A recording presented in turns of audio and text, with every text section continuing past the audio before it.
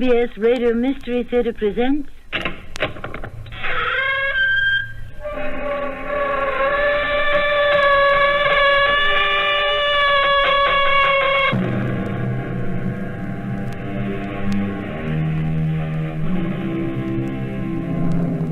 Welcome.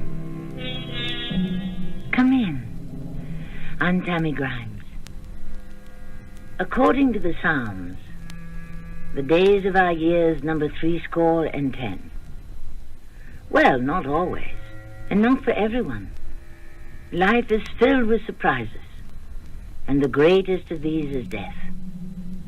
It is possible to predict the day of our arrival, but in the ordinary way, who can foretell the day of our departure? Let us assume that someone could.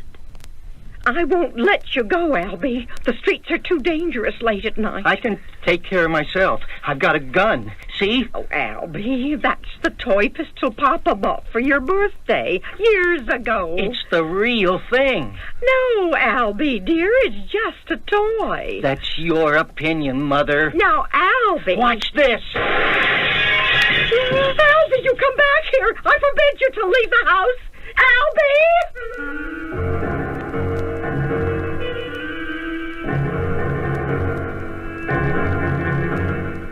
Our mystery drama, Tony's Market, was written especially for the Mystery Theater by Sam Dan and stars Earl Hammond and Bob Caliban. I'll be back shortly with Act One.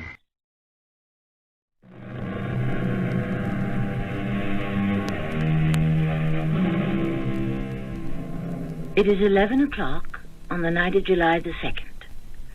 3 people are in Tony's Market, one of those little superettes or convenience stores that stays open till all hours. There's Tony himself, middle-aged, balding, good-natured. Mrs. Cordelia Tanner, a rather plump lady of nearly 40. And Mr. Joseph Dacey, an elderly but extremely dignified-looking gentleman. Tony grins at his 2 customers. Yeah, I guess the 2 of you are the last of the Mohicans for the night. But Tony is wrong. Here comes another customer, a young and intense-looking fellow named Albie Darrow. I want a quart of strawberry ice cream. Did you hear what I said? Oh, yeah, I heard you, but you have to wait your turn. I'm sorry. Well, what do you mean, you're sorry? Look, pal, I'm sorry for you. Why are you sorry for me? Because you ain't got no manners. All the rest of you. You sorry for me, too? You only think you're sorry. I'll give you something to really be sorry about. He's got a gun! No, please don't!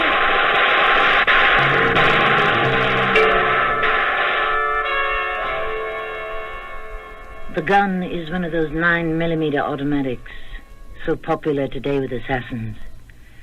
It fires 14 shots so rapidly you can scarcely count them. In less time than it takes to tell, the Holocaust is complete. Tony DeMeo, Cordelia Tanner, and Joseph Dacey lie dead. Albie Darrow reaches into the freezer chest, finds a carton of strawberry ice cream, and calmly walks out of the store.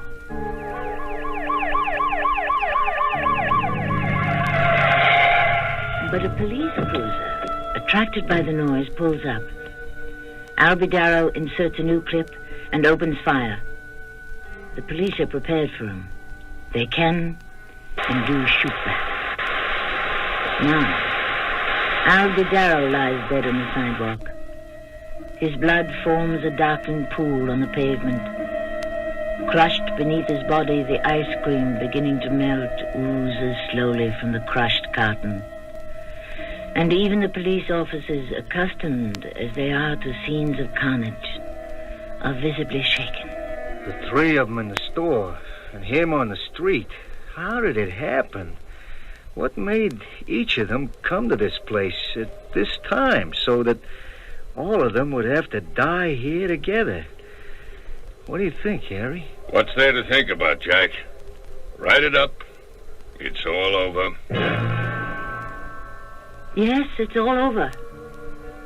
It is now just another chapter in the book of violence that is rapidly becoming a bestseller all over the world. But why was this one written? What brought each of them to this place at this time, to die here tonight? What if we were to begin our story at 10 p.m. instead of 11 on the night of July the 2nd?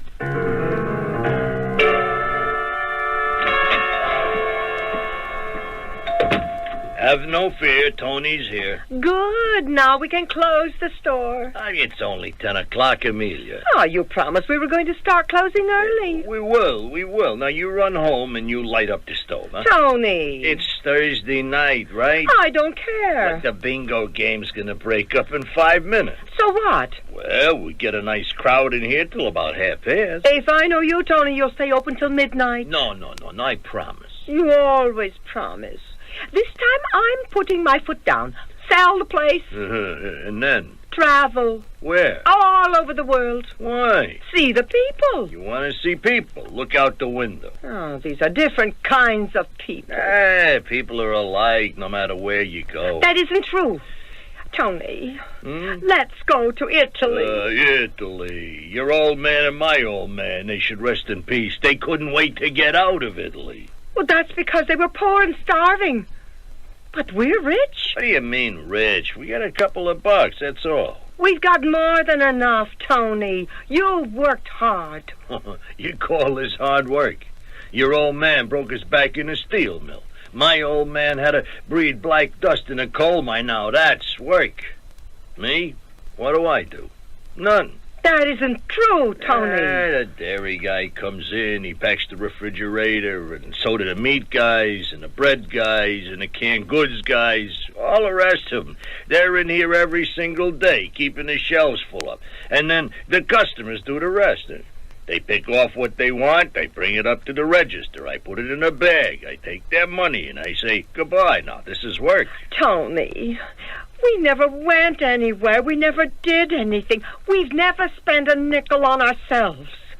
I want to start living right now, before it's too late. I mean it. Okay. Right now, go home. Put up some lasagna. Tony, you weren't paying attention to me. I was, Amelia. I was. But it's like these athletes, you know. If they stop the grind, all of a sudden they get heart attacks. They die. They got to taper off. You know what I mean? Yeah, you're right, Amelia. You're right. But I just can't quit cold, you know. We'll break away, but kind of gradual. Okay.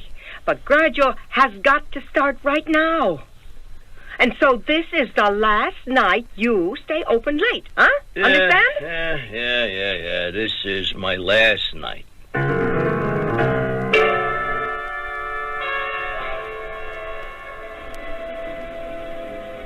Walter, please turn that off. Huh? I said turn it off. But you asked me to turn it on. I changed my mind. Well, I believe that's a woman's privilege. A woman has no privileges. Oh, now, Cordelia. A woman has only illusions. Well, perhaps that's what all of us have, the illusion of privilege. That could be a fascinating philosophical concept. Are we going to discuss it? No, not if you don't care to. I would rather we chose a more vital, a more personal topic. We have been here exactly 1 hour and 40 minutes. You haven't broached it. What am I to infer, Walter? Oh, listen, Cordelia. To what? Another long and tortuous justification? No. Did you or did you not speak with her? Well, of course. I speak with her every day. Did you or did you not ask her for a divorce? Blatantly? I'm afraid that's the only way it can be done. Well, Cordelia, she isn't well. Well, do we have to wait for her to get better? Now, my dear, you... Till now, we have had to wait for A, John's graduation, B, Jill's engagement party. How long does Martha plan to be ill? I am only trying to hurt her as little as possible. Well, it can't be done.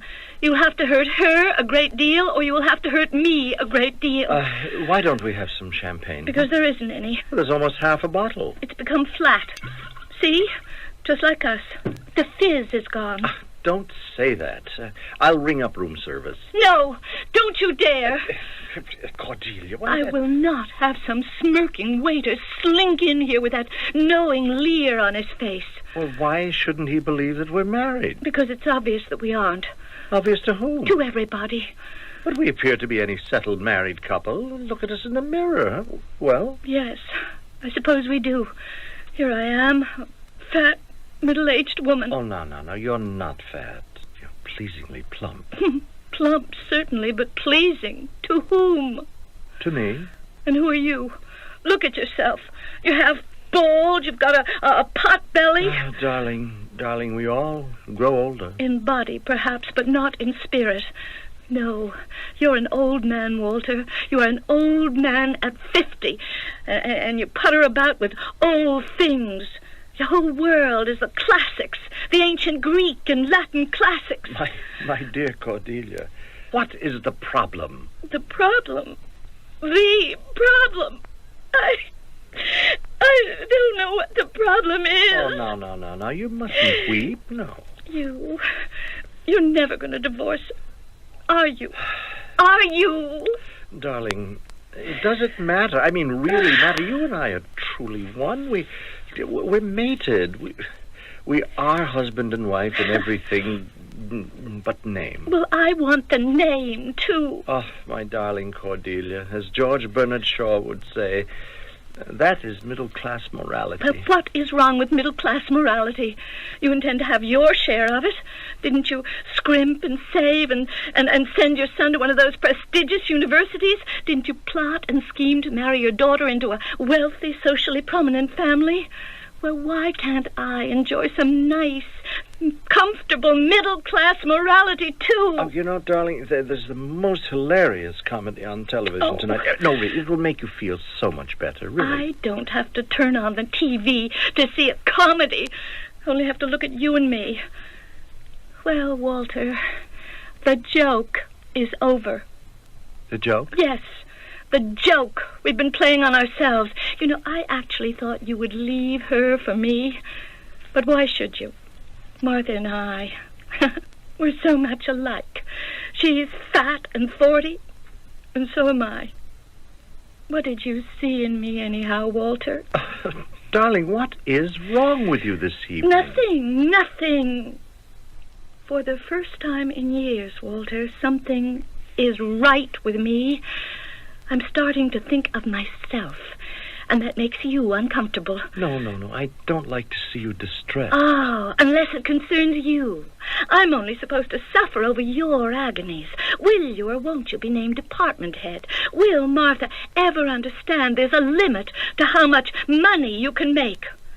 But tonight, we have been talking about me, about what troubles me, about what I need, and you simply do not know how to handle it. What are you doing? You're getting dressed? Yes, correct. But why? Because I'm leaving. But I've engaged the room for the entire night. Well, perhaps you can get a refund. Do you suppose they would do that? Well, why don't you ask? Cordelia, what are we talking about? It turns out that we are talking about what we've always talked about, nothing. All right. All right, I'll tell you what I'll do. I will ask her. I'll pick up the phone right now. That's an idea. Maybe she'll come over and spend the night, and then the money won't be wasted. I shall ask her for a divorce. No. No? Don't bother. Forget it. Well, what is the matter now? You wanted me to ask her for the divorce. You made this burning issue over it, and now that I'm willing to do it... Yes, now that you're willing to do it, I no longer want it. Oh, I don't understand you. I no longer want you. But only yesterday you said you wanted me. Well, today, I want someone else. Who is he? I don't know yet, but I'll find him, or he'll find me. Why not? Fred left me more money than I can ever spend, and now that I don't feel guilty, I don't have to hide behind this fortress of flesh anymore. I'll diet, that's what I'll do. I'll lose 20, 30 pounds. It'll begin to make a difference. But why, Cordelia, why? Why? Because I want a man who will bring out the best in me, Walter, and you don't do that. Cordelia, don't go. Not now. You have a 2-hour drive. Good night, Walter. But it's so late. Yes, it is late. I only hope it's not too late. But we already know the answer to that. It is now 10:15 on the night of July the 2nd. Cordelia Tanner is, as they say, blissfully unaware that she has exactly 45 minutes to live. Cordelia Tanner, Antonio DeMeo, Joseph Dacey, and Albie Darrow. The second act, the next to the last chapter in their lives, approaches.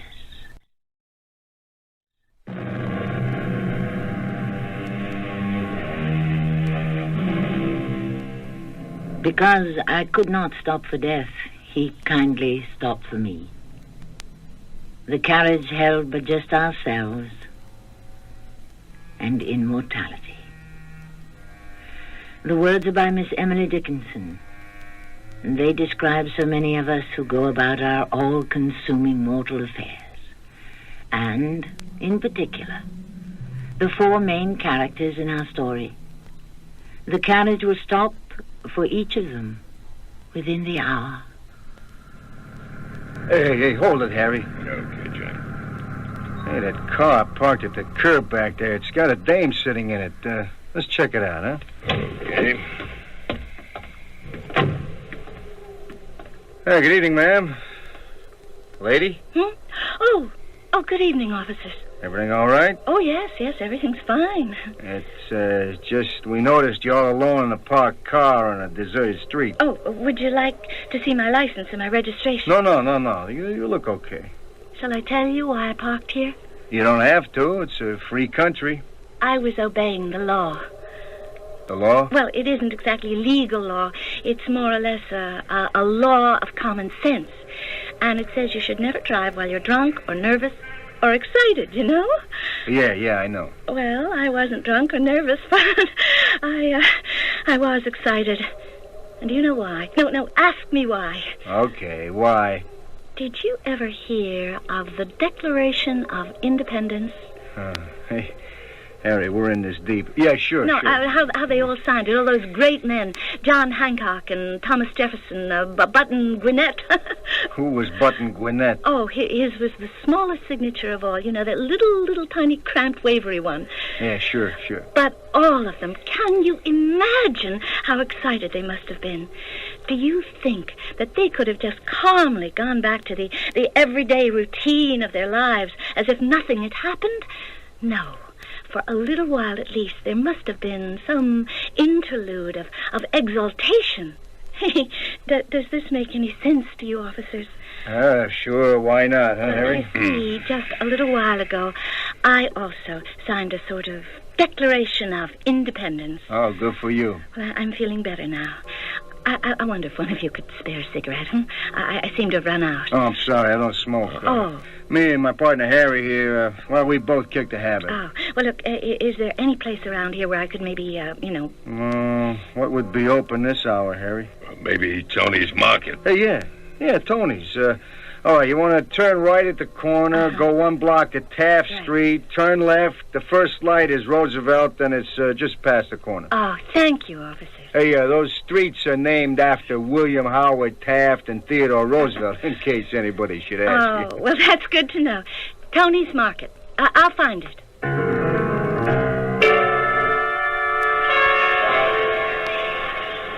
Will Mr. and Mrs. Wilson report to information desk? Hello, Russ, darling. I'm at the airport. Yeah, I just landed. No, dear, I haven't cast the part yet. But maybe I can find a stage actor, Russ. Do you have any idea? Transnational Flight 6 to Fort Lauderdale in Miami is No, dear. None of those names appeal to me. I want someone with great presence and a voice, someone who can put fire and style into the part. And I intend to hold out till I find Will him. Miss Leona Cromwell please report to the information Oh, wait a minute. center? Wait, Russ, darling. I want to listen to something. Now, just hold the phone, Russ. Mr. George Hendricks, please report to the operations office. Russ, I may have found him. I'll call you later.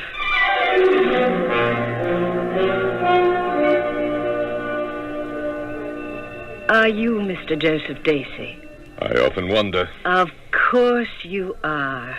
I've seen you on the stage. A long time ago. They said you'd be here on your break. You're looking for me? Yes. And now that you found me... My name is Thea Louise Miller. Yes, I know. You do? Who wouldn't recognize the celebrated Thea Louise Miller? The hottest young filmmaker in Hollywood? That word hottest, of course, is not mine. Well, I'm not really young anymore either. You have retired from the theater. We're surrounded by quite a bit of theater here, Miss Miller. And I'm constantly reading lines. Many of them are charged with more real drama than anything that's spoken from the stage these days. Would you consider coming back? Would I consider coming back to do a play? A motion picture. Well, I would have to read the script, of course. Of course. Now, what am I saying? You're actually offering me a part? Yes, in my new film. Well, this isn't a joke, No, is it? It's a very strong character part. Well, listen, I don't mind auditioning. No, you don't have to. You already have the part. I've got the part? Mm-hmm. Well, I can't believe it. Mr. Dacey, what happened? What happened? To you. 20 years ago, you were considered one of the finest actors. The crowd. The fickle crowd. It elevates us to the skies for reasons we can never fully understand, and then it consigns us to the depths, also for reasons that are beyond comprehension. But you were so well known, so great. Well, we grow older, the world changes. There are new names, new faces. I want you for my picture. You can have me, my dear Miss Miller. But may I ask why? I shouldn't say this, but the fact is, I owe everything to you. To me? Yes. If it weren't for you, I might still be working on a farm in upstate New York. You took me away from there. I did? Mm-hmm. I can't remember. And I can't forget. I lived with my father. My mother was dead. On a potato farm. It was hard work. I went to a regional high school. I hated it. Why? I don't know. I didn't feel I was learning anything useful. Literature especially seemed such a waste of time. And then they took the class to Rochester to see a play. Shakespeare. You were Macbeth. Macbeth? Mm-hmm. I toured Macbeth 20 years ago. You were Macbeth. Suddenly it was no longer just windy, high-flown words. You were a human being up there on that stage. I believed you. And when you said, "Wake, Duncan, with thy knocking, wouldst, thou couldst," I gasped. I started to cry. I could feel your agony. Could you? Yes. You couldn't awaken Duncan. But you awakened me, and I said to myself, this is theater, and this is where I want to be. Let me live here, and I'll never want anything else in the world. I'll never be cold or hungry. Do you understand what I'm saying, Mr. Dacey? Yes, I do. Of course you do. I've traveled a long way, but without you, I never would have taken that first step. You are actually offering me a job. I thought that was understood. And it isn't out of a sense of gratitude. I simply could not get anyone better, or even as good. I haven't been on a stage or in front of a camera in over 15 years. But I'm ready. I'm always ready. I know. Are you free to meet me tomorrow morning at the Hotel Royale for breakfast? I believe so. The lawyer will join us later to work out the contract. And I want us to spend our time talking about the script. Very good. Well, till tomorrow. Till tomorrow. Good night, Mr. Dacey. Good night, Miss Miller.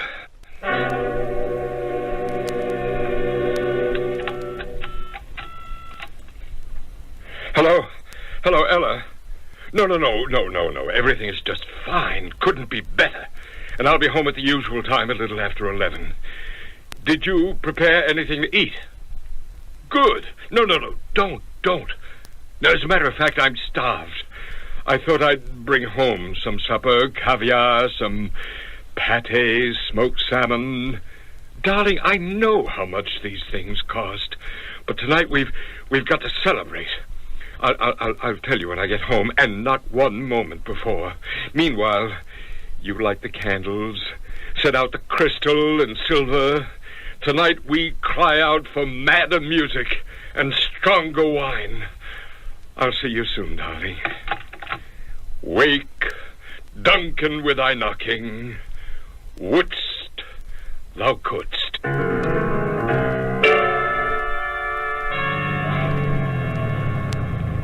Tony's market, and he's open. Oh, what luck. Upon such sacrifices, my dear Cordelia, the gods themselves throw incense. Are you talking to me? No, madam, I was speaking to Cordelia. Oh, well, my name is Cordelia. Is it really? Mm. Well, actually, I was King Lear speaking to his Cordelia. Do you often do this sort of thing? As often as I can persuade a theatrical manager to employ me. Oh, you're an actor. Yes, madam, and a hungry actor. Therefore, if Tony's is also your destination, and it appears to be open, after you. Well, thank you. Good evening, sir. Do I have time to browse a bit, or are you in a hurry to close? Well, as long as I got a customer in the store, I'm open. What can I do for you, lady? I would like some cigarettes. What kind? Oh, whatever's closest at hand. But you gotta like one brand better. Well, since you don't have the one I prefer, it really doesn't matter what you sell me. And why do you think I don't have the one you prefer? Well, because I don't see it on the rack. Well, if you don't see what you want, just ask for it. Well, in the first place, these are very esoteric cigarettes. I order them from an export-import firm downtown. Well, go ahead. Tell me more. I'll take anything. Well, why don't you just give me... I want to give you what you want, huh? Now, go ahead. Let me hear. Well, they're made with an odd but pleasant flavor. They're a bit smaller than average, and they come from Spain. But you see, they aren't too well known. Yeah. You mean pequeños, huh? Oh... How did you know? Well, that's a long story. You'll find them on the bottom. Oh, well, I don't think I see... Oh, yeah. They're all gone from there. Look, I got a couple of cartons in the storeroom. You got a minute? Oh, certainly. All right, I'll be right back. I have plenty of time.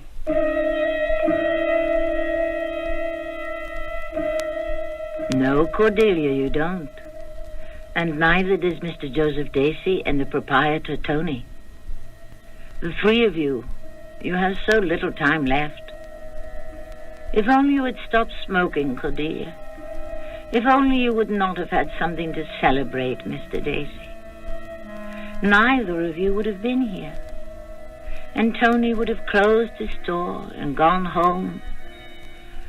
But in that case, we should not have had a third act. Or even a first or a second. I shall return with the conclusion of our story shortly.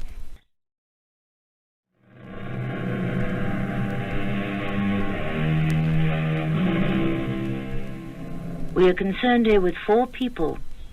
They are all strangers to each other, and yet they will all share what is, perhaps, the second most important moment in life, the final one.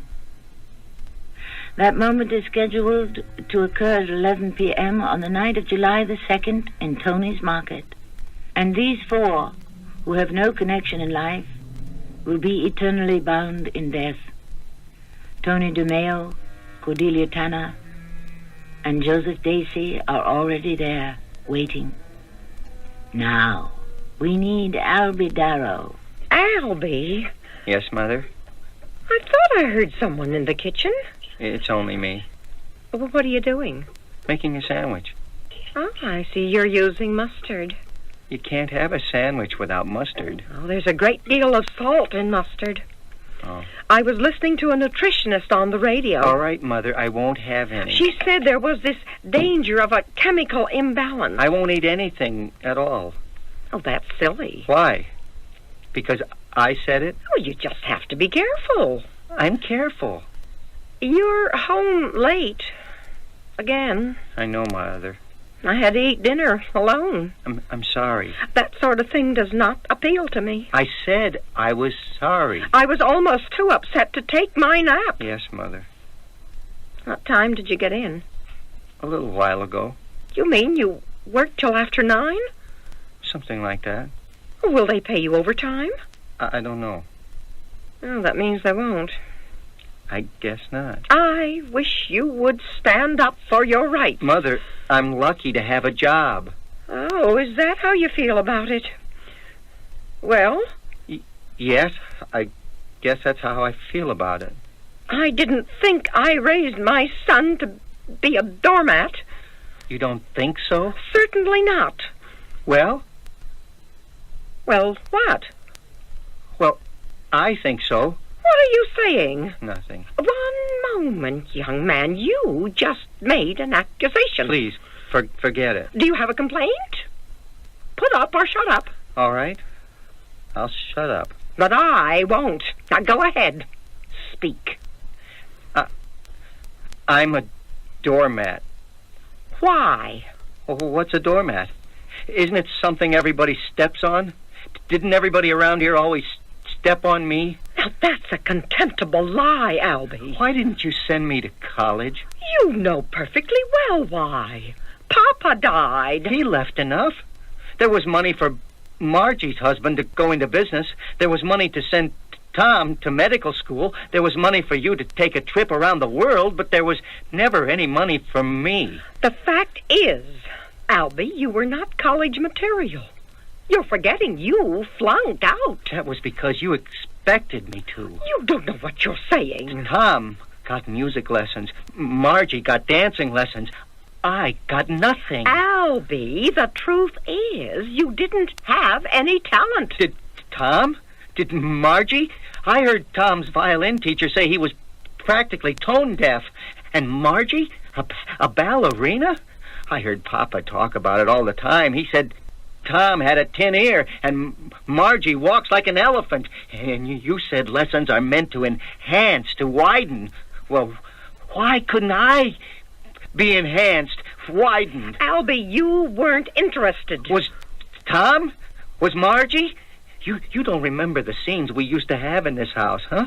But you stayed on top of them. You made them each become somebody. You didn't do it for me. What happened? When I came along, were you too tired? Bored with raising kids, maybe? I'm very sorry you feel that way, Albie. I'm sorry, too, because the bottom line is all I can get is this miserable job where my boss is a cross between Pontius Pilate and Simon Legree, and I get conned into working overtime for nothing. I know what's really bothering you, Albie. Oh, you think so? Eleanor. Eleanor, huh? Mm-hmm. She's been rather distant toward you lately. So? I expressed my opinion of Eleanor quite early, didn't I? Yes.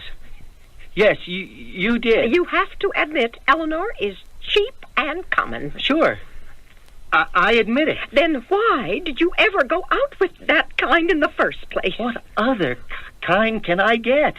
If a girl really has something on the ball, well, what does she want with a loser like me? Oh, don't talk that way. It's true. You know what you need, dear. A good night's sleep. I haven't had a good night's sleep in 10 years. Now, surely that is an exaggeration. Okay. Let's drop the whole business. Gladly. And I'm going to eat some ice cream. At this hour? Why? Is it illegal? Where'd you put it? Strawberry ice cream. On the top shelf, near the ice cubes. I don't see it. Oh, I'm sorry. I did mean to buy some, and I forgot. You forgot? Oh, I'm sorry, Albie. It just slipped my mind. How does it happen nothing ever slips your mind when it comes to Tom and Margie? Oh, now what are you talking about? Each of them does you a favor and comes to visit maybe 2 or 3 times a year. I notice there's always a batch of those cookies frozen away that Tom likes. Please close the freezer door before everything spoils. You don't have to break it, Albie. And I'll bet you've got at least a half a dozen bottles of that white wine that Margie likes. I'm just not important enough for you to think about, huh? To remember, make plans for. And I never was. You're blowing this thing up out of all proportion. I want some strawberry ice cream. We don't have any. But I am going to have some. Be reasonable. Be reasonable. If I had a nickel for every time you or Papa ever said that to me, I'd be a millionaire. All right, I'm being reasonable. What am I asking for, huh? Strawberry ice cream. I break my back at a miserable job all day, and I never have $1 I can call my own. You simply do not know how to handle money. I'm never going to do anything, go anywhere, be anybody. Okay, I accept it. Do you understand? I accept it. All I ask is, all I have the nerve to bother you about is some strawberry ice cream. You mean that's not being reasonable? I'm sorry, Albie. Don't say I'm sorry. That's what I always got from everybody in this house. That's what I get from everybody everywhere. I'm sorry, says my boss, but you have to work overtime. I'm sorry, says Eleanor, but I'm busy tonight. I'm sorry. I don't want to hear that again. Understand? All right, Albie, all right. I'm going out to get some strawberry ice cream. At this hour? Well, it's almost 11. I'm a big boy now, Mother. Well, the fact is, the way things are these days, the streets are no longer safe. Don't worry about it. I can take care of myself. Albie, these people have guns. So have I. Oh, you're joking. Am I? What do you call this? Huh? Oh, poor Albie. Huh? Well, I mean it. It looks real, but it's only a toy. Oh, is that what you think? It's what I know. I remember Papa bought it for you for your birthday. Oh, how many years ago that was, and you still have it. No, not this one. I just went out and bought it. Oh, you're fantasizing again, Albie. Okay. Oh, I can't let this go. Now, where could you buy an actual, real pistol? You'd be surprised. I'll be back. Albie, it's foolish. Who do you think you can scare with that toy pistol? You think it's a toy? Go into my room. Look in that big box where we kids used to keep our toys. And you know what you'll see, huh? You'll see the toy pistol that you think is this one. Oh, Albie, I'm sorry. Don't say that. I'll kill the next person who says I'm sorry. Albie! It has to be that toy. It just has to be. And he took it from the box of toys. He believes. No. It's here. It's still in here. Oh, no. No! I have to stop him. How can I stop him? Albie! There's only one thing to do. Police emergency. Listen. My son, Albie Darrow, just left the house at 19 South Garfield. He's 26. He looks younger. Tall, about 6 feet. Thin, weighs about 150. He's wearing a brown slacks and yellow shirt. And he's got a gun. Yes, a gun. And he's very angry, nervous, upset. He would have to be in the neighborhood somewhere. You see, he'd be looking for a place to buy some ice cream. Strawberry ice cream. Well, here you are, ma'am. Your package of pequeños. Well, how do you happen to carry them? You really want to know? I'm fascinated. Well, how you doing there, sir? You ready to get checked out? Yes, but I overheard your conversation. I'd like to hear the story, too. Oh, well, I once went bankrupt. Really? Well, this seems to be such a well-run place. Well, I had to learn, the hard way. As they say, that's the only way that sticks to the ribs. You better believe it. So a guy would come in and ask for this, and, I wouldn't have it. I say, try the place up the street. And a lady would come in and ask for that, and I wouldn't carry it. I'd say, try somewhere else. And, one day I figured it out. I realized why I was going broke. I was sending people out of the store. You get my meaning? Oh, yes. Well, 6-8 weeks ago, a guy comes in and asks for pequeños. Well, I'd never heard of him. But I didn't send him across the street. I said to him, I'll talk to my tobacco guy, and they'll be here tomorrow morning. And business is thriving. I'll never send anybody out empty-handed twice. Well, I guess you folks are the last of the Mohicans for the night.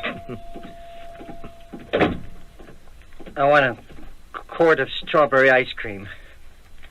Did you hear what I said? Well, I'm sorry. You have to wait your turn. Well, what do you mean, you're sorry? Look, pal, I'm sorry for you. Why are you sorry for me? Because you got no manners. All the rest of you.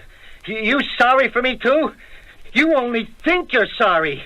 I'll give you something to really be sorry about. He's got to go! Oh, Lilo, don't...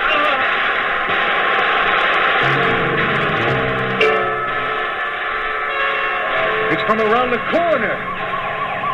Hey, coming out of Tony's. The one on the radio. He's on, Jack.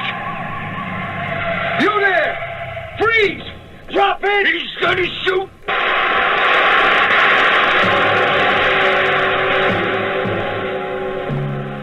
The three of them in the store and him on the street. How did it happen, Harry? What made each of them come to this place at this time so that all of them would have to die here together? What do you think, Harry? What's there to think about, Jack? Just write it up. Write it up. It's all over.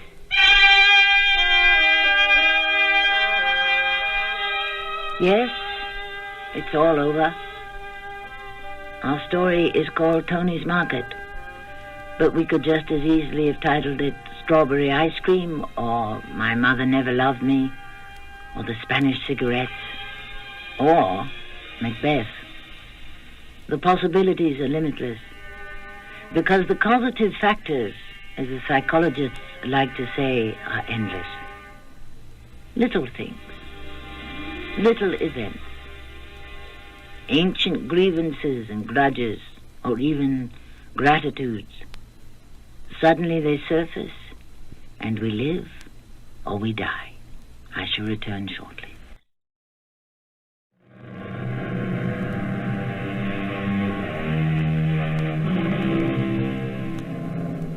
There is a novel called The Executioner Waits. I don't remember the story, but I will never forget the title, because today an executioner may be waiting for each of us. We may be innocent of all crime, but we are guilty of the worst of all mistakes, bad timing. We happen to be there, wherever there is, just at the moment that he happens to be there.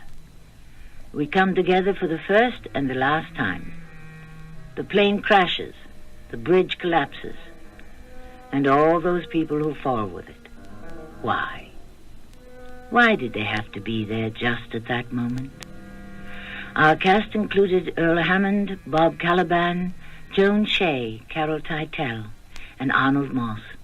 The entire production was under the direction of Hyman Brown. This is Tammy Grimes, inviting you to return to our Mystery Theater for another adventure in the macabre. Until next time, pleasant dreams.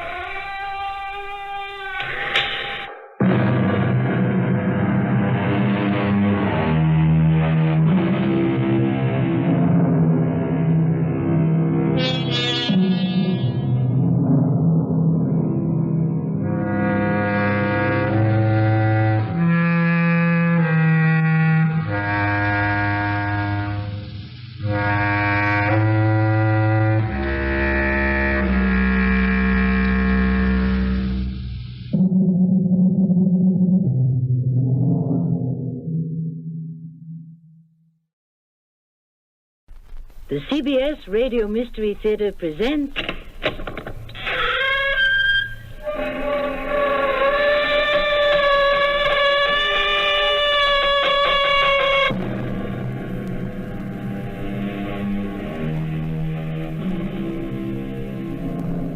Come in. Welcome. I'm Tammy Grimes. Do you remember the first ghost story you ever heard? Did it spook you? My grandfather told me this one, and when I asked him where it came from, all he would say was, from the old country. That was all I had to hear, and so I had to track it down. And I did, and discovered quite a bit Grandpa never told me. I know it will intrigue you as much as it always has intrigued me, and I can hardly wait to begin a good scary hour. How extraordinary it is, Professor. What life and afterlife have in store. I was a general. I accepted death as I accepted life. Chancy and inevitable. I never dreamed there could be more. Did you, Professor? General, I'll say this. As a professor, what is happening to us right now is unthinkable. I still don't understand it. It seems such a waste of time. Professor, what use is time to us? Time, which is so valuable to the living, doesn't even exist here.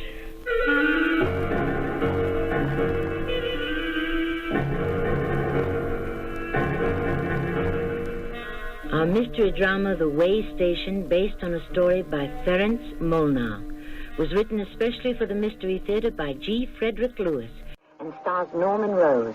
I shall be back shortly with Act One.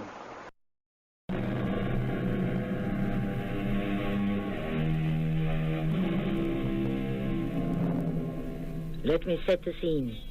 High on a hill overlooking the Danube River is the town of Kalaman. A church bell tolls mournfully. The occasion, the burial of the mother of Stefan and Judith. Have you ever noticed that the skies take on the color of the event? Today is no exception. The gray and black clouds are almost as dark as the clothes of the bereaved. Peter, the husband of the dead woman, shovels the earth into the grave of the one who was once his beloved wife. Come, Judith. It's over. Come, sister. Stefan, why don't you and I together take your sister home? Thank you, Dr. Kodai, yes. Just a moment. I'm forgetting something.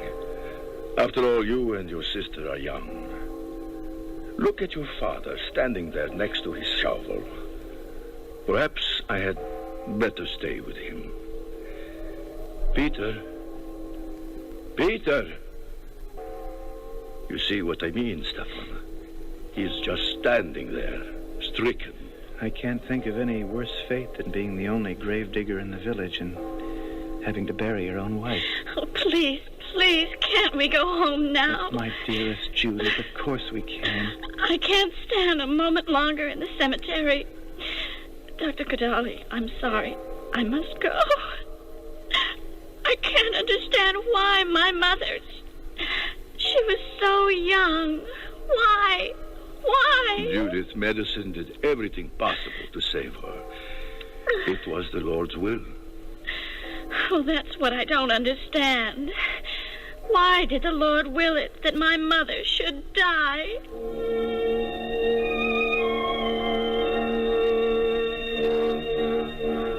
You mean you haven't seen Father since the burial, Dr. Kodai? After we brought your sister back to the house and I gave her something to calm her nerves, I went back to the graveyard to look for him. But he wasn't there. You must try to understand, Stefan. Difficult as it is for you and Judith, twin children, to lose your mother to this terrible plague, it is doubly difficult for a man to lose his wife. I wish he'd come home. I know what he's doing. He's walking through the woods, even now when it's dark. Oh, Judith, I'm glad you're up. Come in. How do you feel? How are you, my child? Did you give me something to make me sleep? To relax you from the strain, yes. Sit down, dear. How long have I been asleep? A few hours. It's only several. Where's Father? Well, we were just wondering. I think he's walking somewhere outside. He didn't come back to the house? No. It's 7 o'clock. Has anybody eaten? No, Judith. Stefan and I have been sitting here waiting for your father to return. I'll go into the kitchen and see what I can put together for a supper. Can you stay, Dr. Kodali? Oh, certainly. I am not leaving until I've had the chance to talk to Peter. Oh, it's almost too impossible to believe. 4 days ago, Stefan and I came home for the spring holiday, and Mother was walking around, planning to make new curtains, sweeping the floors as she does every day. And the very next day, she got so ill we had to put her to bed. I have seen the plague end a person's life in a matter of hours. Nothing could be done. I came here as quickly as I could. Oh, Doctor, we're not blaming you. I know you did everything possible. Judith, I've been thinking, don't you think that Father should get away from here, move out of this house? Oh, I can't say. It depends on how he feels. What do you think, Doctor? Oh, I can't possibly even guess what he'll do. Peter, your father, is a strange person. He was always very quiet, kept to himself. He always liked working with his hands. That's how he became a carpenter. And he did very well for a long time. Built some of the best houses in Kalaman. And then he saw an opportunity to do even better. And he branched out and made coffins. Oh, Peter, we were just talking about you. Oh, Father, I'm just going to make us all some supper, all right? Yes, child, that would be very nice. You go ahead. So you were talking about me, were you? I was worried, Father, you understand. It's been hours since the funeral. Yes, I had things to do. And what were you saying, Kodaly? Oh, not very much. The youngsters asked me about you, Peter, and since we grew up together... I didn't know you built all the big houses around here, Father. You knew I was a carpenter? Well, I guess so. And from there I went on to making coffins.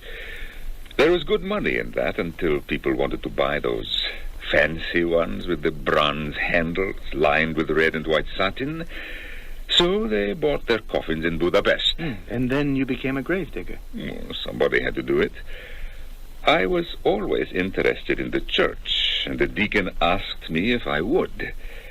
Most cemeteries have 2 gravediggers, but I could do it all alone, even to lowering the coffin after I had made the grave. Stefan, why don't you go into the kitchen and help your sister with the meal? I would like to talk to your father alone. Oh, I'll be glad to. I can't say I'll be much help, but at least I know how to keep out of her way. Stefan, you're just in time. Oh. We keep stirring this soup, will you? I'll be glad to make myself useful. How's Father? Well, that's why I came in here. Dr. Kodai said, Stefan, go in and help your sister in the kitchen. I want to talk to your father alone. Maybe he's going to talk to him about selling the house. Oh, I know I could never come back here to live. Well, you and I have a whole semester to think about that. In the meantime, living in Budapest near the university is the best thing. Well, if you want to know the truth... Oh, I know this is terrible to say about one's own father, and digging graves is as honorable a profession as anyone could want. It's something that has to be done, but... Oh, Stefan, I've never been happy about what Father does for a living, and I don't know what I can do about it. Oh, keep stirring. I don't want the soup burned. I am so sorry. I can't stay for supper. Judith, Stefan, I must go. And don't come back, Kodaly. Do you hear me? Your father and I have had words. I'm afraid I have upset him. I'll stop by tomorrow afternoon. Doctor, Judith and I are going back to Budapest in the morning. We have examinations. Interfering old fool. Get out, Kodaly. You don't know anything, and you never did. Good night. Good night. I'm sorry this sad day had to end like this. Father, what did he say to you? I should sell this house. I should move away. I should leave Kalaman, I suppose. What is he talking about? My retiring from the human race? No, Father, I'm sure he meant no harm at all. He was only thinking of you living alone in this house. If I sell this house, where would I go? To another house. And if you wanted to stay in Kalaman, there's a nice section way at the other end of town. What good would that be? It would take me much longer to get to work.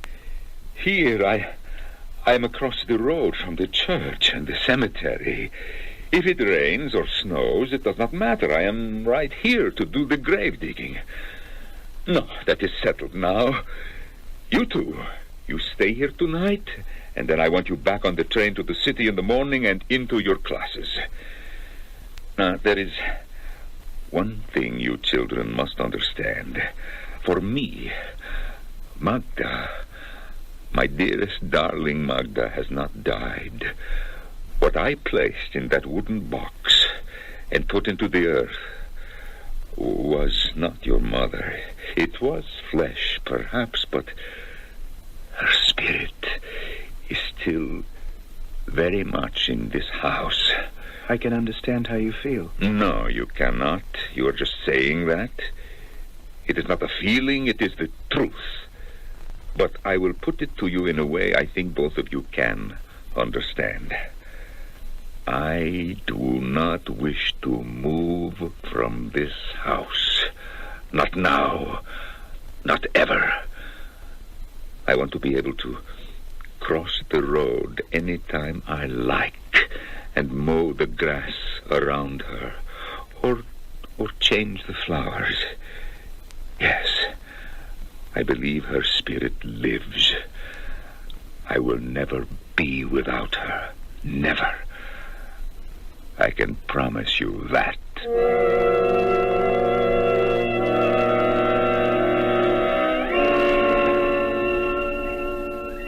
Knock again, Stefan. Well, I have been knocking. If Father's in the house, he would have heard me. He could have gone out. Well, he hardly ever goes out.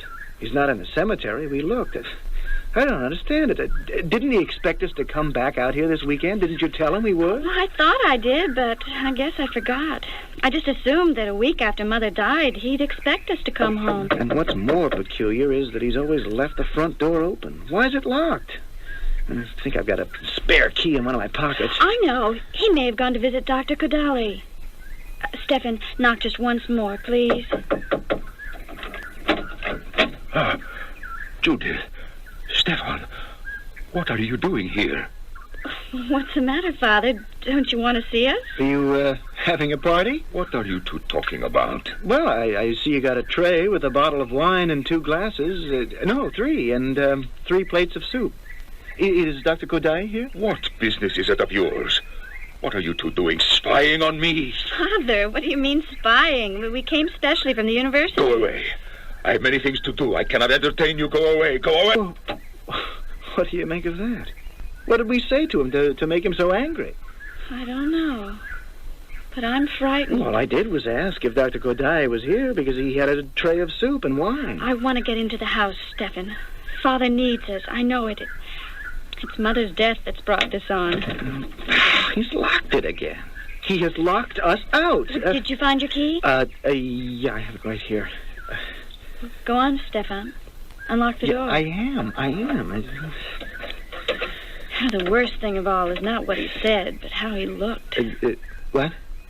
Stefan, didn't you notice? Didn't you see? Exactly what? Father's hair has turned completely white. The combination to the secret vault that holds the unknown land of death and the known land of those left behind to mourn has yet to be unlocked. My most favorite poet of all time called it that undiscovered country from whose bourne no traveler returns. Indeed, it is just that. And what mark it will leave upon this little family of father, daughter, and son, we shall learn when shortly I return with Act 2.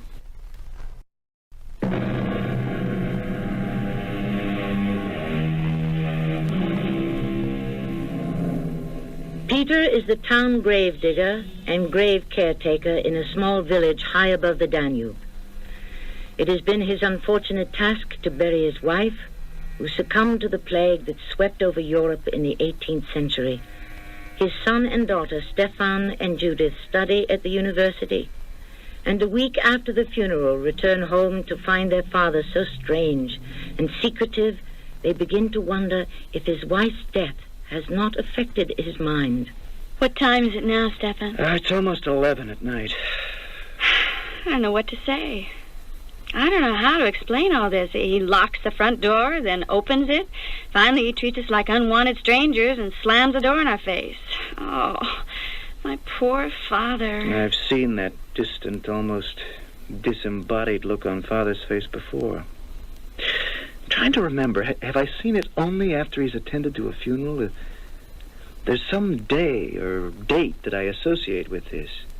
As if his body were being taken over by somebody else. Well, you never told me. I never told anybody. Not even Mother. It's just something I observed and kept to myself. Friday. It was always on a Friday. Any Friday? Every Friday? No. Only when a Friday fell on the 13th of the month. Oh, that sounds like 16th century superstition. Oh, it's 11:15. I'll have to reheat everything. Where could he be? Judith, I've looked high and low, even in the attic. He's not there. The cellar? No, he's not there either. You looked, of course, in Mother's room. Oh, I didn't go in. I tried the knob. The door's locked. I expected it would be. Besides, what would Father be doing in there? You're sure it's locked? Oh, yes. Don't you remember Dr. Kodai said if someone dies of the plague, their room should be not used for a long time? I expected it would be locked. I'm trying to piece the puzzle together. This afternoon, when we got here, and he came to the door, what was he doing carrying a tray with plates of soup, a bottle of wine, and glasses? Oh, he must have had a visitor. At least one, but it's certainly not Dr. Kodai, because he always puts his doctor's black bag and his cane right in the hallway when he comes here. I suppose he could be in Mother's room. Well, why don't you try? Call out to him through the door. He won't listen to me. Oh, we've waited supper long enough for him. I think we should go on upstairs to our rooms and go to sleep. It'll be time enough tomorrow morning to find out what this is all about. You go on up to bed, Judith. I'll sit here by the fire a little longer. I'm not that sleepy anyway. Maybe Father will turn up. What is it, do you suppose? What's wrong? Everything's wrong. We know that. I don't think I can go to sleep. Hey, did you hear that? He's just come out of Mother's room. I recognize his step coming down the hall. Oh, well, I can't leave now. We'll pretend to be having a deep conversation here by the fire. Well, hello, you two. I thought you had gone back to Budapest. Oh, not at all, Father. We came up to spend the weekend with you. It is very late. Shouldn't you two be off to bed? Father, Judith and I are both 24 years old. Well, actually, I'm 10 minutes younger than Stefan. He keeps forgetting I was born 10 minutes after he was. Well, anyway, I was going to bed. Are you sure you're feeling all right, Father? Of course I am, little one. I'm sorry I was abrupt before. It was just that I had something on my mind. Oh, we understand. We really do. It's been a long time since I kissed you goodnight, but I think I'll start that habit again. Good night, Father. Good night, Judith. Listen, you close your door, will you? Your room's next to mine, and you know you snore. I do not. Good night. Well, I guess I'll be turning in, too. Father, we made some supper. It's in the kitchen. Would you like me to heat it up for you? No, thank you, my son. I am not hungry. Well, I don't know. A couple of bowls of soup and a bottle of wine doesn't have much nourishment. For heaven's sake, can't you forget that? Forget what I saw with my own eyes? It doesn't matter to me, Father. This is your house. If you have guests, what concern is that of mine? Who said there was anyone here? I know, Father. Nobody was here or is here. And if they're gone, obviously they didn't leave by the front door. Judith and I have been in the house since 5.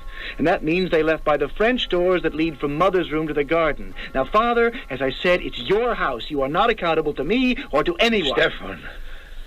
Stefan, if I could take you into my confidence, if I could share certain things with you, it would ease my burdens. I know that. But I cannot. No one can bear this but myself.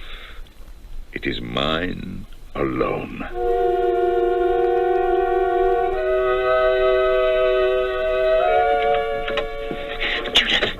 Judith, wake up. But Judith. What is it, Stefan? Shh. I don't want anyone to hear us. What time is it? A little before midnight. Listen, something is going on in Mother's room. Well, how do you know? My room is right above hers. I can hear voices. Can you slip on a robe and come back with me to my room? I want you to listen with me. Will you? How long have you been hearing it? It woke me up. I'm sure There are two people, men and father.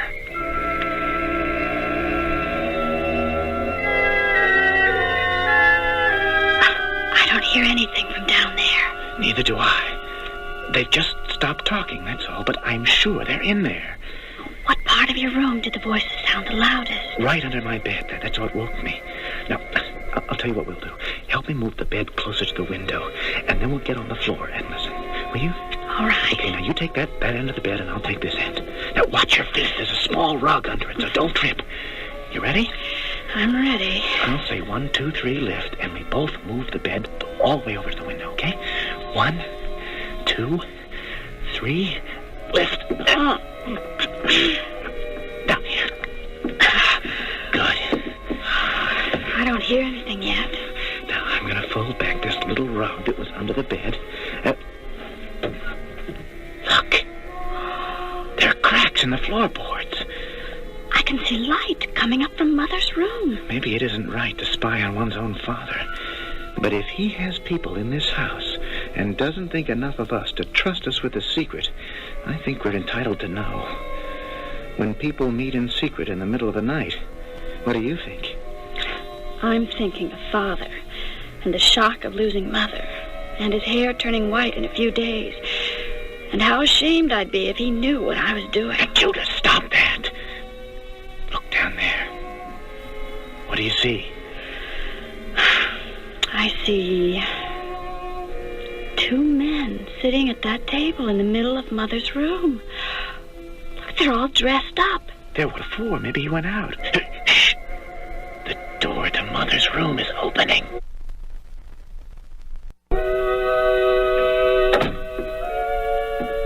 You were a long time, Peter.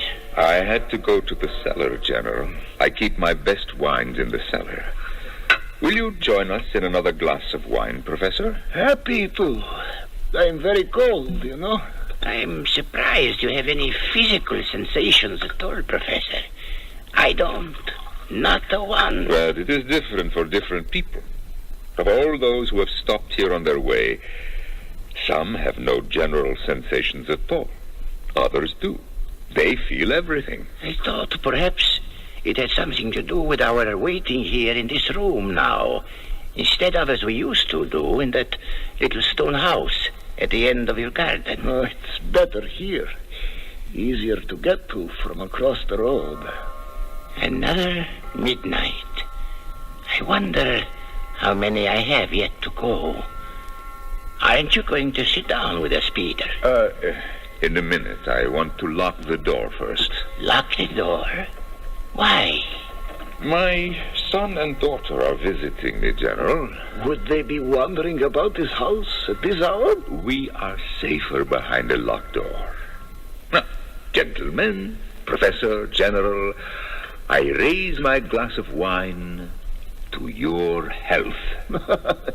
That's an amusing statement, isn't it, General? How so? To drink to our health is, I would say, about the most ironical toast anyone could propose, considering we are gathered here on borrowed time, as it were.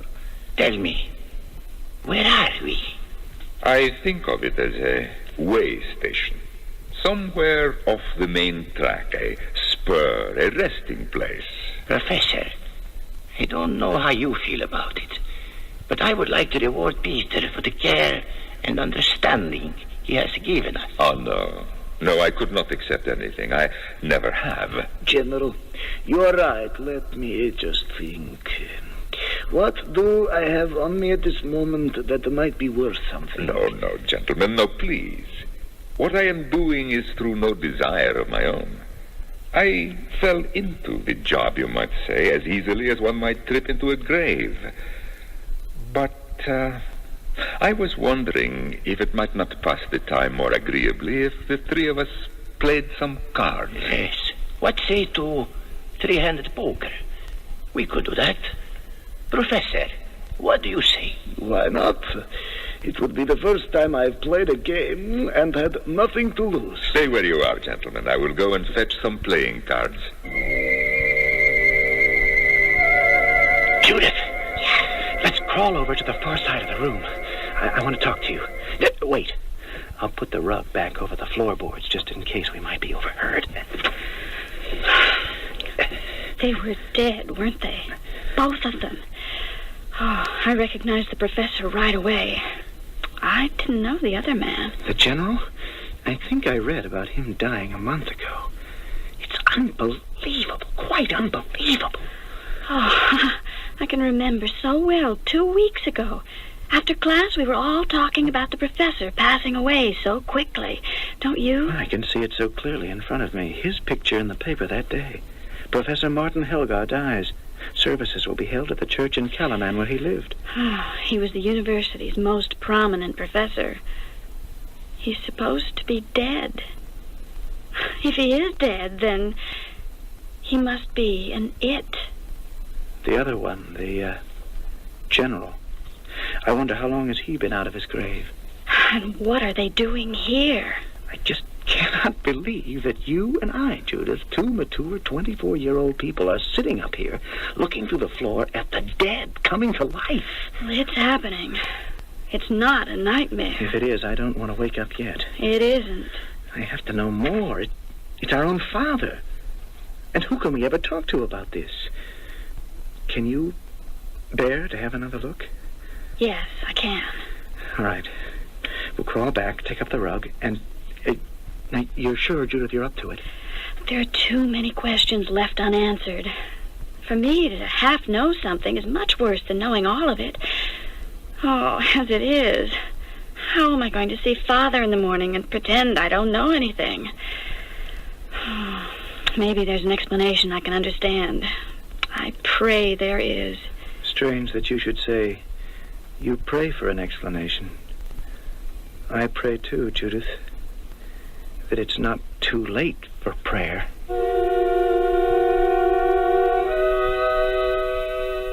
So we're at a way station, as Peter the Gravedigger tells us. A spur off the track that leads from life to death.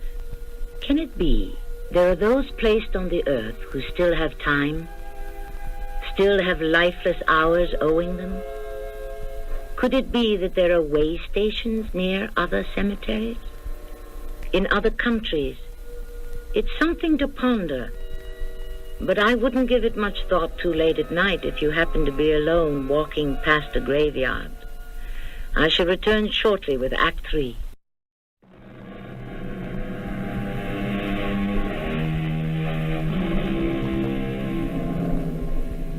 This tale of the dead who are not completely dead goes back generations. It has inspired many versions, and in fact was told to me as his own invention by my own grandfather. In a room at night, twin brother and sister watch through the cracks in the floor an incomprehensible scene, that of their father, a general and a professor. The latter two appear to have risen from their graves and are seated at a table. Peter, I want you to have my diamond shirt stud. It is yours. Professor, please, no. Shall I deal the cards? The cards can wait. I want you to have this diamond shirt stud. Professor, on what occasion is a gravedigger going to wear a diamond shirt stud? What good would it do? I might ask you the same question. What good will the silly thing do to me where I am going? Your family thought you should be buried with it. They won't be disappointed. They won't know. Peter, you are spending money on me. The wine, the food. That makes no difference. I told you that I felt the cold, didn't I? I will shuffle the cards. Did anyone hear what I said? Yes, Professor. You said you felt the cold. I now feel something else. Will you cut the cards, General? I would be happy to. I now feel anger. I don't wish to play. You two can play. I don't care to. Professor, I am sorry about the diamond. If it makes you feel better, I will accept it with thanks. I know I'm not supposed to have any feelings, but I do. And that's it. I'm most grateful to you, Peter. I cannot feel otherwise. Professor, Peter is anointed. He cannot accept payment. I have been waiting here for release longer than you have, Professor. I know what you do not. Peter is not only the caretaker of our graves, but our souls. A poor caretaker, but I do as I am told. If in the lifetime of the deceased he has one outstanding debt to pay, I help him to pay it, that is all. Your diamond stud will help someone who is buried in a pauper's grave. Peter, thank you. Gentlemen, what about our game of poker? We have a long night to wait. Peter, do you ever think what happens to us might happen to you? Oh, yes, I do. Not so much for myself, but for my wife. I threw the last shovelful of earth on her grave a week ago Friday. Friday the 13th. Every day I wonder, is this the day I shall see her walking through those French doors from the garden? Wondering if there is a debt she feels she owes, dreading what she will ask of me, knowing she cannot rest until I have done her bidding. A gift to someone? Is that something to dread? There are those who demand I take a life so that they can rest in peace. That would mean your wife had an enemy. Someone who wronged her. Someone did. A great wrong. And she might call upon you for final payment? Peter, can you tell us who wronged her? It was I. I wronged Magda. Oh, Stefan, I cannot watch or listen to any more. Yes, I'll help you to your room. Would you? All of this we've heard is so awful. I'm afraid my legs won't carry me down the hall. You just lean on me, Judith. It's all a terrible strain. When I asked you to come and listen to what was happening below in Mother's room, I had no idea that it would come to this. Father! What are you two doing up this late at night? Judith didn't feel well. I brought her in here, and I was about to take her back to her room. Stefan, why is your bed pushed to the window and the rug rolled back? Is that light from the room below showing through the floor? What were you two doing here, listening? Watching what was going on below in your mother's room? Judith had nothing to do with it. I couldn't sleep. I heard voices, and I asked her. You asked your sister to help you spy on me? No, it wasn't really spying. You were so changed today when we came home. I thought there must be something wrong. How long have you two been up here looking down through the floor? Now, Father, can't you understand? We were worried. How long? It was about midnight when we looked first. So you know everything? No, we don't. We don't know anything. We don't understand anything. Father, couldn't you explain it? There is nothing to understand. There is nothing to explain. What is. Now, I will thank you to put the rug and the bed back where it belongs, Stefan, and the three of us will talk in the morning.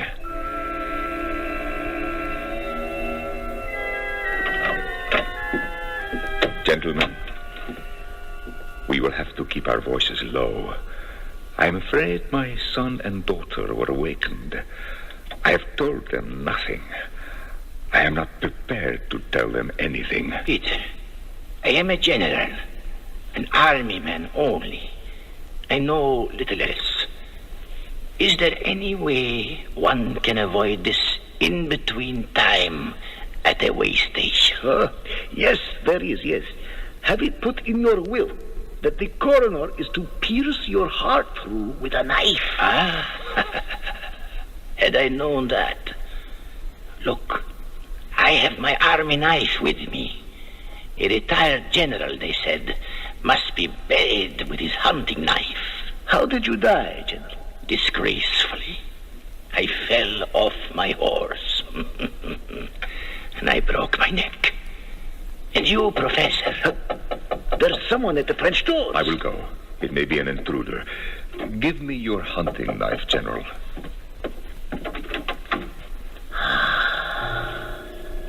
Another one of us. Look at him. He's dressed in a winding sheet.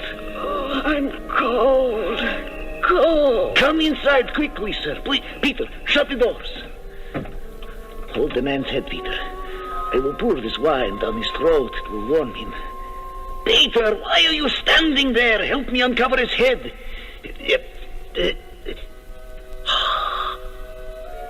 Good Lord. It's not... It is not a man, no. It is my wife, Magda. Oh, my dear lady. Here, drink this. Peter's own wife. Why couldn't you have been one of the souls who reaches heaven straight away without this? Peter, where am I? I prayed this would not happen to you. But why am I here? This is my own room. What is the debt you owe, madam?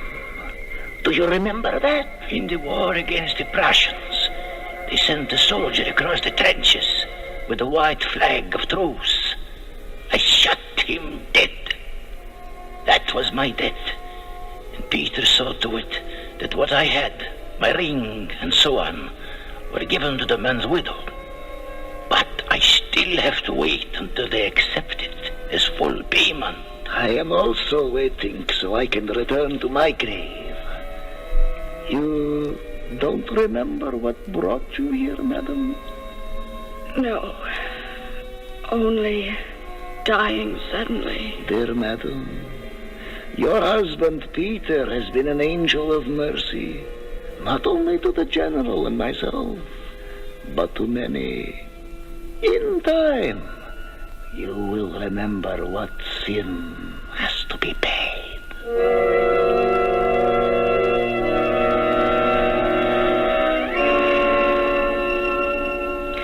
Oh, Dr. Kadali, thank you for seeing Stefan and me today. I'm sorry I'm so late in getting back to my office. You've known Father longer than anyone else in Kalaman. Let me interrupt and come to the point. That cemetery across from our house, was it always there? No, your father bought the land many years ago. It was a pasture. Father owns the cemetery. Doesn't it have to belong to a church? He owns the land the church is on also. Was that possible? Kalaman is a very poor community. One doctor only. They were grateful to Peter to let them build a church on his land and use the pasture for a cemetery. Has the cemetery been sanctified? Sanctified? Has it been blessed? Is it a fit last resting place for those who die? Oh, I have no way of knowing. I always assumed it was. You told us Mother died of the plague. Have there been many cases of it? Hers was the only one. There is much elsewhere, but not here. You saw Mother every day? Except the day she died. Peter was with her to the end. I had given him medicine to alleviate the suffering. She suffered so. So, it was a blessing that her suffering ended in death. Your father loved her so. He could not bear to see her in such pain. So he may have given her all the medicine and perhaps hastened... I never allow myself to think of that. And I could not blame him for that. We must go now. Thank you, Doctor. Would you do me a favor? Would you take this wreath, which I wanted to place on her grave, and put it there for me? I haven't had the time to do it. There are so many who need me. Of course. As soon as we get home, we'll do it. It could wait until tomorrow. It's quite dark already. Oh, we're quite used to walking at night. See, I have a lantern.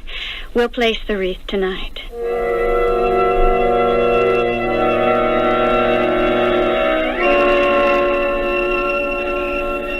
I'm beginning to see a reason for all the strangeness of last night. Oh, I'm not sure I'll ever understand. Is the wreath heavy? Not really. Hold the lantern higher, Judith. I think Mother's grave is behind this mausoleum. Wait. Look. It's Father. He's stretched across Mother's grave. Father? Father, what is it? Judith, help me turn him over. Look at his eyes! He's dead. my Lord. How? But... There's a knife in his chest. An army hunting knife. It's as if he were kneeling here and fell straight onto the knife. As soon as Dr. Kodali was summoned, he brought the two grief-stricken youngsters back to their house. They insisted he accompany them to their mother's room. On the table, there were many empty glasses and empty dishes. The room itself was also empty, and the French doors leading to the garden were wide open. Those unfortunate souls who may have stopped briefly at the way station had found their way back to final, lasting peace. I shall return shortly.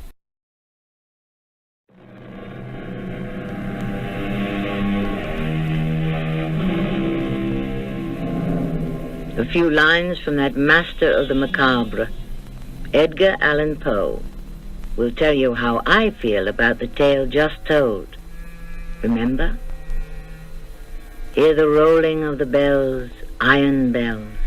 What a world of solemn thought their monody compels.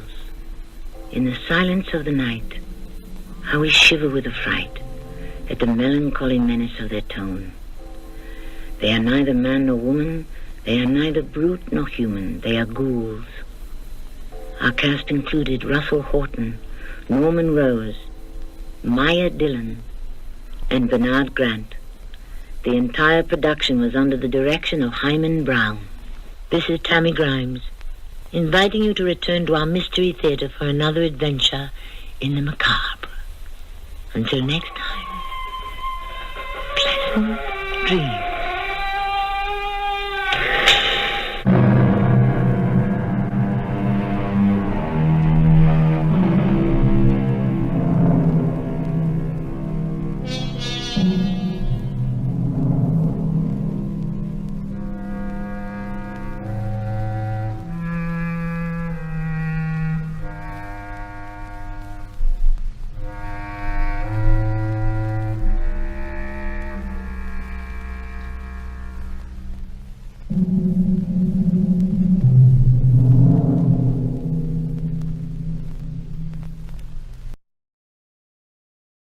The CBS Radio Mystery Theater presents...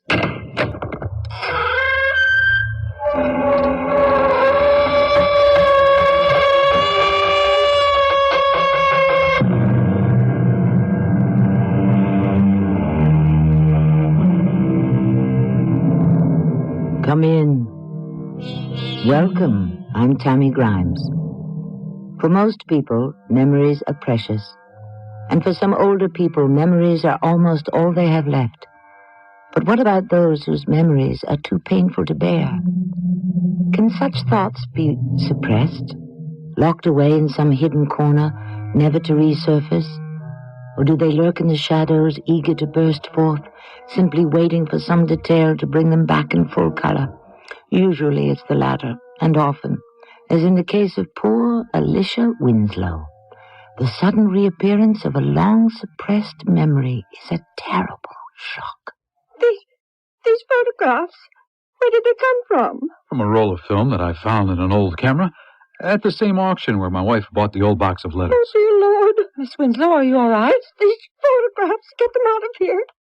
Get them out of my sight. But I don't understand. Get out, both of you, please, leave. Or I'll call the police.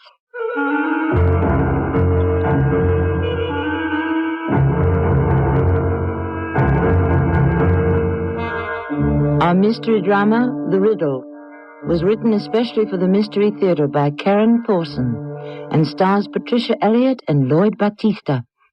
It is sponsored in part by Cat's Paw, Heels and Souls. I'll be back shortly with Act 1.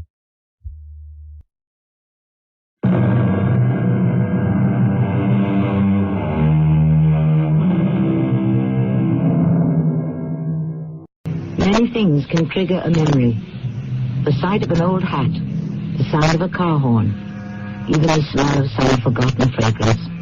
But recall varies, of course, from person to person. A particular object will remind you of one thing, any of another. Take the characters in our story today. For young Barton Baxter, the old camera he bought at an estate sale brings back memories of his grandfather's attic. But for old Alicia Winslow, the same camera revives an old childhood nightmare. At first, no one knew why. But if you listen, it all begins at an auction. $6.50 from back in the corner. I have $6.50 for, do I hear 7? Who'll give me 7 for this old folding camera? A real antique, folks. 7. $7 from the man in front here. I have $7. Do I hear $7.50? Who'll give me $7.50 for this genuine working camera, Kodak Autographic? It says right here on the nameplate. I have $7. Do I hear $7.50? Do I hear $7.50? $7 once, $7 twice. Sold to the man in the red plaid, $7. Hi, Bart. How's it going? Oh, Penny, I just bought an old camera. That was you? Oh, Bart, honestly, I should have known. Known what? It was only $7, and besides, it's a beaut. Pre-World War I, red bellows and all. Just wait till you see it. I already saw it at the start of the auction, and I've seen plenty more like it, all down in our basement. Not like this one. It's an autographic. Come on, walk me to the cashier. What's an autographic? Well, it comes with a little pen and an opening in the back so you can actually write on the film after each picture is taken. You mean, so you can write captions? Exactly. Here, just let me pay my $7 to the lady here, and I will show you. Now, here you go, ma'am. $7. That's for number 173. 173. Very good, sir. Let's see now, 173. It's a camera. Ah, there it is. Kind of like the one I had when I was a kid. Sign here. Enjoy your purchase, sir. Ooh, that I will. Thank you. Now, here, Penny, look. See that little pen setting next to the lens? You just slide it out of its holder, flip open this little window in the back of the camera, and then... Penny, look, there's a roll of film in here. Exposed film? Well, it'd have to be. The number in the little red window is already on 9. But if that film is as old as the camera... Well, all that matters is whether or not it's been exposed to any light. Well, I won't open it up until I'm inside my darkroom, and who knows, maybe I'll come up with some valuable photos. Well, can I take one right now? What, with this camera? Well, you can try. Here, just let me roll ahead so we get to an unexposed part. Here. Yeah, now try it. Now turn your face so it catches the light. Ah, that's it. Now, for the caption, I just write what I want in this little opening? You got it. Just press down good and hard. Barton, Baxter, camera, freak. Uh-huh. That's your caption? Okay, Penny, you asked for it. I'm going to do one of you. Just stay like that. And now for my caption. Wife of freak. Oh, come on, you old spendthrift. Let me show you what I bought. Look, here. A box? Why that? Well, just look at the carving. It's beautifully done, and it's perfect for storing your collection of stereographs. And guess what? What? My purchase came with a surprise bonus, too. Inside the box, a whole stack of letters all dated back in the 20s. Just like your film. Oh, you're too much. I can see you already poring over those letters, piecing together some love story or something. Come on, honey, let's get home. Your box is just right for our stereographs. And I want to get back to my darkroom.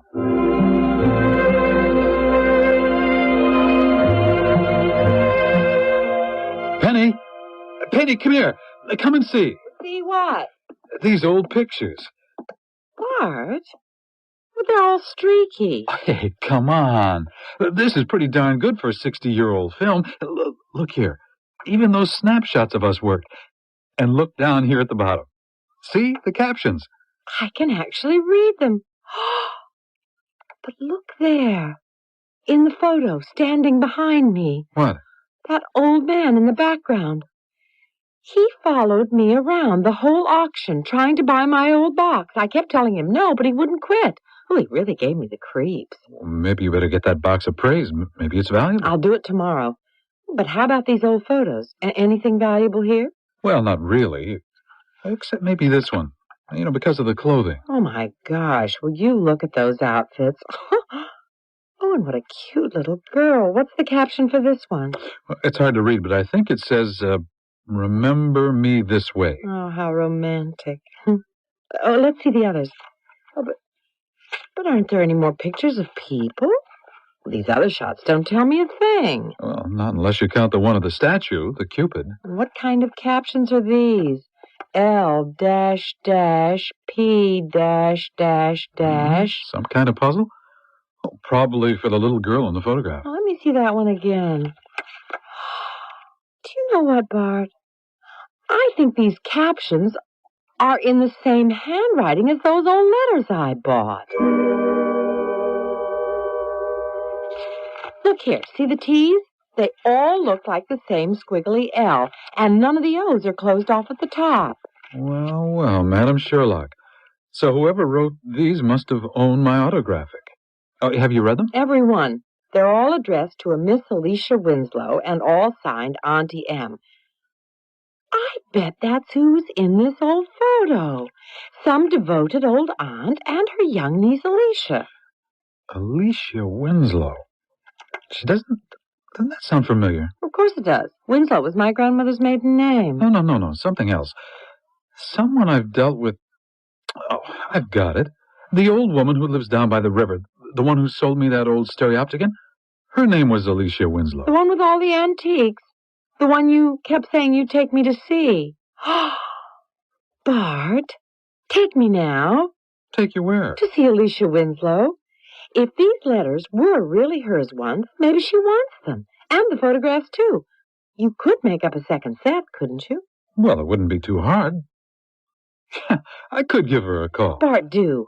Maybe she's not the same Alicia Winslow, but at least I'll finally get to see her antiques.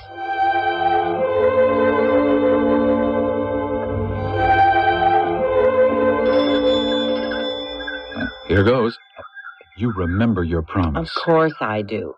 I'm here just to admire, not to buy. And you won't buy any more antiques until you sell some of the things we already have. Not unless I open an antique shop.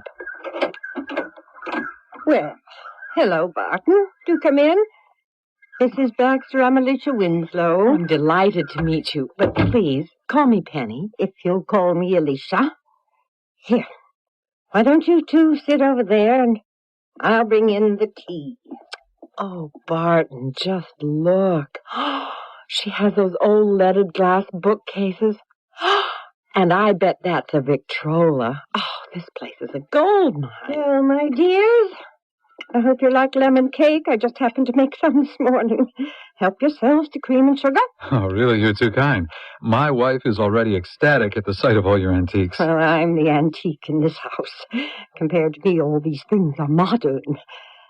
Your husband said something about some old letters addressed to Alicia Winslow? I have them right here.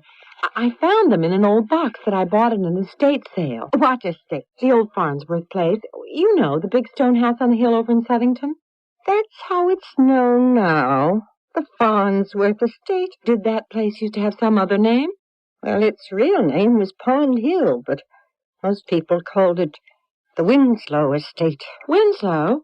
But then, did you used to live there? Well, my aunt did. And after my parents died, I did too for a while. Then these must be your letters. Penny, tell her about your grandmother. Oh, well, I don't know if there's really any connection, but my grandmother's name was Emily Winslow. Her family came from Rhode Island, I think. But so did mine. My Aunt Maud's parents moved here from Newport. Aunt Maud? Did you ever call her Auntie M? Now, how did you know that? Are those letters from... They're all signed Auntie M. Here, take them. You've probably read them all long ago, but they might make nice keepsakes. I never received them. But weren't they all already opened? Every one. Well, then, why didn't you ever receive them, if you don't mind my asking? Because when my Aunt Maud finally married Oliver Farnsworth, he could not stand me. He made her send me off to boarding school when I was only 11 and made me stay there, even on vacations. It was only at her deathbed that I learned she'd been begging him to let me come home, and that he'd kept all the letters she wrote me for his own information. Oh, what a horrible story. Why would anyone be so cruel? He was after her money. He'd been recently widowed and had a young son, and when he met my poor aunt, she was the solution. Oh, at first she was thrilled. He was handsome and charming. He promised her everything. But her letters to you sounded so unhappy. Oh, I hope you don't mind. I did read them. They sounded unhappy because she was unhappy. And not long after that, she began to fade. You mean that's why she died? Well, the doctors couldn't explain it, but I knew. Her poor heart was broken. And Farnsworth and his son inherited her money, her jewelry, even Pond Hill. Oh, but why would they get it all? Unless, of course, your aunt wrote you out of her will. There was no will. Or if there was, Farnsworth destroyed it. Oh, the whole thing was awful. I vowed never to marry, and I didn't. But enough of all this. At least now I've finally received my poor dear aunt's letters. Well, let me give you these photos. It's our guess that this picture here might be you and your... Did I say something wrong? These photographs. Where did they come from? From a roll of film that I found in an old camera at the same auction where my wife bought the old box of letters. Oh, dear Lord. Oh, Miss Winslow, are you all right? These photographs. Take them out of my sight. Take them out of here. And go. And don't bring them back, ever. But I'm sorry, I don't understand. Don't get out, both of you, please. You must leave or I'll call the police. What a strange ending to an innocent visit. Penny and Bart were convinced that their old letters and photos would give Alicia Winslow a pleasant surprise. But instead, their appearance inspired an outburst of anger and fear. Is old Alicia senile, or is her fear justified? We shall expand on all this in Act 2.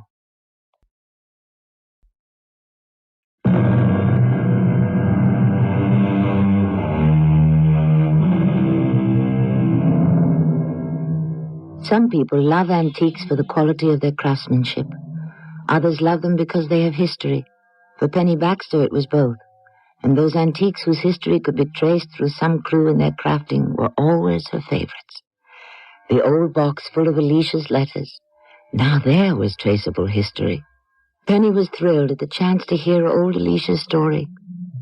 Little did she realize that what seemed like a strange family history would turn into an ominous modern-day mystery and would threaten not just Alicia, but herself and her husband.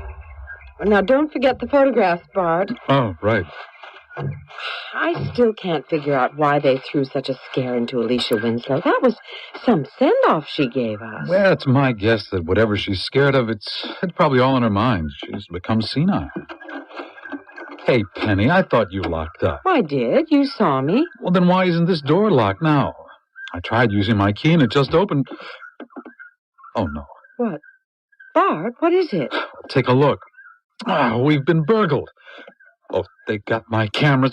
I'm going downstairs. Bart, be careful. What if someone's still down there? Don't worry. Don't worry, nobody's down here. All my equipment's still here. Oh, Bart, I'm so relieved. Maybe they never even went down there. I sure went through things up here. Oh, what a mess. Can you tell if anything's missing? Well, not yet. The TV, the stereo, they're all in their places. Let's go check the bedroom. Oh, what kind of burglars were they? My jewelry's still here. I don't know. Well, none of our clothes have been touched. Look here. They did go through my desk. All the papers are disturbed. And the books in the living room bookcase were all on the floor.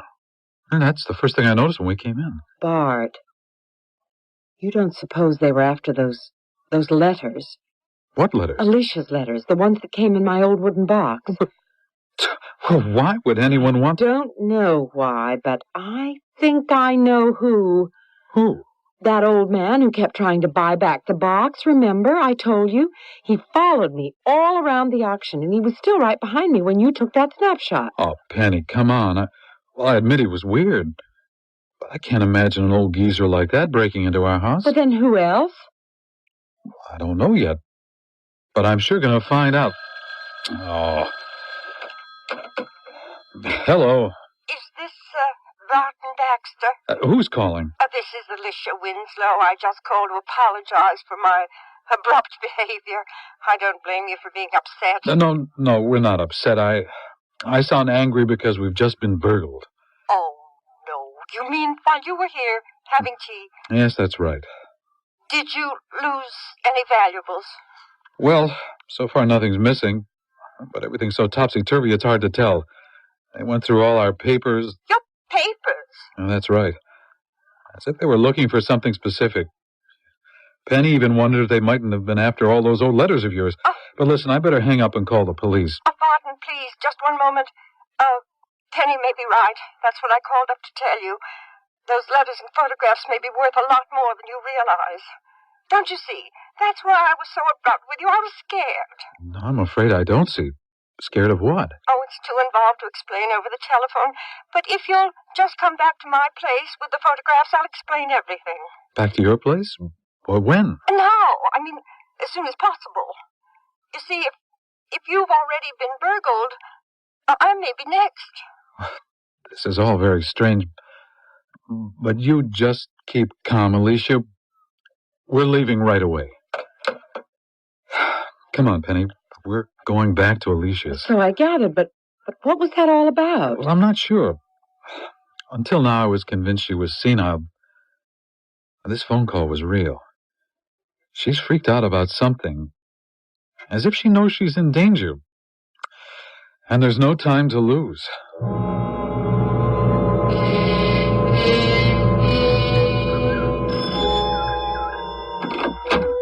Oh, thank goodness it's you. Did you bring the photographs? Yes, I've got them right here. Oh, good. Now I know all this seems most mysterious, but I can explain it. First, let me apologize. I knew the moment you left that I'd behaved badly. It was the shock of those photographs. They were so unexpected. I started thinking that maybe you two weren't as innocent as you said. Oh, but I'm getting ahead of myself, and I'm terribly rude. Please do sit down. No, just tell us your story, and we'll help all we can.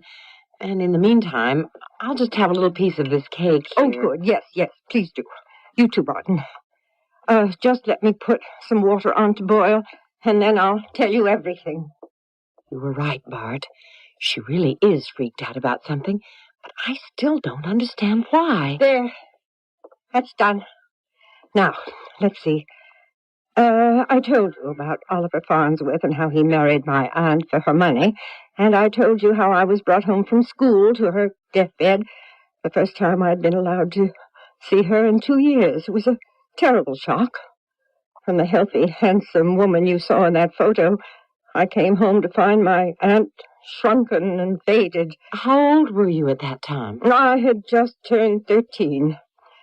She knew Farnsworth would wind up with everything, but she told me not to fight him. He's too evil, she said.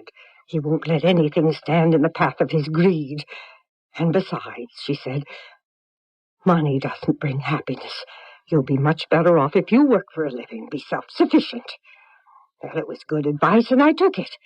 And added one little twist of my own. I never married. Do you ever wish that you had? Well, perhaps I could have found happiness. Oh dear, there's the kettle. Here, read this while I go get our fresh tea. Well, what's that? One of her aunt's letters? I thought you read them all already. I did. But I didn't read this one. It wasn't in the box I bought. This isn't a letter. It's some kind of riddle. Well, let me see it. 3 times round the L blank, P blank, due north from B blank, B blank. Oh, it's just another word game. Alicia, look. This riddle is just like the captions under those old photos. Exactly. Here, give me your teacups and I'll finish my story. This riddle letter wasn't among the letters I gave you from the box. No, it wasn't. It was never mailed. My poor aunt pressed it into my hand just before she died. And at the same time, she whispered, "The camera. Make sure you take the camera." Those were her last words. But then, well, that means the captions must have something to do with this riddle. If you solve one, maybe you'll solve the other. Oh, I was sure of it as soon as you showed me the photos. Of course, back when my aunt died, I couldn't figure out what a camera could have to do with my unsolvable riddle. I knew which one she meant, the old Kodak we'd had so much fun with before I was sent off to school. But try as I might, I couldn't find that old camera anywhere. It wasn't till you came here today that I realized you'd found it, and the key to my riddle. But why did you get so frightened? I would think you'd be happy. I would be, if I didn't know that Farnsworth is ready to pounce.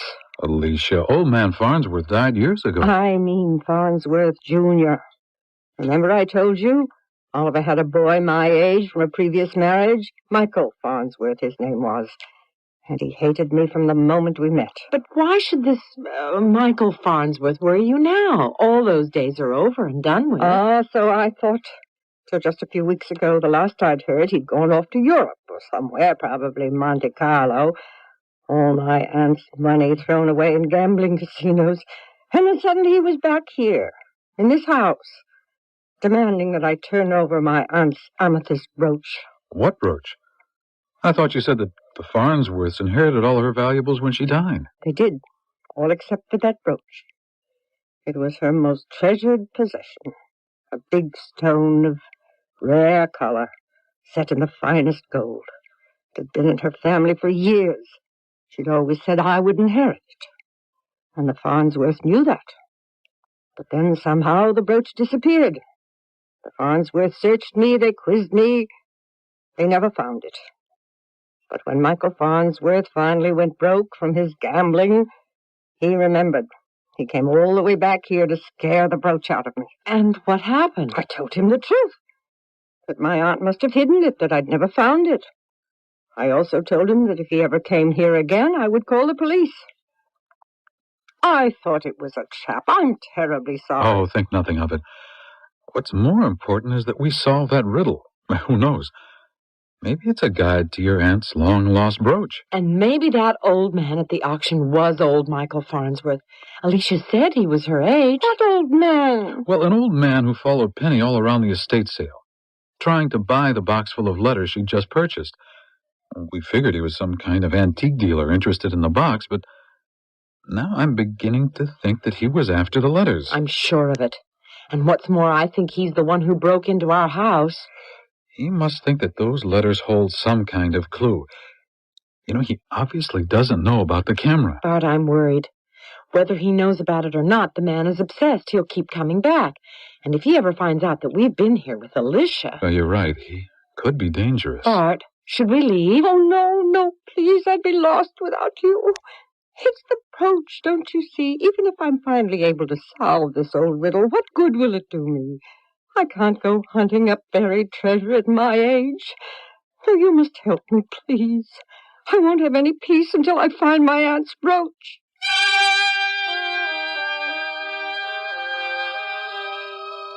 According to Alicia Winslow, finding her aunt's brooch is more important than her own personal safety. But she hasn't said why. Is it money? Is it sentiment? Is it because her old mind has gone senile? Or is it for revenge, to inflict some final punishment on old Michael Farnsworth? Penny and Bart don't know the answer, but we all will very soon, once we hear Act 3.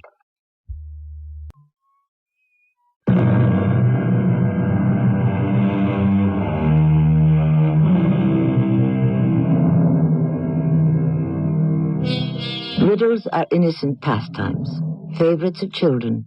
Sometimes questions, sometimes poems, sometimes incomplete sentences. They can take many forms, but whatever their format, their intent is to test ingenuity, to amuse. Rarely do riddles attract adult attention for more than a moment, and rarely do riddles serve as clues to some higher purpose. But in the case of our mystery, exceptions prove the rule. When we left Penny, Bart and Alicia, they were concerned for their safety. But when we rejoin them now, their attention will be focused on solving a riddle. No, I've got a better idea. We'll just push all these tea things aside and use this space. It should be just wide enough to spread out the photos. I'm sorry they're so streaked, but the film was awfully old. Here we are, all 7, ready for inspection. Don't you worry, we'll make sense of them somehow. Penny, you've got the riddle. Why don't you read it aloud? All right, here goes. 3 times round the L blank, P blank, due north from B blank, B blank. 3 trees toward the R blank, P blank, then halfway to the W blank. Now cross that line with C blank, B blank, when it's high noon in the D blank, and dig down deep. You'll see my love. Till then, I'll never tell. It's definitely some kind of a map. And that dig down deep part. Oh, it sure sounds like buried treasure to me, but where do we start? Well, maybe with the first line. 3 times round the L blank, P blank. There must be something in these photos you can walk around 3 times. But that's the problem. You could walk around just about all of them. Now, look here. There's the pond, and the well, and this statue. And there, that's the bell old Bessie would ring at mealtime. You could walk around that, too. So you do recognize most of these photographs? Oh, my, yes. So that means you should be able to solve all these captions. Look, let's forget about the riddle for now and concentrate on the photos. All right. Which one first? I'd say we could eliminate this one of Alicia and her aunt, right, Bart? Yeah, try this one. Oh, yes. Yes, I'm sorry. Now, let's see. B dash dash dash dash dash dash. B dash dash dash. Oh, I'm afraid I'm not very good at this kind of thing. Wait. Didn't you just say that was the bell old Bessie would ring? Yes, but... So, try Bessie's bell. Oh. That fits in the dashes. Oh, for mercy's sake, so it does. Nice going, Penny. Come on, let's do the next one. Well, this one is the pond. I used to spend hours wading through all the lilies, catching frogs. There were lilies? Oh, dozens and dozens. We had to cut some of them back so the pond would... Oh, I see what you're getting at. L dash dash dash, P dash dash dash. Lily pond. You see? You're good at this after all. I'm going to start filling in the blanks in the riddle as we go. So, what's this one? W dash dash dash. Oh, that's easy. I already said it. The well. I used to throw pennies in there and make wishes. Let's see. What about this one? It looks like some kind of garden all fenced in. RP, says the caption. Oh, with lots of dashes. RP? That's the rhubarb patch. Here, try this one of the statue. CB.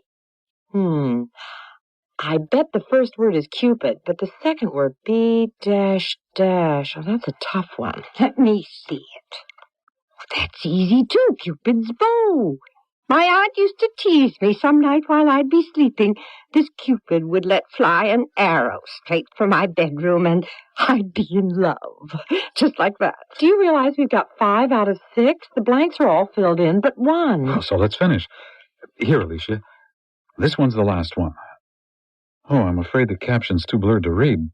Oh, but maybe you can decipher the picture. I can't say I recognize it straight off. The whole thing is blurry. Well, then why don't we use the riddle to help figure it out? Look here. From the blanks I've already filled in, you can see it's a poem. A poem? Penny's right. Bell, well, tell. So this last photo should rhyme with all those words.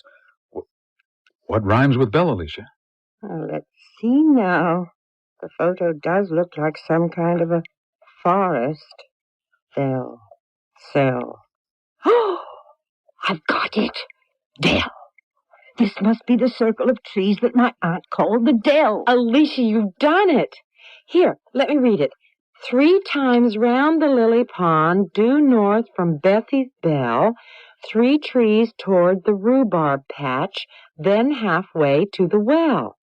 Now cross that line with Cupid's bow when it's high noon in the dell, and dig down deep. You'll see my love, till then I'll never tell. what a wonderful poem. And what a complicated treasure map.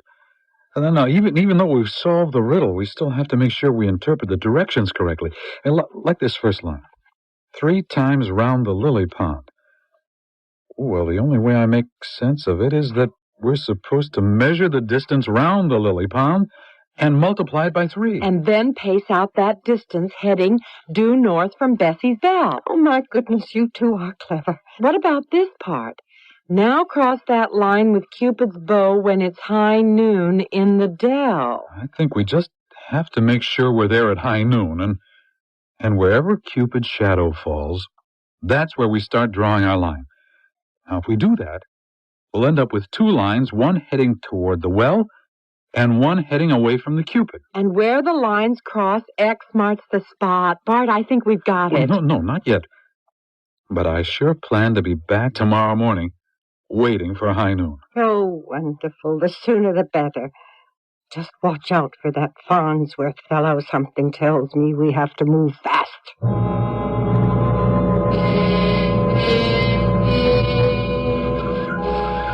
28, 29, 30. 31. All right, I've got it, Penny. 31 paces. So then, 3 times round the lily pond would mean 93 paces? You got it. What? No, don't talk. I've got to count out 93 paces heading north from this bell. 1, 2, 3, 4. Bart, quick. Stop counting. Somebody's coming. Huh? Where? Over there, by the trees. Bart, it looks... It is. It's the old man from the auction, Michael Farnsworth. Don't let on you know. Hello there. Hey, this here is private property. You're trespassing. I'm sorry, sir. Please excuse us. We heard the estate was for sale, so we were just taking a look around. Well, it's already been bought. I'm the caretaker here. You better get off before I call the police. We're leaving now. Come on, Bart. Tell me, you said the place has been sold. That's what I said. Somebody bought it this morning. That's too bad. It's a beautiful property. But there's one thing that puzzles me. The real estate agent told me to look for a statue of Cupid out here in the garden, and I can't seem to find it. Cupid? Well, yeah, there used to be one right over here. Somebody must have bought it. I mean, see there, you can still see the old base sticking up out of the grass. Tell me, why are you asking? Well, it's just that I collect old statues. But if the statue's sold too, well, there's not much left here to look at. Come on, sweetheart. Wait a minute there. Don't I know you from somewhere? I can't remember where, but anyway, we're sorry to disturb you. We won't trouble you again.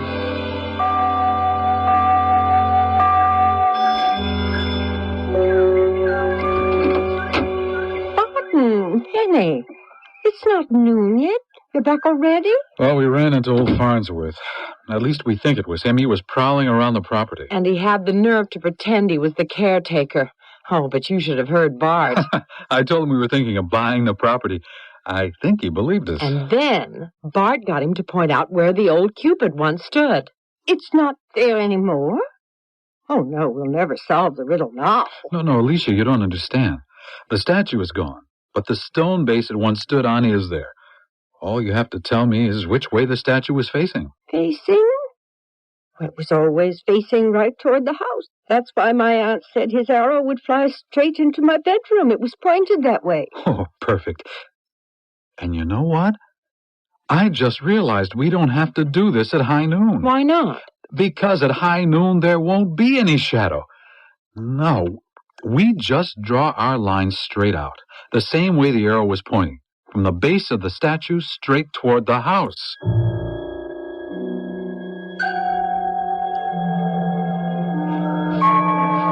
Oh, Bart, I'm scared.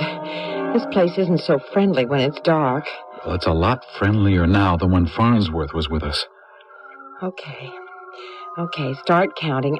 I'll lay out the string so you can walk in a straight line. Atta girl. 1, 2, 3, 4.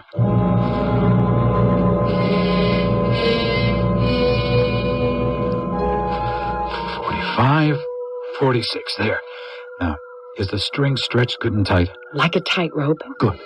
So, what's the next part? Now crossing that line with Cupid's bow when it's high noon in the dell. Okay. So you stand here while I stretch the second string between you and Cupid. Oh, you should have been a detective. Maybe so, but don't move, huh? Look, I'm almost ready. And it's crucial that we hit the right spot. There, my string crosses your string right here. Bart. Then this is where the brooch is buried. Well, let's hope so. Now, where's that shovel? I've got it. Here.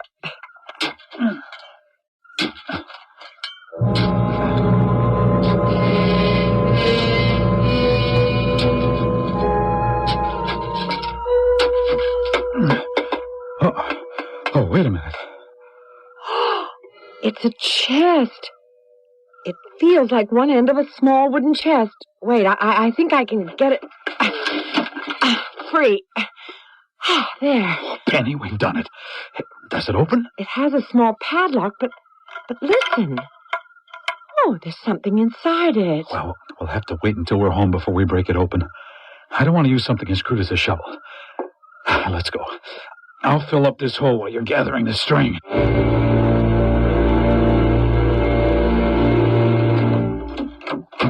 Hey, remind me to get this lock fixed tomorrow, Penny. It makes me nervous leaving it open. Oh, you're right. I forgot all about it. Goodness, I hope that old Farnsworth doesn't show up tonight. Don't worry, I'll stick a chair under the doorknob. Now, come on, let's open this chest up and see what we've got. Here, hand me that hammer. There. Neat as can be. And now... Oh, Bart, it's beautiful. I can't believe it. We actually found her aunt's amethyst brooch. I wonder how much it's worth. The stone is awfully big. Oh, big enough to make me nervous. Enough gawking. I'll feel a lot better if we put it away. I know. I'll hide it down in my darkroom inside my enlarger. Hey, stop where you are. Farnsworth, where did you come from? You're thieves. I heard the whole thing. Now you give me that chest. Hey, give that back. That belongs to Alicia Winslow. I knew you two were up to no good when I caught you today. And then I remembered. You were at the auction. You bought those letters, and you found the map to a jewel that is rightfully mine. What's Alicia's? You won't get away with this, Farnsworth. Oh, God, be careful. The stairs. Farnsworth. Penny, he's fallen. I didn't push him. All of a sudden, he just clutched at his chest and he fell. He stopped breathing. Oh, Bart. We'd better call a doctor. Penny, I'm afraid it may be too late.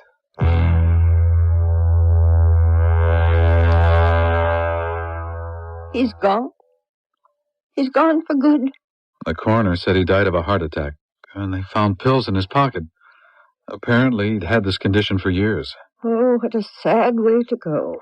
No chance to make peace with the past. Even though he was cruel, I can't help feeling sorry. Oh, you're a good woman, Alicia.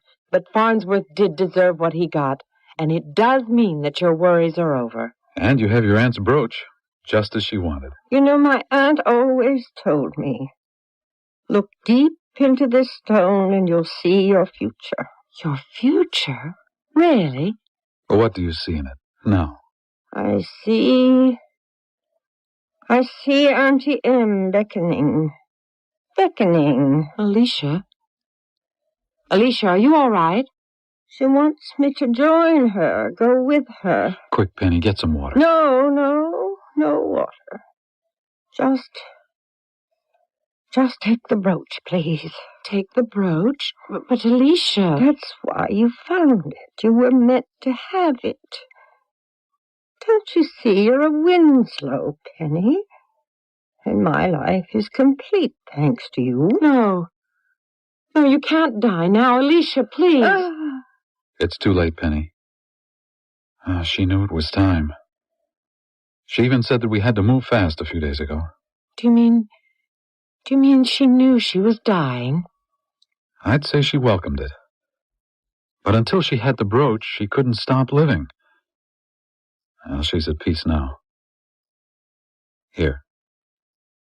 Take the brooch, Penny Winslow. You deserve it.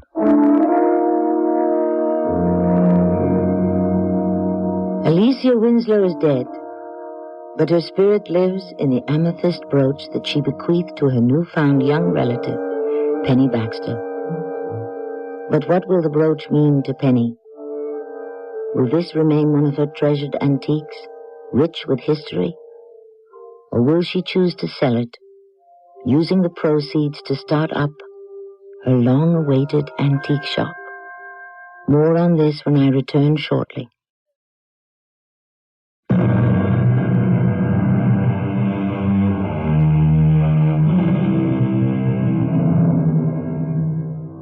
After Alicia died, another letter was found, this one written by Alicia herself, on the morning of the very day that she died.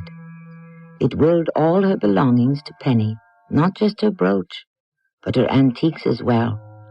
And with the sale of just a few pieces of furniture, Penny had enough money to lease a small shop. Today, Penny's business is thriving, and Bart has more time for his darkroom. And as for the amethyst, well, that's not for sale. Penny and Bart often stare into its depths, remembering the woman whose advice was, be self-sufficient. Our cast included Patricia Elliott, Lloyd Battista, and Elspeth Eric. The entire production was under the direction of Hyman Brown. And now, a preview of our next tale. The law has its resources. What you are saying is, I might as well give up hope of ever recovering my pictures. He has stolen the pearls of my collection. Inspector, I would give a fortune to get them back. If you feel there is nothing the law can do to him, then let him name his price. Now, that is a reasonable idea. Do you mean it? Every word. Every single word. Yes, I mean it. Why do you ask? I have an idea.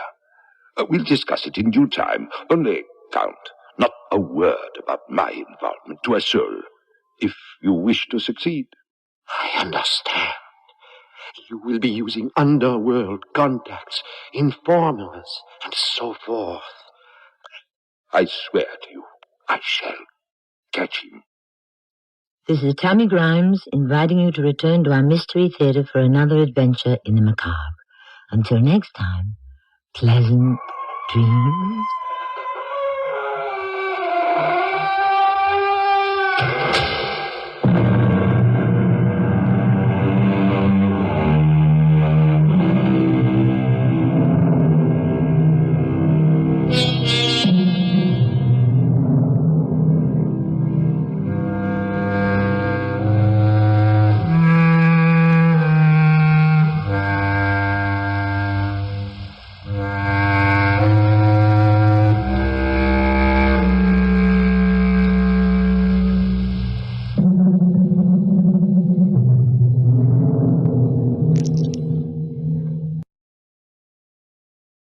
The CBS Radio Mystery Theater presents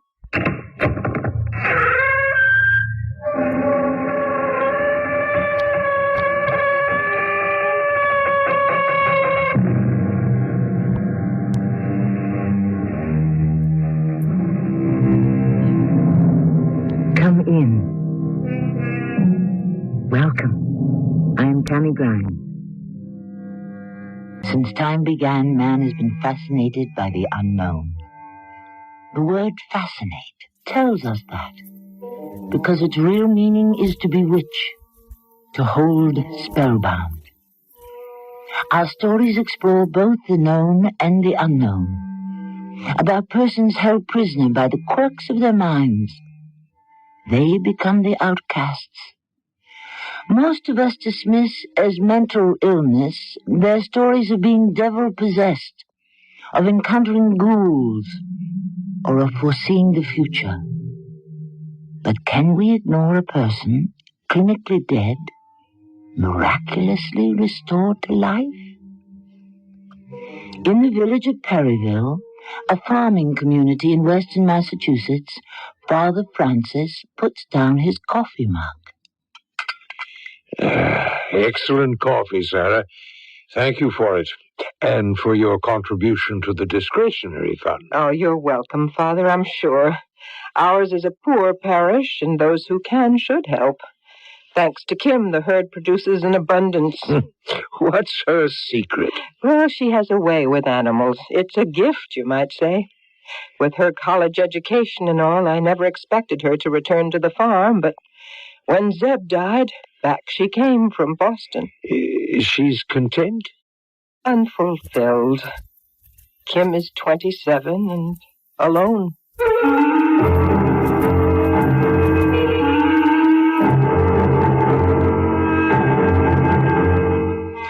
Our mystery story, The Force of Evil, was written especially for Mystery Theater by Roy Windsor. It stars Paul Hecht and Diane Kirkwood. I will return shortly with Act 1.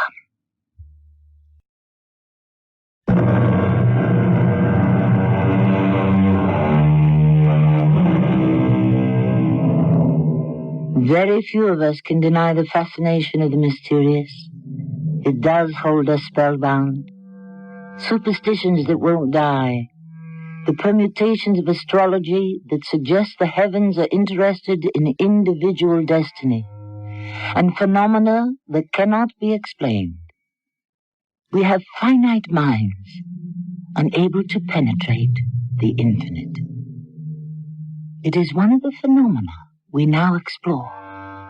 Stanley McCabe, a handsome 28-year-old farmer, has bought milk and eggs from the Paris dairy farm since he was a boy. He has just driven up to the old farmhouse and enters Sarah Paris' parlor. Morning, Sarah. Sarah. Hello? Oh, Stan. Well, come for your milk and eggs? Yeah, and something else. Where's Kim? In the cow barn supervising the milking. Oh, can Carl and Ed handle that? Oh, of course. They're old hands at it. But you know Kim. Yeah, I ought to. We grew up together. Well, I'll walk down and see her. You said you came for something else? Yeah. I'm engaged to marry Lucy Trumbull. No. Hey, what kind of reaction is that? I'm not so bad, Sarah. Oh, no. No, that's not what I meant. My goodness, you're handsome and you're a good farmer, Stan. Very good. No. What I meant was... Lucy Trumbull? That's stepping up in the world. Sure is. Mr. Trumbull's worth a mint. And owns a mint. The Farmer's Bank. Well, I'm happy for you, Stan. And the Trumbulls are a fine family. I just can't get over it. Yeah, neither can I, Sarah. Just dumb luck, I guess. I'm crazy about Lucy, and, well, I guess she likes me. Well, I wish you happiness, Stan. And Lucy, of course. Thanks. You'll sell your farm. Oh, no. But the Trumbull farm will be Lucy's one day. Yeah, I suppose so, but after we're married, we'll live in my house and I'll farm my land. I'm marrying Lucy. Her family isn't going to absorb me, Sarah. Well, I want to see Kim and pick up the milk. Dan, I'm going to ask a favor. Let me break the news to Kim. But Kim's my best friend. Please, Dan. You don't want me to tell her? Just let me. Best friend or not, this will be a surprise to her, as it was to me. Well, of course it will be a surprise. But maybe not all that joyous a surprise. Hi, Mother. Hey, anything the matter? No. I've come for Stan's milk and eggs. Is something the matter with him? No, he's fine. He sent you for the milk and eggs? He's never done Well, it was my idea, Kim. He wanted to see you, but I said let me break the news. Well? You've been good friends since you were children. He's my best friend. I love him. Of course, dear. As a friend. And just that. Nothing more, or more would have come of it. Don't hedge, Mother. Is he leaving Perryville? Selling out? No. Well? Kim, he's engaged to marry Lucy Trumbull. Oh. I see. And He came to tell you? To tell us, Kim. I thought it better that I told you. Well, you can still be friends, Kim? Of course. I know it hurts. It hurts me. Why should it? We've been going together ever since I returned from Boston. As the newspapers might report, we were an item. Walked to church together. Went to dances together. Fishing. Range meetings. Suppers here and at his house. Like brother and sister. Right? Don't be bitter, Kim. Lucy Trumbull. A porcelain doll. A piece of bric-a-brac. Skis in Colorado and winters at a pool in Arizona. Well, he's welcome to her. Won't she make a wonderful farmer's wife, Mother? Kim, please. Oh, don't please me. I must. Now face it. Did Stan ever ask you to marry him? Not in so many words, no. Then you have to accept the fact that he's in love with Lucy Trumbull. He's in love with her money. Stan must have more common sense than to be bewitched by that vapid, simpering nothing. He can't possibly love her. He loves me. He respects me. Everyone respects you, Kim. You're a remarkable young woman, and I am very proud of you. You won't have her. Kim, don't say that. I mean it. Stan McCabe isn't going to marry Lucy Trumbull. I won't have it.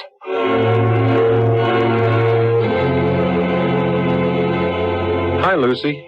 Stan, you're positively glowing. You know, Lucy, I just can't believe my luck. I didn't expect to see you, Stan. I thought you were driving to Amherst. Well, I'm on my way. I picked up our milk and eggs and told Sarah about us. Oh? Yeah, she wished us happiness. And Kim? Well, Sarah wanted to tell Kim herself. Of course. Of course? Why, of course? You don't know. Oh, what's there to know, sweetheart? Kim's my best friend.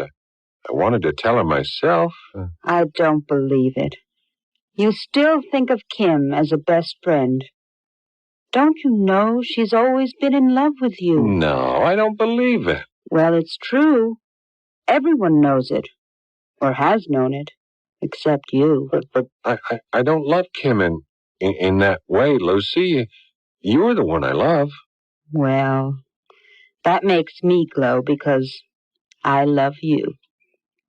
But you've broken Kim's heart. Mrs. Parris knew that, and that's why she wanted to tell Kim instead of you telling her. Well, I do my own thinking and feeling. What everyone else might think, my feelings are my own. And they're yours. Are you sure? Oh, come on, Lucy. Don't tell me you're not sure about how I feel about you. I guess not. Oh, well, there's a great answer. Well, I guess I'll be on my way. Now you're angry. Well, what, am I supposed to be happy?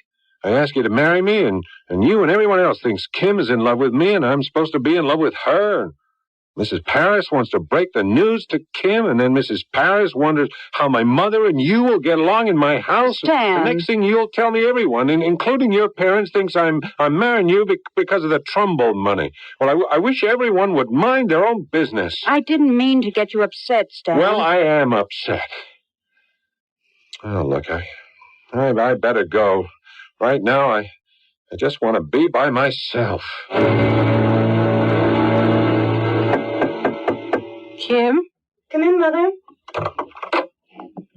What is it? Are you all right? Of course I'm all right. Kim, I wish I could do something. Maybe you should have a talk with Father Francis. He knows the ways of the heart. He knows the ways of the church. Nothing more. Can he change what's happened, Mother? He can bring you comfort. Oh, words. Just words. Oh, child, don't say that. Our faith is what sustains us. Cling to faith and it will protect you and give you strength. Strength for what? To accept Stan's engagement? It would be just like that simple Lucy Trumbull to ask me to be a bridesmaid. Well, I won't have it. I said that earlier, and I mean it. Kim, don't talk nonsense. There's nothing you can do about it. I think there is. Please. For my sake. Oh, don't worry, Mother. No harm will come to you.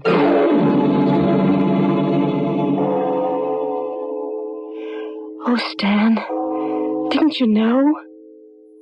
When we were 15, wasn't it understood? when we were away at college. Wasn't the feeling there in our letters? Didn't I return from Boston when my father died because of my love for you? And now he is infatuated with a young woman who is only a pretty, empty face. How can it be? You have had questions before, and we have gone over them. I'm your subconscious. I am able to expose hypocrisy wherever I find it. That has been a trait of your father's family for centuries. With it comes a power that sets you apart from others. Has it not given you your way with animals? With plants? I've tried to resist the trait. You are more than my subconscious. I have always known that unless I resisted that trait, I could become a disciple of the devil. Can you deny his everlasting presence? Mankind has two faces. One he shows to others, and one he shows only to himself. The latter is his subconscious. In that dark side of the mind, men and women know the truth. Bind yourself to me, and you will have the power to work miracles. Bind myself to what?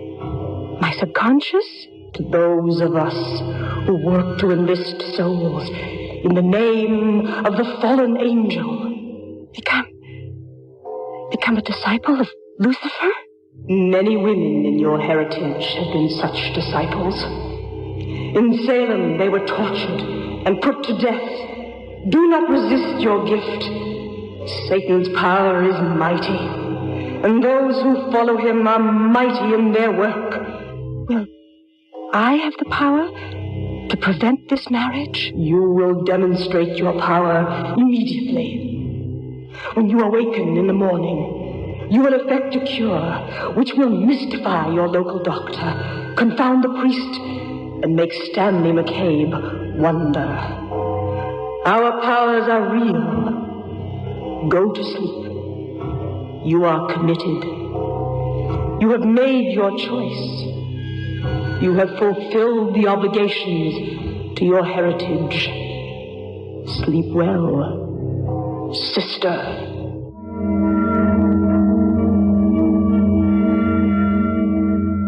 Just what have we here? A pact with the devil? Our theme seems to be witchcraft. Do not regard the subject lightly. It still exists. As recently as 1970, a woman in Arizona was suspended from her job for teaching witchcraft. In Lisbon, Portugal, a boy was told to have an operation to save his legs.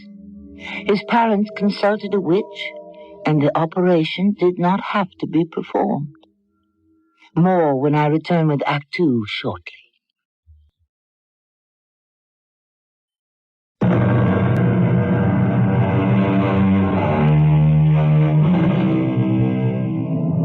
We may no longer accept those figures of the devil with his long tail and huge bat-like wings, but belief in the devil and his witches still persists in the deep recesses of our subconscious. Luther's writings are filled with tales of his painful battles with supernatural friends. What is the trait that Kim has inherited? And that mention of Salem.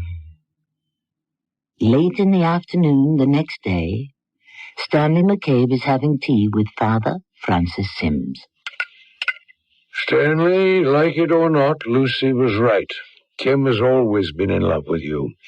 Are you really so obtuse you haven't known that? Yes, but there are different kinds of love. I mean, Kim's about the finest young woman I've ever known. I love her for what she is, but I never thought about marrying her. Why not? Well, I don't know. She's always sort of, well, stood apart.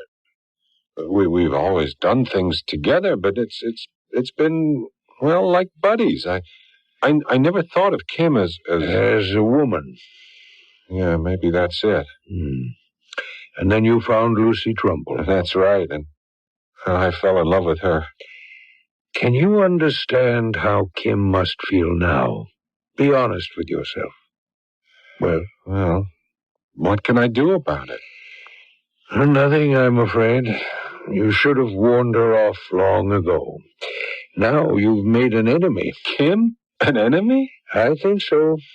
Lucy sensed it, and so do I. Have you heard what happened to Johnny Gilbert? He didn't die. No. He's been cured. What? Johnny cured? But Doc Rutledge has been treating him for some kind of lesions for a long time. Lupus something. Yes, lupus erythematosus. It's usually a fatal systemic disease.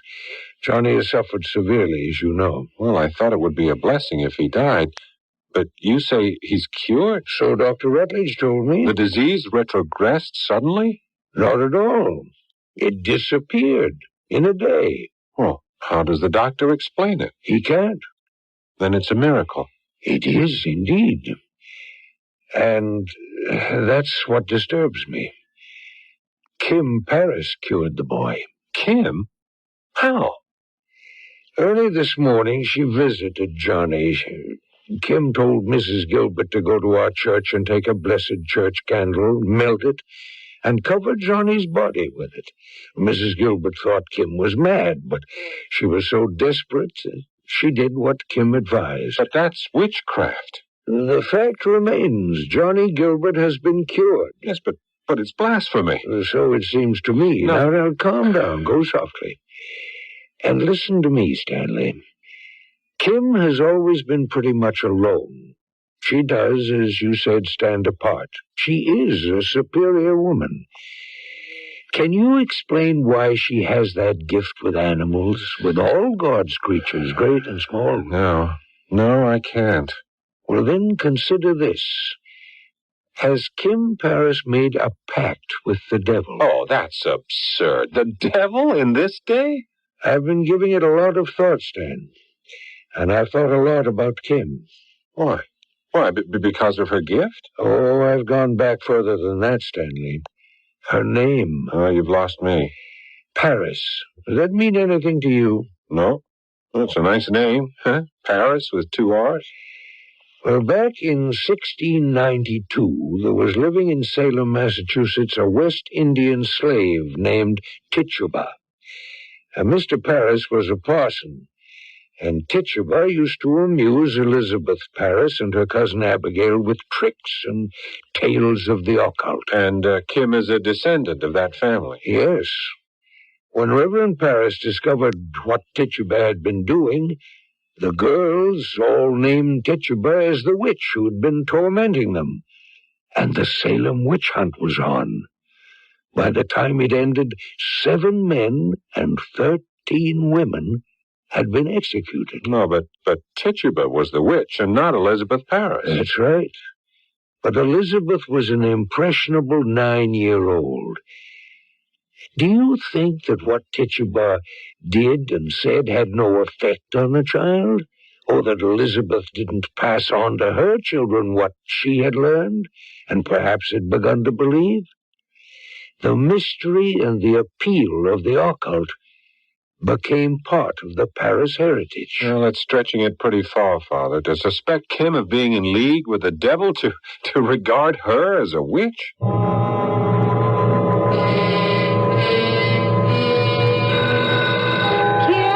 will you get that, please? All right, Mother. Hello, Kim. Father. Now, I know it's supper time. Oh, that's all right. Come in. It's Father Francis. I'll be right in. May I serve you something? Cup of tea? Wine? No. Thank you. I'm staying only a few minutes. How are you, Kim? I'm well, thank you. Well, how nice of you to drop in, Father Francis. How are you? Fine, just fine.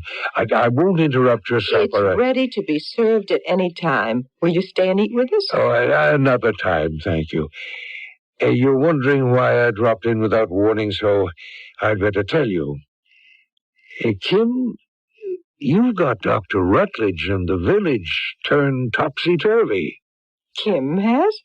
You don't know, Sarah? I'll tell you, Mother. I made a sick call this morning on Johnny Gilbert. Oh, that poor boy. Oh, no longer, Sarah. He's been cured. Cured? I suggested to Johnny's mother that she take a blessed candle from the church and melt it and apply the tallow to Johnny's lesions. She did. It worked. Mrs. Gilbert came to me in the cherry orchard and told me so. She fell to her knees. But it's a miracle. That's exactly what Stan said when I told him. But, Kim, how? I mean, you performed a miracle? And it was that. How did you accomplish it, Kim? How did you know the cure to suggest? It simply came to me. Johnny's cured. Isn't that enough? Oh, but people will want to know. We'll have to tell them something. Then tell them that there are forces in this universe beyond their simple comprehensions. But not yours. Is that it, Kim? To answer yes would be presumptuous, Father. Since the world was created, good and evil have been opposing forces. The struggle for the souls of men and women is everlasting. God on the one hand, the devil on the other. The devil? Father, we don't believe in a literal devil. Kim, has he possessed your soul? Father, how dare you? It's all right, Mother. Father Francis is the shepherd of your flock, and he's concerned about a stray. That's all. You think of yourself as a stray. But don't you think so, Mother? The fields and the animals are my life. I have no friends. The future holds nothing for me, Mother. You see that, don't you? Well, there's no need to prolong this, Sarah. I have my answer. I'll check on the supper, Mother. Kim, say goodnight to Father Francis. May heaven protect you, Sarah, and may he save your daughter. You frighten me, Father.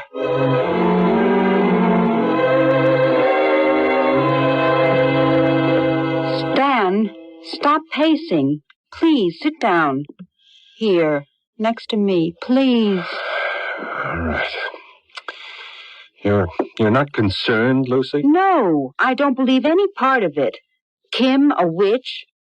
Say the word and ask yourself if you believe it. What about Johnny Gilbert? Who knows? Kim's a member of the church. She got an idea that something from the church, a blessed candle, might have some power to help the boy. That's all. It did. Yeah, but medically it makes no sense. Who cares? Stan, I'm tired of talking about Kim. Let's drop it. Forget about her. Is that clear? Yeah, sure is. I hope so. You proposed to me, and we're going to be married, I think. Well, of course we're going to be married. Then let's think about that, sweetheart. We meet, and what do we talk about? Kim and her gift with animals. Kim and you as old fishing buddies. Kim, the intellectual, and now Kim, as of all things, a witch. I don't want to hear any more about your former girlfriend. Oh, now, please, Lucy. I mean it. Get her out of your system.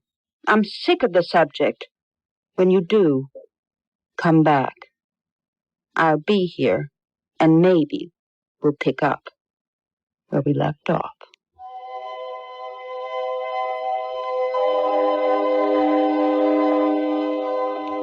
I saw the light in the church, Father.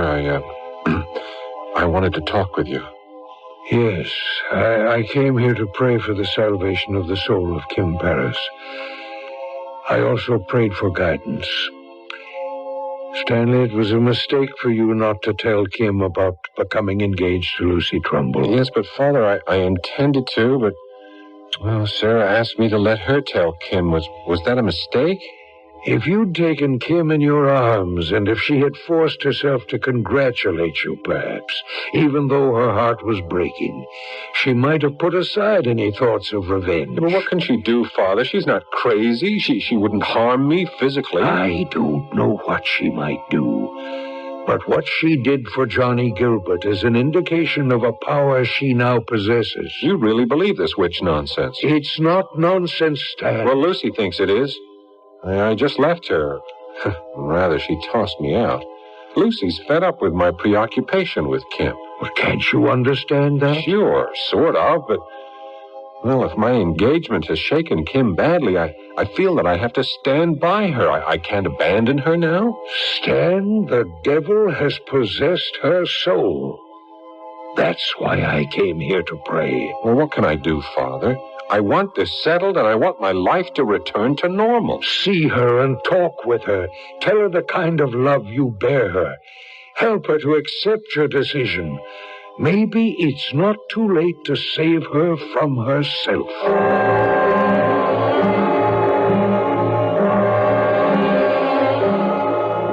Kim, where are you going? It's almost bedtime. For a walk. Kim, will you tell me the truth about Johnny Gilbert? I have nothing to tell. The priest thinks you've entered into a pact with the devil. He's a simple-minded old man, Mother. When I told you about the engagement, you said that Lucy will never have him. Do you still say that? He will never have Lucy. You will prevent the marriage? Yes. What will you have gained? Satisfaction. 3 broken hearts instead of 1? Mine will be healed. And in exchange for this, you have entered into a vile pact with the forces of evil? Then let me tell you something, Kim. If you have brought the power of evil into our old farmhouse, I will excommunicate you. As much as I have loved you, as much as I know how badly you have been hurt, I won't have you here.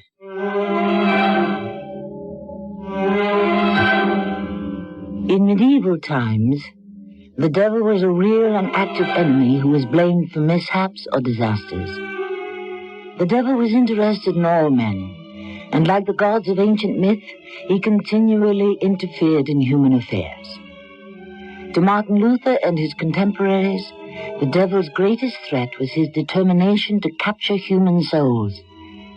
That is what Father Francis fears for Kim Paris. He is convinced that she is a witch. We'll find out when I return with Act 3 shortly.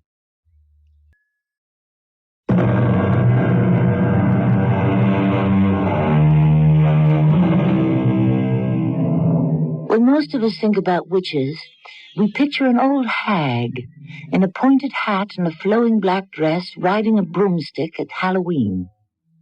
It occurs on October 31st, which in the old Celtic calendar was the last day of the year. It was then that all the witches and warlocks held their wicked revels.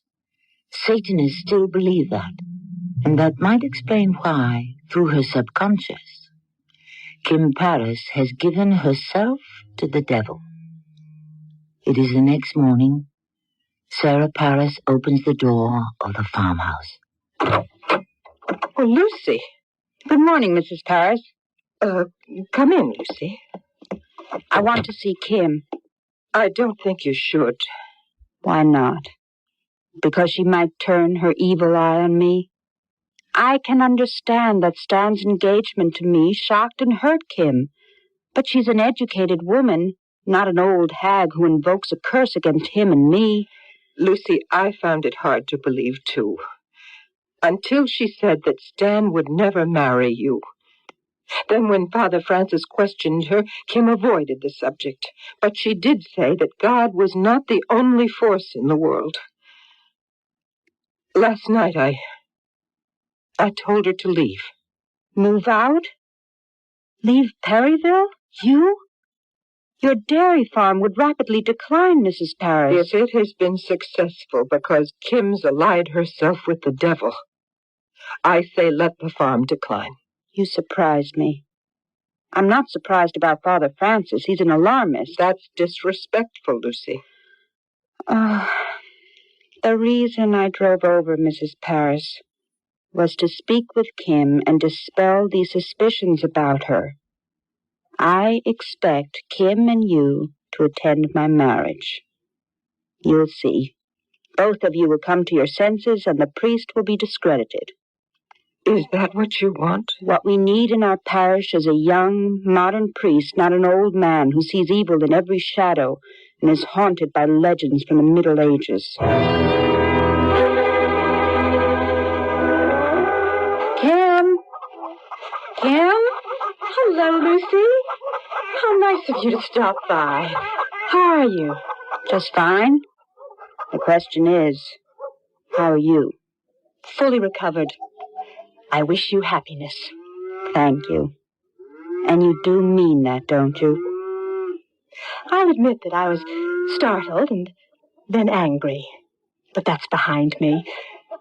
When I thought about my reaction, I realized that there was no basis for it. If Stan had told me himself, but he didn't. I'm disappointed that he didn't tell me the news. Father Francis has convinced him that you're a witch. Oh, dear. That's what I say, Kim. I chuckle inside when I think of you flying through the sky on a broomstick or stirring a cauldron filled with eye of newt and toe of frog, wool of bat and tongue of dog. You remember your Macbeth. Kim, tell me about Johnny Gilbert. I can't explain it. What happened to me is that I had this bizarre dream or a nightmare. And the tallow from the church candle cured Johnny? Who knows? I'm happy for the boy. But because of the cure, you've been marked as some kind of sorceress. Father Francis is doing. I'm trying to undo that, Kim. People get crazy sometimes. We don't want any harm to come to you. It won't. I assure you, it won't.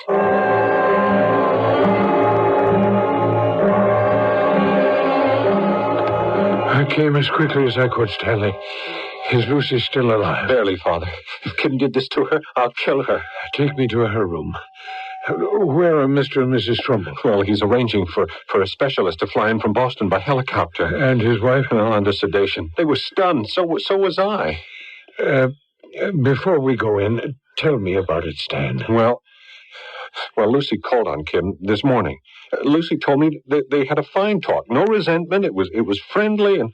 And then when Lucy returned home, she felt faint and her throat began to constrict. Mrs. Trumbull became alarmed, and so Dr. Routledge placed Lucy in the hospital. Yes. What's his diagnosis? The test revealed nothing, but Lucy is having great difficulty breathing, like someone with severe asthma or something. She's under oxygen, but that hasn't helped much. It's as if some force had her by the throat. It's as if she's under a spell. She is. I'm convinced of it. Let's go in. All right. Oh, poor child. Lucy. Her eyes are open, Father. Stan, I'm dying. No, it's okay. You won't die. Did Kim? Yes. Kim did this to you. Placed a curse on you. A witch? Yes. A woman possessed by the devil. He must be exorcised. Do not give in to this evil, Lucy. I love you, Lucy. I love you. Come, Stanley. We have a mission to carry out at once.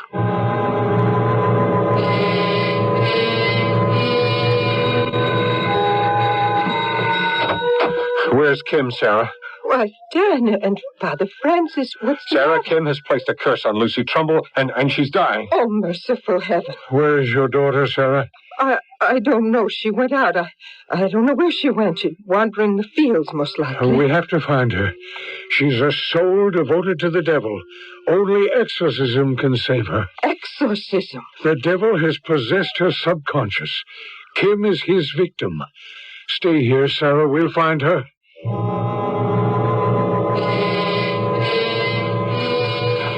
You all right, Father? Weary, Stanley. Weary and distressed. Yes. We have to find her. But where?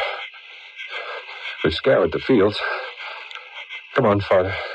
Let's try the barn. Father, is possession psychological? Oh, it's more than that. It goes back at least to 650 BC, when a man asked the gods to free him from a tyrannical ghost who possessed his soul.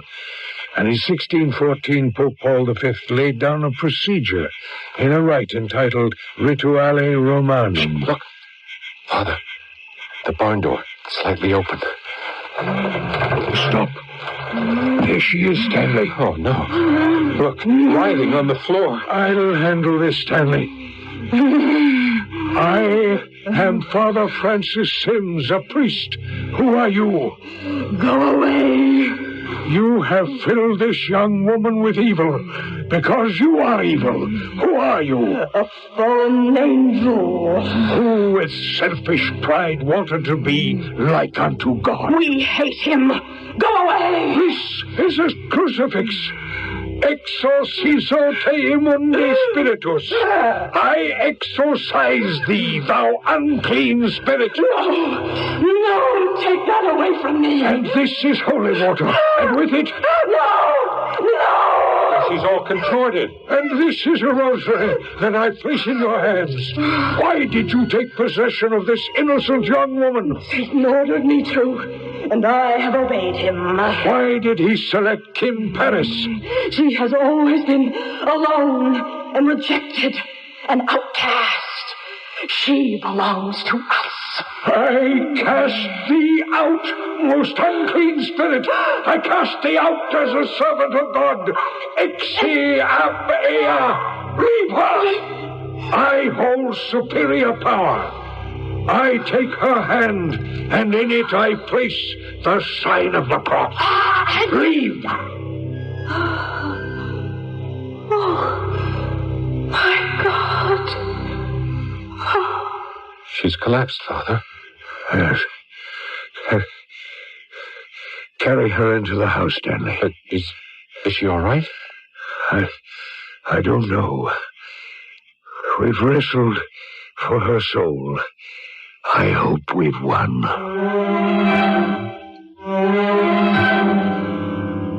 Oh, Father.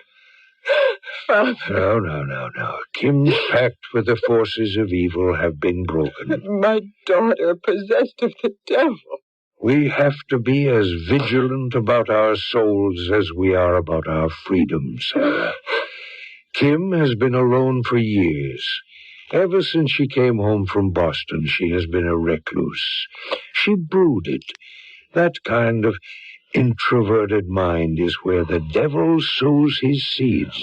Father, in this day and age, I can't believe it. I really can't. We have witnessed it.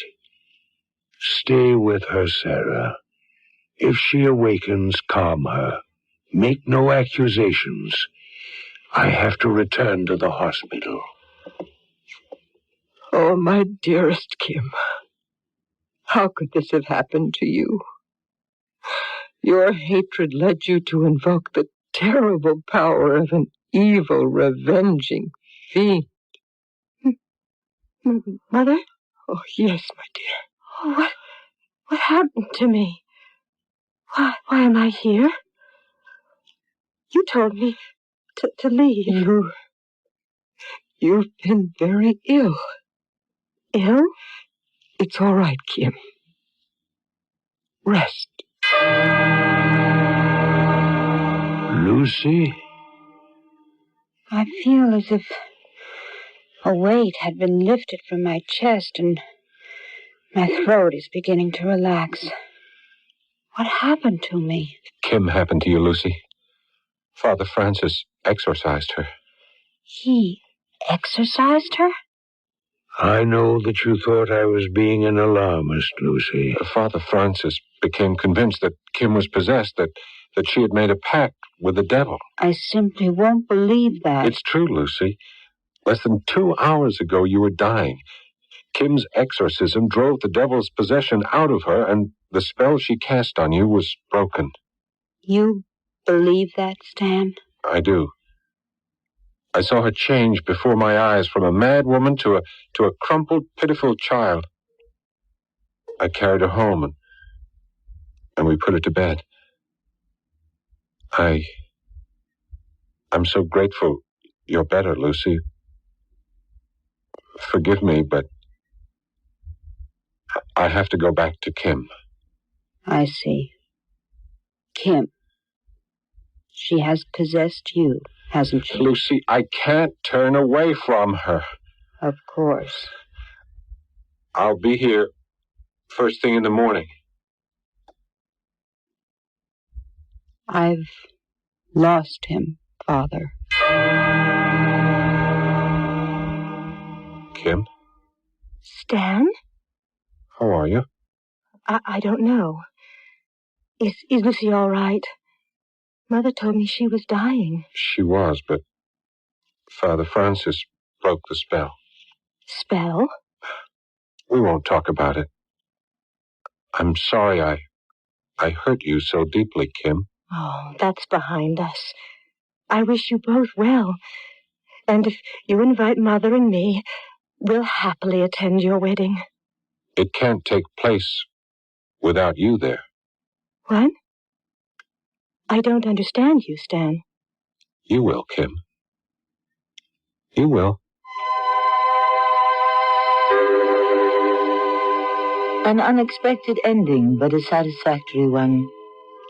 We have done, then, with the witch and witchcraft.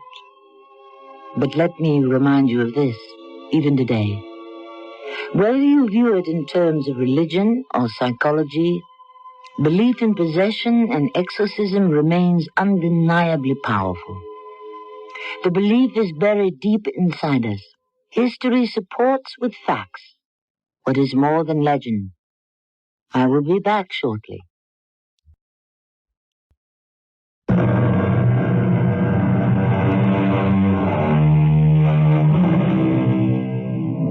Bertrand Russell wrote, and I quote him, "To understand witchcraft, we must descend into the darkness and the deepest oceans of the mind.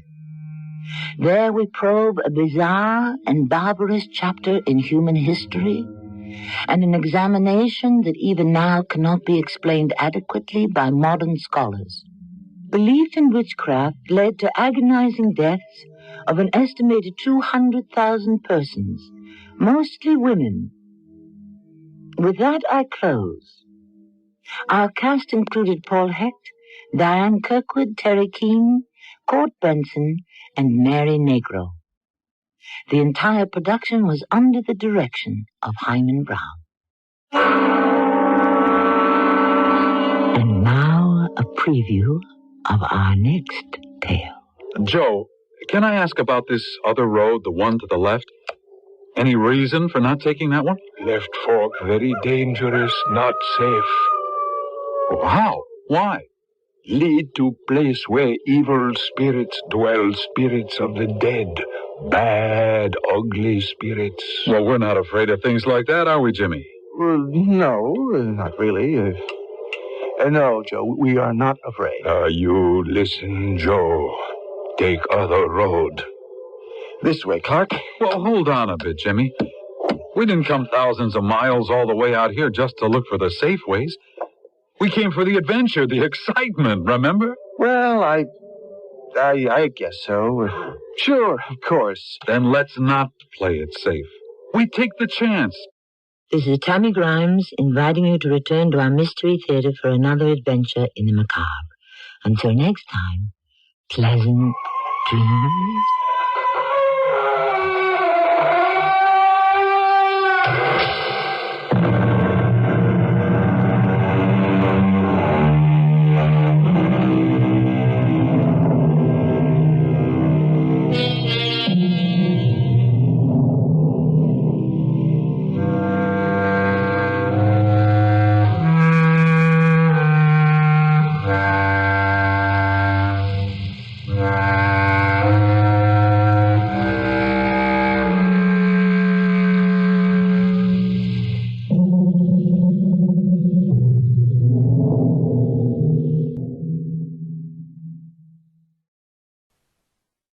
The CBS Radio Mystery Theater presents...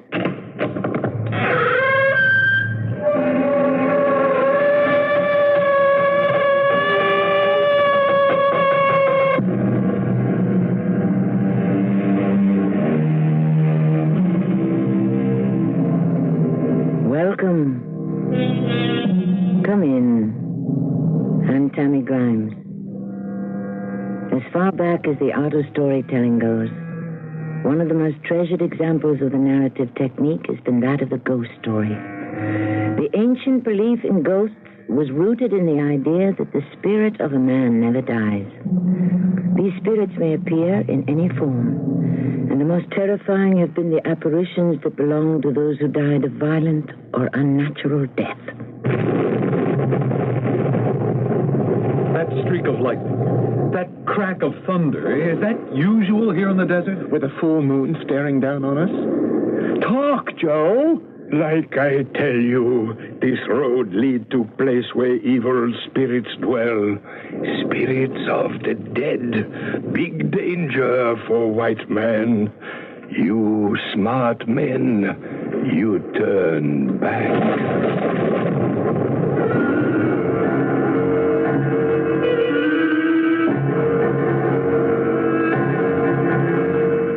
Our mystery drama, Roll Call of the Dead, was especially adapted for the Mystery Theater by Arnold Moss. It stars Russell Horton and Lloyd Battista.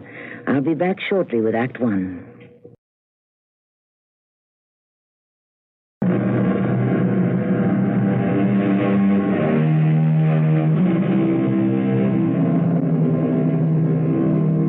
Few facets of American history have been more over-sentimentalized than the story of the settlement of our Great West.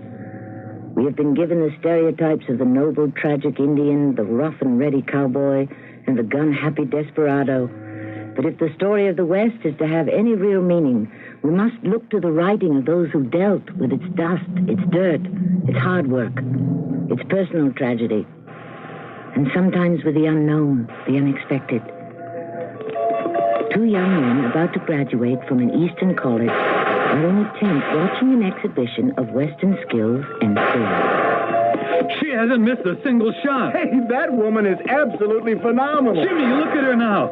She's turning herself around, galloping around the ring, sitting backwards on her horse. Hey, and shooting at the target as her horse goes around at full speed. Bullseye every time. Oh, no, Jimmy, look what she's doing now. Swinging herself under the belly of her horse, holding onto the saddle with one hand. Her assistant is handing her a fresh rifle as she goes by. Yeah, she's pointing the rifle at the target. And wham! Right into the bullseye again.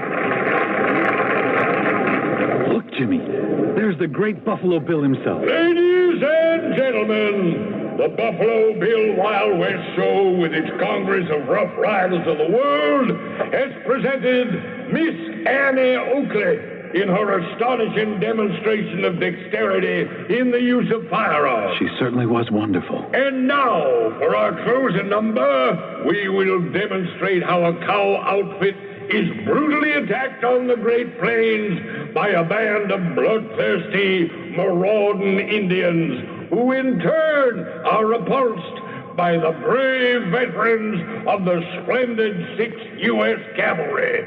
Maestro, if you please.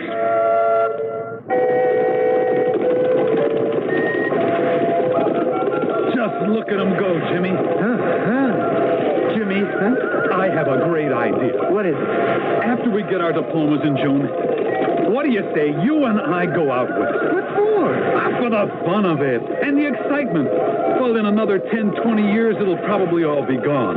This is 1888. Time is passing us, Jimmy. What are you thinking of? Oh, we're young. The West is still young. I don't want to learn about it from Wild West shows. I want to see what's left of it for myself. Hey, I'm all for it, Clark. How about the Arizona Territory? The Santa Fe Railroad will take us as far as New Mexico. And from there on, it's clear sailing all the way to the California border.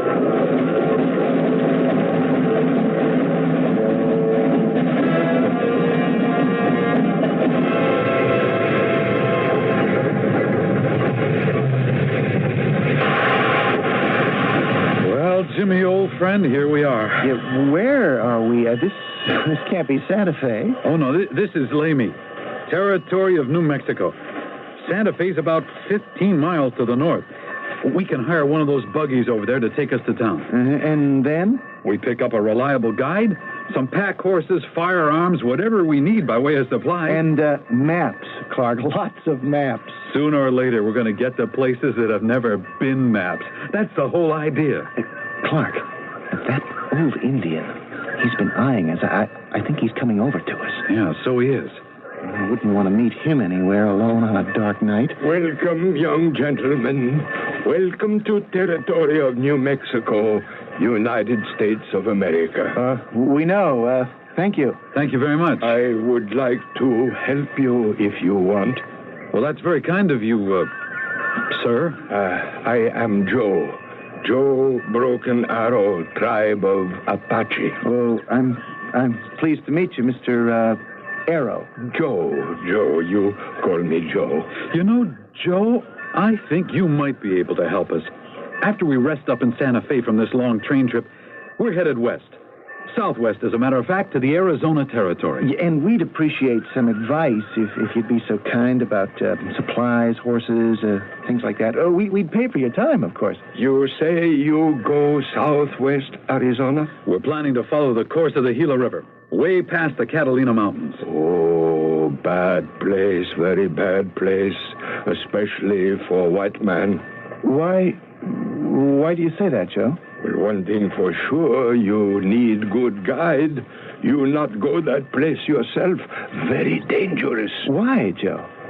We're not afraid, you know. Better you take me with you. I be your guide, you Indian scout. I know that country better than anyone. Give us a minute, Joe. Clark, what do you think? I mean, his looks worry me. His face is like a death mask. I mean, can we trust this little bird? I'm not too sure. I must say, with that big black hat pulled down up to his eyes, he does not exactly inspire me with the greatest confidence. Young gentlemen, you not worry about Joe. Joe Broken Arrow, how you say it, very reliable. Jimmy? Well, why not? All right, Joe, you're on. You not be sorry, young gentlemen. Only one thing. Yes? If I work for you, whenever time come, make decision about anything, you listen Joe, do what Joe say. Sometime, especially where we go, could be, how you say it, matter of life or death. You understand, huh? I sure, Joe, if we understand.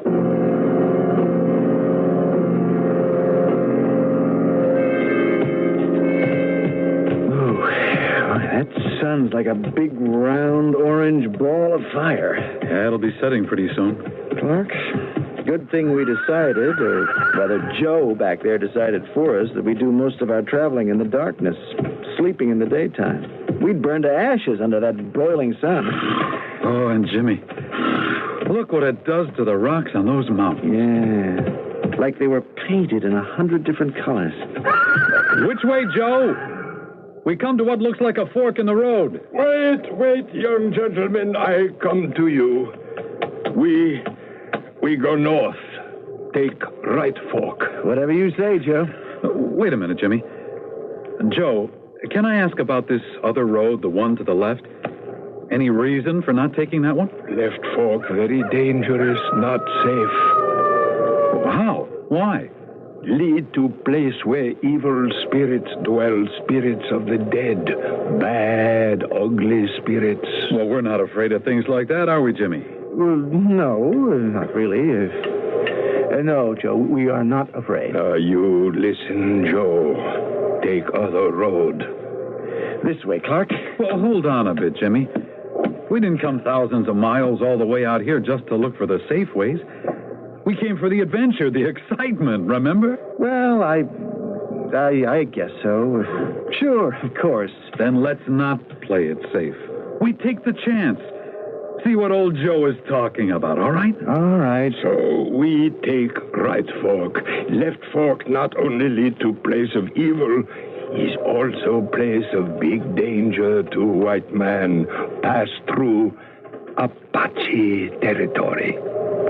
So what? Apache, wild, fierce, I know well. Of course, you're an Apache. So we take right fork, due north. For once, we're going to disappoint you, Joe. We take left fork, the bad one, to south. What's that? He's Coyote. Come on, let's go.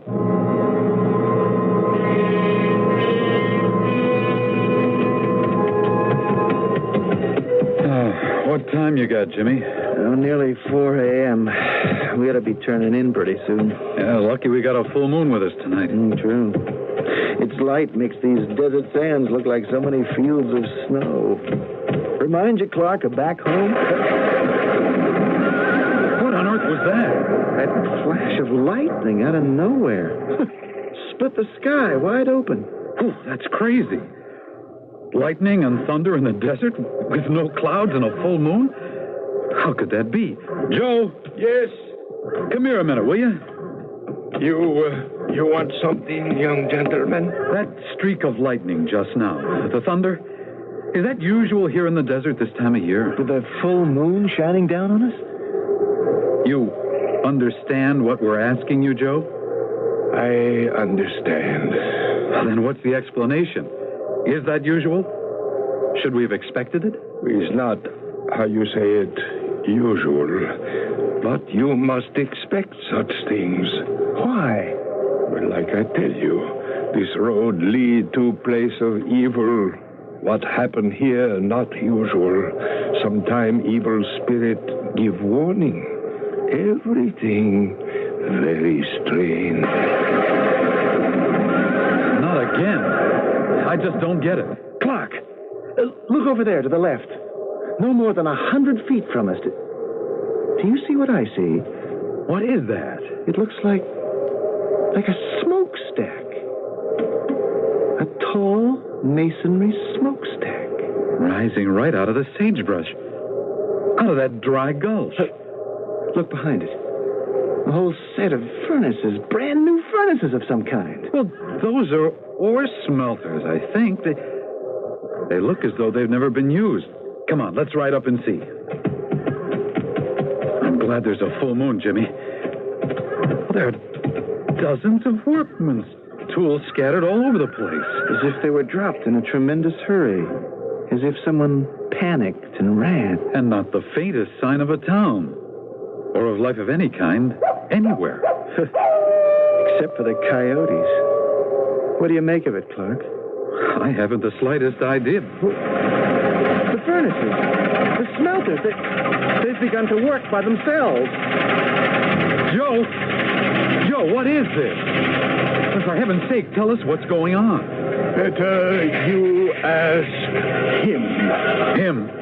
Who? The tall man who sit on rock over there, all alone. Man who never take eye off you. Where did he come from? You ask him.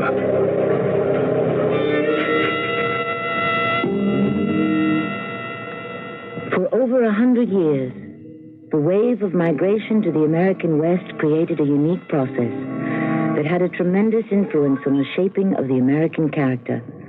For some, it was what was called a gate of escape, a safety valve for the discontented. For others, like young Clark and Jimmy of our story, there was the thrill and the excitement of a daring new adventure. To where their particular journey will lead, we must wait for Act 2 shortly.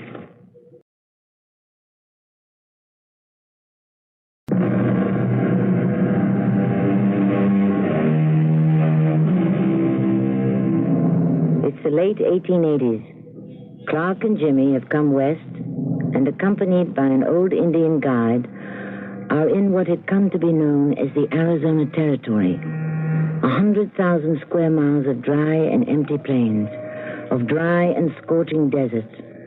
A raw and challenging frontier for the courageous, the adventurous, and especially for the young. Clark and Jimmy have just been startled by a sight they never expected to find in this barren wasteland of a desert. Joe, who is that standing over there? Better you ask him. That tall man who sit on rock over there all alone, who never take eye off you. You! Over there, stand up. Jim, let's dismount. Now get your hands up over your head. Joe, take care of the horses. And now you, over there. Come towards us slowly. Are you deaf? I said come over here. I'll stay where I am. We both got you covered. What of it? One false move, stranger, and you're as good as dead. Did you say dead? Jimmy, you help Joe start a fire, will you? I can take care of this old guy. Right, Clark. You, I said don't move and keep your hands high, just where they are. I come in peace, not looking for trouble. There's my rifle. Catch it. No tricks, I warn you. No, you can put your hands down. I ain't that kind of you. Say, have you got any idea about that smokestack and those furnaces over there? Smokestacks? Furnaces? Yeah, there on your right. What's so funny? What's the joke? You fellas from the east, ain't you? Yeah, what if we are? What you're looking at, that ain't no smokestacks nor furnaces neither. They're not. Take another look. That's a big, tall growth of Oregon cactus, with a lot of smaller ones scattered around it. In the moonlight, they kind of take on different shapes. But we both thought we heard... Well, never mind. It was nothing. I'd like to ask what you're doing out here in the desert all by yourself in the middle of the night. I'm alone. Now. Except for the rattlesnakes, the lizards, and an occasional coyote off in the distance, and them little road-running birds. You youngsters are the first living things I've seen in a long time. A very long time. Why did you say that you're alone now? Once there was 4 men, good men, all of them. Ramon Gallegos, a Mexican. Little Billy Shaw. Oh, the famous desperado? A fellow from someplace back in Europe, Steve Binsick. And there was Barry Davis.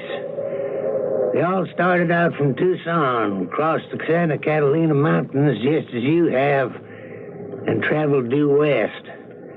They was prospecting.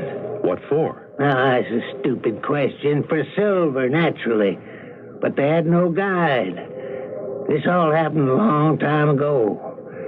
Matter of true fact, it all happened 30 years ago. What's that you got hanging there from your belt? What, this? Yeah, it looks like a mop of some kind. A mop of long black rope. What is it? I don't want to talk about it. It's all right with me. I see that Joe, that's our Apache guide. Apache? Yeah, he and Jimmy, my friend, have got the fire started and thrown up the sleeping shed. You're welcome to join us for something to eat. No chow for me. I choose to sit right here for a bit. Suit yourself. Jimmy? We got a good fire going. Yeah, I want to talk to you. Our friend over there, I can't make him out. I don't think he's right in the head. Dangerous? I'd say he's quite harmless. Not really unfriendly, but a little peculiar. Well, maybe he's not as crazy as you think. Remember the solitary life so many of these men lead. I guess after a while it makes them look and sound a little, strange. Yeah, but traveling alone out in the middle of nowhere? In the dark of night? What's that? Over there. Coming towards us. Sounds like they might be grasshoppers. Millions of them. Joe, what do we do? We do nothing. We wait. They eat whatever they find, then fly away. They're swooping down on us. They're right over our heads. Keep head down low. They not touch you. Soon they pass. Joe, would you say that a swarm of grasshoppers in the desert where there's so little for them to eat. Would you say that was a little unusual? Very, how you say it, very unusual. Well, then how come? I say take road to north. You say take road to south. Yeah, of course. You know, this desert country ain't any more what it was in the old days. Back in the 1850s, 30 years ago. What place is? In them days, there wasn't a ranch between the Gila and the Gulf. Well, maybe there ain't none now. But there was always little grass near any water hole you could find. Enough to keep your animals from starvation. What about the men? You went some time for days without food or drink. Then, just as you was about to go mad, your luck would turn. And you'd come across a shallow pool of water at the bottom of an arroyo. You'd shoot some wild animal, an antelope, coyote, cougar, even eat some of them lizards. All was food. And the Indians? I don't want to talk about them. Why not?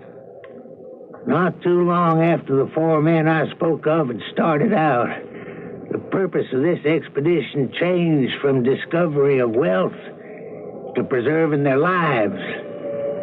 They'd gone too far to turn back, and what was ahead could be no worse than what was behind. So they pushed on. Riding at night the way we are? Of course. Then came that morning when the Apaches finally attacked. They'd been following for almost a week. Must have been 40 or 50 of them, screaming their heads off, whooping down on the 4 of them. Ramon Gallegos, Little Billy Shaw, Steve Vincent, and Davis. Well, what happened? 20 yards up a slope of some kind with some cliffs. Straight up and down they were, with a narrow opening you could just squeeze through. They ran into it and stayed there. All they had was their rifles. They knew the Indians was watching them by day and night, waiting for one of the men to show. They held out for 4 days, and then... Yes? I'm very tired. I want some sleep. Well, I think we all do. I'd like to know what happened. Later, Jimmy, later. Joe, are the horses hobbled and picketed? Horses all fine. A little sleep will do us all a lot of good. You care to join us under the sleeping shed? Well, thank you. I'll do my sleeping over yonder in the shade of that big cactus. Well, if you like. Oh, here's your rifle. By the way, what are you called? What's your name?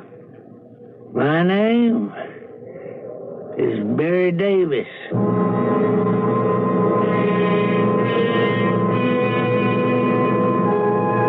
Jimmy. Yes? You awake? I am now. Something just woke me. Yeah, me too, Clark. What could it have been?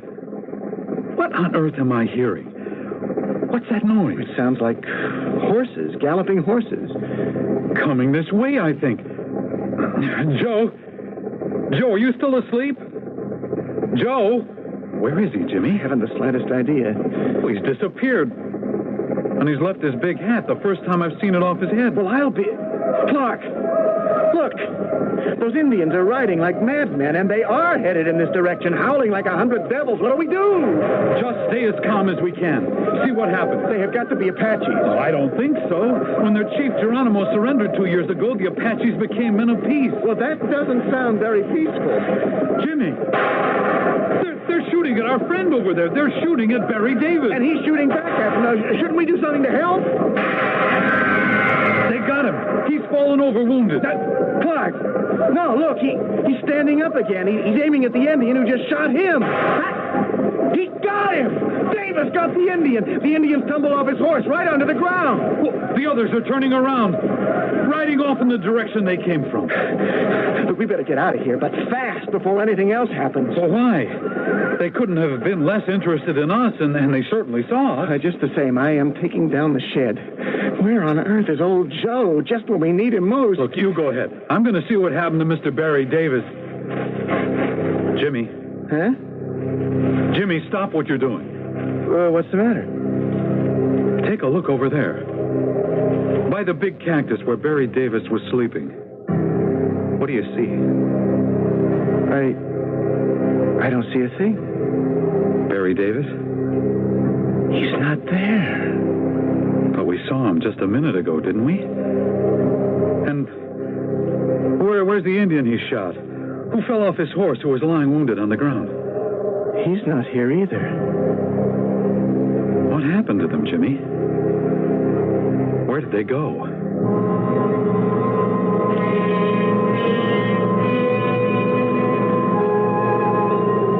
Well, we came for adventure. We're certainly getting it. Look, let's pack up and move on. Clark, I don't like what's happening. It just isn't safe. Safe? A word I never thought I'd hear you use, Jimmy. And to top it all, just when we needed him most, old Joe Broken Arrow picks up and takes off to heaven knows where. Good thing we break camp now. Joe!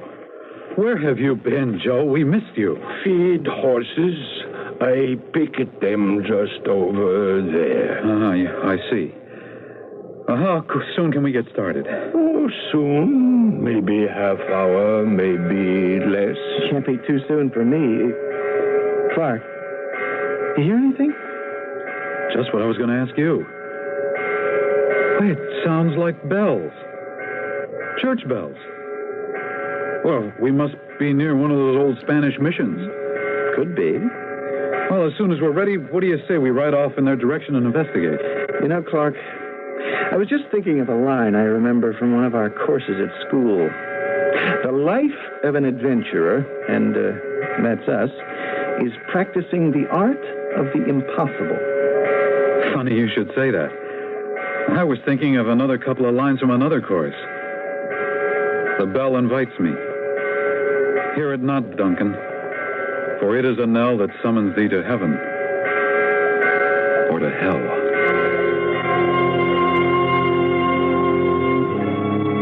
The American poet Robert Frost ended one of his most well-known poems with, "Two roads diverged in a wood, and I took the one less traveled by, and that has made all the difference. Our young friends, given a choice of roads, have also taken the one less traveled by, and it's certainly leading them into adventure.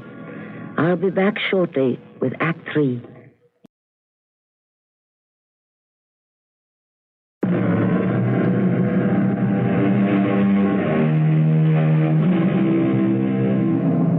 A modern philosopher has written, "We see the sun, the moon, and the stars revolving round us. That is false. We see the sun rise above the horizon. It is beneath us. We touch what we think is a solid body. There is no such thing. In a word, appearances are often the seeming truth which cunning time puts on to entrap the wisest. Young Jimmy Hayes may be about to meet still another seeming truth." Oh, boy. Whoa. So, that's the little adobe shack where all that bell ringing is coming from. Just a couple of walls and no more than half a roof. No! It's too late. No one can help me now. No one. Hey, you! Stop waving that gun! Put down that gun! I mean no harm to no one, amigo. It's the end for me, senor. The end. I managed to squeeze through the opening in that cliff without being seen. By them. To search for food and water for the four of us. 4 brave men. But they don't find nothing. It is the will of God I die. I have a little food here. Water in this canteen. Here, take it. They wait for me, but I disappoint them. Who waits for you? Apaches. 2, 3 of them. They wait 50 feet away, other side of that wall. But I beat them, amigo. I don't understand. I will not die by their hands. You will see. I have 1 bullet left in this gun. I shall use it well. Hey, wait a minute. Where are you going? Inside those walls to die. It is the will of God that I, Ramon Gallegos, shall die. Ramon Gallegos? Hey, hold on there. I want to talk to you. Well, was one of those four men a fellow by the name of Barry Davis? Were you part of it? Ramon Gallegos. Was that the single bullet you had left? Or did your Apache friends get you at last? Let's go, boy. Let's get back to camp.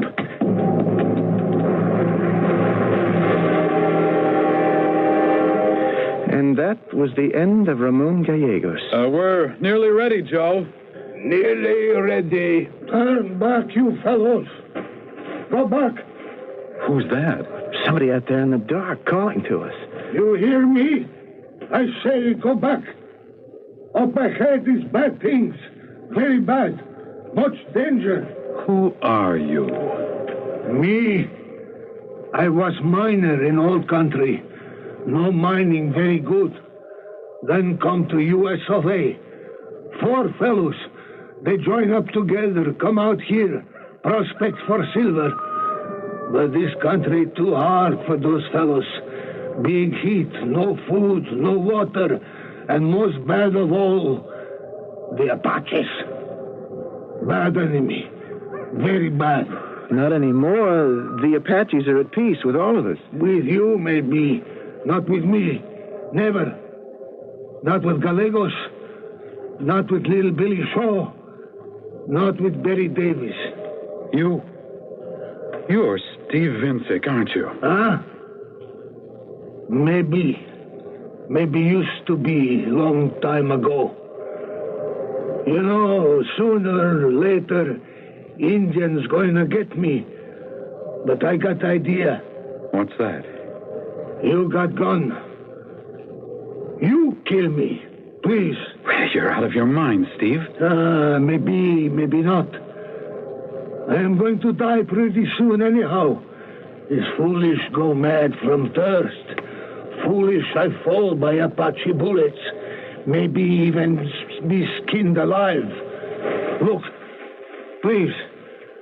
On my knees, I beg you. Be kind. Take a gun. Shoot.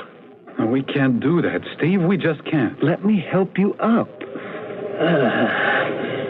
I'm so sorry I trouble you. I leave you now. Where are you going? I walk. So far I can. No. Don't try to stop me. Where are you walking to? Away from here. Far away. You listen to me. You go back. Back. Huh. That would account for 3 of the 4. I was just thinking. Ramon Gallegos, Steve Vincic, Little Billy Shaw, and Barry Davis. There's something going on that I don't quite understand. And I'm beginning to question how real all this is.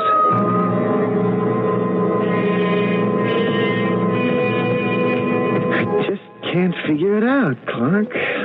3 men turning up out of nowhere.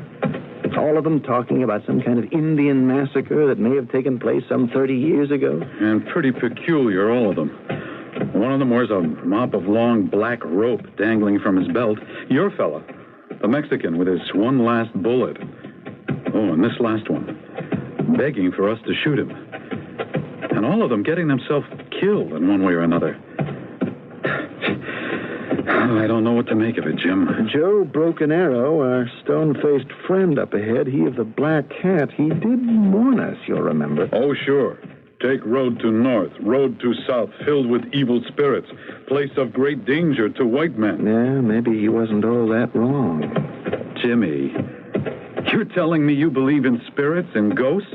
Let's just keep moving, Clark. I think I can make out the opening of a cave up over there where the mountains begin. We ought to head for it. Catch a little sleep. What on earth is that? Joe, take care of the horses. Somebody out there is shooting at us. Hold your fire! Hold your Under fire, whoever you are. I couldn't see too well in the dark. I took you, gentlemen, for natives, the bad kind. I'm actually very sorry. Accept my apology. Yeah, well, your apology's accepted, but, you know, you could have killed us. I should indeed have regretted that. Surely, even you two must have heard of little Billy Shaw, a very fast gun and one of the most daring desperados in the entire West. That's you? You're little Billy Shaw? I hope you'll pardon my appearance. There is an explanation. Gentlemen, I would like to make you a small proposition. I would like to propose that we join forces. The three of us. Well, what do you have in mind, Mr. Shaw? Just call me Billy. That's what everybody calls me. But if I joined up with you two young gentlemen who are above any and all suspicion, the law would never find me, never think to look for me in the company of fellas like yourself. I see. Well, I'm afraid, little Billy, that we must respectfully decline your generous offer. Charming, though I'm sure it would be. Well, in that case, you leave me no choice. I shall rejoin my former companions if I can find them. 30 years is a long time. Gentlemen, I bid you good morning.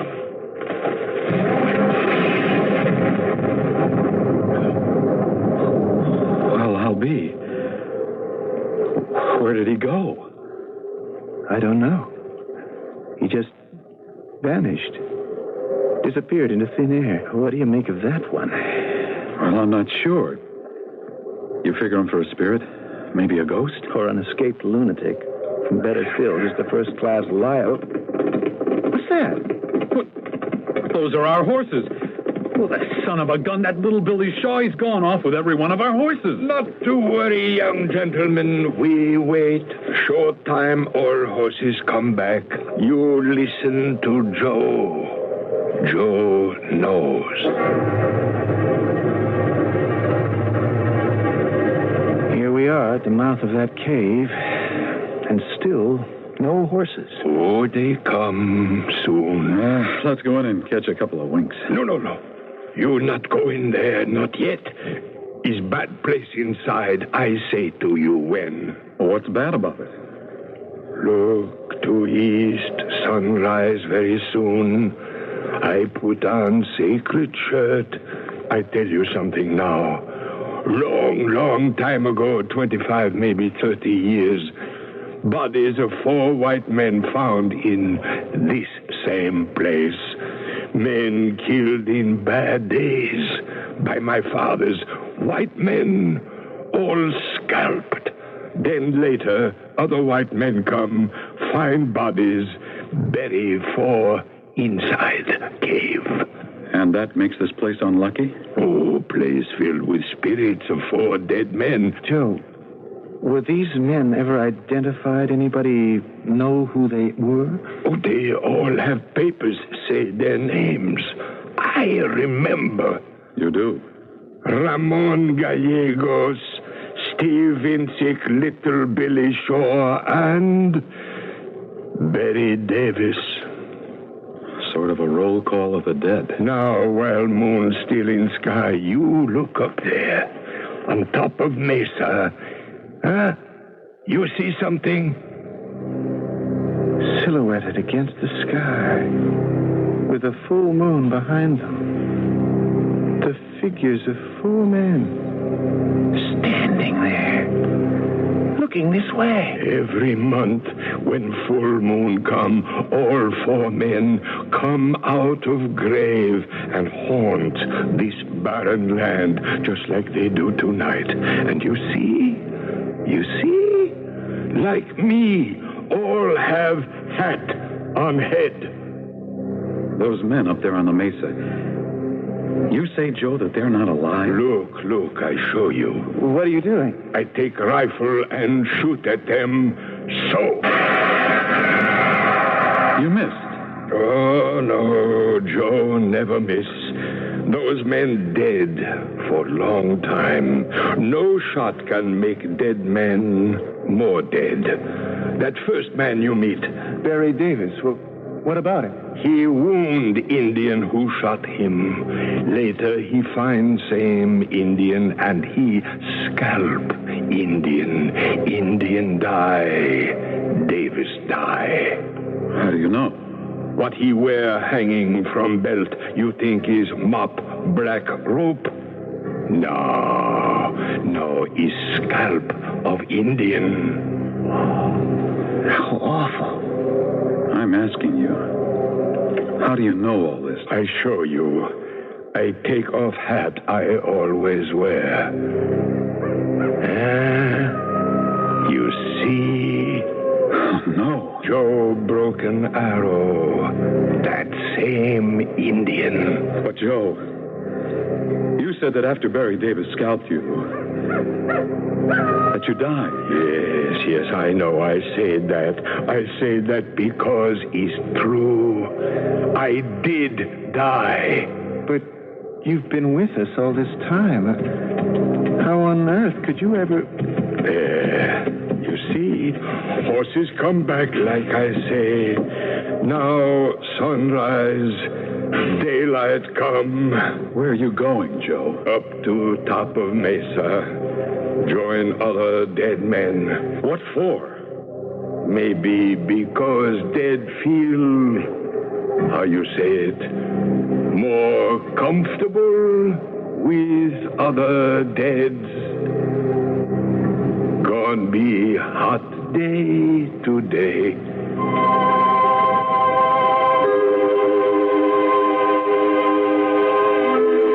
The American poet Stephen Vincent Benet, in his long narrative poem dedicated to the opening of the West, the poem he called Western Star, wrote, "There were footprints upon the hill, and men lie buried under, tamers of the earth and rivers. They died at the end of labor. Forgotten is the name. I'll be back shortly."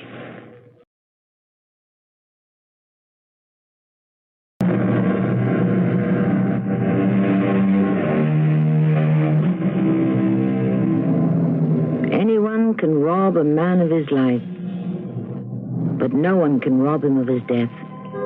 Death belongs to him and him alone.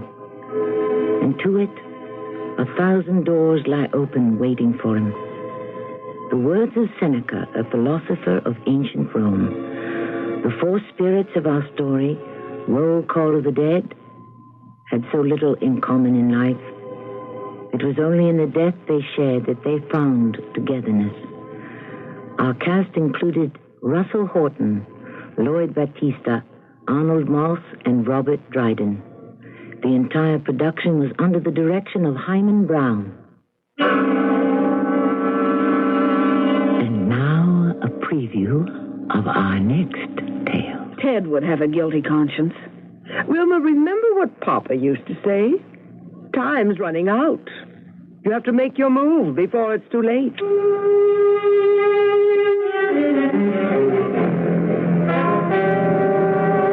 Feeling better, George? No, Doctor. Have some new pills. Latest drug. It may help.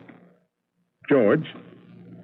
George? He's fallen asleep again, Doctor. Yes, so I see. Where are we? Exactly where we were at the beginning. Is there any hope? Theoretically, there's always hope. I mean real hope. I'm sorry. How much time does he have? Well, he could have as much as any of us, unless... Unless? He could have an accident. This is Tammy Grimes inviting you to return to our Mystery Theater for another adventure in the macabre. Until next time, pleasant dreams.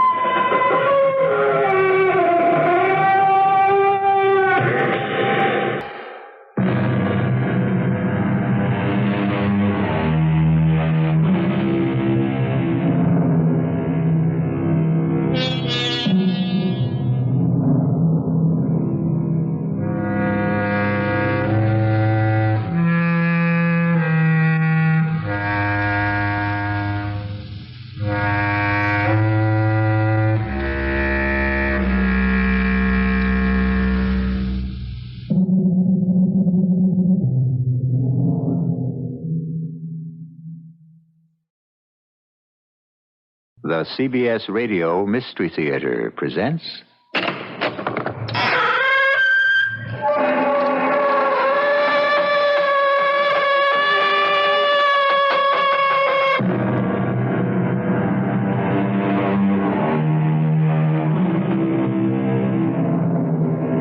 Come in. Welcome. I'm E.G. Marshall.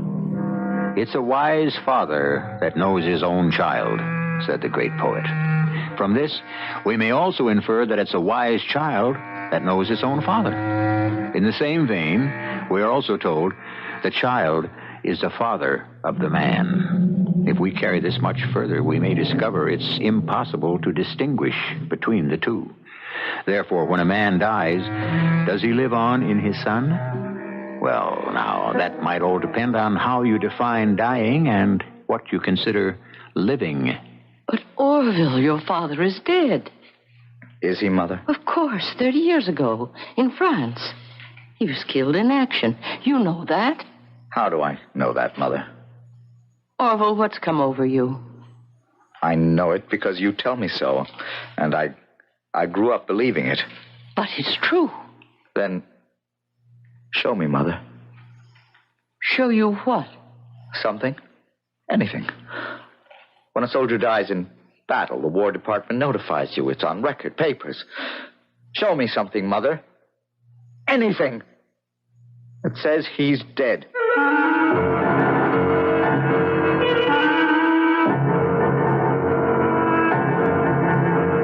Our mystery drama, Strike Force, was written especially for the Mystery Theater by Sam Dan and stars Michael Wager. It is sponsored in part by Certainteed Fiberglass Attic Insulation and Buick Motor Division. I'll be back shortly with Act One.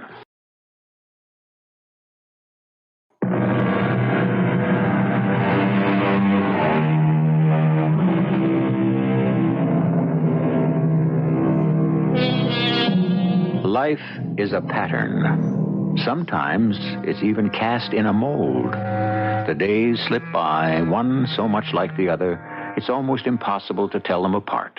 And after a while, why bother? We like our routine, the well-worn grooves that guide our journey through life. The Watsons are entertaining the Sandersons at dinner, predictably. This is Wednesday night. The Watsons are Andrea and Bob. The Sandersons are Orville and Alice. Andrea Watson is Dr. Orville Sanderson's mother. Bob is Orville's stepfather. Alice is Orville's wife. Have you got all that? All right. Dinner goes quietly, happily. These people know each other, like each other, even love each other. I know nobody should, but will anyone have more dessert? Where did you get that silver serving spoon, Andrea? Oh, do you like it, Alice, dear? Bob, you think I should get back into the market? This lovely spoon was a wedding gift, Alice. That is, from my first wedding, when I married Orville's father. You're probably wondering why I'm using it tonight. Since you brought it up? Yes. Well, Bob and I have been married, 30 years now. 31, darling.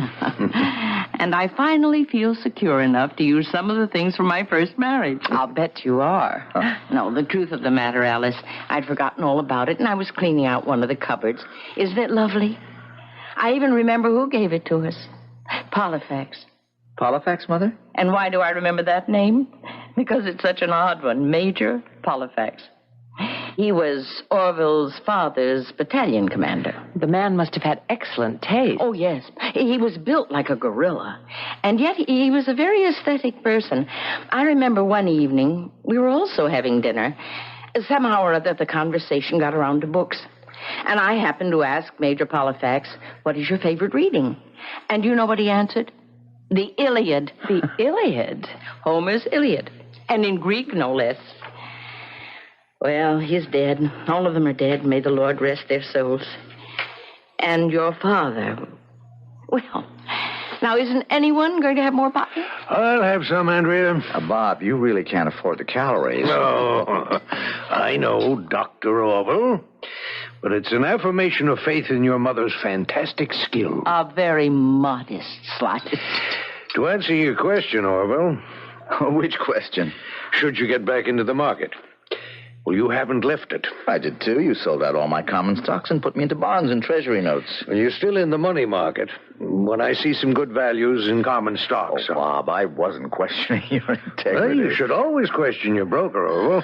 There's the phone. Oh, I'll answer it. Well, not you, Bob. You've done a terrific job for me over the years. Hello? I really don't know where I'd have been without you. Dr. Sanderson? Oh, yes. He's here. Just a moment. Orville. I hope that's not important. Hello? I see. All right, about an hour. Darling, I've got to make a call tonight. Oh, I didn't think you doctors made house calls anymore. I've got to stop at the morgue. Ooh, how gruesome. Now, Alice, death is a fact of life. Yet hardly a suitable topic for a dinner table. Is he also this way at home, Alice? You get used to him, Mother. Why do you have to stop off at the... The morgue. Well, you know, I agreed to work for the coroner's office and duty calls. But in the midst of dinner? Oh, dinner's about over. We're going to leave soon anyhow. I'll get your coats, Orville. You said something very nice to Bob just before, Orville. Did I, Mother? Yes. When you told him he'd done a terrific job for you, and you don't know where you'd have been without him. Well, it's true. Bob's always been so self-conscious of the fact that he hasn't been your real father, and he's tried so hard to make up for it. Well, when you get down to it, he has been my real father. Who else did I have? Orville Sanderson Sr. was a man of glamour, lived an adventurous life, and he died a hero's death. I think the real heroes in this world are the Bob Watsons, who plod along and do their job. We ought to tell him that more often. Alice, I'll drop you at the house, and then go to the morgue.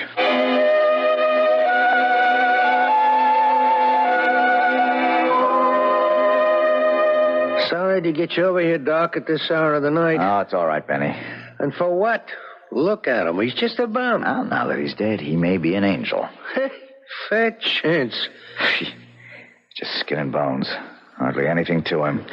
Yeah, the reason they want to have an autopsy is because it's a homicide. Yeah, I can see what appears to be a nasty blow on the head. Yeah, that must have done him in. Him and another bum is having an argument. Over what? Over who knows? What do bums argue about? Some rat got booze, more than likely. We know who he is? Yeah, he's a bum. Let me see if I can find any identifying marks. Oh, he's got himself a beaut. What's that? Well, look, it's the greatest tattoo mark I've ever seen. Here, raise up his arm. Look on the inside. It's just above the elbow, you see? Oh. It's a rattlesnake, all coiled up to strike. And there's a bolt of lightning on either side of him, and it says, Hey, Doc. Doc, what's the matter? Hey, Doc, you all right? What?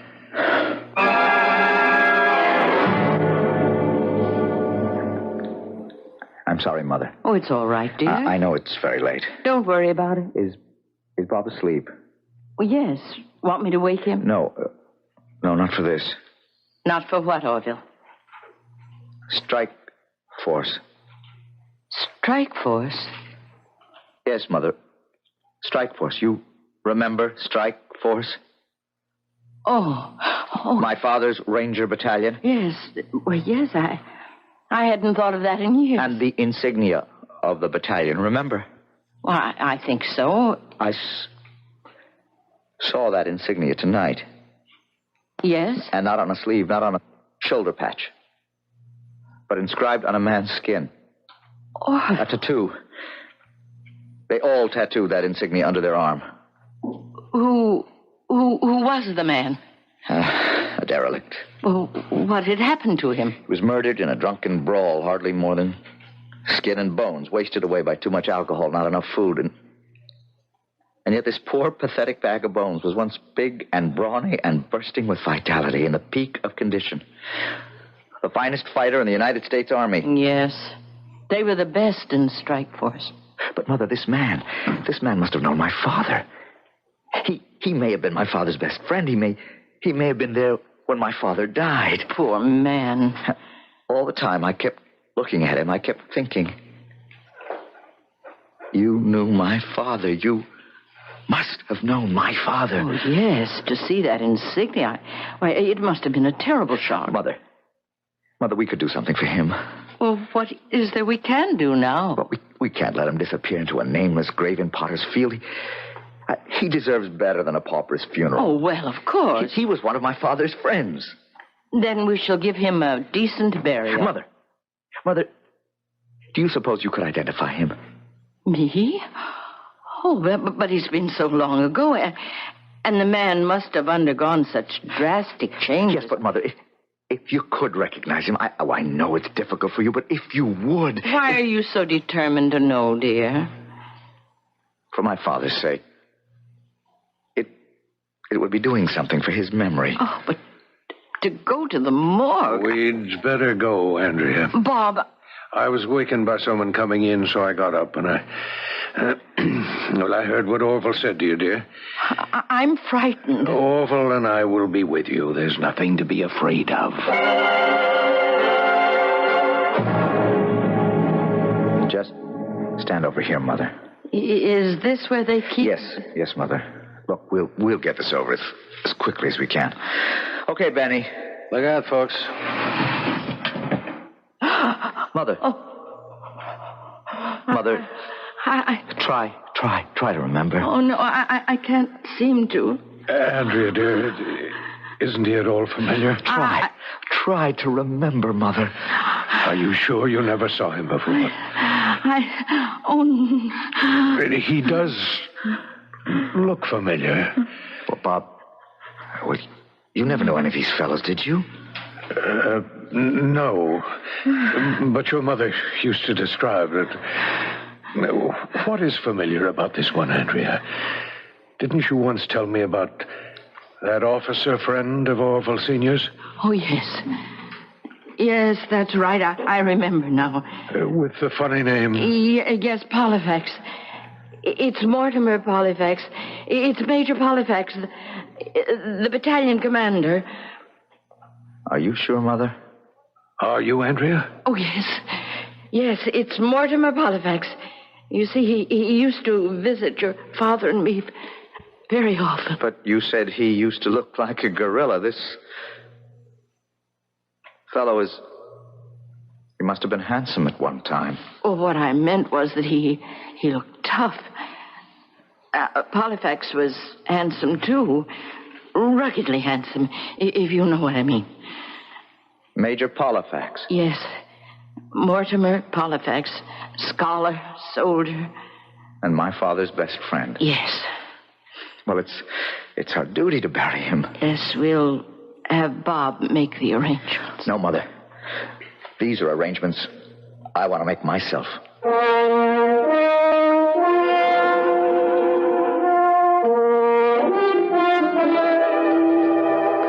Orville, it's 4:00 in the morning. I know, Alice. Are you still looking at those pictures? My father in uniform. And here's his friend, Major Polyfax. I suppose the Major changed after all these years. Oh, drastically. He was unlucky. He should have died in glory. Instead, he lived in degradation for all these years. A bum. If another doctor had been on call, nobody would have ever known. But we'll give him a meaningful service, a decent coffin, a respectable grave. He was my father's brother. We'll give him a hero's burial. Of course.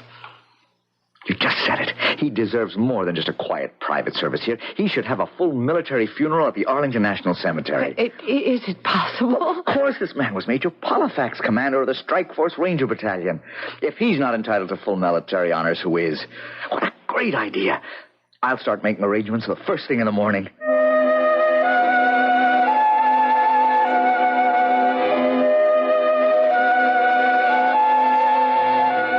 Why did you insist on my going to the morgue? You had no choice. I certainly did. I could have refused. Well, he wanted you to go. Had you turned him down, the question would have haunted him for the rest of his life. What question?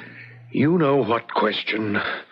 He needed to be told that the man lying on the slab in the morgue was not his own father. But why did you get me to say it was Polyfax? Because it had to be somebody. It couldn't be allowed to remain a mystery. The book had to be closed and put away forever. And we've done that. But, Bob, We'll have a quiet, dignified private service, and that'll be the end of it. Yes. Yes, that'll be the end of it. Oh, Bob, I was terrified. Yes, I was too. The face.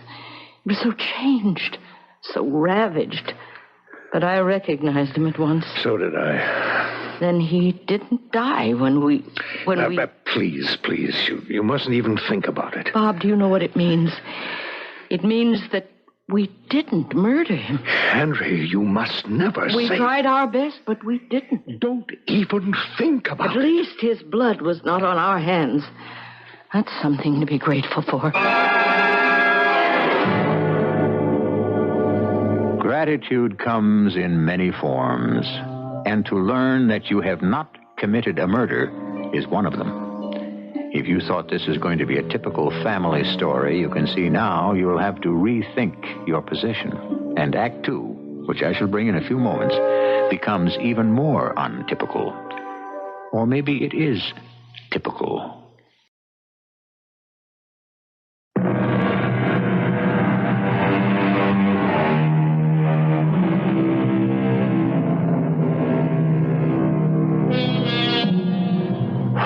Fathom 5, thy father lies. Of his bones are coral made. Those are pearls that were his eyes. Nothing of him that doth fade, but doth suffer a sea change into something rich and strange. We're talking today about dead fathers who were war heroes once, long ago, and about some history that is being rewritten and some identities that are about to be counterfeited. Oh, hello, Mother. Good morning, Orville. Andrea, you're here early. Well, have you forgotten, Alice? We're to play tennis this morning. Oh, that's right. And isn't this late for you, Orville? Aren't you due at the hospital for rounds or whatever? Orville has canceled his appointment for the day. Oh, really? Yep, I'm flying out of Washington, Mother. What's happening there? Well, I have to make arrangements for the funeral. The funeral? Whose? Major Polifax. But aren't we having a private little service here? Nope, that's been changed. Why, I don't understand. This is going to be the full works, full military honors. But why? Well, that's what Polifax would have wanted. He was a professional soldier, and that's what he's going to get. Oh, but how can... I don't know, but I'm going there to find out. Orville... Mother, I'll miss the plane. You better hurry, too, Andrea. We have the tennis court at 9 sharp. But I should be back by early evening. Darling, is it important? I have this very special client coming in for lunch. He's going to Washington to arrange for an official funeral. Oh. Well, maybe. Maybe what? I don't know. Pop, he's going to find out. He's going to find out. No, he won't. He won't find out anything. Are you sure? Yes, I'm sure. I'm reasonably sure.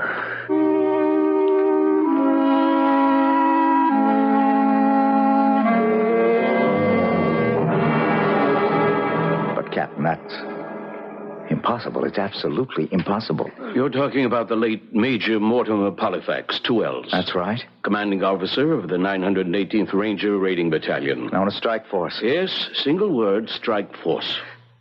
Look, Captain Carey, I think... Well, I know we've absolutely identified the man. I know he's entitled to a military funeral. Yes, that's true, but he's already had it. Had what? His military funeral. When? Where? How?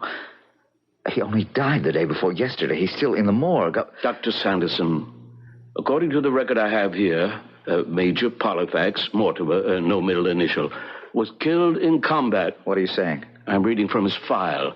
He was killed in action in a town called Seltz in Alsace-Lorraine on December 27th, 1944. That's impossible. These are the facts. He's been positively identified.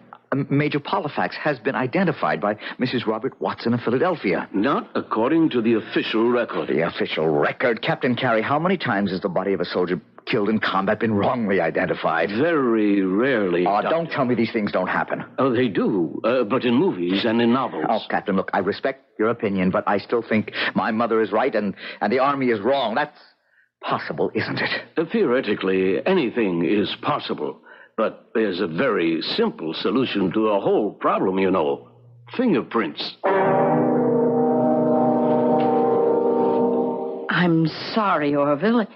He did resemble the Major. No, Mother. He wasn't the Major. That's been established. And I wasn't too surprised. Oh? Because from the moment I laid eyes on that man's body, I had a stranger sensation. I had the feeling he was my father. Your father? You looked at him. You thought he was this Major Polifex. Why? Well, from what I remembered of the Major from so many years ago, there was a slight resemblance. But didn't he look anything at all like my father? Your father? No. No. Then why do I have this feeling? Why? Well, we'll soon find out if he is or not. How can he be your father? Your father died in France. He died in the Ardennes forest. There could have been a mistake. Oh, no. No, not about things like that. That's what this captain said down in Washington. But they're willing to check out the fingerprints. I thought they already did. Yes, against those of Major Polifex. Now they have to find out if they match my father's. You know, I'll tell you something, Mother. I'm sure they will.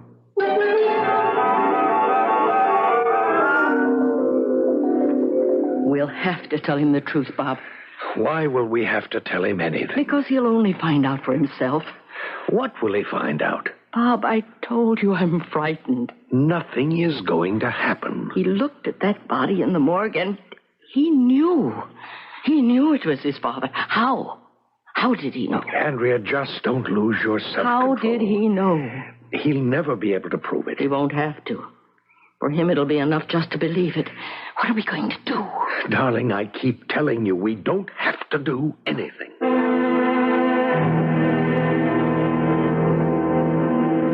Orville, you have to get some rest. I will. As soon as this identification thing is straightened out. It can't be your father. Then, Alice, why do I feel so sure? I don't know. I wish I didn't feel this way, but I can't help it. I keep going to the morgue.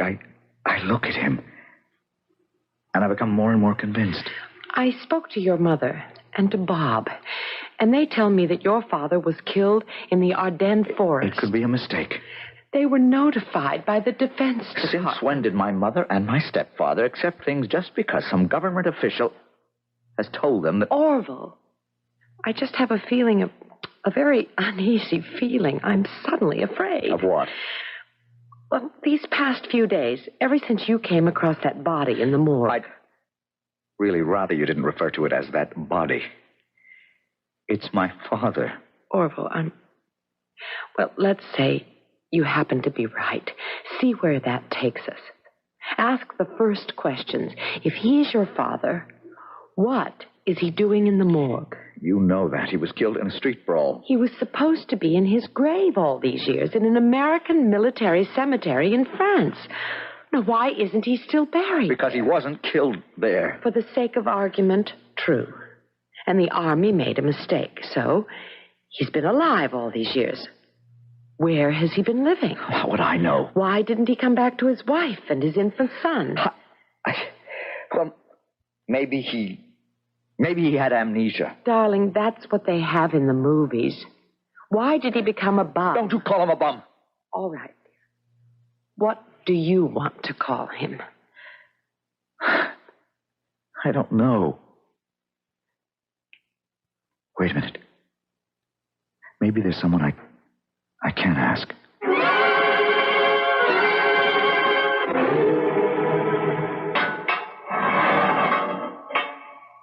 You feeling all right? Are you treating you okay in here? Who are you? I'm a doctor. Asked me to look at you. Listen, Doc, it's a bum rap. I didn't kill that guy. You didn't? It's a bum rap. Did you know him? Know who? The man you are supposed to have killed. Doc, I'm thirsty. I ain't had a drink in so many... Look, try to clear your head and think. What was the name of the man? The man they say you killed. His name? His name. Yeah, what was his name? Hey, Doc, do you suppose you'd give me a drink? Oh, look. He had a tattoo on his arm. Would that help you remember? Tattoo with a snake. Yeah, that was what the fight was about. The snakes, them snakes on his arms. I could see the snakes starting to come after me. What are you talking about? He has this tattoo on his arm, and it had this big snake on it.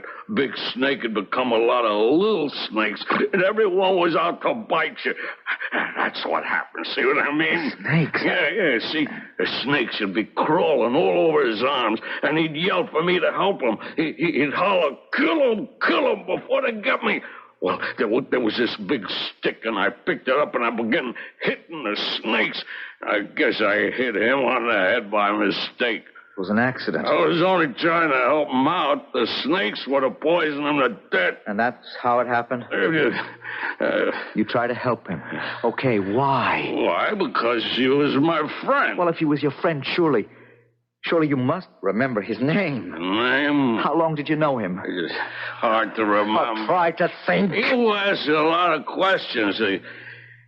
Yeah, you asked questions very well. I was good at asking questions once. Oh, yes, I could ask what the best... What was his name? You're a doctor. Take my advice. Keep away from the booze. I was a member of the bar. That's funny. You should have heard me cross-examine. That's why we were such good friends. Who? Great friends with whom? Old Snake Arm. I used to practice with him. He didn't mind. You see, I may come back one day, and I had to sharpen my forensic skill. What was his name? I would say to him, Sandy, take the stand. Sandy, why did you call him Sandy? Because his name was Alexander. Alexander? No, it was Orville. If his name was Orville, why did you call him Sandy? Well, it's very simple. I call him Sandy because his name was Sanderson. That's right. His name was Orville Sanderson, Sr.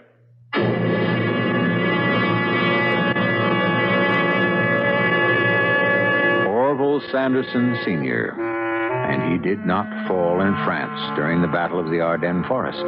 He came back to America alive, and the Defense Department made a mistake. Or did they? Our story has taken a new turn, but bear in mind the direction has been set by a half-mad alcoholic. I shall return shortly with Act 3.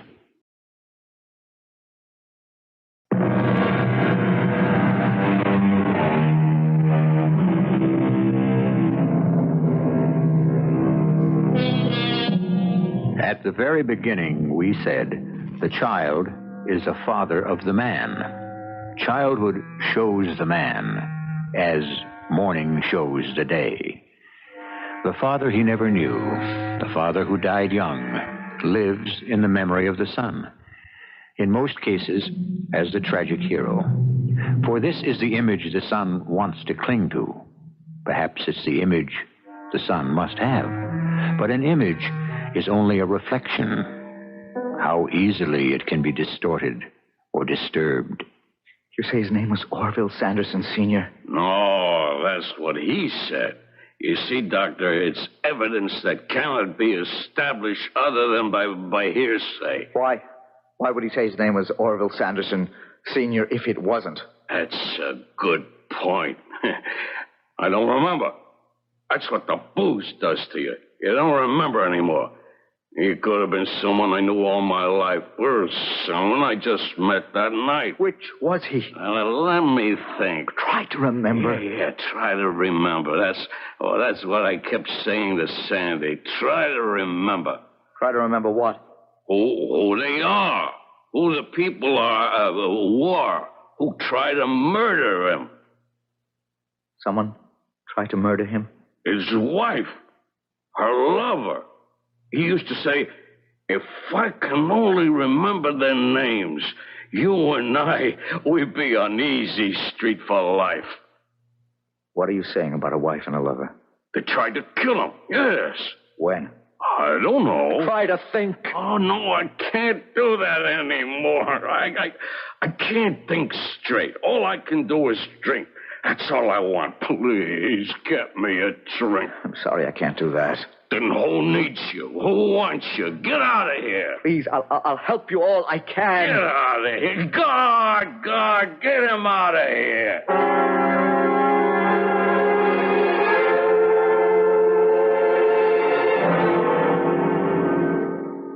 What am I going to do? About what? My father. I don't understand, darling. This man, this derelict, he identified my father. Oh, no, that's hardly a reliable... He knew my father's name. According to the Defense Department, your father died in France more than 30 years ago. My father, you don't know what he meant to me. But you never knew him. I knew him. I'd look at his picture all those years I was growing up, secretly, because I didn't want to make Bob feel badly. You never told me this. I was such a puny kid. When I'd get pushed around, Bob would say, "You'll excel in other things." But I'd look at his picture, and my father would say, "Get in there, kid, and fight." And I did. And after a while, I understand, all my life, whenever things were rough, I remember there were courses in medical school I didn't see I'd ever pass, and I'd look at my father's picture and... Orville, I can't believe what you're trying to tell me. I can't believe that your mother and Bob tried to murder, actually believe they murdered your father? How would he know about it? Who? This Jerry. Jerry who? Oh, he can't remember his last name. But he can remember a crazy story. It isn't a crazy story. That's right. It isn't. Well, then you admit it's true. No, I admit it isn't crazy. It's one of the oldest and best stories in the world. Oh, what are you talking about? The Iliad. The Iliad by Homer. Now, what does that have to do with this? It's the story that you're telling me now. Listen, the Trojan War, Agamemnon, king of Athens, commander of the Greek forces. Oh, come on, I know that story. You're actually living it. Agamemnon's wife, Clytemnestra, had a lover, Aegisthus. When Agamemnon came home alive, they murdered him. Oh, Alice, that has nothing to do with... The son Orestes, the son of Agamemnon and Clytemnestra, avenged his father and murdered his mother and her lover. Now, isn't that what you're building toward? Alice. You can now believe that Andrea and Bob murdered or wanted to murder... Or thought they murdered my father. But how can you say that? At the morgue. Didn't you see the look of shock on my mother's face? Don't you tell me they didn't recognize my father. We don't know it's your father. But just because some alcohol... We are going to find out. The Defense Department will match the fingerprints. And then we'll know. What will we know? We will know officially what I know to be true now. That my father didn't die in France, that he came back, and that they lied to me. And what will you do? What Orestes did? I want the truth. What will you do with it? Darling, this could all be in your mind. The Iliad. Listen, I remember it was only 2 nights ago we were having dinner with your mother and Bob, and the mention of Major Polyphax's name came up. And somehow the Iliad got into the conversation. Oh, yes, I remember. It was the Major's favorite reading. And all that somehow started something. You're saying that it's all in my mind? Yes. And when you hear from the Defense Department, they'll tell you that this man was not your father, and that will be the end of it, and you will be thoroughly ashamed of yourself.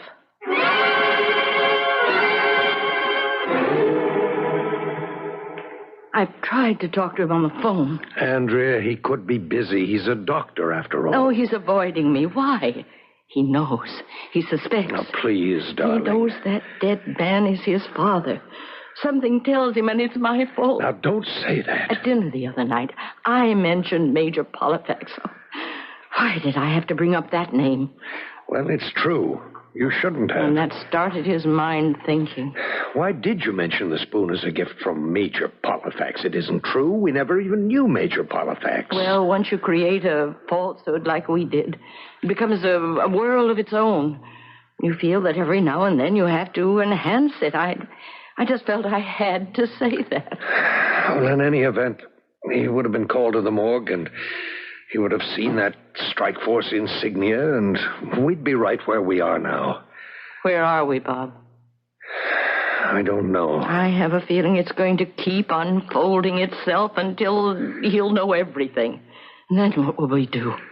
Then we'll have to tell him the truth. That we wanted to kill his father? We didn't want to kill him, but we had to. As it turns out, we didn't do it. But he'll never believe us. No one will ever believe us. And I'll lose my son. I'll lose him forever.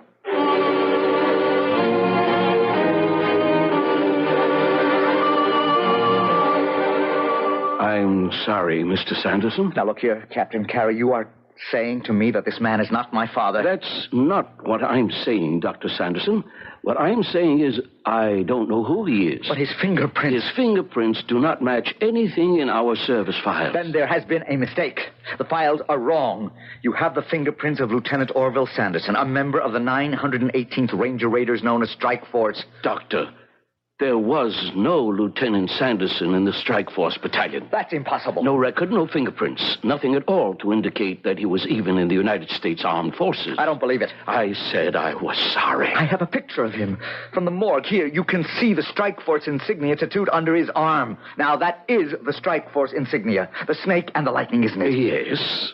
Well, doesn't that prove that... All it proves is that this man, whoever he is or was, had the insignia tattooed under his arm.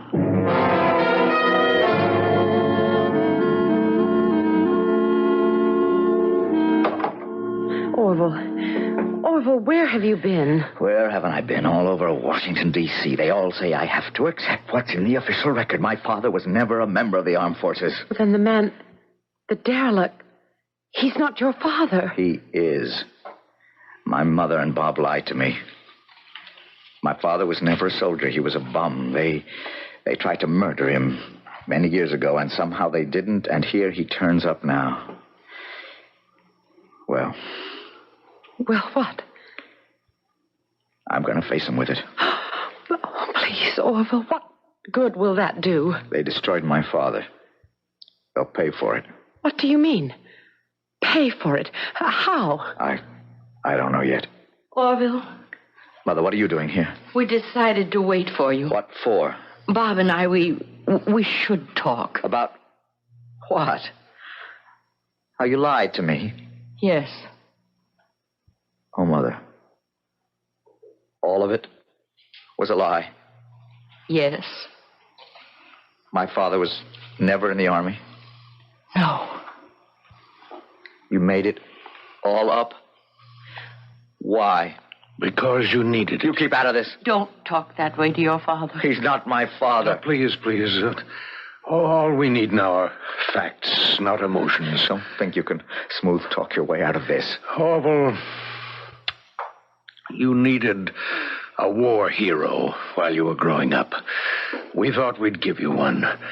Someone glamorous, exciting, not some old nose to the grindstone stick in the mud like me. Don't talk that way, Bob. So, we read a magazine article about the Strike Force Rangers. They sounded like the most exciting troops in the world. So we decided to make your father one of them. And we used the name of the real Major Polifax to make it sound more authentic. And didn't you think I'd learn the truth one day? No, we didn't. And if you hadn't gone to the morgue that night, you still wouldn't know. He was my father, wasn't he? Yes. We recognized him immediately. If he wasn't in Strike Force, how did he get that tattoo? Why did you try to kill him? Well, I won't tell you. Of course not. I'll tell you. You had an affair with my mother. He found out you had to kill him. That's the truth, isn't it? Oh, No, Andrea, please. Let him believe that if he wants to. Orville is dead and can't defend himself. But he tried to destroy us while he was alive. He won't succeed now that he's dead. Your father was a thief. That's a lie. Andrea. It is. You've been checking fingerprints and looking up old records, but at the wrong place. Go downtown to the Hall of Justice. Andrea, don't. Look up Orville Sanderson, confidence operator. flim-flam artist. You know why he tattooed that insignia on his arm?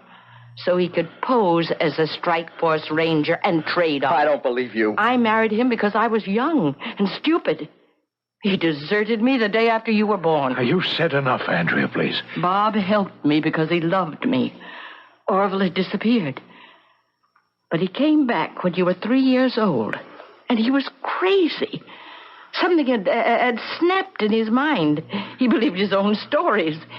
He believed he had been in the war, and he accused me of betraying him with Bob. It wasn't his fault. He was mentally disturbed. And he had a gun. He forced Bob and me into a car. He drove us up to the mountains. He said he was going to kill us, and... I tried to get the gun away. There was an accident. We drove off the side of a hill. We had scratches, Andrea and I. But we thought he was dead.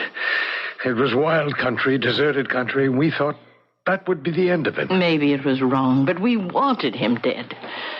Because as long as he was alive, we'd never have a moment's peace. Evidently, he didn't die.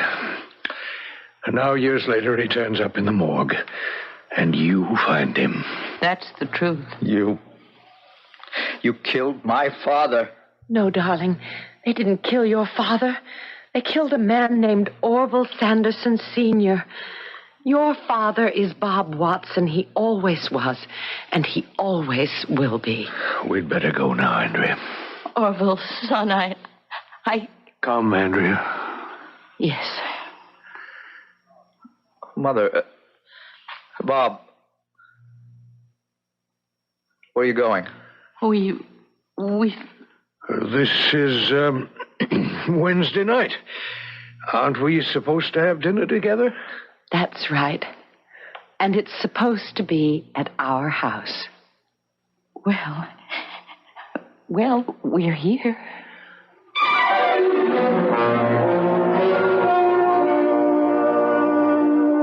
It's Wednesday night, which means that the Watsons and the Sandersons are having dinner together.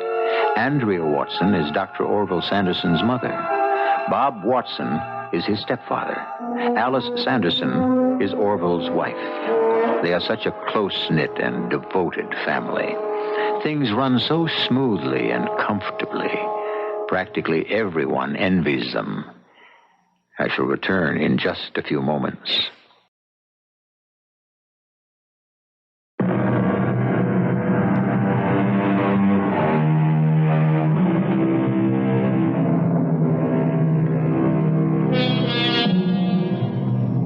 Was really Orville's father? Orville Sanderson Sr., who gave him his body, or Bob Watson, who gave him his mind? Both men have a very strong claim on Orville Sanderson Jr., and for a long time, Orville acknowledged both.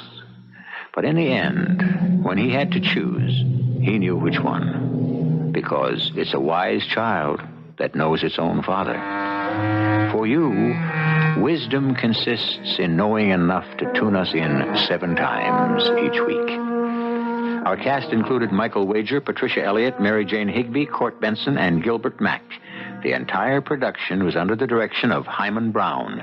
Radio Mystery Theater was sponsored in part by Anheuser-Busch Incorporated, Brewers of Budweiser, and True Value Hardware Stores. This is E.G. Marshall inviting you to return to our Mystery Theater for another adventure in the macabre. Until next time, pleasant dreams.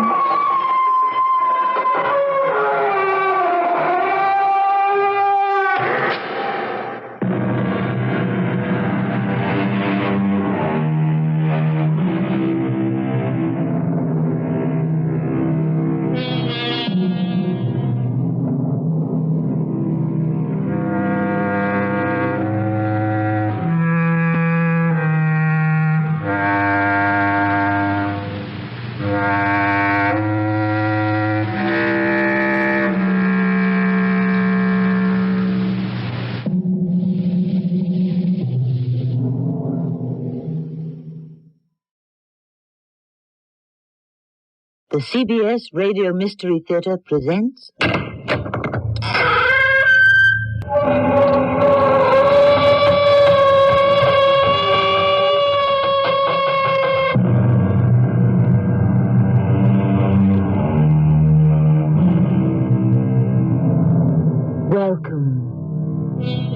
Come in. I'm Tammy Grimes. What a pity. But, for the time being at least, the possession of a house is beyond the reach of most of us. For a house is a symbol of our heart's deepest desire, a place all ours, a place to tend, to fuss over, a place to attach ourselves to, a place to cherish, and always a place to come back to, a place to feel warm and welcome and even loved. Why, then, is our story called The Forbidden House? This is our house. I was just passing by. Are you from around here? No. Well, where are you from? No special place. You don't have a home? I have a home. Where is it? I'm looking for it. Oh, you're lost, huh? Yes. Lost.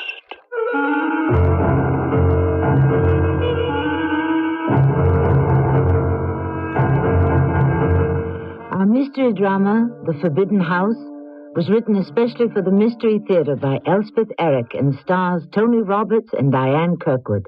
I'll be back shortly with Act One.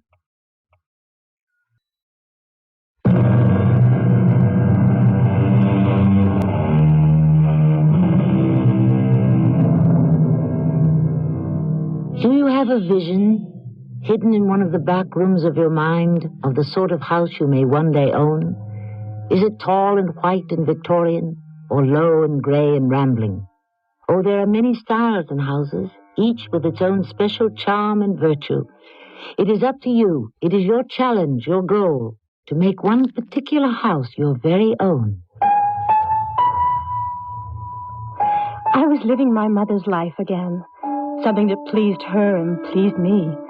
Just 21 years ago, she married a local boy, my father. And 20 years ago, she found out she was pregnant with me. She'd gone to Dr. Cotton, the only gynecologist in Cooper's Plains.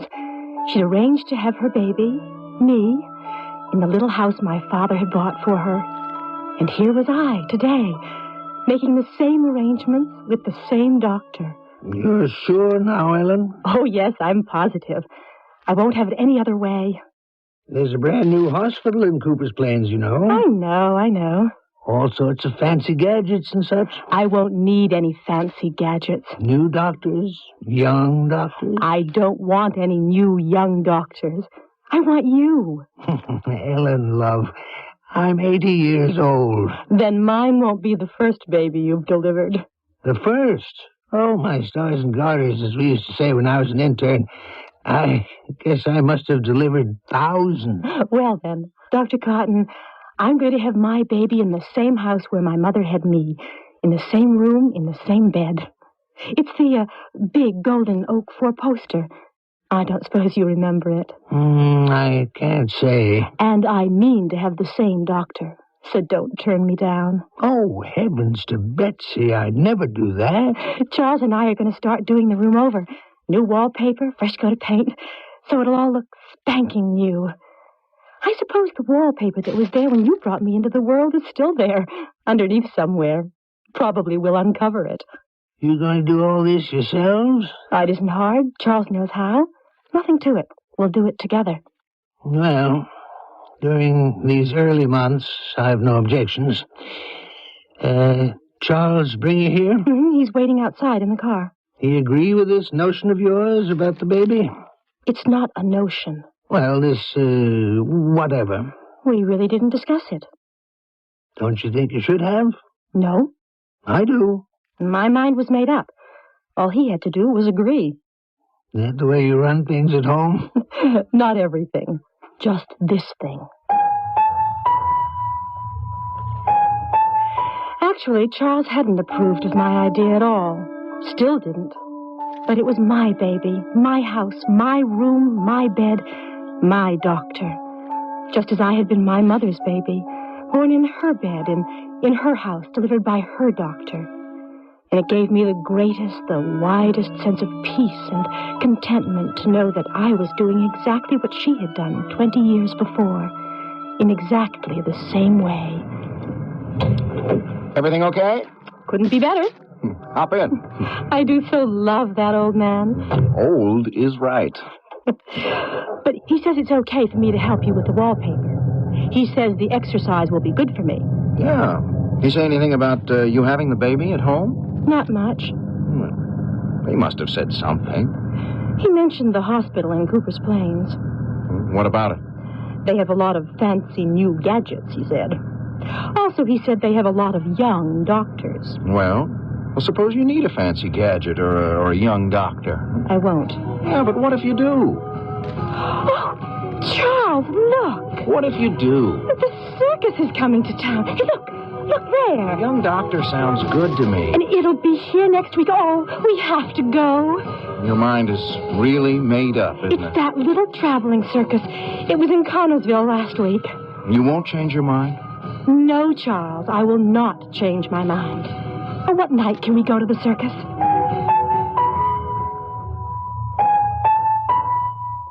Charles more or less sulked all the way home.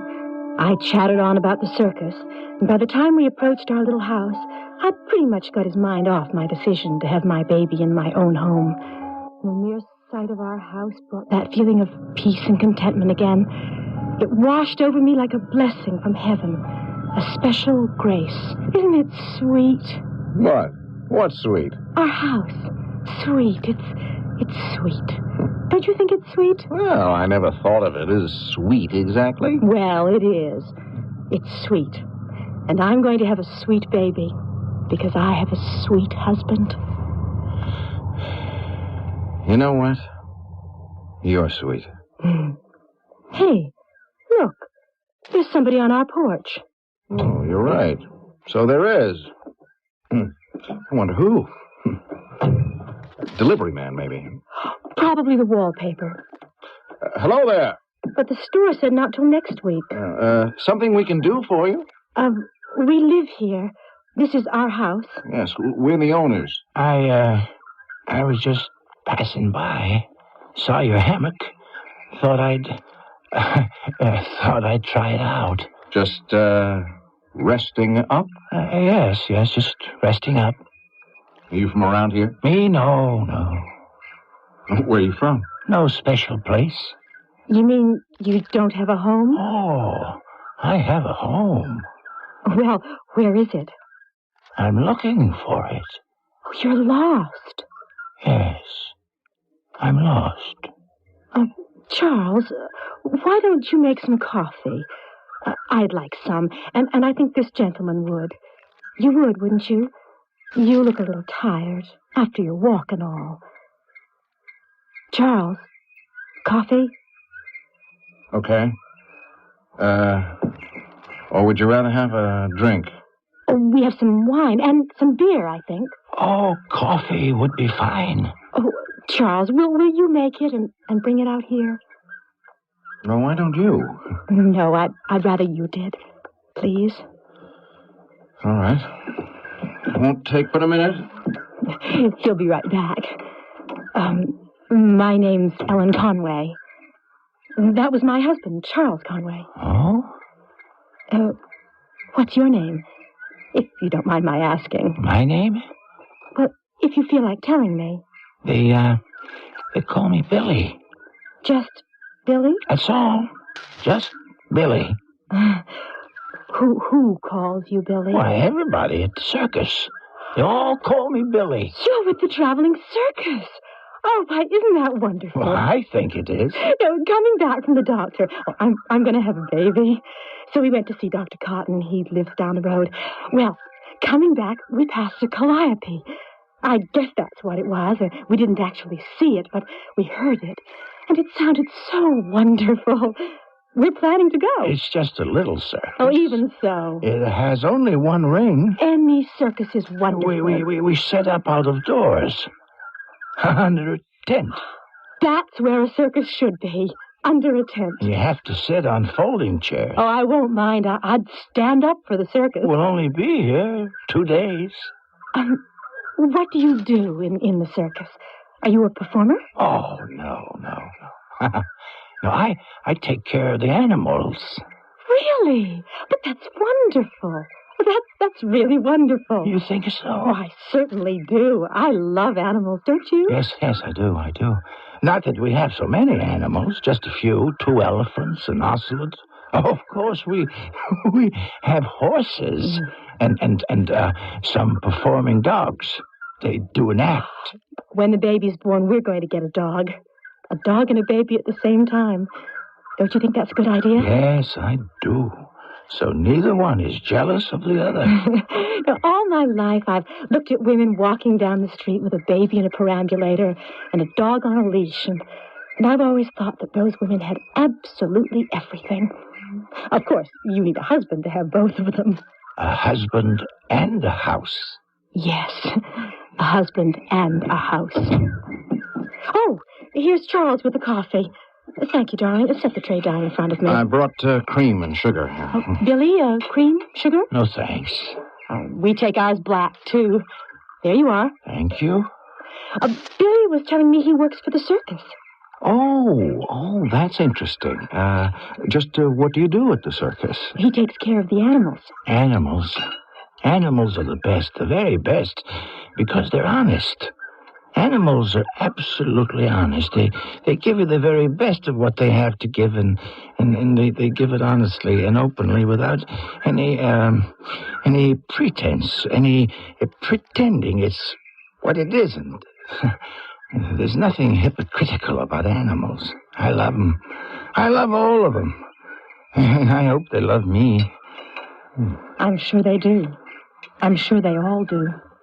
Yes, certainly. I guess I'd better get back to them. Well, if you think you should. Yes, I should. Thank you.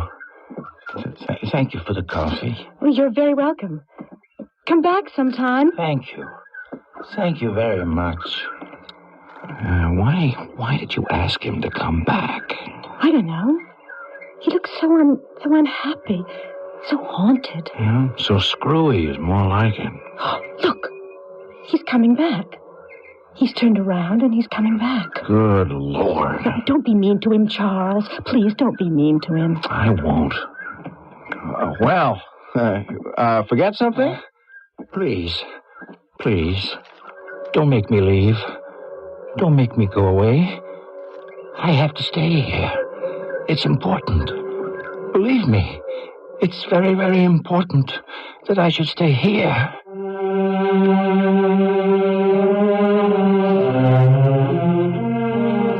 In some countries, it is the very last gesture of acceptance and a degree of familiarity to invite an outsider into one's house. A gesture made only with reluctance and a degree of lingering suspicion. Here we tend to be more casual with our invitations, more free and easy. Or are we simply more careless? We'll return shortly with Act 2 of The Forbidden House.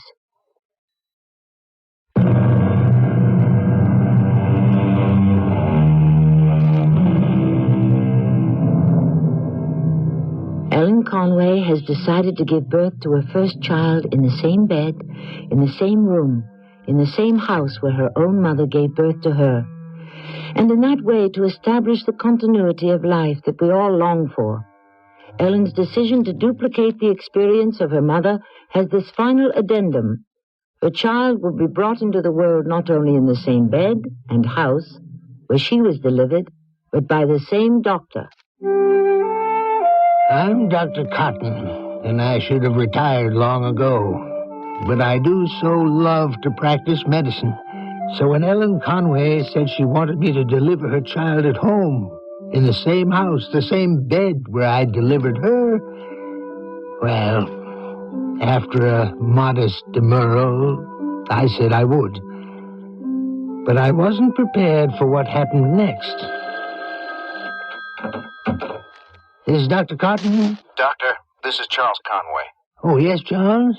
Could I drive over to see you, Dr. Cotton? Why, yes, certainly. Anything wrong?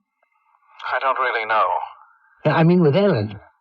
Well, Ellen's all right, I think. Well, she was here only a week ago. Well, that was a week ago. Well, what's changed? Any symptoms? No, it's nothing like that. Will you be bringing Ellen with you? No.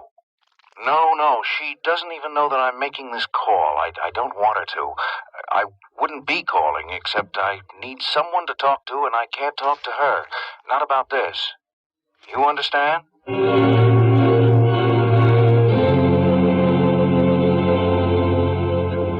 Drink this, Charles, and tell me what's bothering you. Well, when you saw Ellen 2 weeks ago, I think it was, I took her home from here, and when we got to the house, there was this man sitting on our front porch. Nice-looking guy, about 50 years old, thereabouts. He'd been out for a walk, got a little tired, and simply walked up our front steps and sat down in our hammock. She told him her name and asked him his, and he said, they call me Billy. Billy what? Just Billy. People at the circus call him Billy, he told Ellen.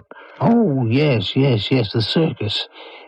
It was in town for a couple of days. Yeah, it's playing all the small towns on the circuit. That's the trouble. You said trouble? He won't leave us alone. He keeps coming back. All because Ellen let him into the house that first time. Charles, you've got me all confused. That very first time, when he stood at the foot of the front steps, looking so darn pathetic, Ellen asked him inside. First mistake. Well, he stood there looking around like a kid who's seen Santa Claus. He kept saying, wonderful, wonderful place. He sort of breathed the words. We asked him to stay for dinner. Mistake number 2. He hardly ate anything, just looked from Ellen to me and back again as though we'd done something so marvelous he couldn't even talk about it. I thought we'd never get rid of him. Because, you understand, he doesn't have much in the way of conversation. He could be feeble-minded for all I know. Not quite all there, you know. He could be very shy for all you know. Well, maybe. Thing is, he keeps showing up. Stands outside, looking pathetic until somebody lets him in. Sounds like a stray dog. That is what he's like. Some lost, abandoned, stray dog that nobody wants. But the man hasn't done you any harm, has he? No, but... No real harm?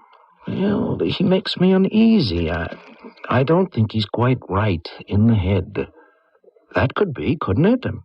He's strange. Prospective fathers are commonly more apprehensive than their wives, who, after all, are going to do all the work. Prospective mothers, on the other hand, are invested with a placidity that is wondrous to behold, as though they've been blessed, as indeed they have. But more than blessed, endowed with a mystical insight that lets them divine arcane truths that their husbands can only guess at. Ellen had this look of inner knowledge when she came to my office to be checked over.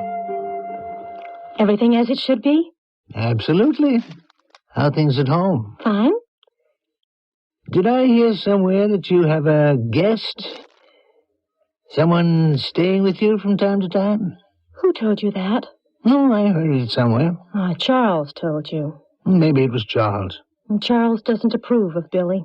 Billy makes him uneasy, I think. Well, he doesn't make me uneasy. Charles seems to think Billy... is that his name? Billy?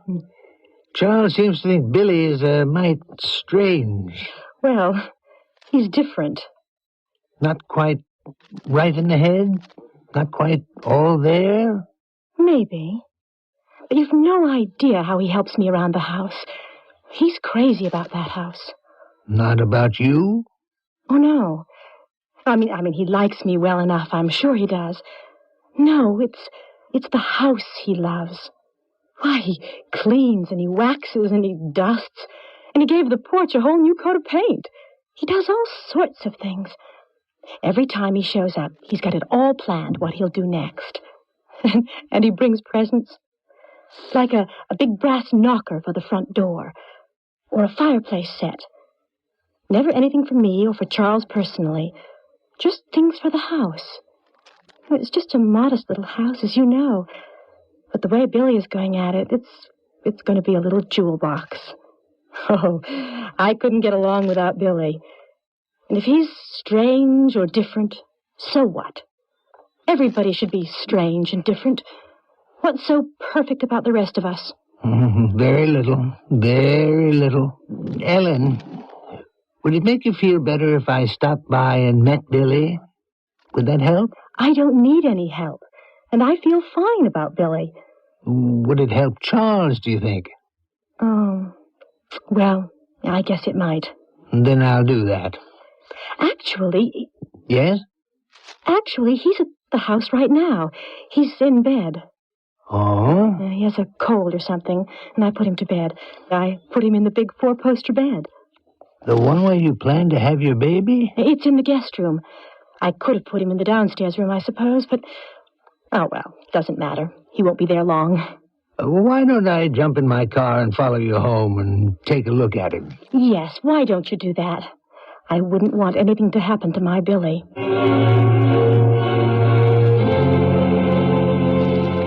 Cotton's my name, Dr. Cotton. Mrs. Conway thought it'd be a good idea if I stopped by and took a look at you. I just have a cold. She shouldn't have... Let me pop this into your mouth, will you?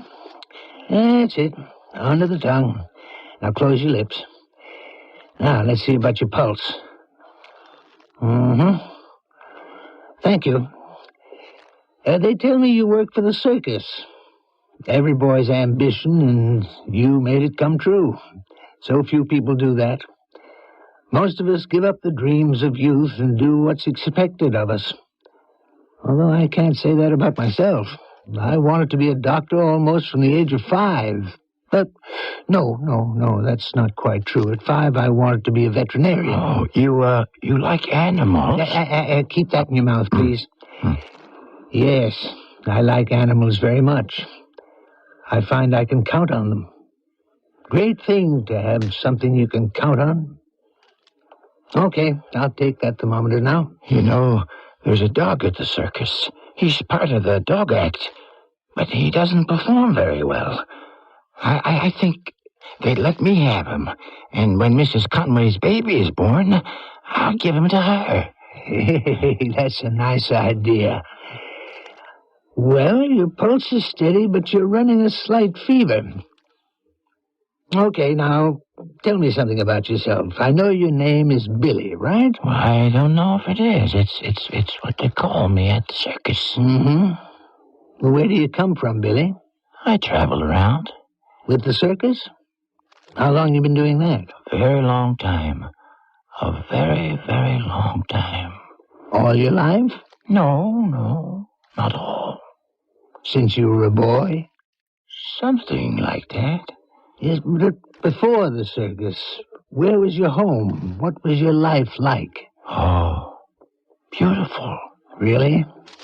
Tell me about it. I lived in a house. With your father and mother? Yes. But you ran away, didn't you? Ran away and joined the circus. Yes, I did that. Why?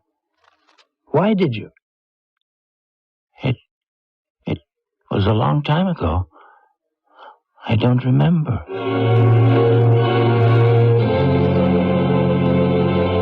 Well, Doctor, how's my Billy? Will he be all right? Just as you said, he's got a cold, slight fever, that's all. What did you think of him? Ellen, I'm 80 years old. I don't know anything about the whatchamacallit, the human psyche. In my day, they didn't teach those things. I can't diagnose those mental things. I'm good for delivering babies, taking care of mothers. But you liked him, didn't you? Sure, I liked him. He seems like a very sweet, very gentle man. Wouldn't hurt a fly. But Charles was... He was right when he said the fellow's strange, different. He's so vague about everything. His name, his parents, where he came from, why he joined the circus. Everything. Wait a minute, wait. There's something called a fugue state. I remember something about that. Yes. A fugue state. What is it? Why, it's a pathological condition. I remember that much. And it's apt to last a good long time. And the person in a fugue state is given to wandering about, rather like a sleepwalker, waiting for someone to waken him, but dreading the moment of his awakening.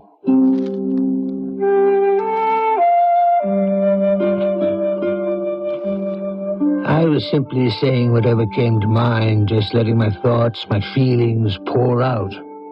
Not like me at all. Could it be that I felt some kinship with this strange, this distinctly different man? That I felt myself to be, as the book of Exodus says, a stranger in a strange land?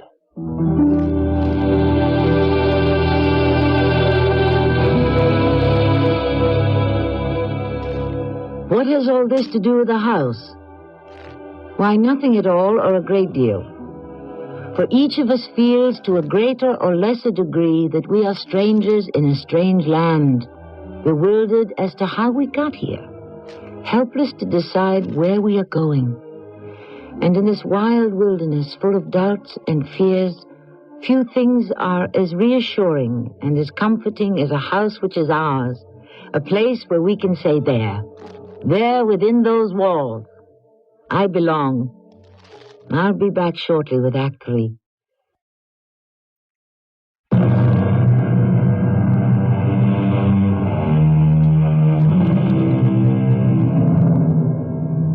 Thus far, we have heard from Ellen Conway, who first invited the stranger into her home, and from Dr. Cotton, who has declared the errant visitor to be in a fugue state, a pathological condition characterized by wandering, one which can last a good long while.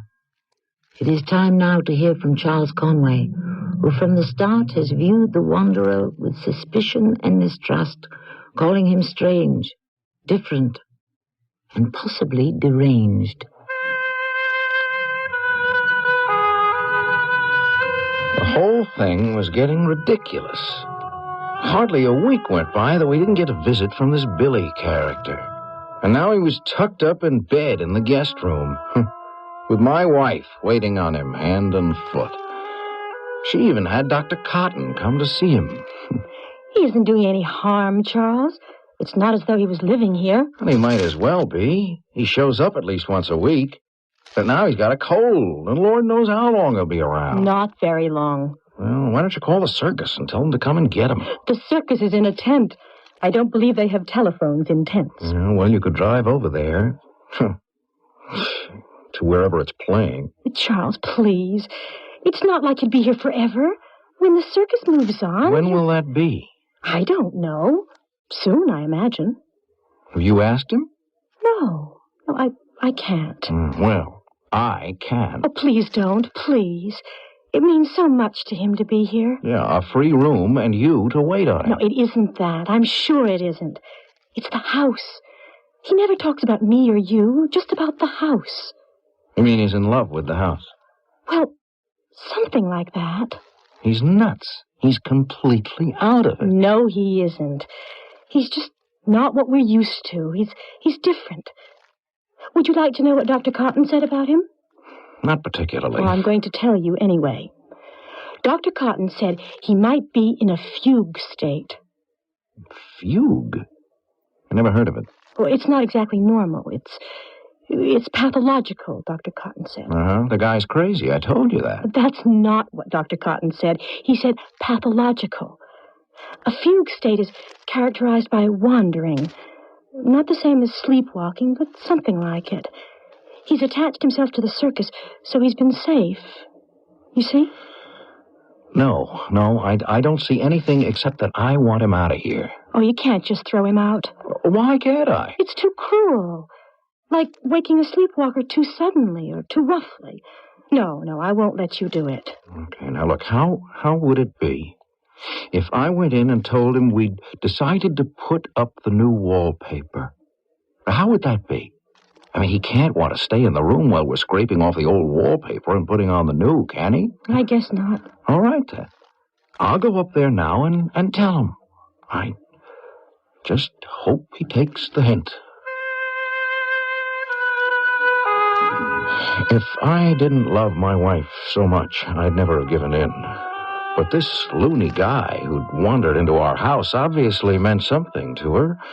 And being pregnant and all, anyway, I pasted a smile on my face and went upstairs to the guest room. Okay to come in? Sure. How are you feeling, Billy? Okay. Did my wife tell you we're going to wallpaper this room? We're going to scrape off the old stuff and put up some new. She told me. You see, my wife is planning to have the baby in this room. She told me. Right in that bed, as a matter of fact. I know. My wife was born in that bed, in this room, 20 years ago. Same doctor. Dr. Cotton. You met him, I believe. Yes, I did. Mm-hmm. Well, we decided that we'd scrape off all the old wallpaper. Lord knows how many layers there are underneath. We thought we'd take it all off and put up some fresh new stuff she bought. You know, paint the woodwork and dress up the room. I don't know how to hang wallpaper. Oh, no. I wasn't hinting around, Billy. I didn't mean you should do it. But I could do the painting. At the circus, I did some of that. No, I didn't mean that either. What I meant was, well, we have the paper downstairs, and if it's all right with you, we ought to be getting at it. It's all right with me. I mean, like, tomorrow. In the morning? It means moving the furniture out, and all. You know what I mean? You want me to help you with that? Well, the first thing in the morning, would you? Why, sure I would. Oh, well, that's very good of you. That's very nice of you. I'll see you in the morning, then. See you in the morning. Oh, but, have you heard from any of your friends at the circus? I mean, do they know you're here? Nobody knows. Except me. I know.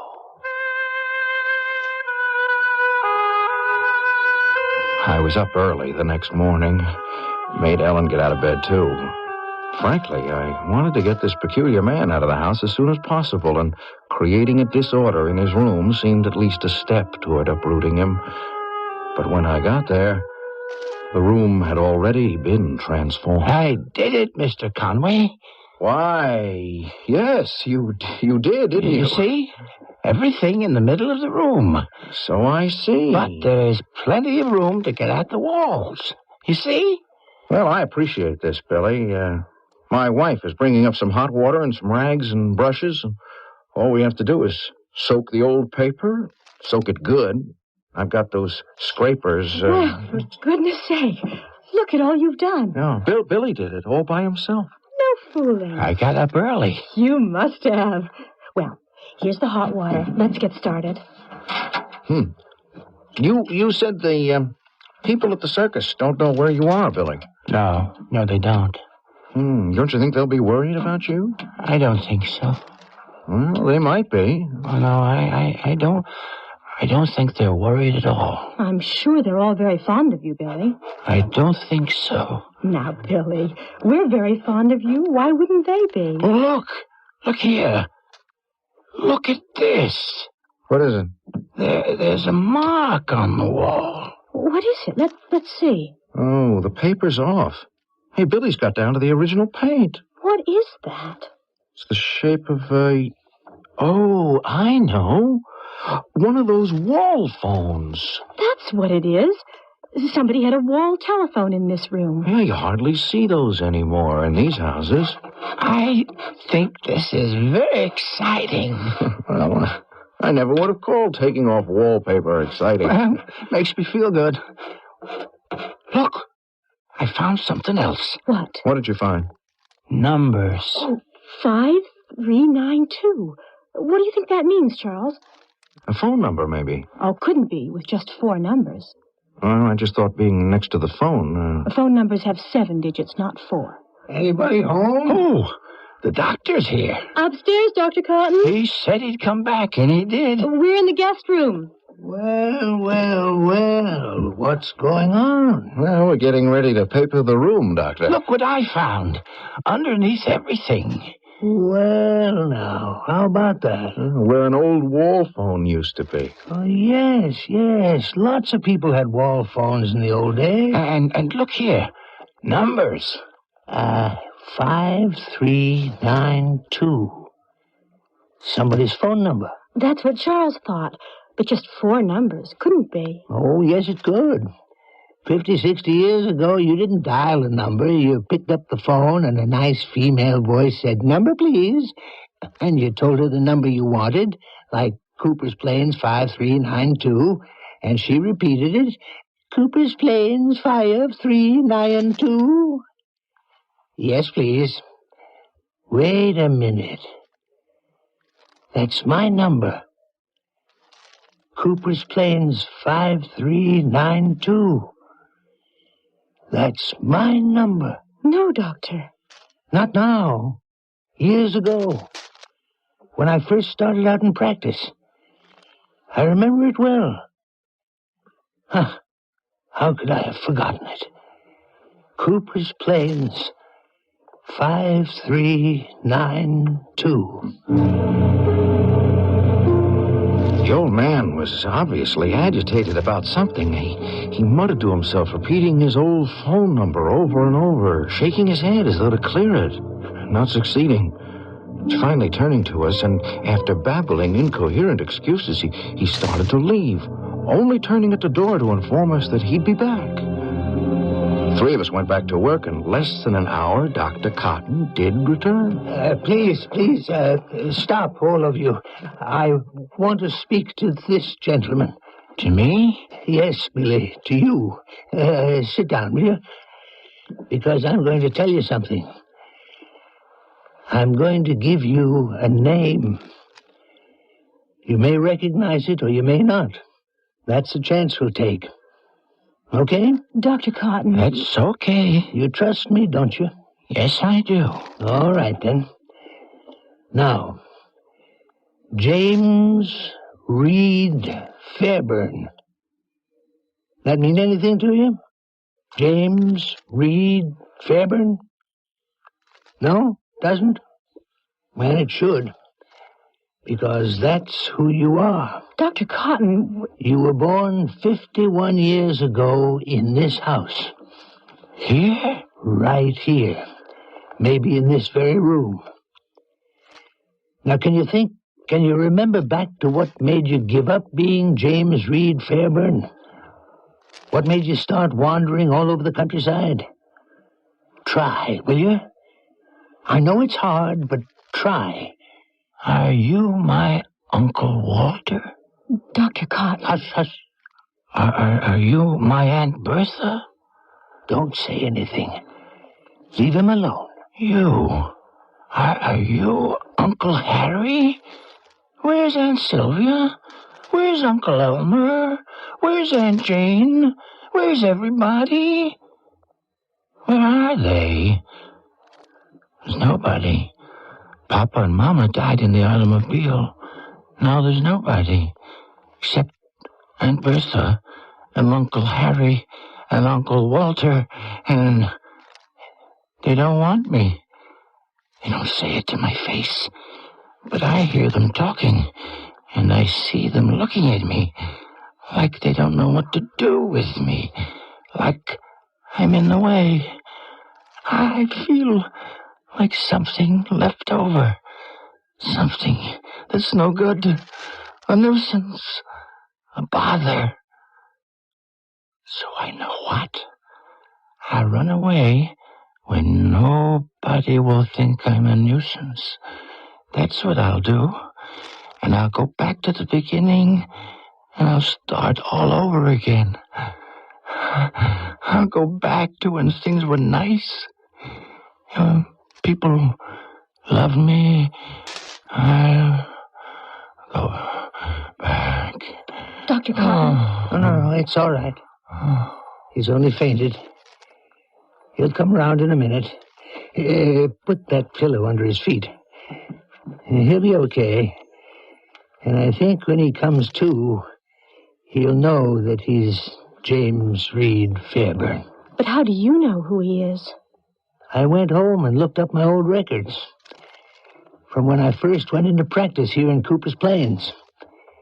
Here in this house, I delivered the first child of my career. It may have been in this very room. He weighed 7 pounds. Mr. and Mrs. Fairburn were proud parents and loved him very much. But what happened?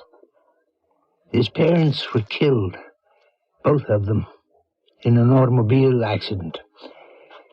He was about 10 years old at the time, and the relatives buzzed around and made a big fuss. But in the end, nobody wanted to give him a home. He must have overheard them talking about it. Maybe he just sensed it. Anyway, he took off. For a while, there was a bit of a stir around town, and then everybody just forgot about him. Do you think all this time he's been looking for his home? Dr. Cotton, he's opening his eyes. So he is. Well, how do you feel? All right? Yes. Yes, I'm all right. Can you tell me your name? We'd like to know. My name is James Reed Fairburn.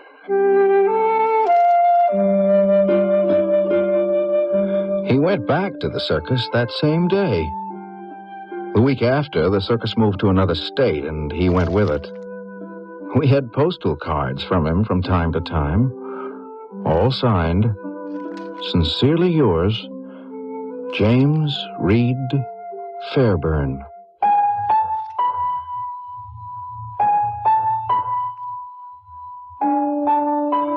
You see, do you not, how important a house can be? How the memory of the first one lingers for years? Perhaps that is because it is not the first dwelling place, but the second. The one that accepted us when we were summarily evicted from our mother's womb. I'll be back shortly.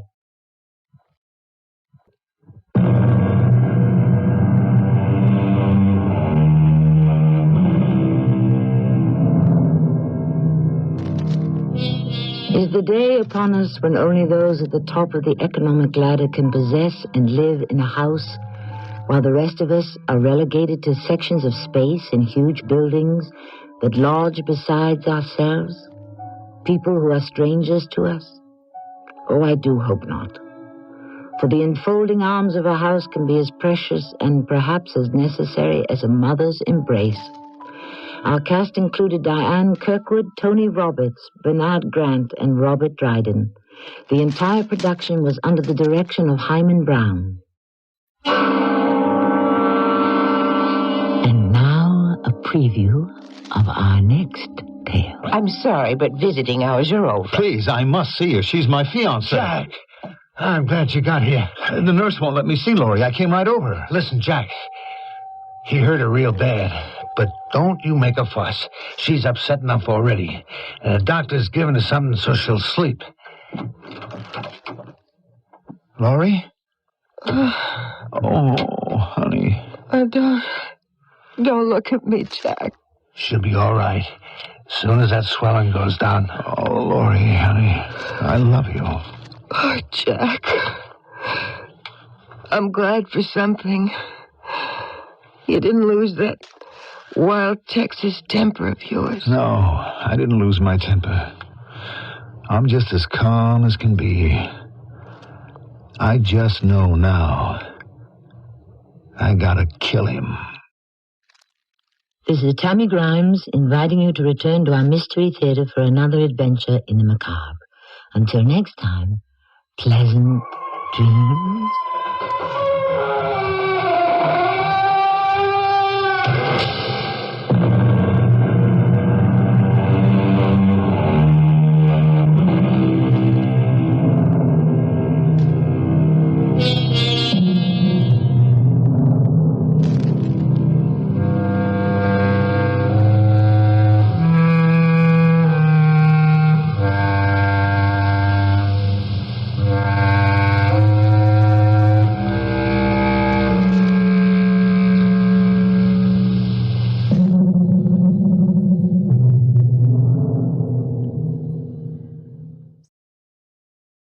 The CBS Radio Mystery Theater presents...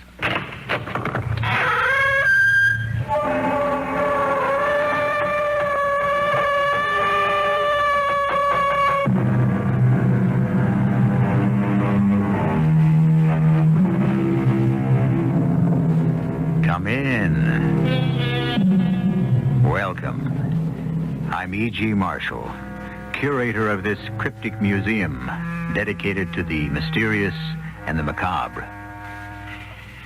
Concealment seems to be the order of the day. We use fabrics, paints, chemicals, and hair to obscure the body, and we employ customs and law to hide the soul. Life, for so many of us, is a series of rituals and ceremonies, all of which are directed toward curbing our natures. Small wonder so few of us ever get to understand our fellow man. So few of us ever get to know ourselves. You? Me? You, Stuart Haskins. You are a killer. Oh, no. Yes. I faint at the sight of blood. Oh, you are a murderer. The very sound of gunshot makes me violently ill. A cold-blooded, ruthless assassin. Ask anybody, they'll tell you. Nothing. No one. No feelings of pity can prevent you from your wholesale slaughter. Oh, I'm ill. Even talking about violent death makes me ill. You are a killer. And I have evidence to prove it.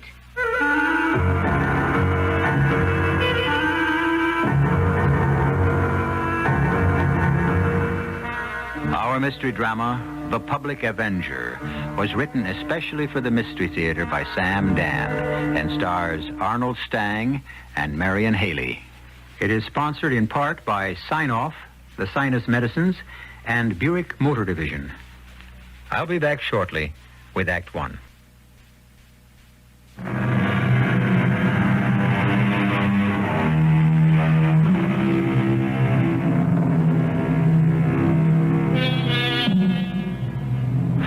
Many a gem of purest ray serene, the dark unfathomed caves of ocean bare. Full many a flower was born to blush unseen and waste its fragrance on the desert air. Few poets ever wrote truer sentiments. How many of us know such gems and flowers? Indeed, so many of us ourselves can be classed as hidden diamonds and wasted blossoms. Well, to business. Our scene is a warehouse.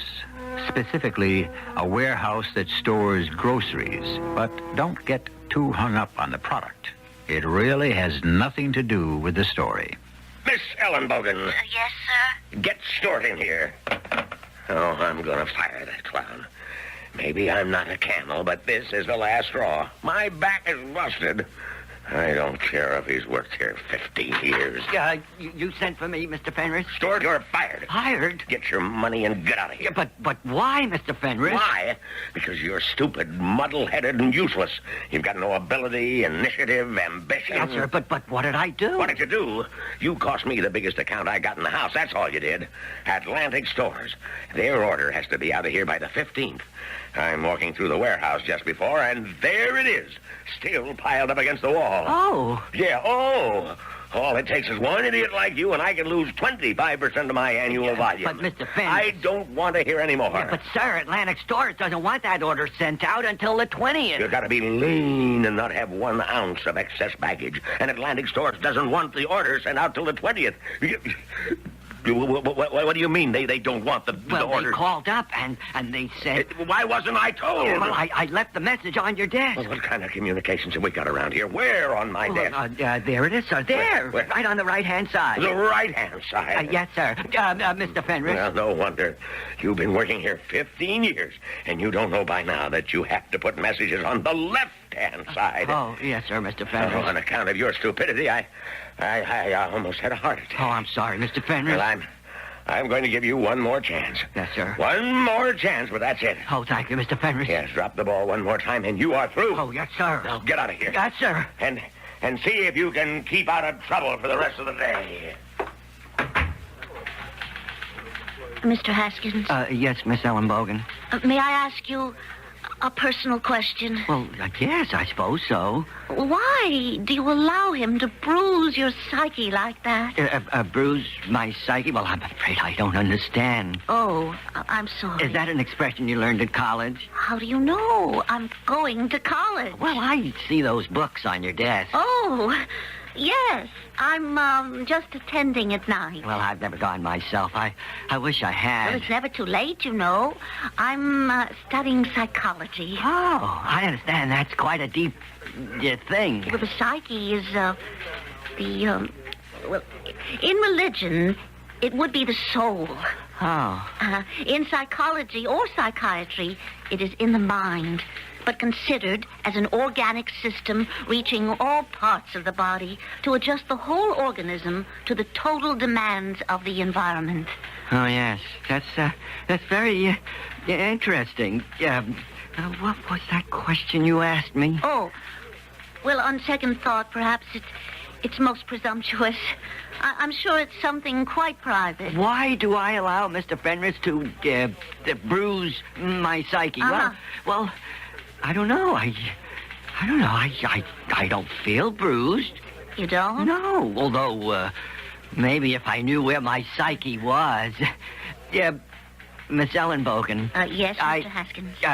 Do you go to night school every night? Oh, no, not every night. Yeah, well, I was wondering if, Yes, Mr. Haskins? No. Oh, my goodness. I have to get that... I have to get that special order out to South Coast Markets. Yeah, I'm late. Yes, Mr. Haskins.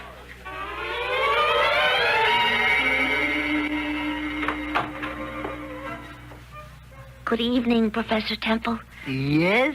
I'm Rose Ellenbogen. Ach, so. Miss Rose Ellenbogen. And you are here for... A conference, Professor Temple. Ach so, conference. We were to discuss my term paper. So? Yes, well, I was thinking of doing a study of a certain person. Yeah, he works in the place where I'm employed.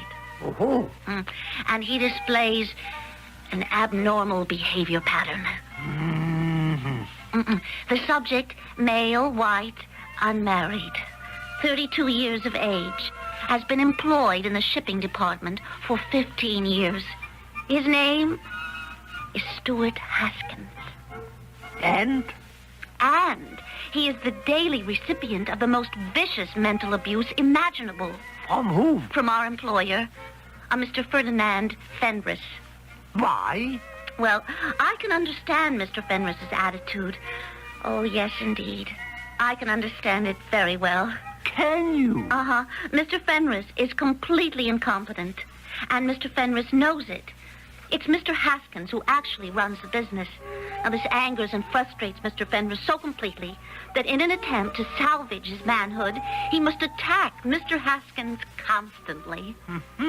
Now, how does Mr. Haskins manage to maintain his sanity? We bring you a late bulletin. The mysterious public avenger has struck again. A public avenger? Gangster Chief Punch Gumbo was gunned down as he was taking tea in the garden of his country estate. Interesting. According to Mr. Gumbo's bodyguards, the killer appeared suddenly, and as he fired bullet after bullet into Mr. Gumbo, he shouted, "The public avenger strikes again." The killer wore a mask and is described as being about 5 feet 9 inches tall. The bodyguards returned the fire, and one of them thinks he may have hit the killer, but the assassin made good his escape. And now we return to Symphony Hall. Oh, I wonder who he is, Professor Temple. Simple. You mean you know? Oh, yes. Who he is? Who is he? Mr. Stuart Haskins. Professor, you're joking. The last time I made a joke, it was with Professor Freud in Vienna in 1936. But, Professor, it's impossible. You never met Stuart Haskins. Oh, what was that joke? Stuart Haskins? The public avenger? I wrote it down. It's someplace in my notes. Stuart Haskins is hemmed in by inhibition. Yeah, I will find the joke another time. But Stuart Haskins feels completely constricted by... Precisely. And so he breaks out. What are you saying, Professor? just as your Mr. Fenris proves his manhood by whipping Mr. Haskins, Mr. Haskins finds his by becoming the public avenger. Oh, impossible. He's so meek and mild. But your Mr. Haskins, he does not know he is the public avenger. Well, how can he not know? Well, he is an amnesiac. Amnesiac? Some people suffer from amnesia because of physical injury, but for the most part, people suffer from amnesia because they need amnesia. Are you saying that Mr. Haskins... Psychogenic amnesia. We forget because we wish to forget. Yes. No. What was that joke I told Dr. Freud? Stuart Haskins, the public avenger. It's incredible. Oh, he couldn't be my Stuart Haskins. He couldn't.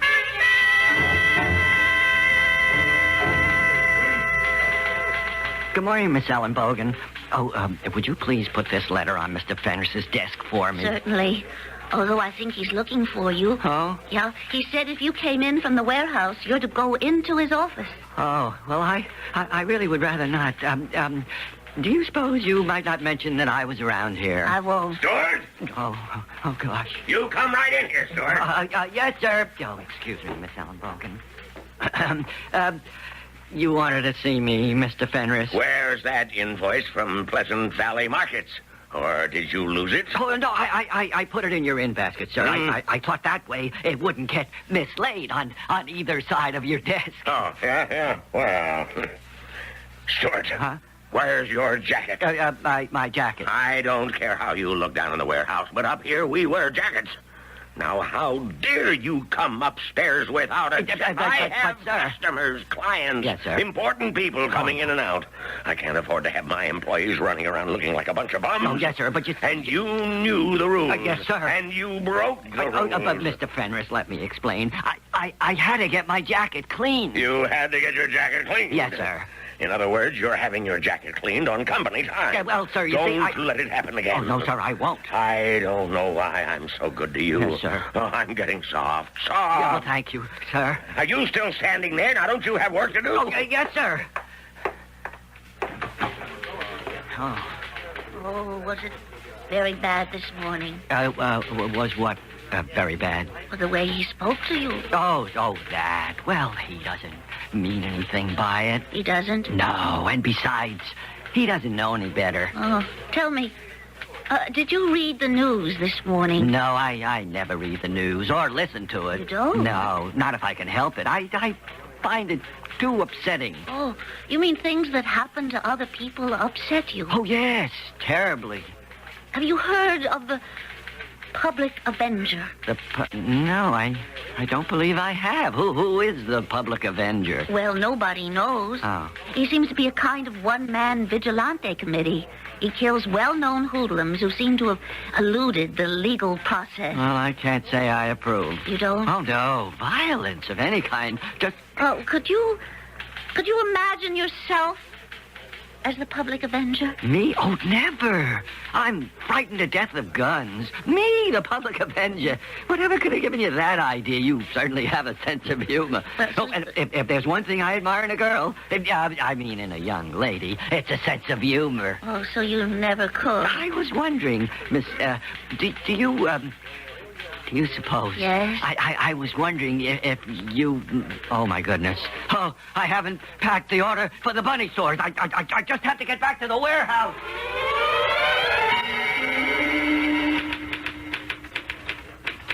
Yes, may I help you? I'm supposed to leave this jacket for Mr. Stuart Haskins at the reception desk. All right.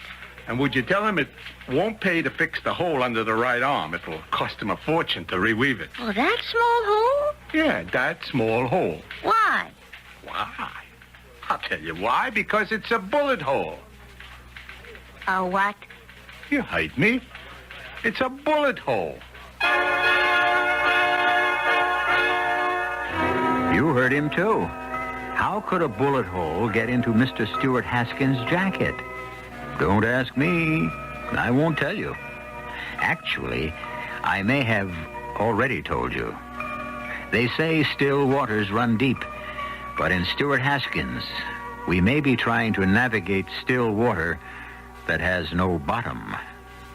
I promise you things will flow fast and furiously when I return in just a few moments with Act Two.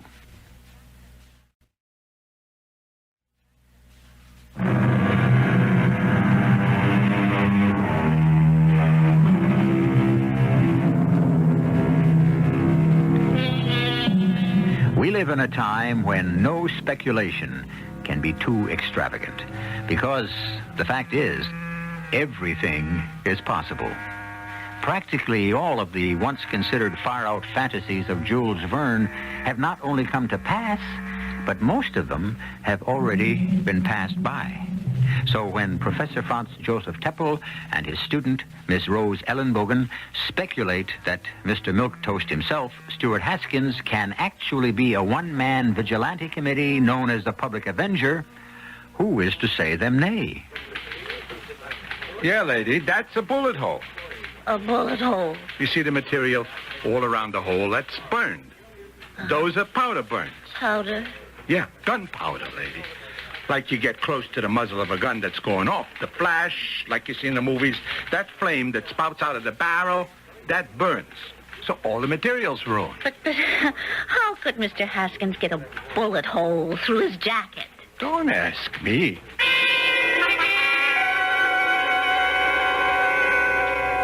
Oh, the man came with my jacket. Well, I'm so glad. Oh, thank you, Miss Ellenbogen. The man said to tell you that they couldn't fix the hole. The hole. The bullet hole. Because all the material around it burned. Oh, yes, I see. May I ask you how you got a bullet hole in your jacket? Oh, my goodness, I don't have the faintest idea. You don't? Oh, no. But how is that possible? I mean, certainly you should remember a thing like a bullet, I would think. I can't even imagine. Well, think. I mean, could you have been near any place where there was shooting, for example? Oh, no, I've never been near any place where there was shooting. Never? Oh, well, I was in the military service. Or did you fire a gun in the service? Oh, well, yes, but I prefer not to think about that. Well, about this bullet hole, how can we account for it? Well, I'm afraid there's only one explanation. What's that? It's not a bullet hole. It isn't? But the man said... Yes, I know. And it does look burned. Well, you see, they may have been pressing it, and somebody carelessly burned this hole. And to cover up, they made up this little story about You it. insist, then, that this here is not a bullet hole? Well, I don't know of any way I could have received it in my coat. Well, what do you intend to do about it? To do about it? Well, nothing, I suppose. It's really a very old jacket, and I'm about ready to discard it anyhow, so why create a tempest in a teapot, as it were? Oh, you're positive that cannot be a bullet hole? No way at all. Oh, Miss Ellenbogen, are you going to school this evening? No. Oh, I was thinking that... Yes? Oh, my goodness. I haven't packed the Chippy Chipmunk canned peaches. Excuse me.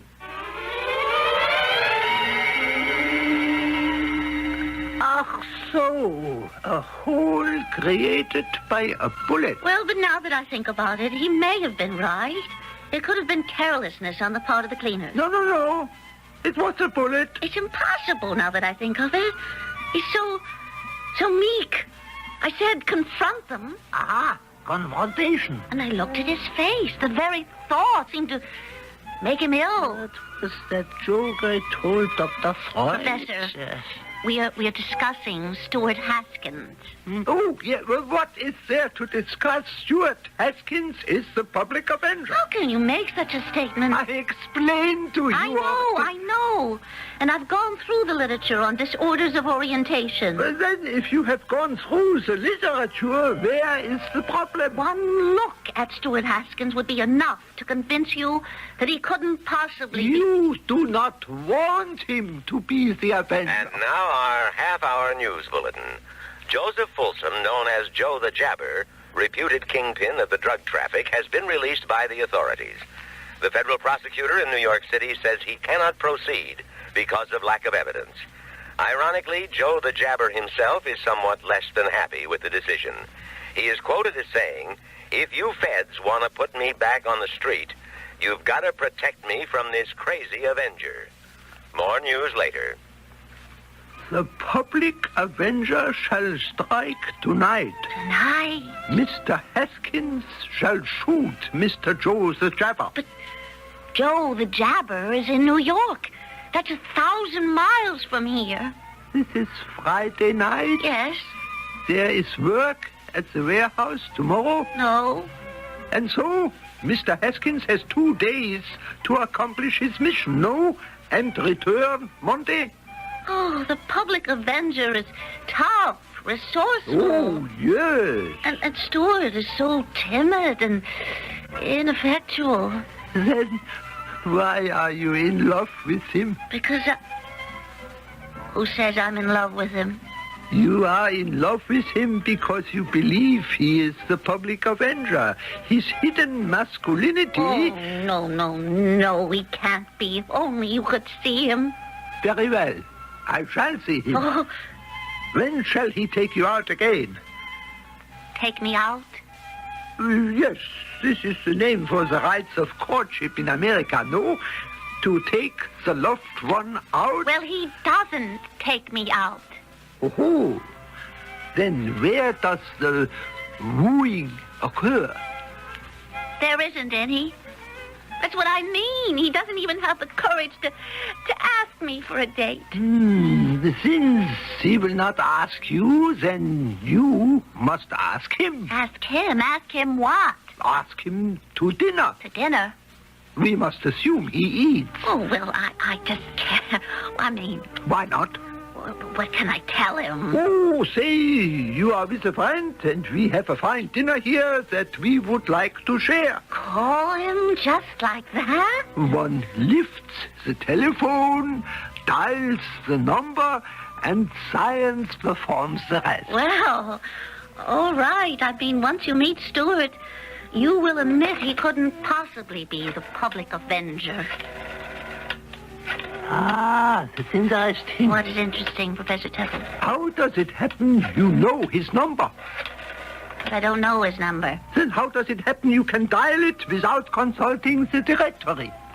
Oh, I don't know. Have you wished to do this before? Have you subconsciously found out the information? Oh, I don't know. So, can you also be an amnesiac? Have you another existence where you telephone Mr. Stuart Haskins? Oh, that's impossible. Then how do you know his number? Professor, there's no answer. Of course not. What do you mean, of course not? How can there be an answer? Mr. Stuart Haskins has already left for New York. Oh, no. Where he will kill Mr. Joe the Jabber. We must stop him. Yes, we must. We should call the New York police. And tell them... No. We can't tell anybody anything. All we'll do is get him killed. Oh, but there must be a way. There is. How? We must make him fight for something, for someone. And therefore, he will not be driven to amnesia for fulfillment. Oh, but how does that help us now? This gangster, this drug traffic kingpin, he's expecting Stuart. He'll surround himself with bodyguards. Stuart will be killed. Mm-hmm. Professor, you're not listening. What? Oh, Miss Ellenbogen, what did you say? I said this gangster will be expecting Stuart. No. You said something else. You said I was not listening. Yeah. Oh, now I remember the joke. Oh. You know, we psychoanalysts, we spend all our time in listening. Please, Professor? And Professor Freud said to me, Doctor, you see so many patients here, so many problems, day and night. You listen to such terrible troubles. Oh, Professor. How do you keep from going off the deep end? And I said, who listens?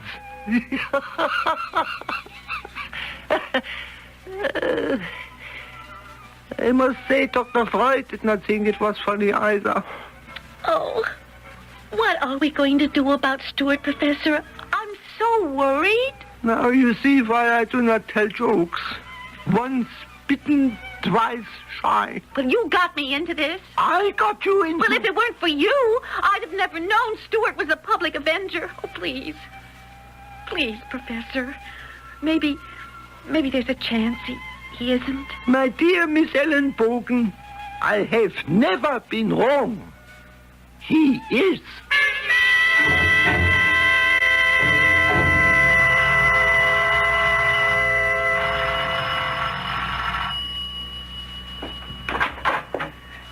You gonna lean on that bell all night, lady? Well, mister, Just call me pal. Okay, pal, I've been trying to get into Mr. Haskins' apartment, but it doesn't look as if he's home. No, it don't. Are you the superintendent? When I get a raise. Meantime, I'm the janitor. Uh-huh. Do you know where he is? No. He's a guy who never goes nowhere. Nowhere? Comes home, cooks himself his supper, listens to music, maybe he'll read, then he hits the sack. Uh-huh. He's always home. Yeah. Except lately. Yes, lately. I mean, the past month, maybe. He goes someplace. Where? I don't know. But he'd get in his car, he'd drive away. He'd be out most of the night. Like, this is Saturday, huh? Okay, last night I see him get in the car, he drove off, and he ain't been back since. Has he, did he seem to be acting in a peculiar way, pal? He always acts in a more or less peculiar way. I mean, I know quiet guys, but him... Hey, look, if you're gonna marry this guy, you better be prepared to do all the talking. He's been gone all this time, and we don't know where? Well, when he gets back, why don't you ask him? Time for your late Sunday evening wrap-up. Well, the big news, as you might expect, was the latest killing by the Public Avenger. Oh, no. All the king's horses and all the king's men couldn't save Joseph Joe the Jabber Folsom from the vengeance of the Public Avenger. Even though Joe the Jabber was heavily guarded, the killer managed to evade the protective cordon, fire his fatal shots, and make good his escape. In just a few moments, we shall have more details for you.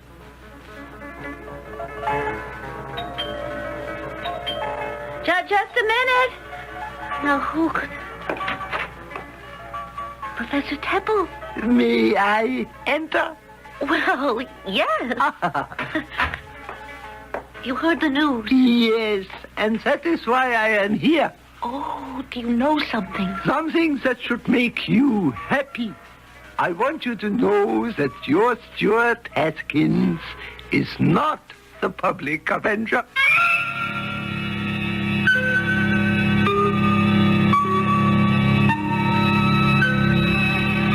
That's a happy announcement for Rose Ellenbogen. But how does Professor Teppel know? Is he the Public Avenger? Well, somebody's the Public Avenger. Somebody's depopulating the underworld.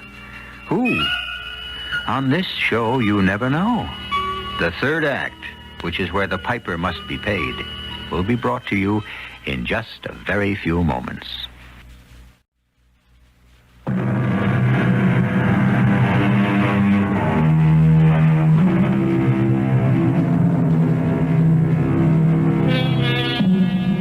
You take a timid soul, subject him to harassment and abuse.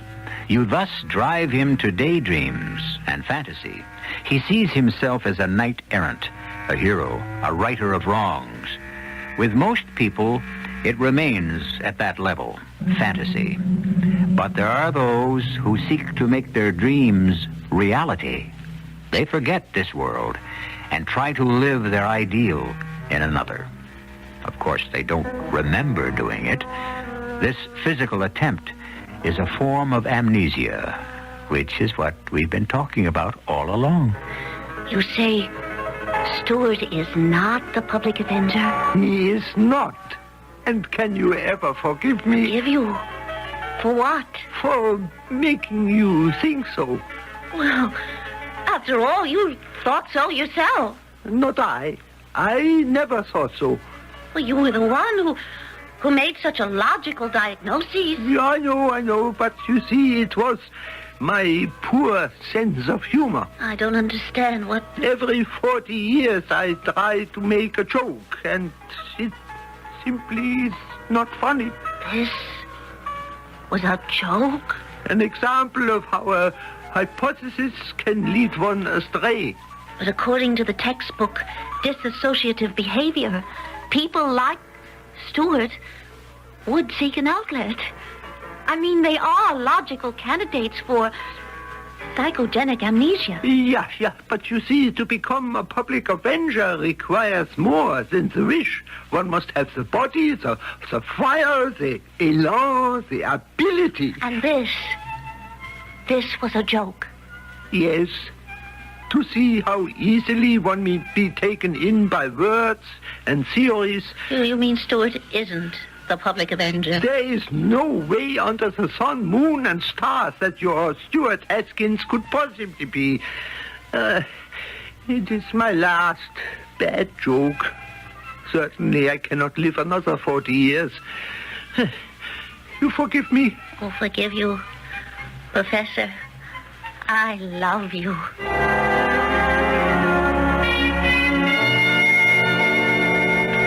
Good morning, Miss Ellen Bogan. Good morning, Mr. Haskins. Yeah, is Mr. Fenris in yet? No. Oh, that's good. I'm late. Well, I better get downstairs. Mr. Haskins. Hmm? Do you have a cigarette? Do I have a cigarette? Oh, sure. Yeah, here. Oh, thank you. Yeah, I'll keep them. Oh, I couldn't. No, go ahead. I decided to give up smoking. Oh, since when? Since just now. Oh. Well, I have to be getting back to... Do you know, I just happened to be in your neighborhood Saturday night. Oh, you were? Yes, I was visiting some friends just down the block, and on my way home I said, well, why don't I just stop and say hello to Mr. Haskins? Yeah, well, why didn't you? I did. You did? Yes. I rang your bell. Oh, but you couldn't have rung my bell. But I did. You didn't, because if you did, I would have heard you. How could you have heard me? You weren't home. Oh, yes, I was. I was home all weekend. Where would I have gone? But I did ring your bell. Are you sure you had the right address, 217 Lauren, apartment 5? Oh, yes, and the superintendent came out, and he said, pal, his name was, you've gotten into your car Friday night and driven off someplace. I was home, Miss Ellen Bogan. Miss Ellen Bogan, is something wrong? What did you say? Oh, all of a sudden, it's as if you, as if something hit you. You're not sick, are you? Look, if Mr. Fenris comes in and asks for me, tell him I wasn't feeling well. Is there anything I can do for you? Just tell Mr. Fenris I'll be back in a while.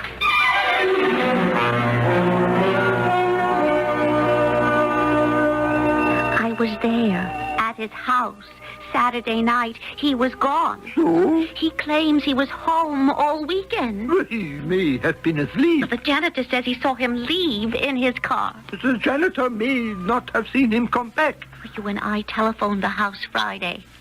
I rang the bell Saturday.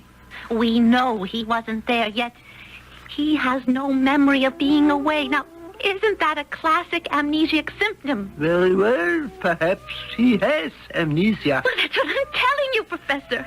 It may have started as a joke on your part. A feeble joke. But it happens to be true. But suppose it is true. We have no proof that he is a public avenger. Not every amnesiac... But we have proof. He was in New York. We have what? Proof. What proof? Here, this package of cigarettes. He gave them to me, see? They come from New York. Oh, no. You can purchase those cigarettes anywhere. Well, of course you can. But then why do you say he bought them in New York? Because of this stamp. This New York City sales tax stamp. Now, doesn't that prove... Somebody may have given him the cigarettes. First, we have the bullet hole. It might have been a careless cleaner. Second, he was not home all weekend. This cannot be proved. Third, the New York stamp on the cigarette package. Not conclusive. And now the news on the hour. Reliable information has it that the organized underworld has collected a fabulous war chest to protect itself against the public avenger. No expense will be spared in a mammoth operation to find the killer. The law enforcement authorities have announced a full-scale drive to apprehend the public avenger. And so it appears that both the government and the gangsters may very well be united in an effort to fight a common foe. I will A foe another word. Interesting alliance. Oh, what am I going to do, Professor? We still have no absolute proof. Well, if he keeps on, they'll kill him. One side or the other will kill him. Yeah, there's no doubt about that. But how can I make him stop? How? Why does he have amnesia? Because his boss persecutes him. So. This must be put a stop to. But how? Let us apply psychology to the problem. And we have special orders to send to, ask Storm. Yes, Mr. Fenris. Will that be all, sir? Yes, that's all. Oh, I dropped my book. Oh, that's a pretty heavy book, Miss Ellenbogen. Doesn't your arm get tired carrying it? Oh, no, sir. It's a psychology book. You see, it's really fascinating. Oh, yeah? Oh, yes. As a matter of fact, most employers today are great students of psychology. Huh? Why? Well, most people in their human relationships use the direct head-on approach. So what's wrong with that? Well, now, a person like Mr. Haskins. Yeah, Stuart. Now, he is really a very intelligent, sensitive human being. He is? Oh, yes. Well, that's news to me. Well, Stuart, could respond so much more effectively to kindness. Oh, you're wrong. What do you mean? All this psychology stuff now. Spunk! Now, how can you say that? Psychology. You know how to manage people? Well, yes, through understanding, kindness, through sympathy. Through fear. Fear? Fear. Naked fear. Oh, Mr. Fenris. Fear. That makes a man tremble for his job. Shows him who's boss. Makes him toe the mark. Keep in line. But, Mr. Fenris... You've got to be as tough as nails. You've got to be a hard-nosed, two-fisted, iron-jawed... Oh, Mr. Fenris, what fantasy are you lost in? Well, as I was saying, I don't want love. But you should. I want fear. No, Fear. That's what gets the work done. Why, all those Greeks and Romans, when they wanted to get their ships to move, how did they do it? With psychology? With a whip? Yeah, which reminds me, get Stuart up here. It was awful. Awful. Oh, poor Stuart. I felt so badly. What am I going to do? Well, you have tried psychology.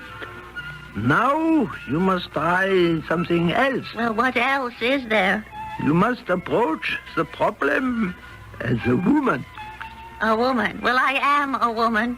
Then you must begin to behave like one. But I've been behaving like a woman. Nephew, like a desirable, seductive, enticing woman? Well, I'm not sure I know how.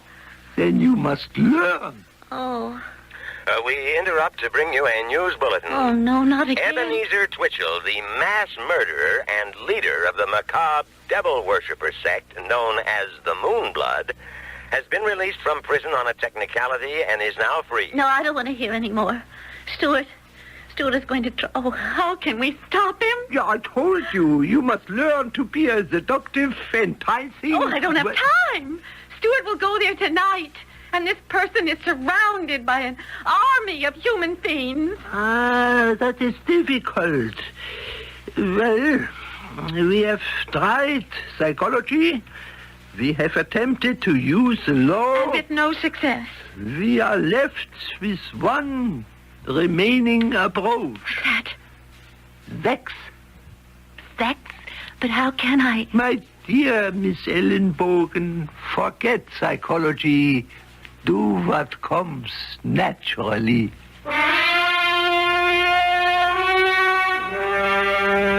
Miss Ellenbogen? Yes, sir. Get Stuart up here.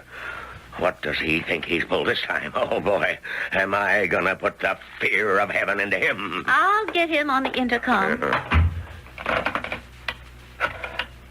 Shipping room, Haskins speaking. Mr. Haskins, Mr. Fenris wants you. Oh, well, I'll be right there. Sex. Well, here goes. Mr. Fenris. Yes? Mr. Fenris. Well, what is it? Don't you touch me. What? Don't you dare touch me. What are you talking about? Who's... Oh, please, don't. But I'm not doing anything. Take your hands off me. Oh, Now, screaming. Hey, Stop that. Stuart, save me. He attacked me. He what? She's crazy. I never did anything. He's lying. Now, you get out of here. You're crazy. Oh, you're going to let him yell at me, Stuart? I yell at you. You said... I thought you loved me. Well, I do. Well, after what he tried to do to me, do something. Why would I want to do anything to a homely bag like you? Well, what do you want me to do? What do you really want to do? Well, I really want to... Well, I want to do this. Oh, and this. That's enough, Stuart. Stuart, that's enough. You called me Stuart. You're fired. You can't fire me. I quit. Oh, you quit? You can't quit. I mean, well, how am I going to run the business? You never ran this business. I did. You can always get another job, Stuart. I don't need a new job. I need a new title. That's right, Stuart. A new title. General manager and more money. Yes, sir, Stuart. That's only fair. Now let's go to lunch and we can talk about it. I want to go to lunch with you. I'm taking my fiancée, Rose. I'll be ready to pick you up in 10 minutes. Oh, and if you had another date, break it. Oh, yes, Stuart. Do you have school tonight? Oh, no, Stuart, no. Good. We can get married. Fenris Foods. Mrs. Haskins. Oh, Freddy? No, I'm just getting in the practice. I only called to see if you learned what to do. Oh, Professor, I didn't have to learn how to do anything.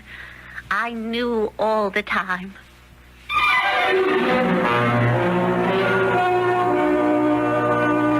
And so they were married. For reasons no one has yet discovered, the public avenger has disappeared from view. He has been unheard of since. So we can't say that Rose's gain has been society's loss. No, we can't say that. No vigilantism, no matter how well-intentioned, is ever a gain for society. But I shall have a gain for you when I return in just a few moments.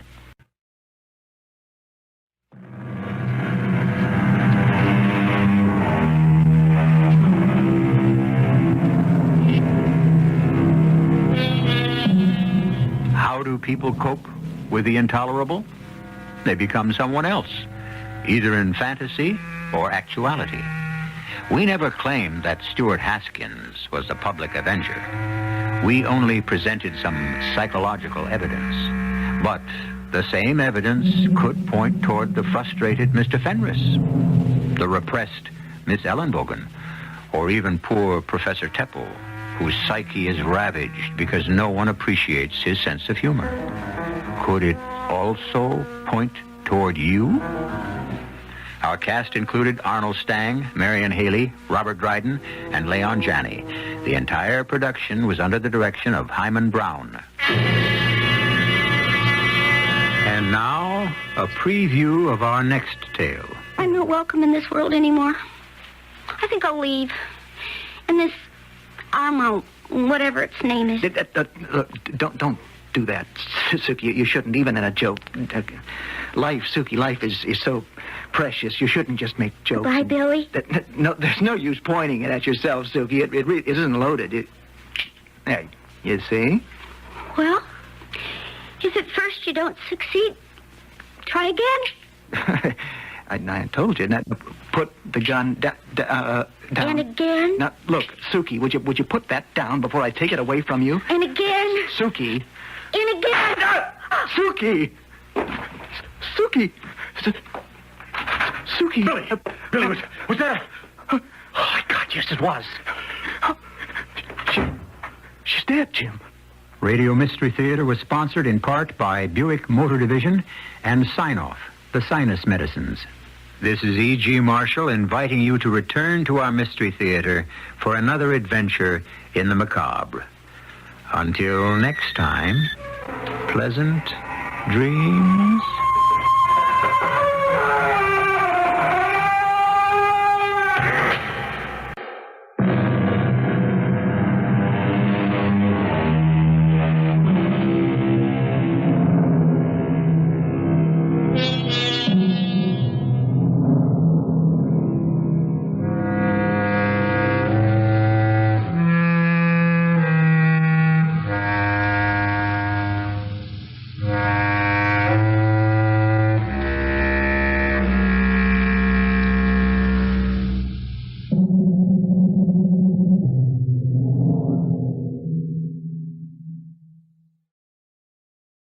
The CBS Radio Mystery Theater presents...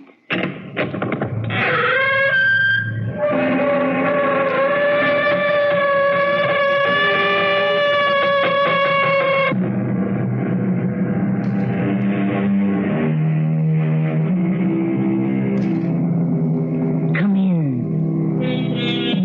Welcome. I'm Tammy Grimes. What if I should ask you, do you believe in ghosts? Probably you'd answer, certainly not. That would be my answer if you were to ask me. But then if I say, are you afraid of them? What would your answer be?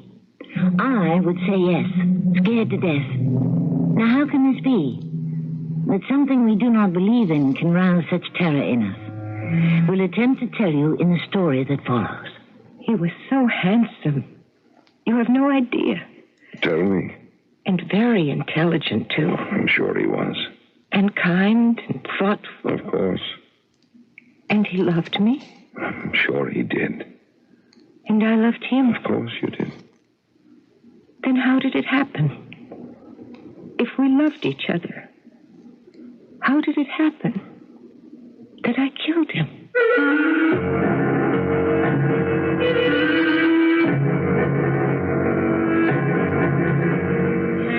Our mystery drama, The Sensible Thing, was written especially for the Mystery Theater by Elspeth Eric and stars Lee Richardson.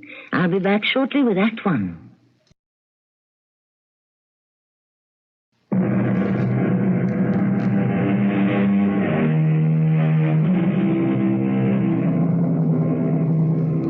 Now for our story about ghosts. Those non-existent forms, shapes, spirits, specters, apparitions that track us by day, hover over us by night, color our thoughts and affect our feelings, pervade our work and decide our destinies. We could call our story How to Kill a Ghost, but instead we shall title it The Sensible Thing.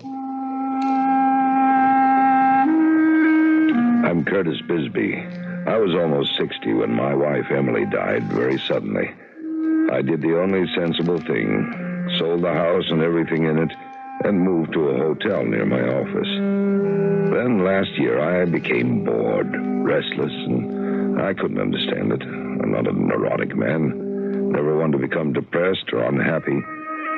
But I began to feel there was a threat hanging over me, like a small black cloud. And I decided the sensible thing was to get married again. Only I hadn't the faintest idea how to go about it. Until suddenly, it struck me. Yes, Mr. Bisbee? Come in here, will you, Helen? Don't bother to bring your book. Why hadn't I thought of it before? It was the only sensible thing. Sit down, Helen. Yes, Mr. Bisbee. I'm not taking you away from anything important, am I? Oh, no, sir. How long have you worked for me, Helen? Why, 22 years, Mr. Bisbee. Come June. That's a long time. Yes, sir. Do you mind my asking, how old are you, Helen? I'm 47. You live alone? Yes, I do.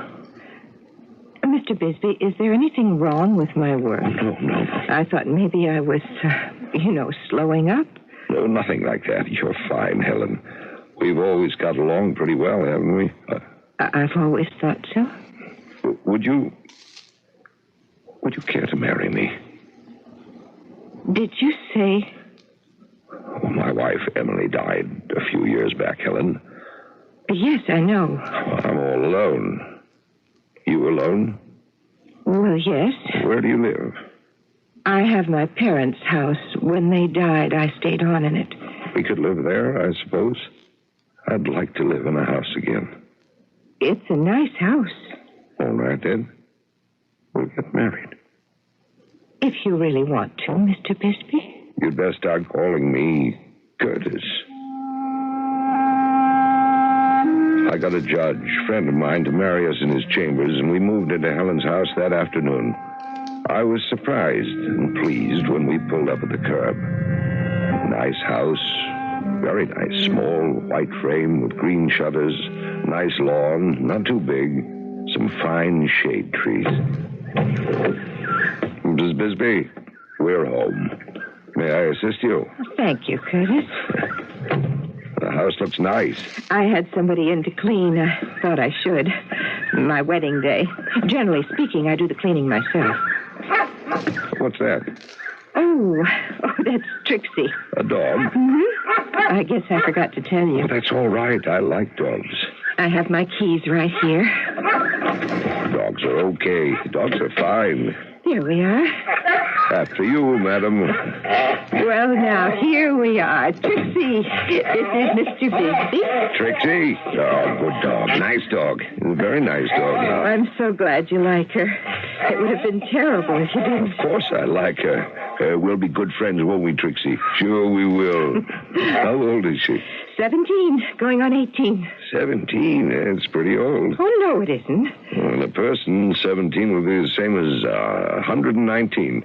I call that pretty old. Some dogs live to be 20, 21. I knew one once. A friend of mine had a dog live to be 24.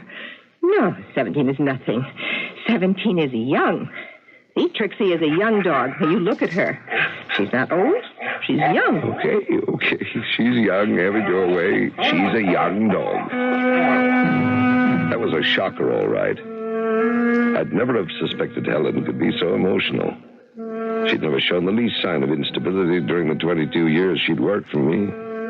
Maybe I'd made a mistake. The thought did cross my mind. Maybe I'd been foolishly impulsive about this marriage. Well, too late now. Helen soon got hold of herself and settled down. I regained my faith that this marriage would turn out to be just what I needed. Till about a month later. Trixie won't eat her dinner. Oh? Wouldn't eat yesterday either. Last week she threw up twice. Well, what do you think you should do? Take her to see Dr. Damon, I guess. He's her doctor. He's taken care of her since she was a tiny puppy. Oh, good idea. Take the day off. I'll manage by myself. Curtis, could you possibly come with me? Come with you where? To see Dr. Damon. You want me to go with you to see a vet? When I take Trixie. What for? Well, I don't know. Just to be there. In case... What do you mean, in case? Nothing. I didn't mean anything. I don't know why I said that. You mean in case the vet says she's an old dog and the best thing would be to... He's not going to say that. If I went with you, what about the office? We can't both stay out. I know. It's all right. Just forget it. I'll take her by myself. Well, what difference would it make if I came with you? No difference at all. Just forget it. Oh, wait a minute now. You going to cry? No. Yes, you are. You're crying right now. It is all right. I'm sorry I brought it up. You just forget I mentioned it. Look, if it's important, I'll come with you. You mean that? Why, sure I mean it. I won't go to the office at all. We'll take Trixie to the vet together. Feel better? Yes, I do. I feel better. With Trixie huddled in the bottom of the carrier, we arrived at Dr. Damon's place. The doctor turned out to be my age or older, but very energetic, very agreeable, and he let us stay in the examining room while he went over the dog from nose to tail. How old is Trixie now, Helen? 17. She'll be all right, won't she, Dr. Damon? Why don't you leave her here for a while, Helen? We'll run some tests on her, take some x-rays. Give me a call tomorrow. Oh, what time? Anytime. I'll be here all day. Now, let's have Tony here take her downstairs and get her bedded down, okay? Let me go with her. Now, Helen, you know we don't like the owners to go down there. Let Tony take her. She likes Tony, you know that. Please, Dr. Damon, please let me. It's not good for the dog, Helen. I'll take my word for it. But I have to. I have to go with her. I may never see her again. No, let's not be so pessimistic. Just let me, please. Okay, let her tag along, Tony. Thank you. Thank you very much. Trixie, baby, you could be all right. See, you'll see.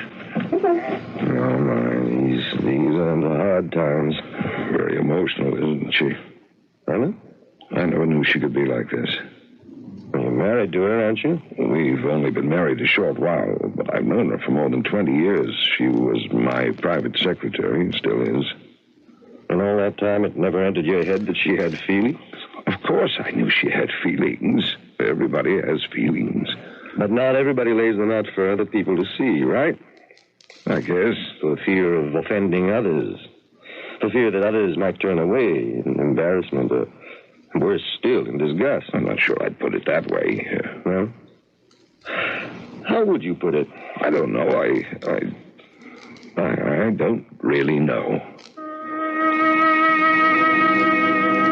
Trixie stayed at Dr. Damon's for almost 6 weeks. Helen called every day and got varying reports. She became a little withdrawn, but still very efficient both at home and in the office. Then, one evening, we were at dinner. You like the meatloaf? Good. New recipe. Cut it out of the newspaper. Hello? This is Dr. Damon. Oh, yes. This is Curtis Bisbee, Doctor. It's about Trixie, Mr. Bisbee. Her prospects aren't good. Oh. Matter of fact, they're very poor. Hopeless, actually. She's lost a lot of weight. We've been feeding her intravenously, but we can't keep that up indefinitely. The truth is, her whole metabolic system is broken down. I see. At her age, there's no hope of setting it to rights. So if you and Helen want me to go ahead and give her a kind death... I don't think you should ask me. She's Helen's dog. Well, put Helen on, will you? Yes, I will. Hold on. Helen, it's for you. Helen got up and came to the phone. As I handed it to her, I thought how calm she looked. It seemed that we were going to get through this without too much trouble. I understand. No, I really do. Clearly, Dr. Damon was telling her everything he just finished telling me. She was taking it admirably well, I thought. Yes, I see. All right, if you say so. Go ahead. And thank you, Dr. Damon. You didn't finish your meatloaf. Oh, I had enough. I ate most of it. Didn't you like it? I did. I thought it was very good. I tell you what. You take the broccoli off your plate and put it on your salad plate. Trixie doesn't like vegetables. She won't eat them. But she does love meatloaf. So put it down on the floor for her. She'll gobble it up. I stared at her. She was engaged in finishing her dinner and didn't look up. I hunted for something to say, but couldn't find anything that would bring us back to Dr. Damon's phone call. Then I carefully scraped the broccoli onto my salad plate and put my dinner plate holding the scraps of meatloaf down on the floor.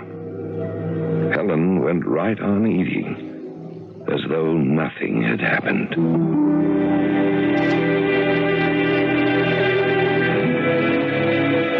Is there anything more painful than love and loss? Is there anything more universal? Has anyone ever lived who did not at some time or other love deeply and then lose the loved one? The fact that in this account the loved and lost is a small dog does not in the least change the grief or alter its complexion. I'll be back shortly with Act 2.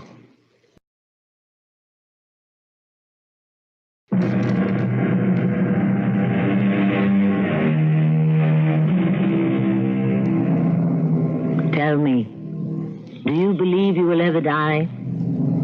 I'm sure you know you will. You'd be silly to think otherwise, wouldn't you?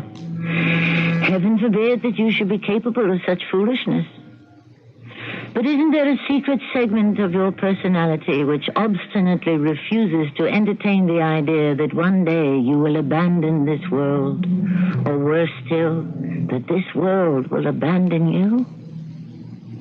Listen now to the second act of The Sensible Thing. What had I got myself into? If I'd had any idea, but I didn't. Helen had always seemed such a sensible woman. I'd looked forward to a calm, peaceful life with her. And now, what was this craziness? I felt sorry to call it that, but what else could it be? I invented a story the next morning about seeing a customer across town, my excuse for not going to the office. And 9 o'clock found me in Dr. Damon's office. All right now, Mr. Bisbee, calm down. Try to tell me what happened. When I handed the phone to Helen, I went back and sat down at the table. I could only hear her end of that conversation, naturally, but I took it for granted you were telling her what you told me about the dog, about, the hopelessness of the whole situation, Doctor. That's right. And she seemed to be taking it so sensibly. She seemed to be agreeing with you, Dr. Damon, that there was only one thing to do. She was. But then she comes back to the table and, calm as you please, she tells me to take the broccoli off my plate. Trixie doesn't like vegetables, she says, but she likes meatloaf. So I should put my plate on the floor and Trixie will gobble it up. Well, that's what she said, Dr. Damon. Trixie will gobble it up. As though you'd never told her, as though she'd never agreed, as though the dog was right there. Mm-hmm. She's denying everything, that's all. You can't deny death. I mean, there it is. You can't deny it. Well, can't you? To me, it seems very easy. What's hard is to accept it. You think so? I'm sure of it. Now, what do you want me to do with the dog's body? Well, I don't know. I suppose I should ask Helen. Only the way she is right now, I don't know. There are crematoriums for pets, you know. Really? I had no idea. Sometimes that makes it easier. Oh, what do I say to her? I can't tell you what to say or when to say. Just follow your instincts and treat her gently. Very gently. It was hard to go home that night. No doubt about it.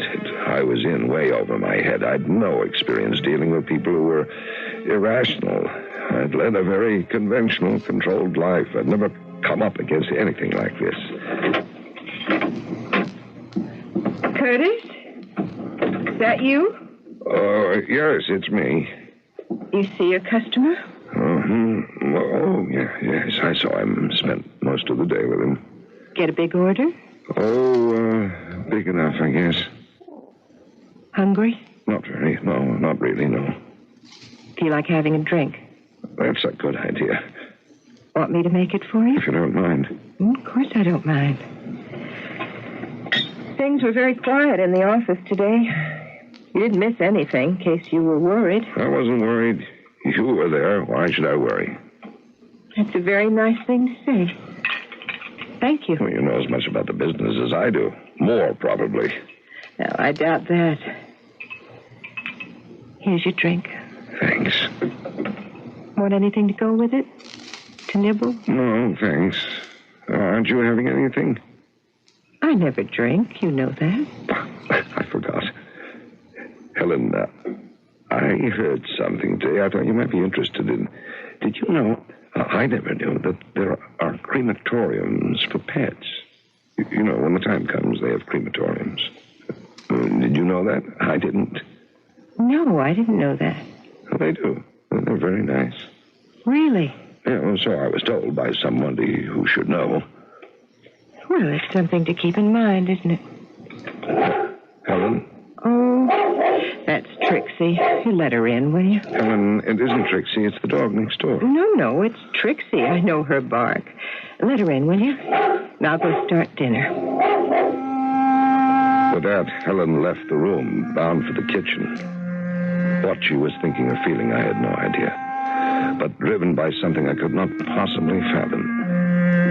I went to the front door and opened it, half expecting the small dog to look up at me gratefully and walk through it. I don't know why I did this. Perhaps I heard Dr. Damon's voice saying, treat her gently. I don't know. At any rate, a few seconds later, I closed the door. Then I went to the phone.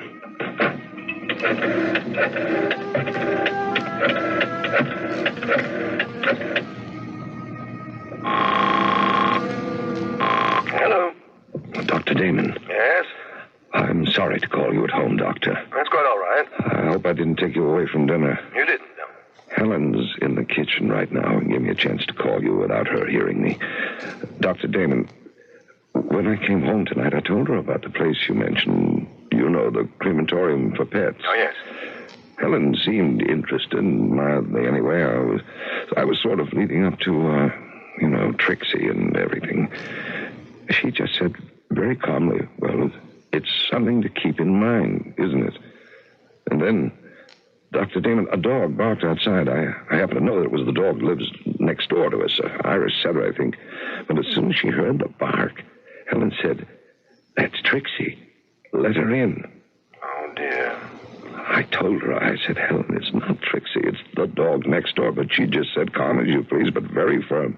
No, it's Trixie. I know her bark. Let her in, and I'll go get dinner started. Which she did, and I called you. I didn't know what else to do. Mr. Bisbee, there's a conflict going on in Helen. She knows the dog is dead, but she doesn't know it. Does that make sense? In a way, it does. Not the kind of sense we're used to, but on another level, it makes perfect sense. And it'll go on making sense till she's ready. Ready? Ready for what? Ready to accept the reality of her dear little dog's death. She hasn't done that yet. Until she does. What about me? I think you're showing admirable understanding and forbearance. I am. There's nothing to be gained by trying to crash into another's obsession, hallucination, whatever you want to call it. You don't destroy it that way. You might even reinforce it. So the best thing to do is go along with it, which is what you're doing. And I congratulate you. I mumbled something and hung up the phone. When Helen called me for dinner, I put on some kind of a face for her benefit, and one way or another, we got through dinner, mostly by talking about the office. Afterward, I took her to a movie. It must have been long after midnight when I woke up, suddenly wide awake and staring at the moonlight. The bed next to mine was empty, and from somewhere far off, I heard Helen's voice. Oh, Stanley, darling. At least, it sounded like Helen's voice, but different from the voice I was used to. It seemed to be coming from downstairs. I put on a robe and slippers and crept down to the living room door and pressed my ear against it. I never knew anybody could be so happy. Certainly not me. I don't deserve happiness like this. I never expected it. It was meant for other people, not for me. Oh, I am so happy I think I may die of it. It's too much for me. It's too good for me. Could this be my wife, talking this way, and to whom? I waited, fear clawing at my heart to hear a man's voice. Stanley, will it always be like this? I mean, forever and ever. Tell me it will always be like this forever. Tell me it will never end till we grow old and we die. Die together. And then go on together even after we've died. Tell me that, Stanley. Make me believe that. She sounded so young, so ardent, so alive, so in love, so lost in the wonder of things as though she were standing on the threshold of life itself. There has never been such a love as ours. Never. And never will be again. It was hardly bearable, standing there in the hall listening to this ecstatic testimony to the power of love. I thought I felt tears in my eyes as though my heart could not bear to hear any more. It felt such pain it was to listen to so much love. And everyone will be good and kind, Stanley, because they will see. They will know that kindness and goodness are the important things, and the only way to be. I couldn't listen to any more. For less than a second, I thought I might open the door and burst into the room to confront her, to see whom she could be talking to. Was he in the room with her, or could she be talking to him from an open window while he stood outside in the dark? Or was she quite mad and talking to no one at all? I stumbled back upstairs, got into my bed, and reached for the phone. Yes, Yes, Dr. Damon speaking. Dr. Damon, I'm so sorry. I apologize for doing this to you at this hour, but I can't help it. Who is this, please? Oh, I'm sorry. It's Curtis Bisbee. Will you forgive me? Oh, it's quite all right. You sound very upset. I am, or I wouldn't be calling you at such an ungodly hour. Is it about Helen? Yes, about Helen. Yes, it's about Helen, Doctor. Tell me. Okay, I woke up a little while ago and Helen wasn't in her bed. And then I heard her voice. It sounded as though it was coming from downstairs. So I went down. I heard her voice coming from the living room. So I went over to the door and I listened. Yes, go on. It was Helen, all right, only she didn't sound like Helen. What do you mean by that? She sounded like a young girl. A young girl in love, very much in love. Oh, it was Helen, all right, but not the Helen I've always known. Not like that at all. Something different, so passionate, so sure of herself. You know, Helen, you know she's not like that. No, not with me, anyway. Maybe with this Stanley person, but not with me. Stanley?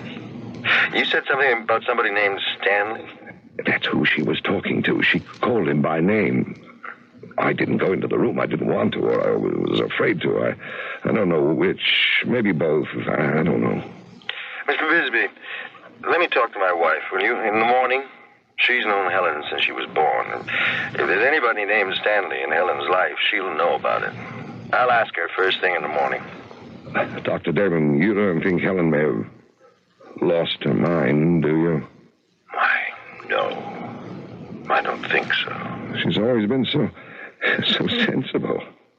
I tell you what, you leave Helen alone for now. Don't try to break in on her in any way. Just leave her alone. And I'll be in my office by 8 tomorrow morning. See me there. I hung up the phone and laid there staring up at the ceiling where the moonlight was making shadows. I couldn't hear Helen's voice anymore, but lying there, it came back to me. It echoed in my head. I never knew anyone could be so happy. I'm so happy I think I may die of it.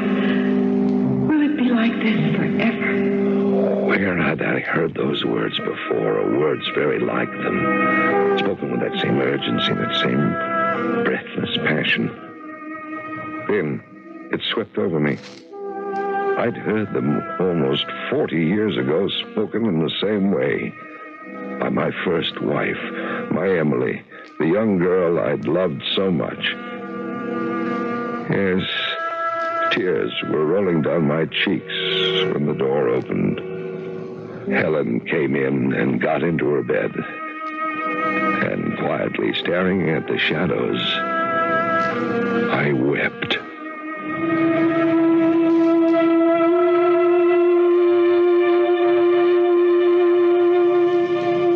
We forget nothing. I believe that. Sometimes we think we do. We are forever telling ourselves or being told by others to forget what happened. It's over. Forget it. Put it out of your mind. It's all in the past. Just forget it. And we try and we think we've succeeded. Till something happens or fails to happen. And there it is, fresh and clear and poignant. And not forgotten at all. I'll be back with Act 3 shortly.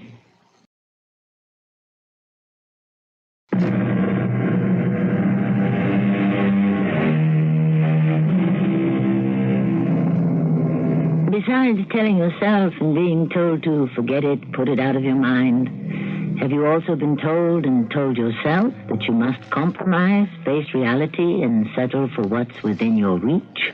Of course. And you think you were doing just that till you hear a voice, tiny but shrill, distant but demanding, and it cries out, no, no, I want more, more. I want it all. The next morning, I was out of the house early, giving the crosstown customer as my excuse. At 8 o'clock on the dot, I was in Dr. Damon's office, and that good man was listening patiently. I have a small bit of information for you, Mr. Bisbee. I hope it helps. I need all the help I can get. My wife tells me there was a young man named Stanley who was thought to be interested in Helen. Stanley Dolan, his name was. When was this? Oh, a very long time ago. 25 years ago, my wife thought. That would be before Helen came to work for me. I think Helen wasn't working at the time. She was just out of college and living at home with her parents. Everybody was very pleased when she started going steady with a young man. Everyone always liked Helen, you know. Well, what happened to him? Did he die or what? My wife didn't remember precisely. For about a year and a half, Helen was seen everywhere with him. Then suddenly, she wasn't. I suppose everybody took it for granted that they'd had a disagreement of some kind and broken up. Dr. Damon, the way Helen sounded last night by herself in the living room, she was terribly in love with him. I found it hard to listen to, if you want the truth. Why hard?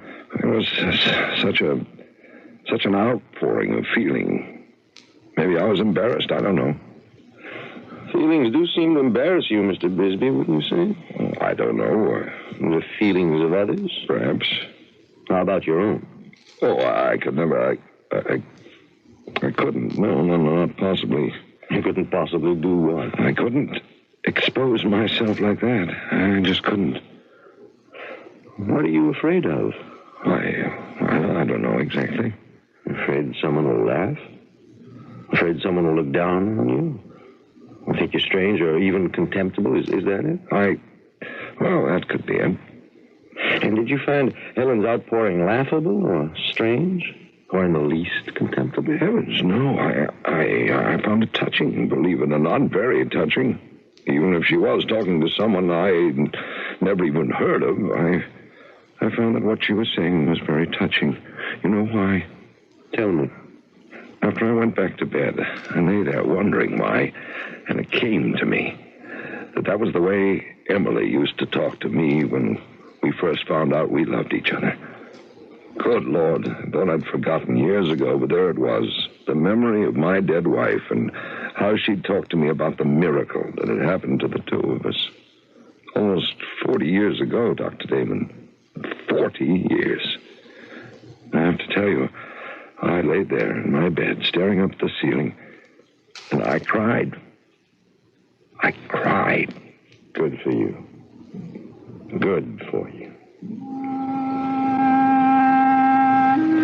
I stayed out all day, wandering around. Finally, I got home in time for dinner. Everything was uneventful until, again, I woke suddenly, as I had before, to find the moonlight filling the room, Helen's bed, empty, and her voice coming up to me from downstairs. Mother? Mother, has the mail come yet? As before, I got into my robe and slippers and went downstairs, where I put my ear to the living room door and listened. Wasn't there a letter for me? Mother? But there must have been. He always answers mine. He always answers right away. Well, almost right away. In a day or two, anyway. A week at the most. It's never been more than a week. This was a different girl from the other time. Still young, still eager, but anxious now. Trembling and insecure, almost desperate, but still holding on, holding on. He could be on his way home, couldn't he, Mother? Couldn't that be it? That he's on his way home, and he's coming back by boat? And you can't mail letters from a boat. Oh, I think that must be it. Don't you, Mother? Then, like a stab in the heart, I remembered when I had run off to New York with a young, appetizing woman who worked in the office, telling Emily it was a business trip, but not writing home, not calling her, leaving her to wander and wait and wonder. Had she called out to her mother, as Helen was now calling to hers? Had I inflicted this much pain upon Emily? Stanley's not coming back, Mother. And he's not going to write. And I'll never see him again. And it was all for nothing. All for nothing. All that joy, all that hope, all that love. It was for nothing. I wish that I would die. Here. Now. True, I came back to Emily. She never asked for an explanation, and I never offered one. We simply took up where we'd left off. If there was a look of pain in her eyes, I never noticed it, or if I did, I looked away. Oh, Mother, I hate him. I hate him, and I'll hate him forever. He knew I loved him. He did this to me. I hate him so much I could kill him. Oh, I wish he was here so I could kill him. Oh, Emily, did you hate me? Did you want to kill me? At least, my dear, you should have told me. Yes, you should have. I'd have understood. I think I would have understood. I understand now. I stole upstairs and into my bed.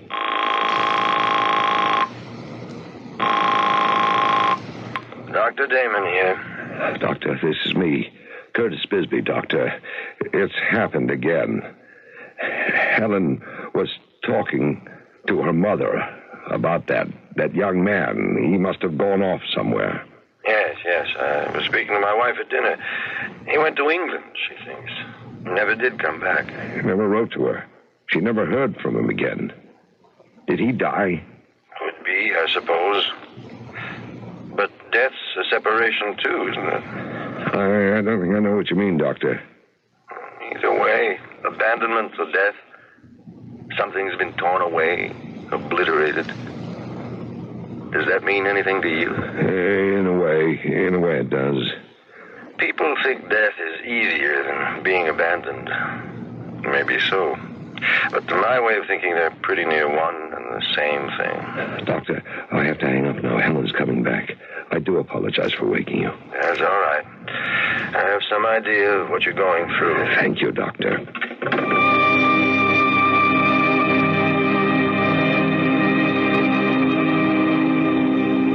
Helen, why didn't you ever tell me about Stanley Dolan? Who? Stanley Dolan. Why didn't you ever tell me about him? Oh, Stanley.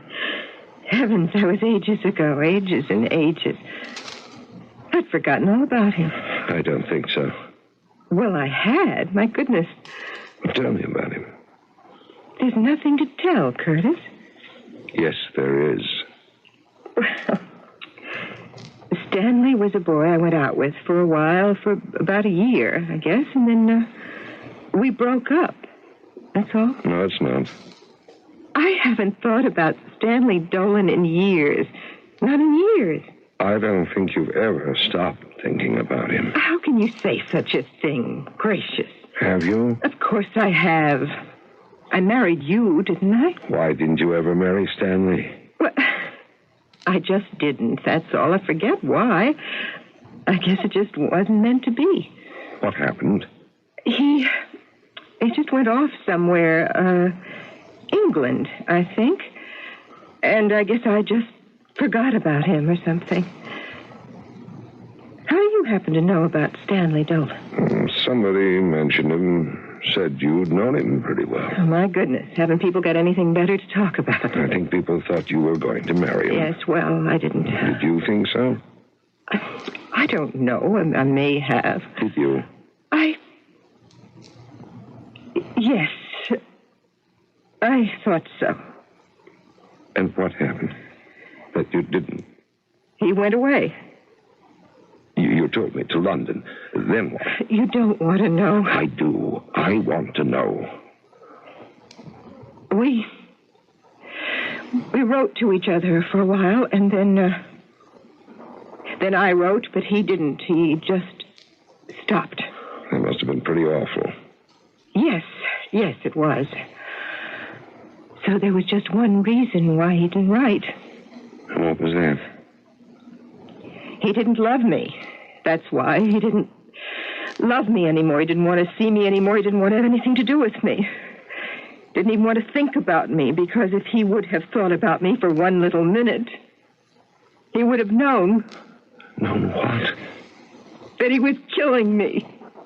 Killing every bit of pride and self-respect I'd ever had. And he did. Oh, he did it. Only I went on living as though nothing had happened. I was all dead inside. But I went on living, and working and talking to people and buying dresses and paying bills.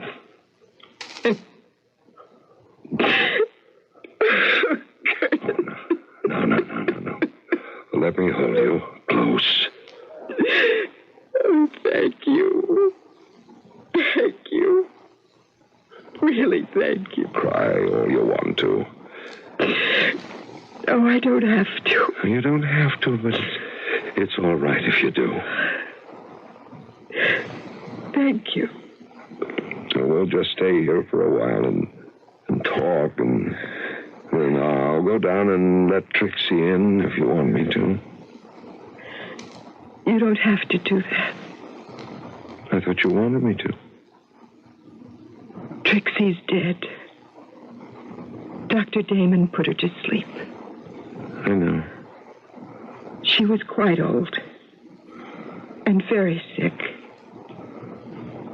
And it was the best thing to do. Remember I told you about the crematorium they have for pets?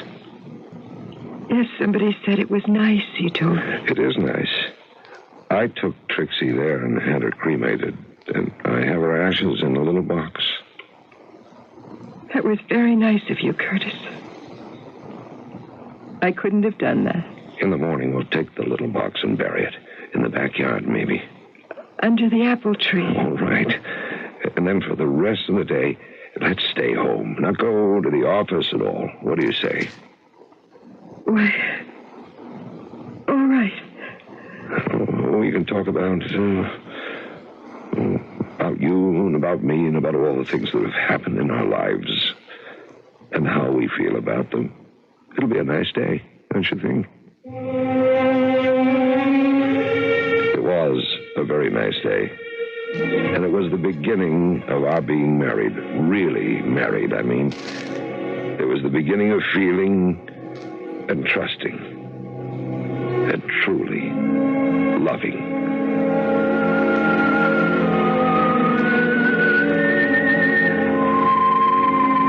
That's the end of the story, called The Sensible Thing, whose alternate title we told you at the start is How to Kill a Ghost. There's only one way to keep from being haunted, and that's to spill out every bit of feeling connected with your ghost and thereby open your heart and let go. It may not seem like the sensible thing to do, but it is. I'll be back shortly.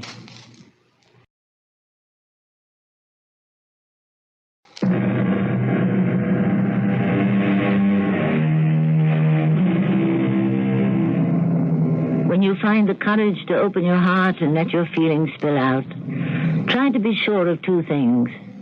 That you know what your real feelings are, and that the person to whom you expose them will not turn away. If you are truly honest, there is a very good chance that person will take courage from you and do what you have done.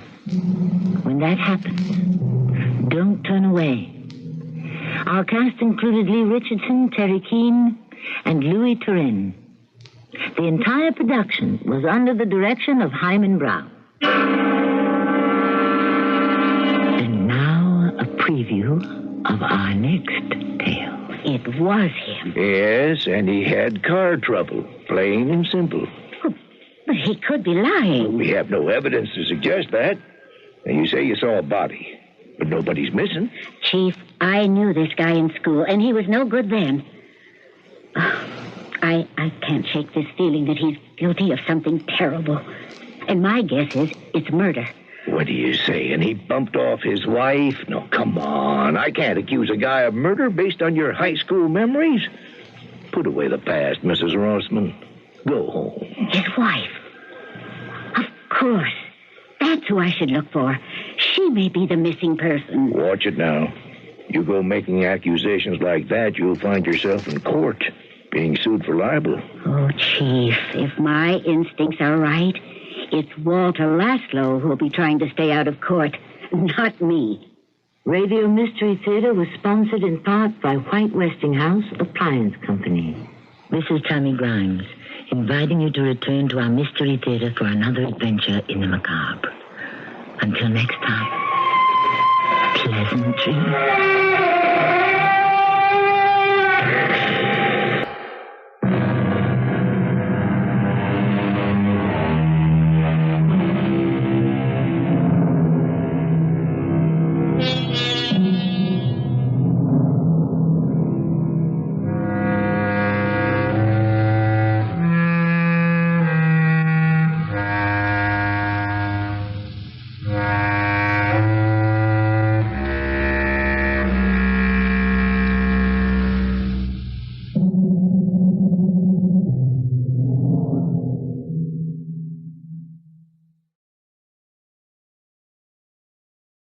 CBS Radio Mystery Theater presents...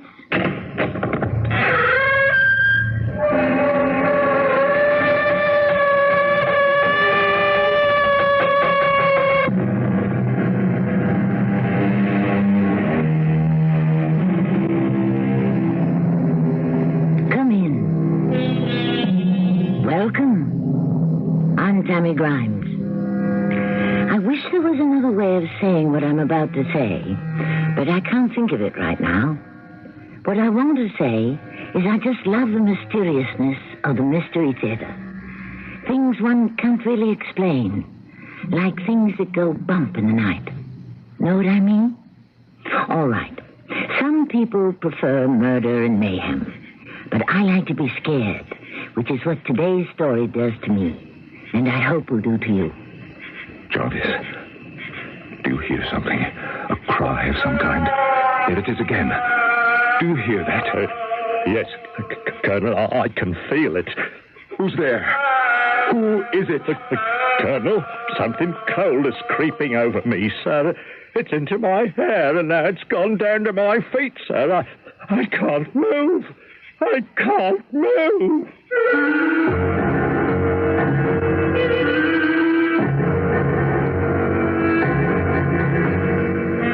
Our drama, The Voice That Wouldn't Die, was adapted especially for the Mystery Theater by G. Frederick Lewis and stars Norman Rose. I shall return shortly with Act One.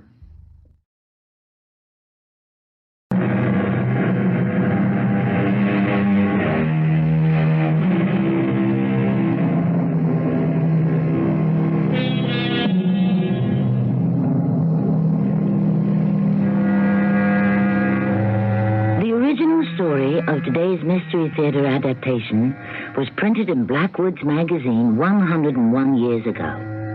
I mention this because I don't think the events you're about to hear could happen today. They just couldn't. So try to imagine a big stone house in Scotland standing on neglected parkland, thick with prickly gorse and bracken, abandoned flower beds, and tangled underbrush. At the back, a long brick wall overgrown with creepers, behind which lie the fallen ruins of a wooden house. Got the picture? Now, let's take a look at the people. Dr. Stewart, this old house was the ideal solution for my daughter and myself. When Rowena and I moved in, it was in a sorry state, as well you remember. It's been a long time since anyone lived here at Broadmoor. I've only rented it by the year. I wouldn't buy it, mind you. It needs too much done to it. The roof leaks, the plumbing leaks, doors won't close, windows won't open. But Rowena adores Scotland. More than India. I'm not surprised. Well, we're comfortable. I brought along a houseboy and my Indian cook, and of course Jarvis, who was my batman in the army and has taken care of us, always, and the horses. Don't tell me you brought your horses all the way from India. And why not? And they're taking to Scotland as well as they did to Simla. I've never heard of such a thing. After my wife died, I realized Rowena needed some link with her old life, and since she's been riding from the time she was 6, I felt it was worth the trouble and expense to bring our horses to Scotland. A little more brandy, Doctor. Please. I wish Rowena weren't out. She knows this time of year sudden storms come up, but she insists on riding the moors for hours every day. I don't know how you Scottish stand this weather. Colonel, we've never known anything else. Well, here's your brandy. We had just the opposite weather in Simla. Intense heat. Well over 100 degrees in the shade. Yet Rowena was out every day riding.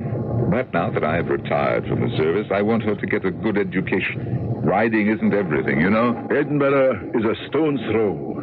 She'll get a good education in any of their schools. How old is your daughter? She was just 17 when my wife died. In another 3 months, Rowena will be 18. Oh, will you listen to that? Miss Rowena has arrived at the stables, Colonel.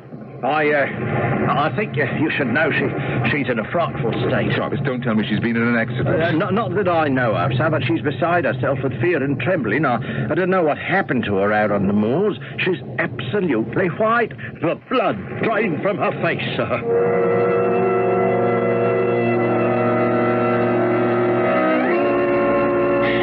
Oh, Father, it's too awful. It's awful. come, child. You're shaking all over. I was riding a hurricane, and it started to rain. And instead of taking the usual path, I cut through the back between the brick wall and those old ruins, the dower house. Doctor, she's fainted. I have some medication in my bag. Can you carry her up to her room? Of course, yes. I'll just fetch my bag and follow you upstairs. The first room on the right. Rowena. Oh, good Lord, same thing has happened to your mother. She heard something one night. Oh, child, wake up, please. Oh, I'm awake, Father. What did Mother hear? Was it just before she died? I didn't realize you could hear me. Now, come along. Let's stand up. There we are. No, I want to know, Father. And I want you to go upstairs. You've had enough excitement for one day. We have plenty of time to talk about your mother. You never told me why she died, Father. Rowena, I never really knew. They said it was a disease peculiar to India. But it did seem to begin after she'd had some kind of shock. But she never lived to tell me what it was. Is your daughter bed? Oh, I thought you were going to take her upstairs. Oh, I can go up alone. No, there it is again. I can hear it. No, go away, please.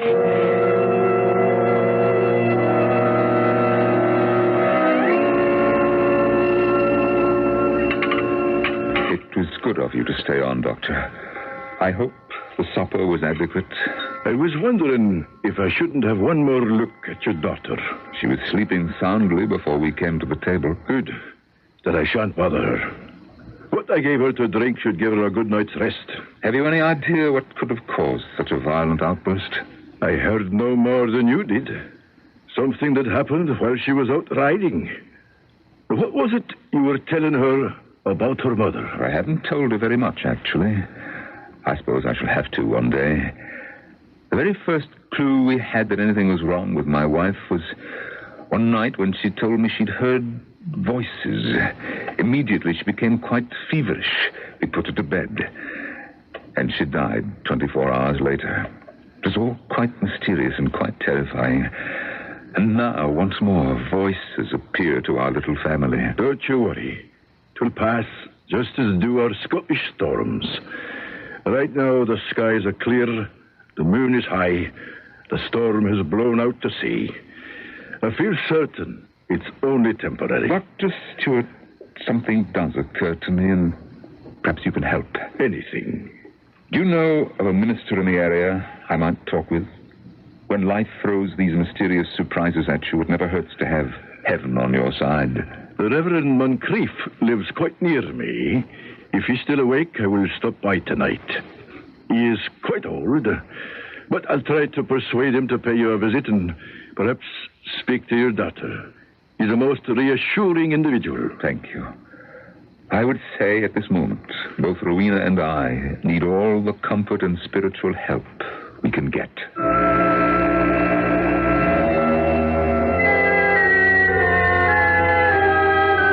Believe me, Reverend Moncrief, I wouldn't have disturbed you at this hour if I didn't think the situation of Colonel Mortimer and his daughter most strange.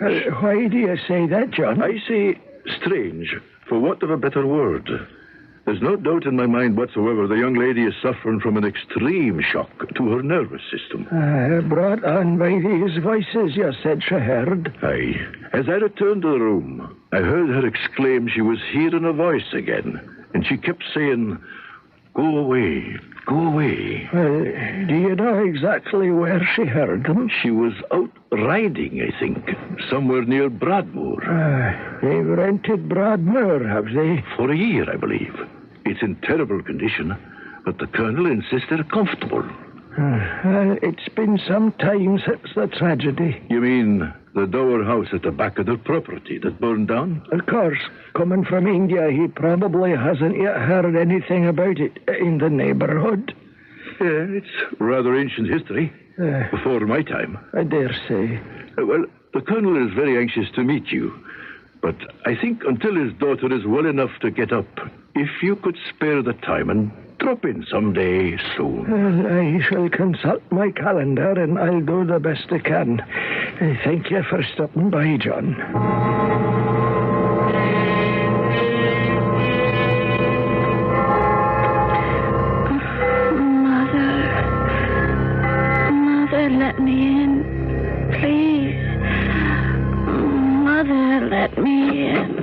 Rowena, what is Oh, Mother, please. Oh, Rowena, child, wake up. You're having a nightmare. What is it? Father, is that you? Of course, it's me. Are you all right? Oh, I don't know. You were crying out in your sleep. I could hear you down the hall in my room. I was? Yes. Don't you remember? Oh, what was I saying? Something about your mother. Oh, can you remember exactly? Father, I'm asking you to please tell me. It's important. I don't remember exactly. I think it was, let me in. Yes, that was it. I said, Mother, let me in. Yes, that's what it was. Oh, then it's true. It's all true. What is true, child? Oh, it doesn't matter, Father. Rowena, you mustn't keep thinking about your mother. No, I wasn't. I know. Somehow she's still alive in your mind. What they call the unconscious. You must accept the fact that she is dead. I do. I know that. You were dreaming about her, weren't you? No, I wasn't. I don't know what I was dreaming. It's all right if you don't wish to tell me. There's nothing to tell. I mean, nothing I could tell you that I haven't already. Thank you for coming into my room to see if I was all right. I think I'll be able to get back to sleep now. Rowena? Yes? My darling little girl. I do love you so. You're all I've got. Yes, Father. Good night.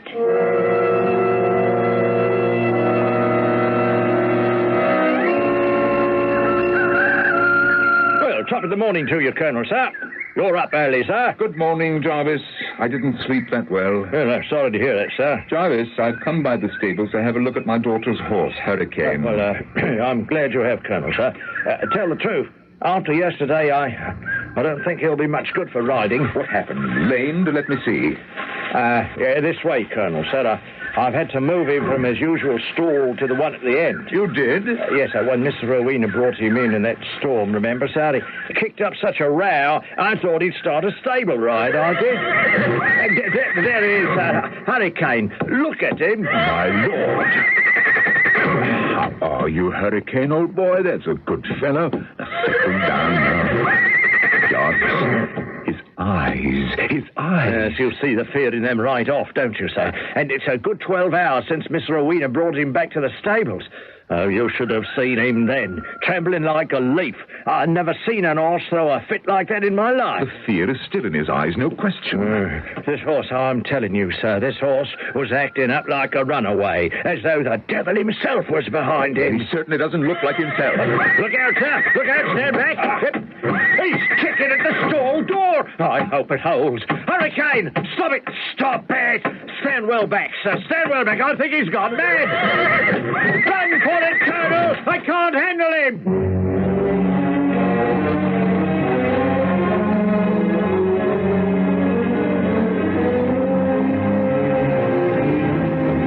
Sometimes it happens. A horse will lose its domesticated sense and revert to the original wild animal, feral and untamed.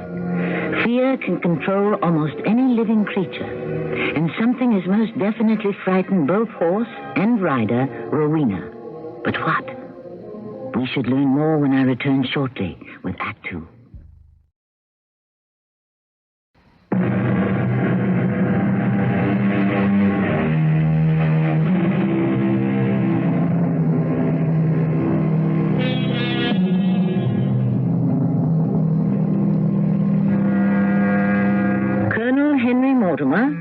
Recently widowed and retired from the British forces in India, has emigrated to Scotland with his daughter Rowena and settled in an old house called Broadmoor, outside of Edinburgh.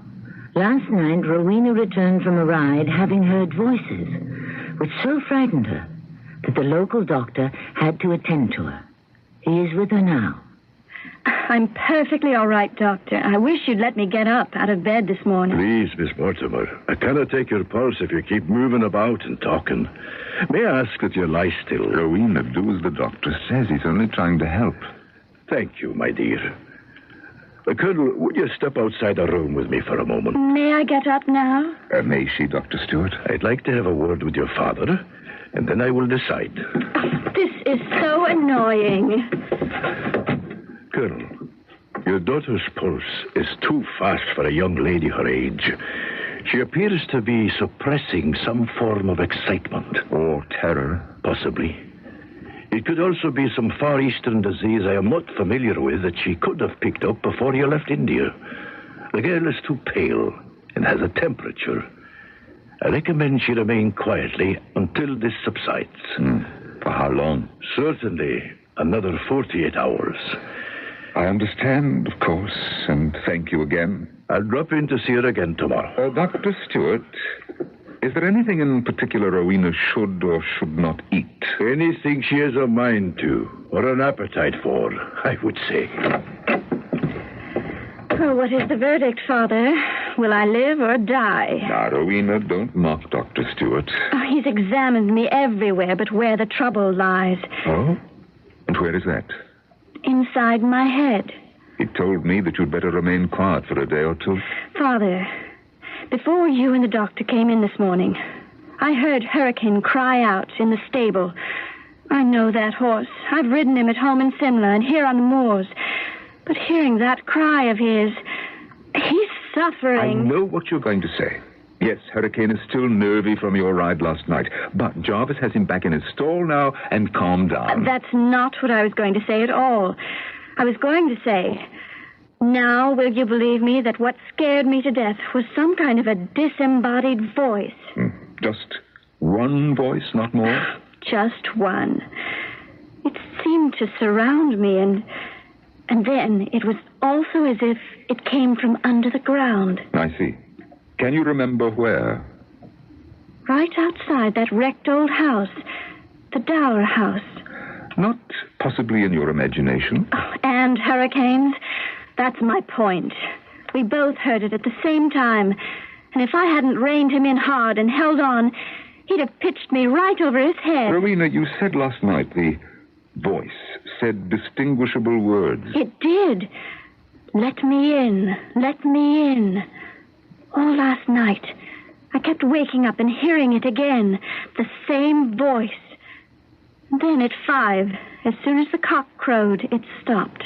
I never heard a thing, Rowena, and I'm 2 doors down from you. Oh, Father, are you saying it didn't happen because you didn't hear it? There is something unearthly out there, crying for help, and nobody seems to care. Rowena, be sensible.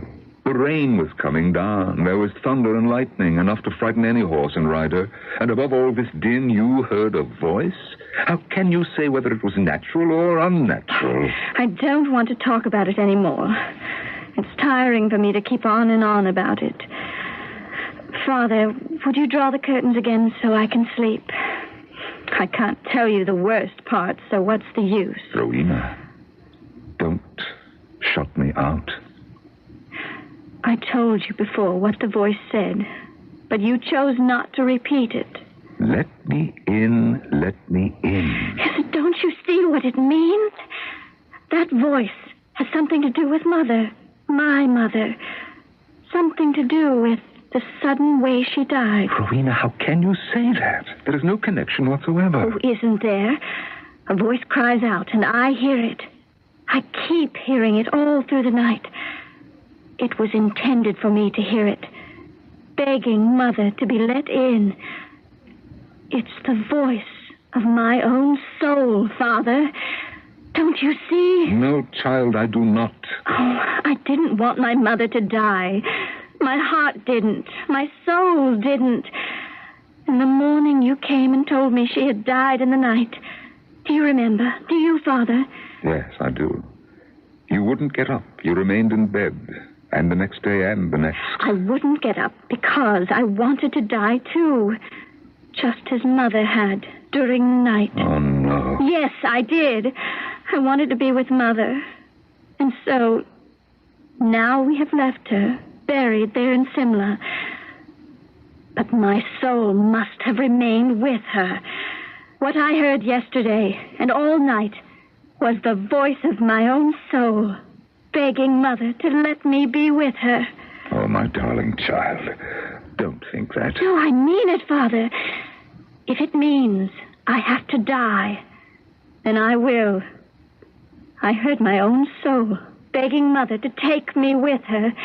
And that's why, even here, in this room, all last night, I could hear that voice saying, Mother, Mother, let me in. Rowena, let me make this compact with you. Until I have satisfied myself it isn't somebody prowling round out there and even calling out during the night, will you reject the idea that the voice has anything to do with your soul? Oh, how can I? It's so far-fetched, really. I believe you heard a voice, but I am hoping there is a reason for it unconnected with your soul. Now, this evening, Jarvis and I will take lanterns and go out there to try to find a rational explanation. Well, at least you don't think I've made all this up. Well, why would you do that? Something has alarmed you. There is no doubt about that. And I'm certainly going to try and find out what it is.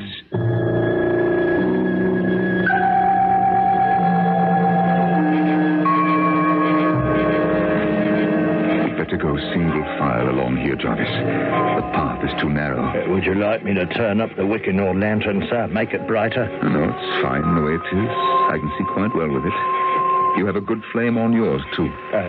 Colonel, sir, which way are we heading? My daughter tells me what frightened her came from somewhere near the old dower house, that ruin up ahead. Hold on a moment. Gloomy about here, isn't it? Wait. I think I hear something. Do you hear that sound, Jarvis? Now, Jarvis, do you feel it? As though someone was standing right there. Jarvis. I didn't feel it, sir. Colonel, I did most certainly hear it. Yes.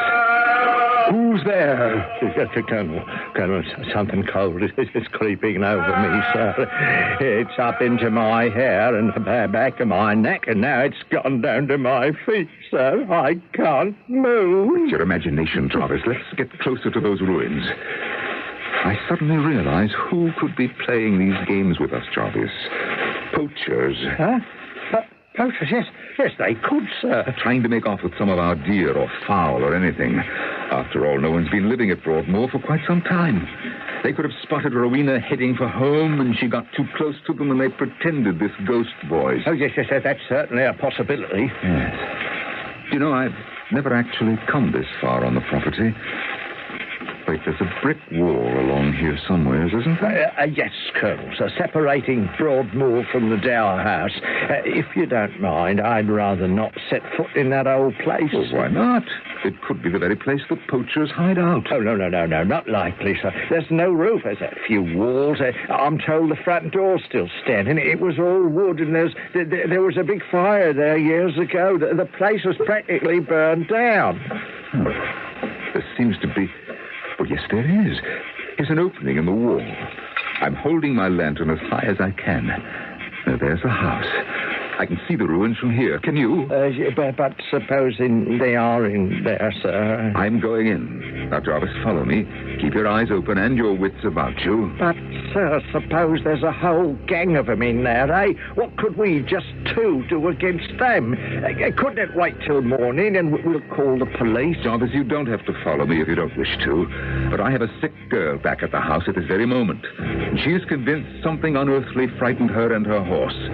Rowena is not going to get over this shock until I can prove to her what she heard is quite human and nothing to be alarmed about. What's that, sir? What? Jarvis, it's an owl. Now, I'm walking in. I'm right behind you, sir. It seems silly, pushing the front door open when one could walk through the wall. Now, hold your lantern higher, Jarvis, as I'm doing. Right. That's better. Well, we're inside the dower house, or what's left of it, and I can't see a living soul. Well, there are bats, sir. What? It's up there, hanging upside down from the rafters. Oh, yes, so there are. Well, I'm looking for something that doesn't fly, but walks and talks. Oh, Lord! There is a voice. It's real. Oh, heaven help us. Jarvis, watch what you're doing with that lantern. You've dropped it and it's gone out. I'm sorry, sir. What is it? I don't know any more than you do, Jarvis. Now, will you pick your lantern up? We need all the light here we can have. Now, pick it up and I'll light it from mine. You got it? Yes, Colonel. Say yes, sir. Now, hold it right side up. Bring it closer. Now, that moaning sound was to my right. You remain in this spot, and I'll walk over there where I thought it went. Now, let's see. There's a stairs there. Can you see? Huh? Here, take your lantern. If it's mortal and goes up those stairs, I shall follow it. Can't we stay together, Colonel, sir, Who are you?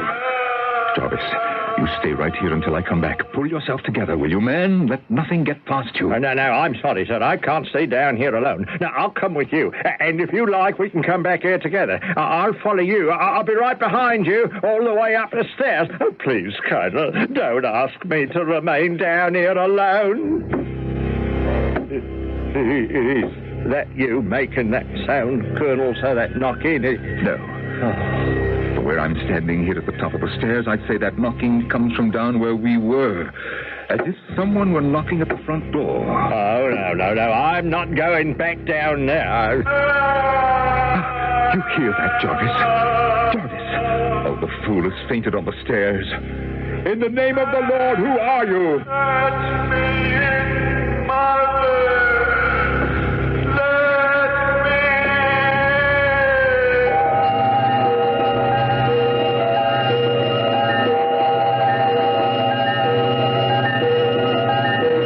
There can be no doubt now but that the voice speaks for what can only be an unseen and suffering spirit. The Colonel has had enough investigating for one night. I can't blame him, so have I. He brings Jarvis too, and manages to get the both of them back to the house. And shortly, I promise you, I'll be getting back to you with Act 3.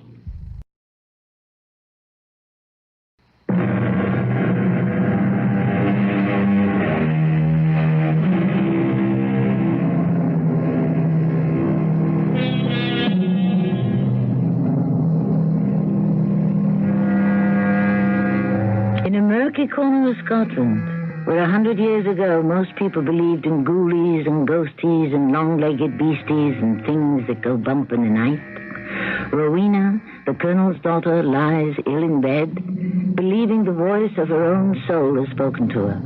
Her father, the Colonel, has also heard that voice. It is morning, and Dr. Stewart arrives to check on his patient. You're telling me, Colonel, you and your man heard the voice. The whole affair is unbelievable. Your patient is still asleep, so I haven't had the chance to tell her that indeed I also heard the voice. You? Colonel, you've got an epidemic in your house. This will never do, you know, and so far as I can make out, you're in on it too. Yes, I am, Doctor. Yesterday you had some doubts about Rowena. There is nothing to doubt. I heard the same voice she did that frightened her, saying the same things. It's all true. I never thought the young lady off her head. She has a cerebral excitement, a fever. I don't know what you've got. I have only 15 more minutes, so I shall have to go up and see your daughter.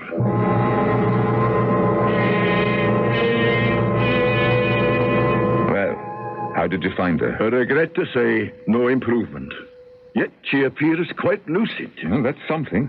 I don't know how she'll react when I tell her that both Jarvis and I heard the voice she keeps speaking of. I thought I would wait until after your visit. You don't have to wait. She elaborated on it with me. She says practically the same thing you told me. Knocking on the door, "Mother, let me in."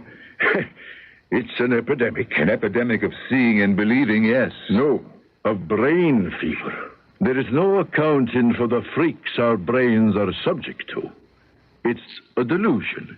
It's some trick of the echoes of the winds, making noises in the deserted wreck of a house. Dr. Stewart, I invite you to come with me tonight to those abandoned ruins and judge for yourself. What good would come of it?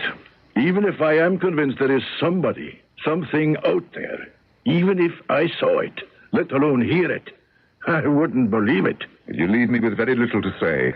Don't you want to know if there's any foundation to Rowena's so-called fevered imagination?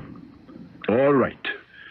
This evening, after my rounds, I will stop by. If you can give me a bed for the night, I'll be here by 11.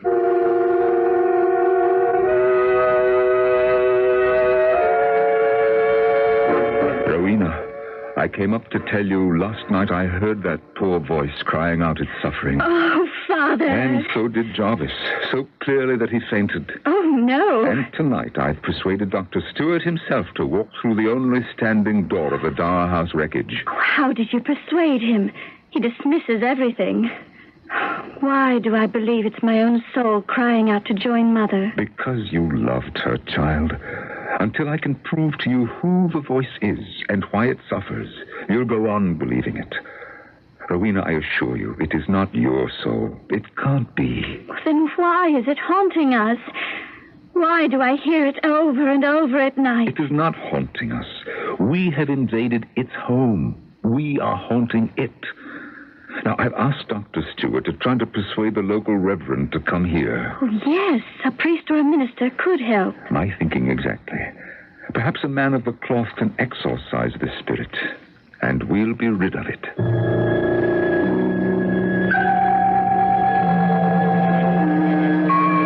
How close are we to the haunted place?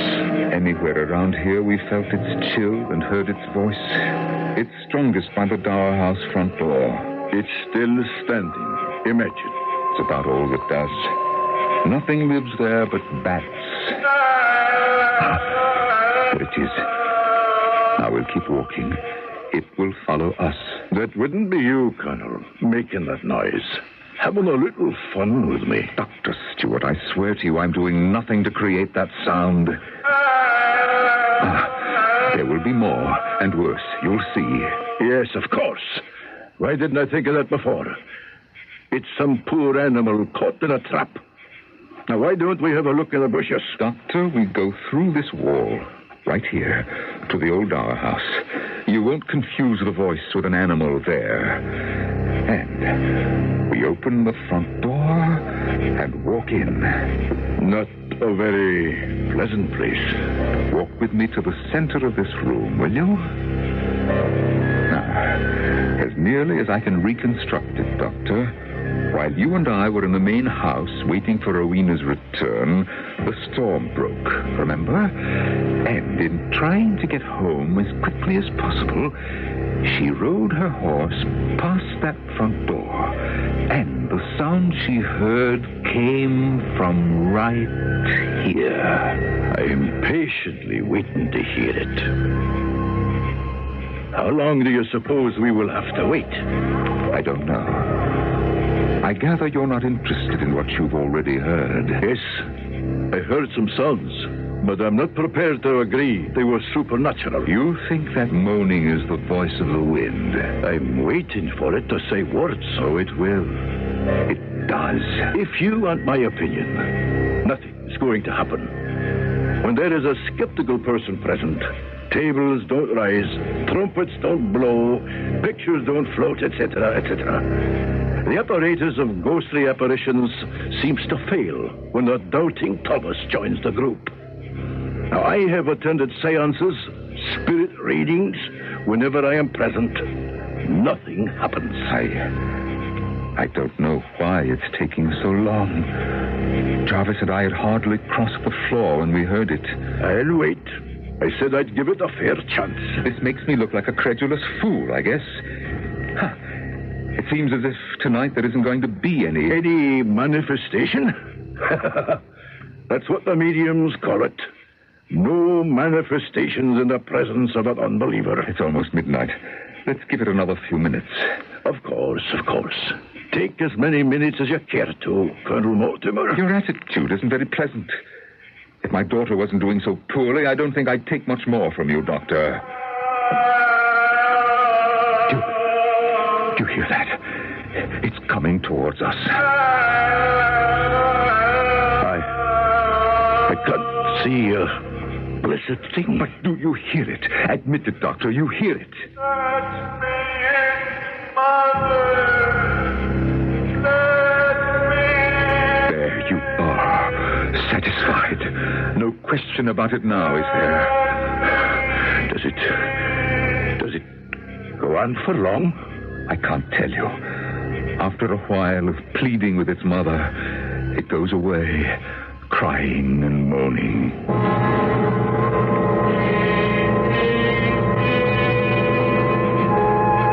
Well, that's it, I'd say. Until the next time. Well, Doctor, now what do you think? I cannot tell you what I think. Let us start back to the house. So you have no opinion? Or if you have, you're keeping it to yourself? Yes, I am. Now, mind you, I do not believe a word of it. But I cannot tell you what I think. Did you speak to the Reverend as I asked you to? Moncrief? Yes. He's going to visit you tomorrow evening. That's fine. I'm relieved to hear that. Well, what do you think he can do? Now, bear in mind, the Reverend Moncrief is not a young man. He's quite old, in fact. And he doesn't believe in witchcraft, you know. I'm glad to know that. Neither do I. I can't tell you, Reverend, how grateful I am that you came here tonight with Dr. Stewart. Colonel Mortimer, I'm standing out here in the middle of the night to do what I can. You just place me with my lantern where you'd like me to watch and listen. Right beside this door, which, as you see, was once the Dower House's front door. Now, Doctor, if you wish to help and not mock, would you stand inside where we were last night? Certainly. In the name of science, I'll take my lantern and await the ghosts of Christmas past. Reverend Moncrief, as I told you, something seems to be crying to its mother to be let in. Now, we have all heard it, even the doctor, though he won't admit it. If indeed it is a spirit which exists between heaven and hell, I hope I shall also hear it. Heaven preserve us. Is that the creature? There is more.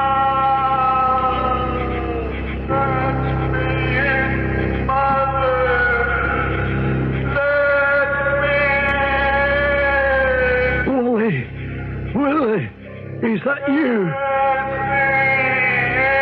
Willie, if it is you, if it is not a delusion of Satan, Willie, lad, why come you here frightening them that know you not? Why come you not to me? Is it right to come here, Willie? Your mother's gone with your name on her lips. Do you think she would ever close her door on her own lad? Do you think the Lord will close the door? No, I forbid you. I forbid you. Cry no more. Get home, you wandering spirit. Get home. Do you hear me, Willie? Me that christened you, that has struggled with you, that has wrestled you for with the Lord. Oh, and her too. Poor woman, her. You're calling upon her. She's not here, Willie. You'll find her with the Lord. Go there and seek her, not here. Do you hear me, Willie? Go after her there. Though it's very light, the Lord will lay you in, Willie. Take heart. If ye may sob and cry after her, let it be at heaven's gate and near your poor mother's ruined door.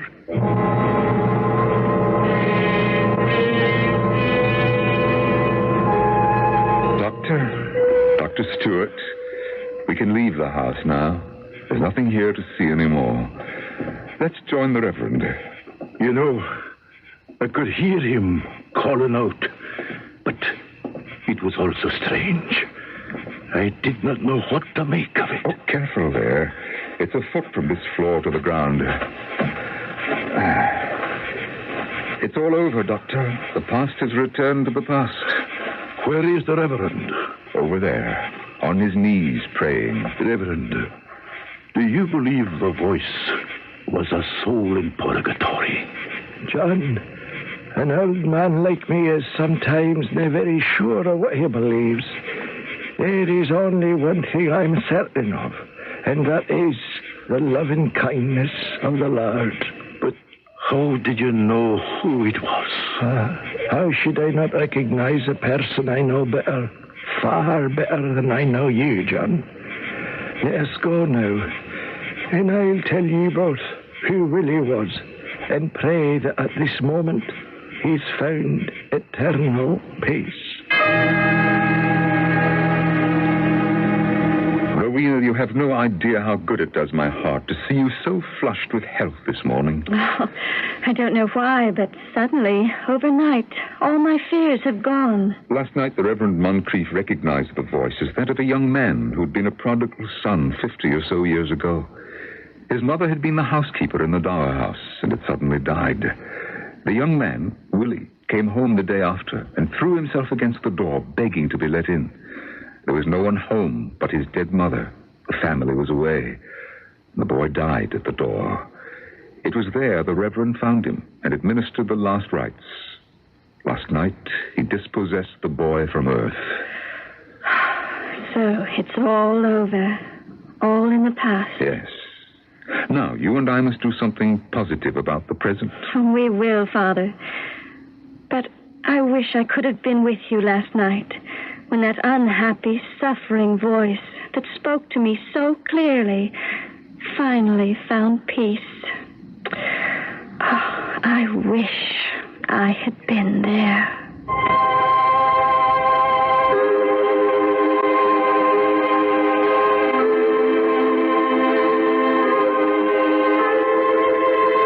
The old minister had conducted a religious passage for a wandering soul. I can just see him raising his arms in the Scotch manner at the end of a Sunday service, giving benediction to the silent earth, the dark woods, and the ruins of yesterday. Upon that blessing, the colonel and his daughter Will have found a new life. I shall return shortly.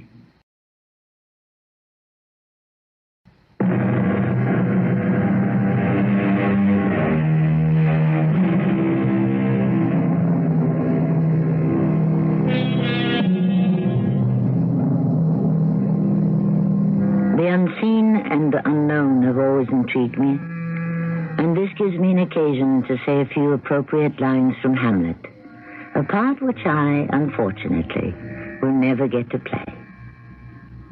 Be thou a spirit of heath or goblin damned, bring with thee airs from heaven or blasts from hell, be thy intents wicked or charitable, thou comest in such a questionable shape that I will speak to thee. That William Shakespeare. He said everything before we even thought of it.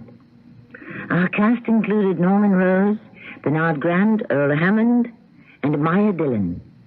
The entire production was under the direction of Hyman Brown.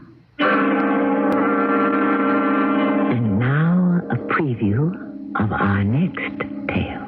Suddenly, your husband recovered. My brother and Teploff didn't know what to do. That was Friday, so Peter recovered. He got out of bed, put on some clothes, and at 2 o'clock sat down to dinner. And then he complained of pains in the stomach. What did the murderers use?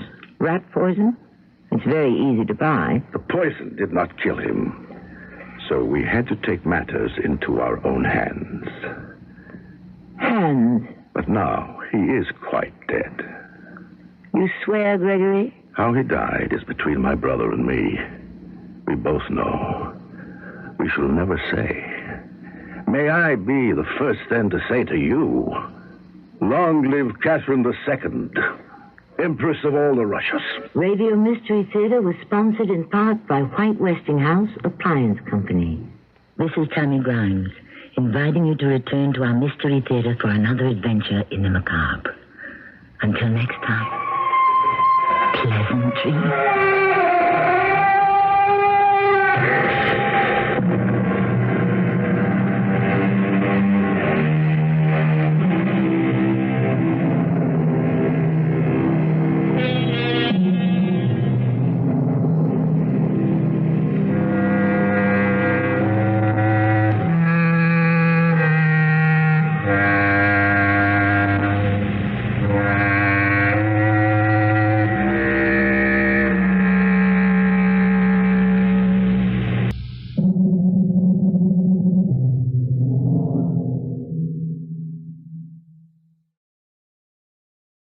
The CBS Radio Mystery Theater presents...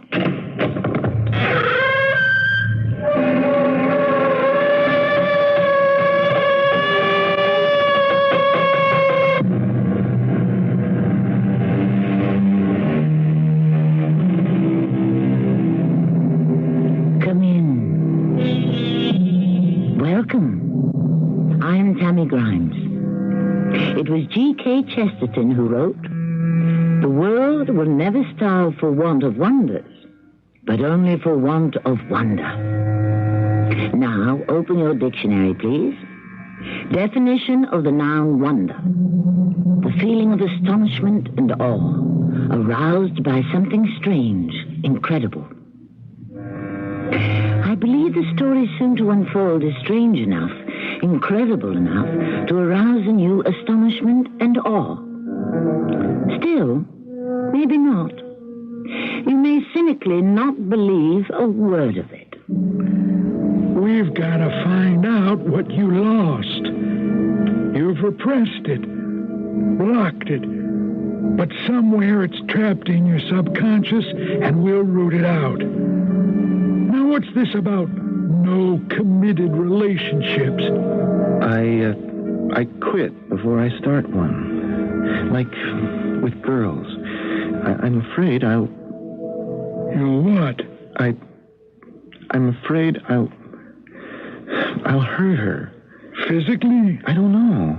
Or afraid you'll destroy the relationship if it begins? I don't know. Now, quit asking me. I don't want to know.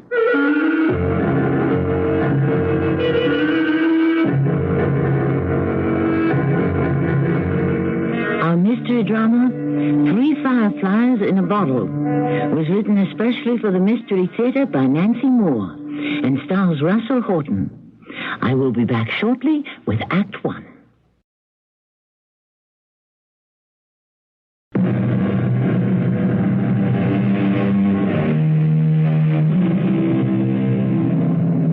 I won't venture to tell this peculiar, tangled story myself. Is that cowardly of me? Perhaps I freely confess that its complexities, its wheels within wheels, leave me confused. So it will be told by Robbie Clayton, a young man of odd experience, to say the least.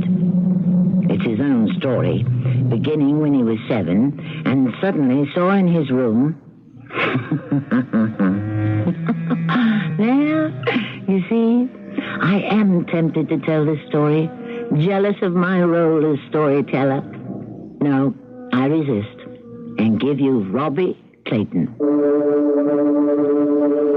I didn't know what he was. 13 years ago, at 7 years old, how could I know? The fact that he looked weirdly different from people didn't surprise or bother me. A 7-year-old's world is a patchwork of surprises anyhow. And he didn't seem as magical to me as a circus clown I'd seen shot from a cannon. So I wasn't scared at all when he simply appeared one day in my room. Robbie, I've come to see you from the stars. I've come from outer space to be your friend. My name is Arl. Hello, Arl. I've got 3 fireflies in a bottle, and they look like stars. To me, outer space was just the big friendly sky, and I had no sense of wonder that Arl came from there. I thought everyone had a friend like him who appeared sometimes when you were lonely, and who knew without words what you were thinking, and you knew what he was thinking, too. Talking without words was a new game. I liked it. I liked Arl. Of course, my parents believed Arl was their little boy's overactive imagination. I remember what they said when I told them about my new friend. John, do you realize what our Robbie has done? Certainly. He's lonely out here in the country. No brothers or sisters. He's made up a playmate. Well, I've heard of other children doing that. Isn't it sweet? Robbie, tell us what your friend Arl looks like. I don't know how to tell. Of course you do. A smart little boy like you. He's got more eyes than me. He can see everywhere all the time. Oh, such an imagination. Darling, where does R live? On a star named... It's a hard word, Mama. Try. Named... Brigbrog. Brigbrog. Well, say now, that is a hard word. And tell us again how he talks to you. He thinks, and I think. Oh, John, where on earth would Robbie get such an idea? Who knows? Now, Precious, tell us how Arl comes to see you. In a great big red top. See, Katie? Arl's spaceship is shaped like Robbie's red singing top. Cute, huh? Oh, I wish Papa and I could see Arl in that spaceship. Arl says grown-ups can't see him because they don't want to. They're scared to hear what he wants to tell them. John, you ever heard of such an imagination in a child of 7? Isn't he adorable? They didn't think I was adorable by the time I was 8. Their son was too big for foolish baby games. By now, I should have outgrown Arl. My father said, with a sternness I'd never heard before, Robbie, I want this nonsense stopped. There is no such person as Arl. He's made up like stories in books. Babar, Pinocchio. Not true, it's pretend. Now, from now on, you will stop talking about Arl. I stopped. But that didn't mean Arl stopped coming. He began to tell me more and more about where he came from and why. Brigbroggians don't behave like earthlings, Robbie. We have no hate in Brigbrog. No wars, no fear or pain or hunger. A kind of paradise, I realize now, though Arl never used thoughts, that word. He tried to explain much more than my 8-year-old mind could grasp. Looking back now, I understand that Arl was predicting what's coming to pass on the planet Earth today. Earthlings pollute Earth. They pollute space. Worst of all, they pollute minds with greed and hate and war. Why do they? Earth is a very primitive planet. It stubbornly refuses to learn. Thus it is streaking backward at dangerous speed, rushing to its destruction. My small friend, do ask again why? Why? Because Earthlings are full of hate. They feed their hate and do not feed the hungry mouths crying all over the planet. I had never known hunger.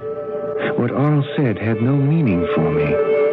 And finally came the day when he had to do more than talk to an 8-year-old. Small friend, time for your planet is slipping away. I can wait no longer for you to understand. You are to tell the grown ones what I have thought transferred into your mind. You tell them, Arl. Oh, they are too blind and destructive even to see me, much less hear and listen. They won't listen to me either. Oh, if an innocent child reports matters far beyond his ken, the grown ones will have to listen. They will know such knowledge could not be fantasized by a little boy, that the warnings had to be told to you by a superior intelligence, and Earth will act to save itself.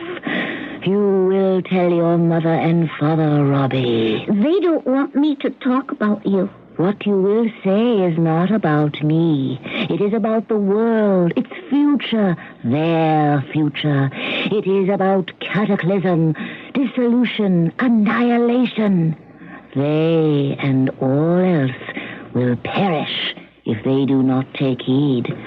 You will tell them, small friend. Mama, Papa, the world is streaking backwards at dangerous speed. What, son? It is. Earthlings don't do right. They're dumb. Earthlings? Now, where did you pick up that word? On TV, John. They pollute Earth. They pollute space.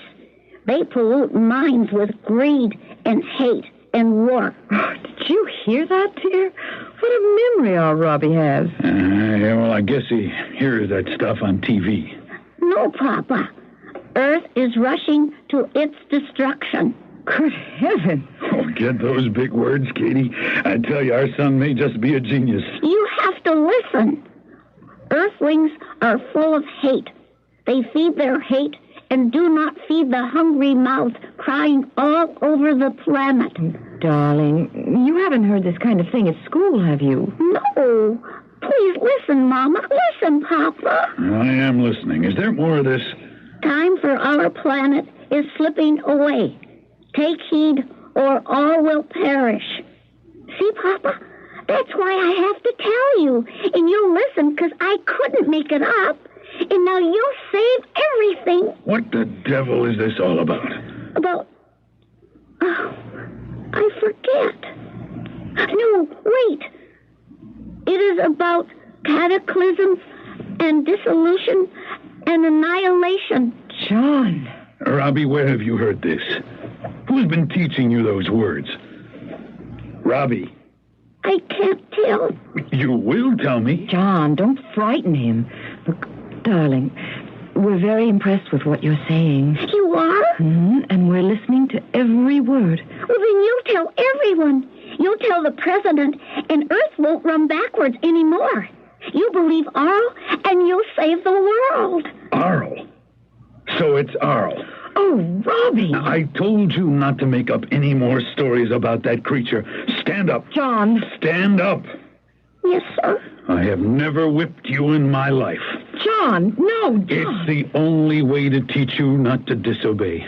Not to tell lies, and most important, teach you to give up that thing named Arl. My father pushed his chair back with such force, it crashed against the wall. He laid me across my own chair and struck me again and again. Sobbing, I stumbled to my room. Arl was there, and I was my father's son. You sing. I hate you. You tell lies. I hate you. Go away. I threw books at him, roller skates, a tinker toy. I was living up to what Arl said about Earthlings. Full of hate, of fury, I wanted to destroy. Arl stood motionless. No thought came from him to me. I had cut off communication. The things I hurled bounced off him, and his many eyes, always so bright, were dim and sad. He began to flicker, to fade, and he was gone. That's when I came to my senses. Oh, come back! I didn't mean it. You're my friend. I didn't mean it. Oh, please come back. But my friend didn't come back. Had he ever been there at all? Real or made up, the memory of him receded from my mind. That little boy forgot him completely. Only now, when I'm 20, the memory is back. And I realize how Arl, gone, vanished, forgotten, still influenced my life 9 years later, when I was 17. I've got it straight at last, after having it crooked for so long. We ask the same question. Was Arl ever there at all? Or had Robbie's imagination been fired, not by elves and gnomes of the Brothers Grimm, but by television's flying saucers shaped like tops and spacemen shaped like Arl?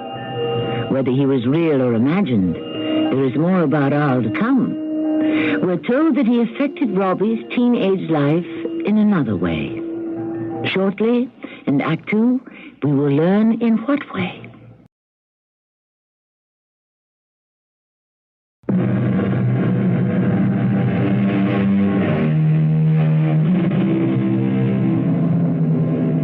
Eight-year-old Robbie Clayton grew and flourished and turned 17. All memory of Arl had long since vanished, strangely erased, and never mentioned by his parents. But he grew up with a sense of loss, which he couldn't understand, for it had no name. Yet was it a sublimated memory of Arl that made the young teenager a passionate devotee of UFOs? I was a UFO freak, all right. You wouldn't believe the nights I spent under the stars trying to spook one to come my way.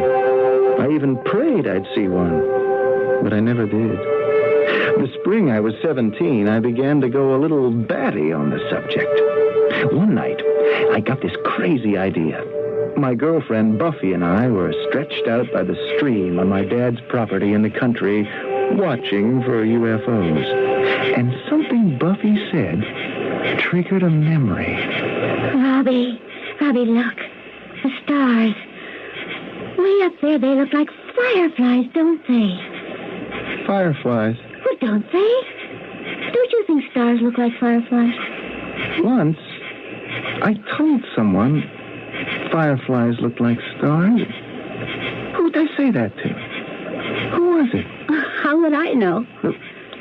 Wait, it's coming back. I was just a little kid. I had 3 fireflies in a bottle, and I said to... Who was it? I gotta remember. I got to. Why? Why is it so important? Well, I don't know, but it is. It is, Buffy. Like something big is trying to get into my head. Hey, you stars up there! Hey, you fireflies! Help me remember! I can't. So what? You were just a little kid with fireflies in a bottle. Hey, Robbie, wouldn't it be juicy if we could catch a UFO as easy as a firefly? We'd put it in a bottle and be famous. Buffy, all of a sudden I got it figured. It's the something big trying to get into my head. I am going to catch a UFO. I'm going to be famous. Oh, sure. One of these days, next month, next year, sure. Now! Tomorrow. It's going to happen. I'm going to make it happen. Oh, I got this great idea. Fireflies put it into my head. I don't know how, but they did. Oh, come on, Robbie. Some little old lightning bugs gave you an idea? Now, listen, don't I know everything there is to know about spaceships? Oh, sure, secondhand, but I know, don't I? Well, don't I? Yes. So, what's to stop me from claiming I saw one? What? Jeff? And make everyone believe me, too. You mean make it all up, lie about it? Well, why not? I'll make up a sighting different from everybody else's. But do you really think that... Yes, I really think. I got almost the whole story in my head right now without even trying. Oh, Robbie, it's crazy. It's not crazy. I deserve it. I've got a right. What right? Who gave you the right? They did. The UFOs did. They know about me. They know. Listen, here's one way it'll be different. Now, everybody always sees spacemen. Robbie Clayton's going to see a space woman. Hey, up there, you spaceships, I've got a space lady in a bottle! I worked out my story, and it was a zinger. I began to believe it myself. The next day, I called the Department of Defense UFO Division. I made my pitch to the guy at the other end, Major Harris. He asked a bunch of questions, but I had all the answers rehearsed. Then he said he'd come himself that very evening to investigate. I thank the Lord my folks were in Europe so they couldn't louse up the act. First, the major asked to see where the UFO came to pick me up. I took him to the stream. We left his car on the road about a quarter mile away. Right here, huh, Clayton? Yes, sir. Right here. I was fishing, see, and all of a sudden, this UFO is right beside me. I didn't see it or hear it before. It was right here. Mm-hmm. Yeah, well, I don't see any marks where it stood. Oh, no, sir, because it was never on the ground, just above, about a foot above. Hovering? Yes, sir, hovering. Shape? Like a top, like the shape of those big musical tops kids play with. Color? Red. Size? Well, I was real surprised. I thought UFOs were never mind what you thought. Just tell me the size. Well, as near as I can figure, about 50 feet around and like 20 feet high. So what happened? Well, it had a round door. It was open, and standing right there was, I could hardly believe it, was a girl. Not a man, a girl. A woman. How about that, Major Harris? Interesting. Describe the woman. She looked a lot like people. I mean, Earth people. Only she didn't. I mean, her face did and her body did, but she was tall, real tall, maybe 7 feet. And her eyes, great big eyes, well, they were purple. And so was her hair. Purple. Huh, wow. She was beautiful. More than anyone I've ever seen. I think the word is ethereal. Ethereal. All right, then what? She talked to me. That space lady stood there and talked to me. But neither one of us had to say one word. Telepathy. In English? Well, I don't know. Honest, I don't know. I just know I understood it. She said her name was, Arling. Robert Clayton, are you prepared to take a lie detector test on this matter? What? You heard me. A lie detector test. Fat chance. You think I don't know you wouldn't dare take one? You think you're the first star-struck punk that ever tried to pull this kind of con? It's not a con.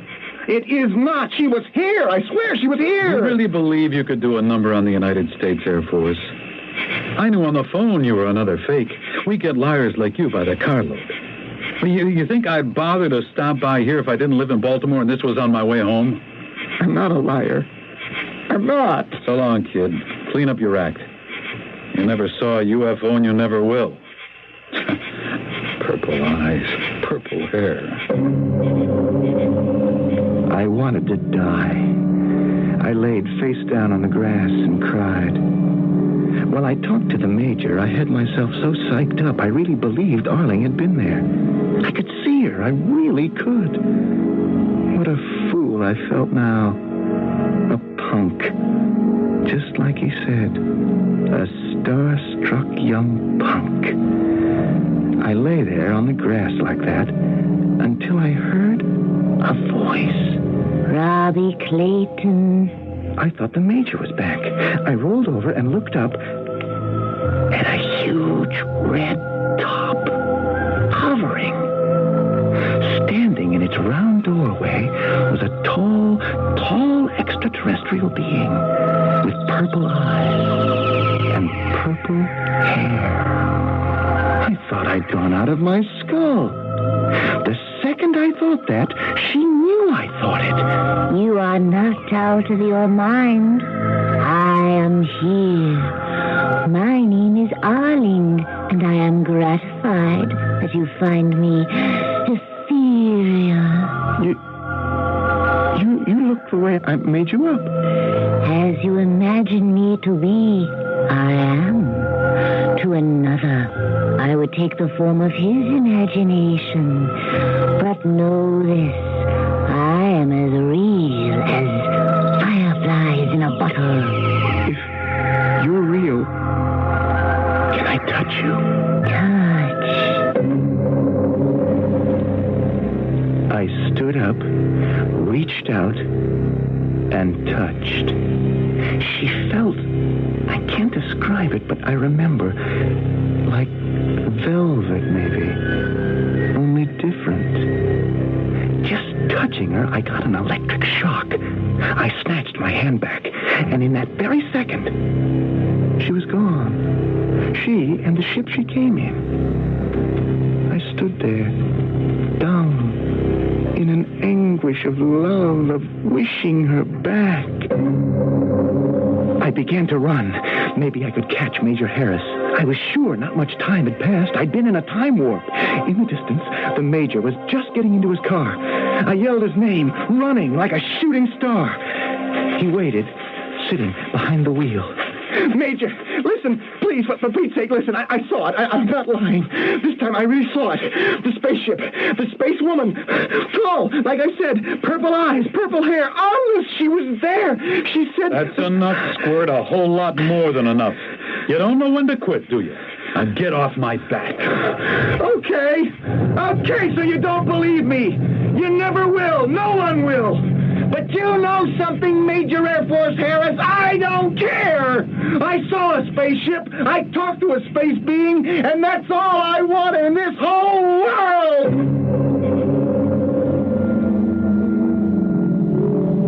After that, just the way I forgot Arl, The memory of Arling was erased from my mind.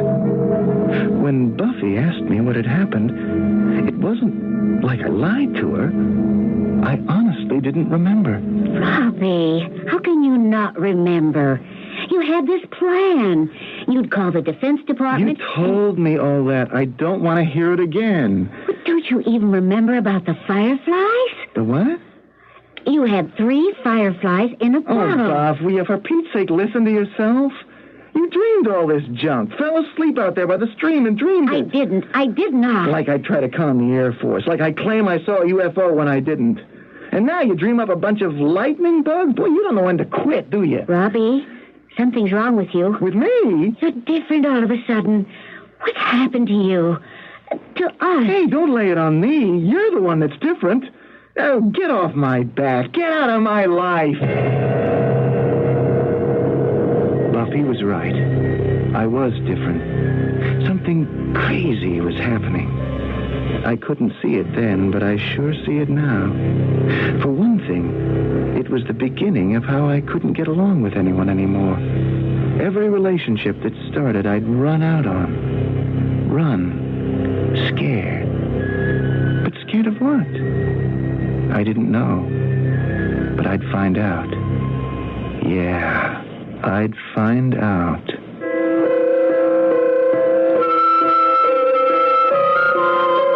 Indeed, a change had begun in Robbie Clayton. And remember that sense of loss he'd suffered since childhood? It intensified. But one thing did not change. His absorption, his obsession with space. At 18, he quit school. At 19, left home. Where did he end up? In a cheap 2-bit carnival, working a UFO concession. In Act 3, we will follow him there.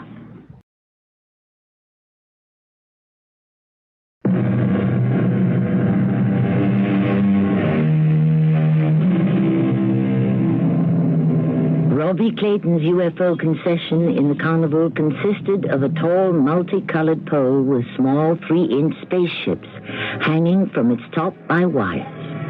Some 15 feet from the ground, these toys whirled at high speed in a zigzag pattern around the pole. Step right up, folks. Only 50 cents, half a buck.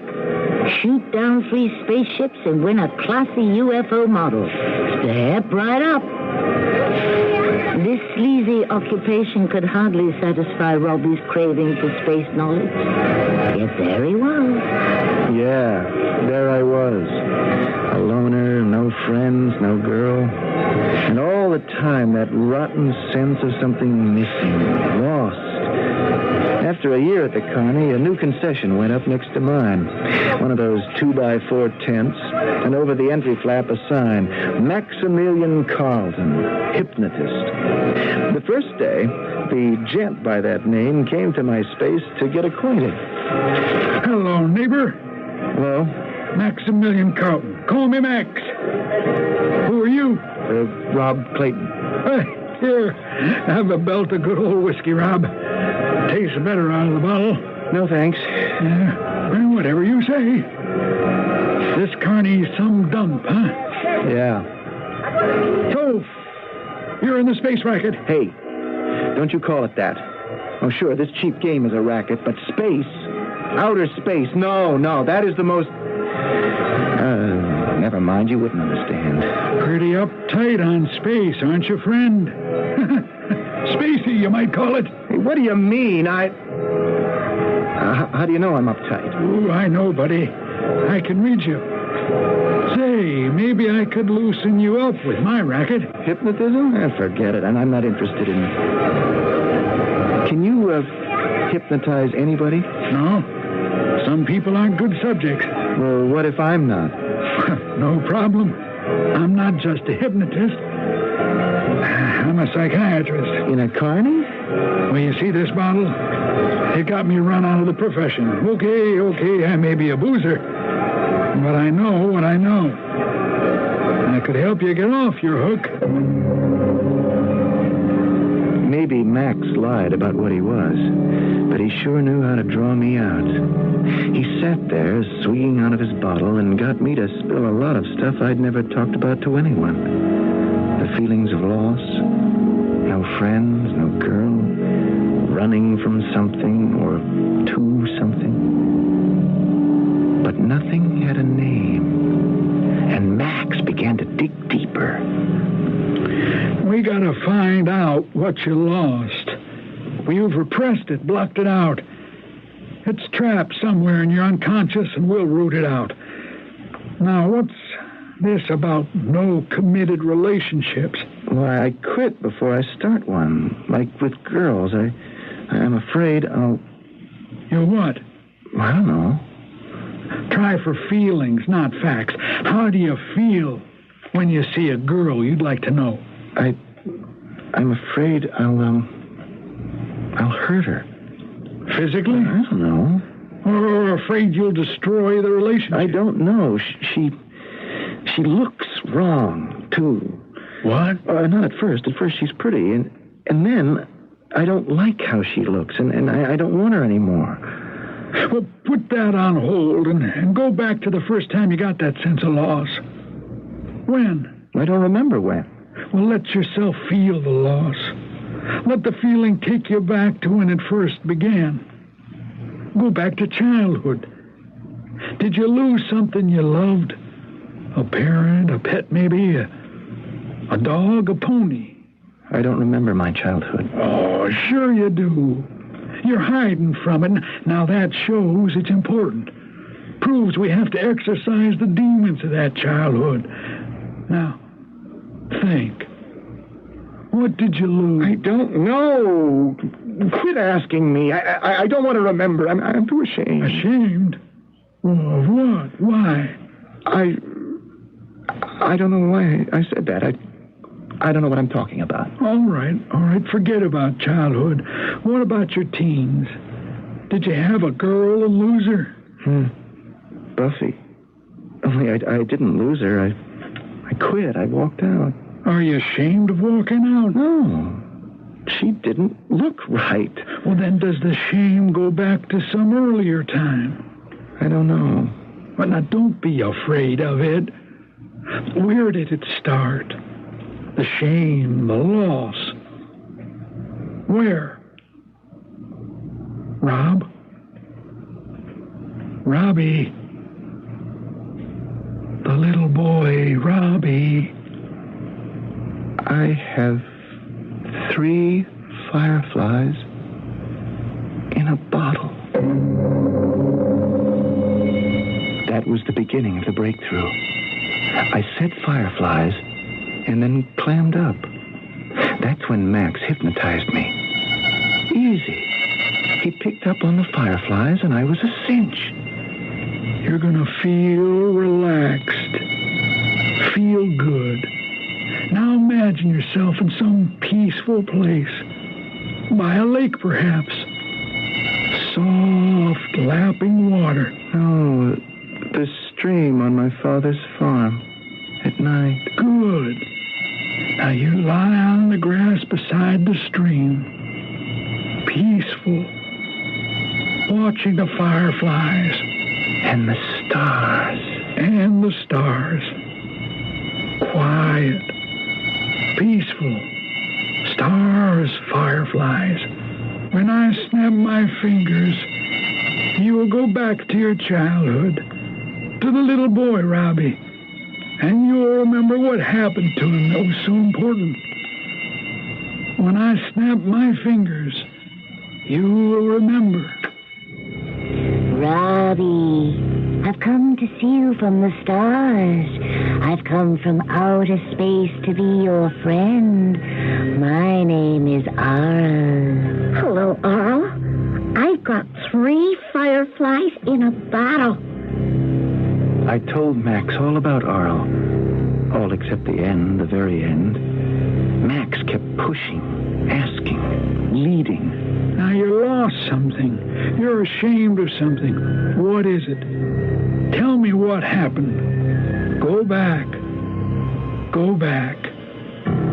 Tell me. I threw skates, books, toys. Go on. Go on. You sing. I hate you. You tell lies. I hate you. Go away. Arl, come back. I didn't mean it. You're my friend. Come back. I told it all. When I came out of the trance, or whatever you call it, Max told it all back to me. He was full of whiskey, and he laughed at me. Laughed! He thought it was funny. I wanted to kill him. Well, bless my soul, that's a razzle-dazzle bang-up history if I ever heard one. Huh? Arling, the planet Bergborg, all of it in your mind, every syllable of it made up, yanked out of your imagination. A spaceman in the nursery.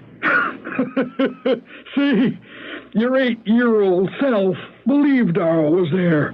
Then you believed you lost him, believed all your life down in your subconscious that you ran him off. Well, now you get it, Rob. That's why you're scared to like anyone. Afraid you'll kick that person out, too, the way you kicked out Buffy. Now, you don't want that stuff to happen again. It all relates back to destroying Arl. See, sure, he was never real, but he was real to you. He was real. He was there. Oh, come on, kid. Cut it out. We got to the bottom of this craziness, brought it out into the light of day. You can let it go. No. Now, take Arlen, your dream girl that never was. She's what you've been looking for in dames. Some dopey idea of perfection. Buffy and all the other girls look wrong. Because they haven't got dizzy purple eyes and purple hair. Quit that. Look, don't you dare laugh. I saw Arling. Sure. I touched her. And somewhere she is waiting for me. I'm going to find her again. She's the one I want. I said quit that! What are you doing? You! Stop! A liar! Stop! You're an earthling! You pollute everything!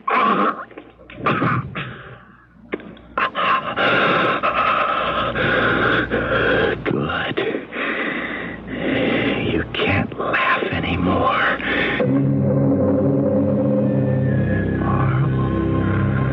Arling, come and take me to Bragbrog now. Arling?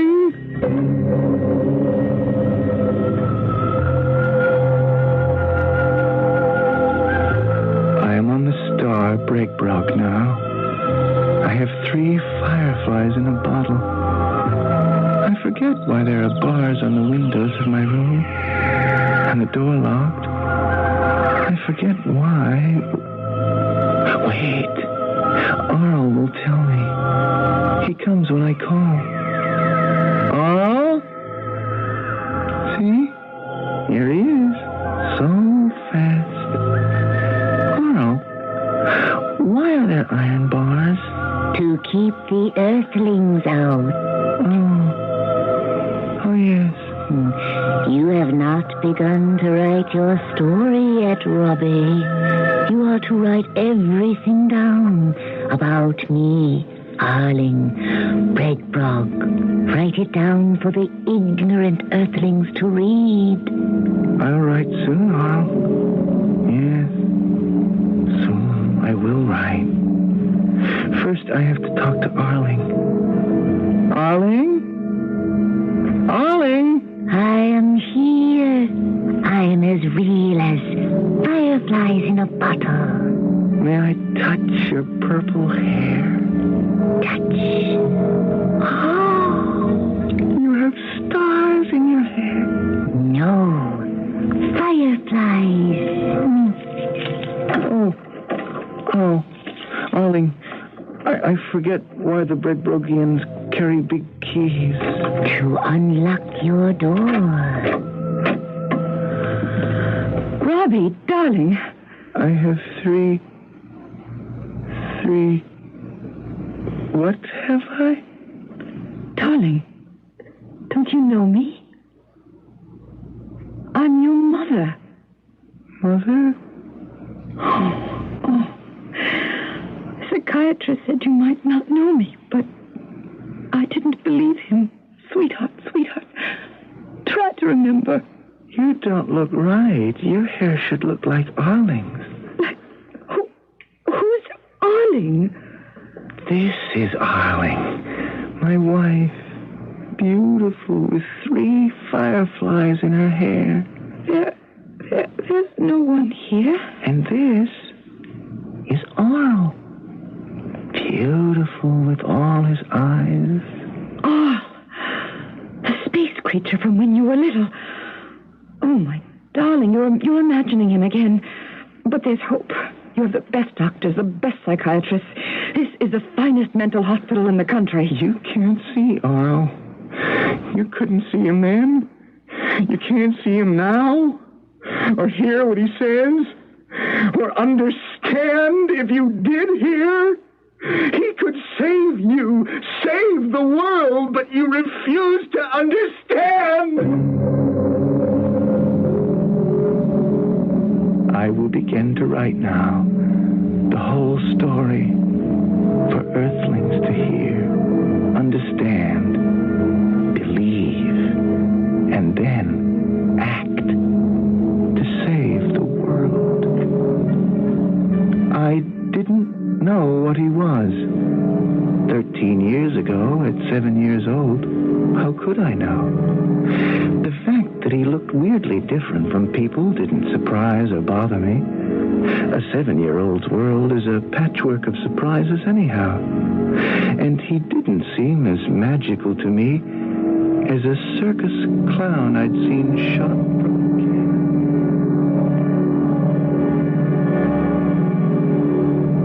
This story, written in an asylum by a young man thought to be lost in the labyrinth of madness, leaves too many unanswered questions.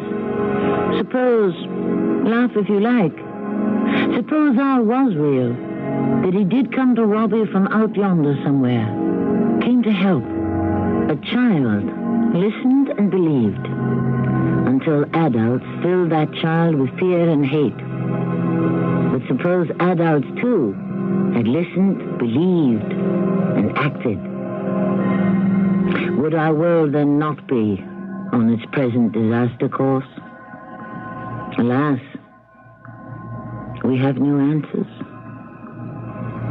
I will be back shortly.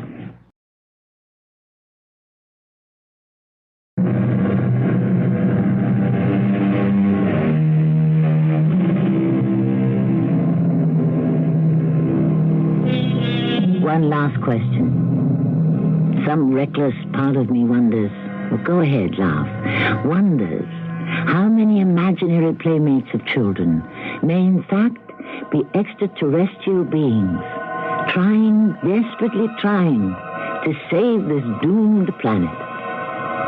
Our cast included Russell Horton, Evelyn Juster, Cynthia Adler, and Lloyd Batista. The entire production was under the direction of Hyman Brown. And now a preview of our next tale. I don't want to be haunted by the knowledge of the dark side, but I am the most qualified. I will not be the killer. You will, because you are the most qualified.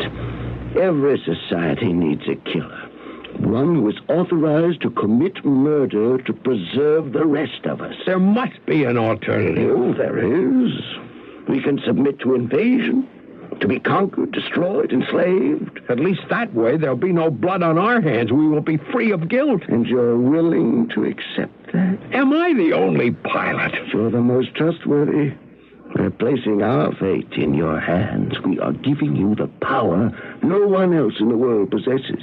The ability to destroy us. How do you know I won't do it one day? Well, we don't. But it's the chance we must take. This is Tammy Grimes, inviting you to return to our Mystery Theater for another adventure in the macabre.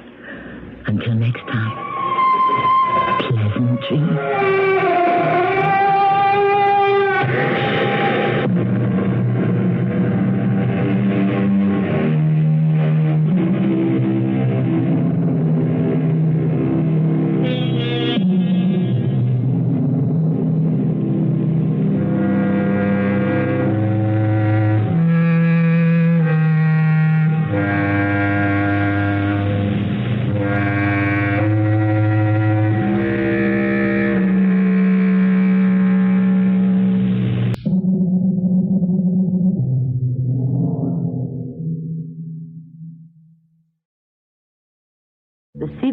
Radio Mystery Theater presents...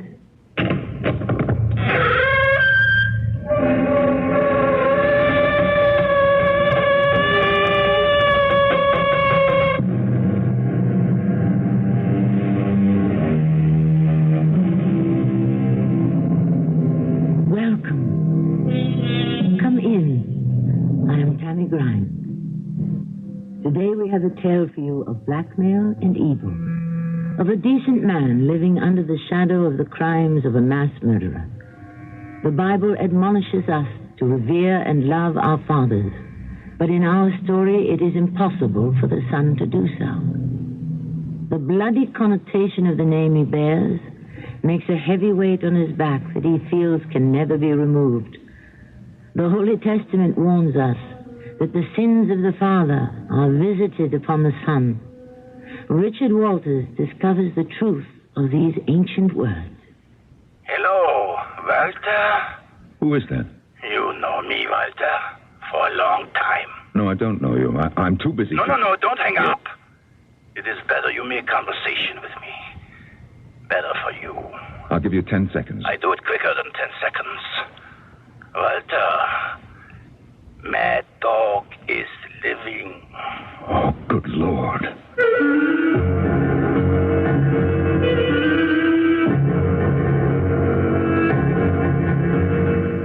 Our mystery drama, Funeral Without a Corpse, was written especially for Mystery Theater by Sidney Sloan and stars Norman Rose.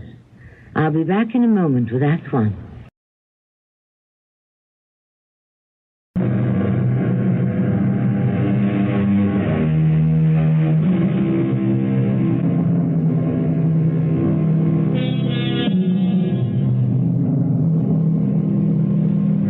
Richard Walters was in an excellent mood when he entered his apartment that chilly winter afternoon. There was a pleasant wood fire burning, and Pauline was waiting for him with a cool drink. Seeing his attractive wife standing there, smiling at him, he thought that fortune had been very good to him. He was a successful lawyer and was now serving his city as district attorney. His political party had spoken to him about running for governor.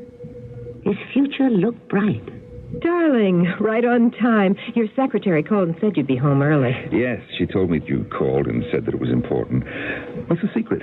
No secret, Richard. You know we've had this dinner date for weeks. It's for you.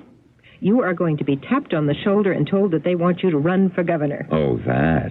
So you know about tonight. Mm-hmm. I wanted to surprise you. That's why you're all done up, huh? Richard, you're impossible. You know how important this is to your career, and you seem to treat it with such indifference. Not indifference. I'm very excited and trying not to show it. But I was wondering whether I should accept. Accept? Richard, it's an important step up for you, your career. Well, I wanted to see how you felt about it. If you would rather I went back into private practice. And give up the chance of being governor? Oh, darling, after all these years, you must know me better than that. You want to be the governor's lady, Mm-hmm, and then on to higher things, the highest. No, dear, not that. I'd have to be a native-born American to get that high office. I don't see why. Well, in the Constitution, and I don't think that Congress is about to change it just to make you First Lady, you'll just have to be satisfied with First Lady of the state. Oh, if you're first man, that will be good enough for me. Oh, Richard Walters for governor. Well, you better get into your dinner jacket and black tie. Don't rush me. Oh, Richard, a call came for you earlier. Well, our number is unlisted. Very few people know it. I'd be driven out of my mind with crank calls and people wanting favors. Well, it was someone who said that he is an old friend. He? Did he give his name? No, but he called you Walter. Mr. Walter, he said. With a V. Isn't that the German way of saying W? Oh, yes. He didn't leave his name? No, said he would call back. Oh, maybe that's him calling back. Want to get it? Yes. No, I better not. Pauline, you answer it and say that I'm unavailable. But, darling... I do not want to talk to him. Richard... I said I don't want to speak to him, Pauline, and I meant it. And may I say, in conclusion, that I am most gratified by your confidence in me. You can be certain that I will not let you down. Even as governor, my city is still my city. Thank you. Give it to him! Give it to him, Walters!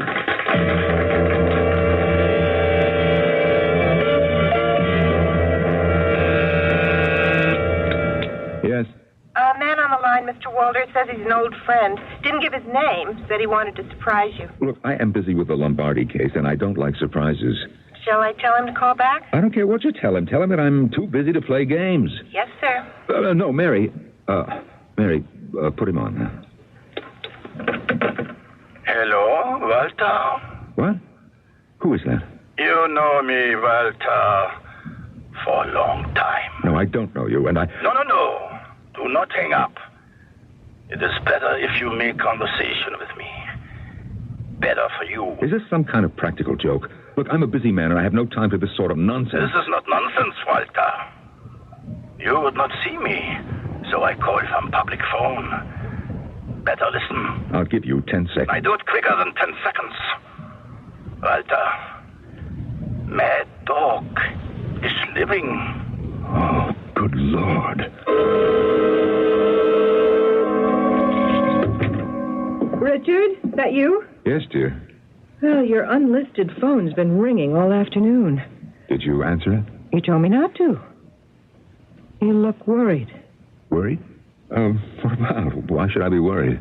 I don't know, but you're fidgety. You didn't sleep very well last night. And take a look in the mirror. Your brow is all furrowed. You sure worry about me, don't you? Yes, I do. You're very important to me. Oh, Pauline, after all these years. I love you, Richard, and I'm unhappy when you're unhappy. Now, come on, tell me what it is. Well, it's nothing. It's those telephone calls that you don't want to answer. Afraid to answer? Afraid?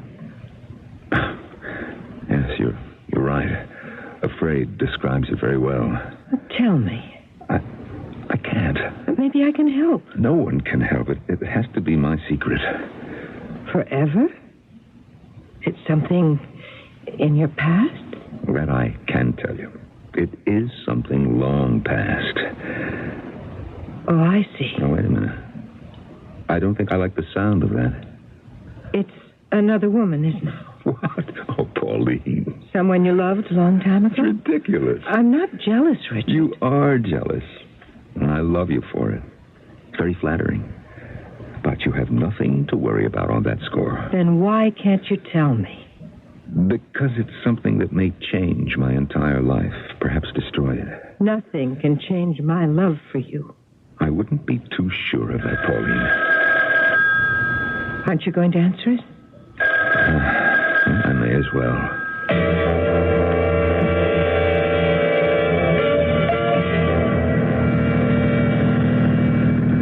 You have a nice big car, Walter.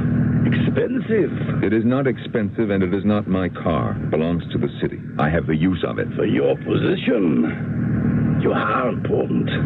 The attorney, how you say? District attorney. Yes. Important man. District attorney. Look, I don't believe that you wanted to see me so urgently merely to discuss my job. Why not? You are important. You inherit your ability from your... Stop it. Now say what you came to say and then get out. You talk to me that way? I who have known you since you are a child. You never knew me, Terhunk. You knew of me. And you knew of me. I have spent 40 years trying to forget you and what you stood for. And that was not important to you? Our ideals? Our goals? I loathed it. All of it. And your father? Don't speak of him. It is shameful for a son not to love his own father. From the time I was 9, I hated him. My hate was just a tiny speck compared to the mountain of hate he generated. This is sinful, father, son. Look, let's not go on with this. Why did you come? He is alive. And he sent me to you. You're lying. I went back and checked all the records. He and many other murderers escaped to Argentina when they saw that the war was lost. They should have caught him, destroyed him as he did so many others. Do not say that. He is your father. No, not mine. I would do anything to erase the relationship. I cannot call him mine. He is alive and sick. And he needs you. The records show that he died in Buenos Aires 5 years ago.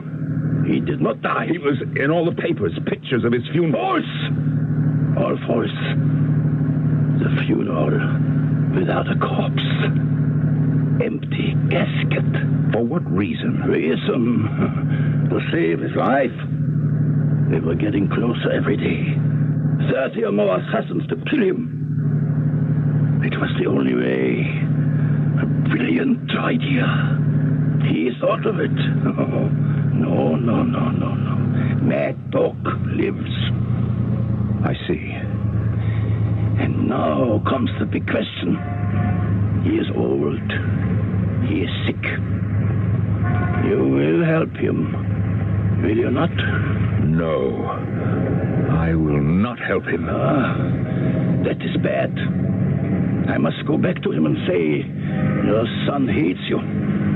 He will not hold out his hand. Hold out my hand to that vicious murderer? Oh, I regret to think what he will say and do. What? You are an important man. You have changed your name. Nobody knows you are the son. His only son. He asks out of need. But you have no pity. People will say how bad it is for a son to deny his father. Everyone will know you are his son. Well, you took a long time getting around to it, Teruk. But you made it very clear. This is blackmail. How much do you want? No. I never asked for anything.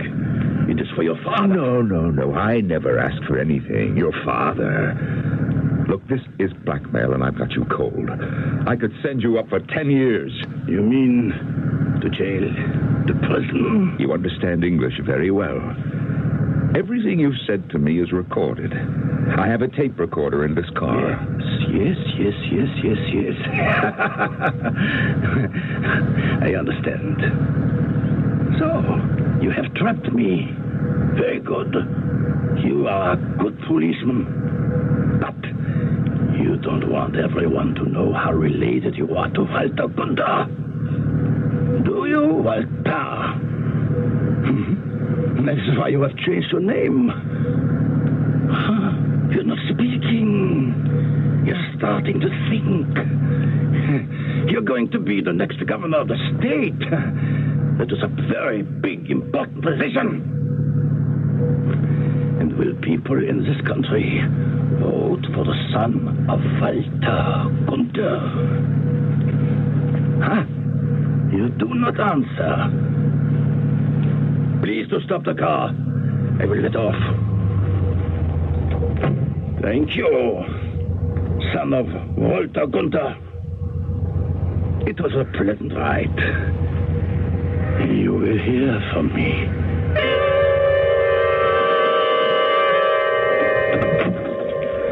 Richard, that you? Yes, Pauline. Darling, you're so late. I called your office and they said that I went out and I didn't come back to the office. Where were you? Well, I was just driving around, Have you had dinner? Irma put your plate in the fridge. I can warm it up. No, thank you, dear. I'm not hungry. Glass of milk? Nice piece of chocolate cake? Irma made it for you, your favorite. Well, thank Irma for me. Oh, I'm exhausted. What time is it? Nearly midnight. Ooh, I had no idea that I'd been out that late. Well, I think I'll have a shower and hit the hay. Richard, something's bothering you. You know, Pauline, you're wonderful. You're always the first to notice. Can't you tell me? Can't you? I'm going to tell you. I must. Now? No. Not now. You see, I've got to get my courage up first.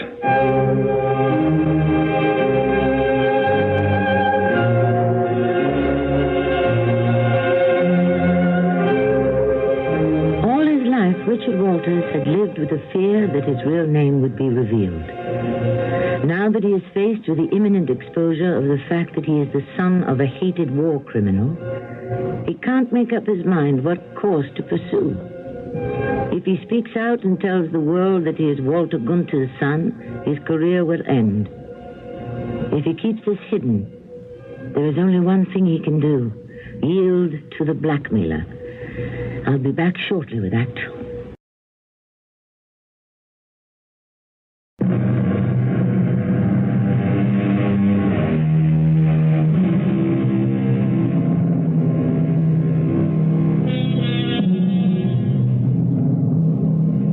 Despite the fact that Richard Walters trusts Pauline, his wife, he cannot bring himself to tell even her his secret.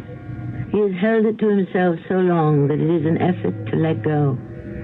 To tell someone else the shame and unhappiness that secret has cost him.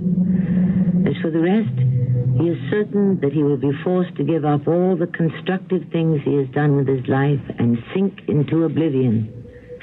He sits in his office, still undecided. Richard Walters' office, may I help you? Oh, yes, Captain Gallagher, I'll connect you. Yes. Oh, Neil. What? Oh, yes, my unlisted phone, thanks. What's the new number? Uh-huh. Well, you know the people who get that information. Please take care of it. Let me have that number again.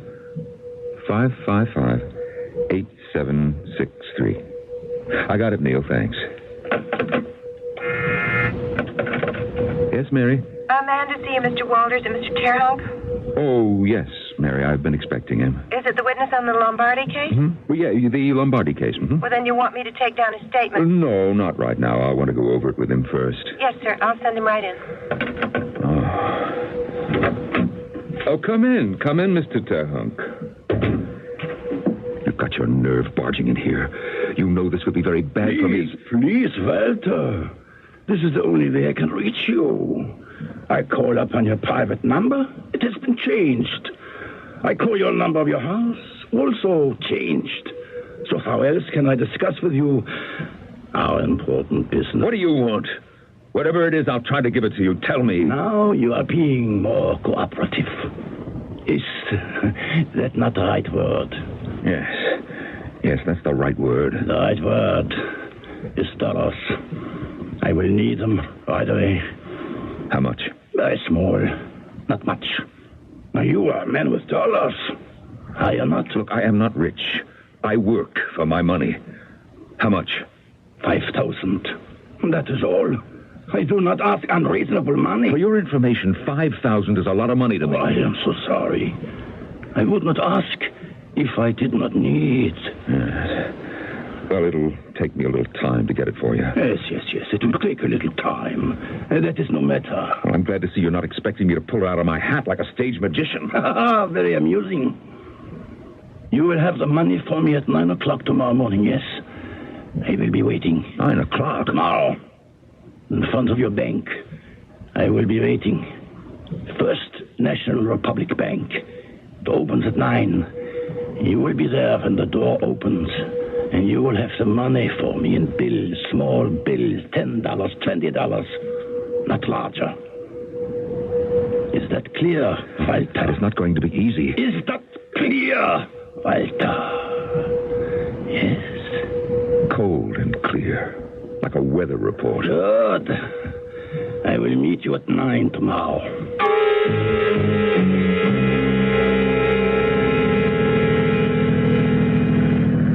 You're not very talkative tonight, Richard. What?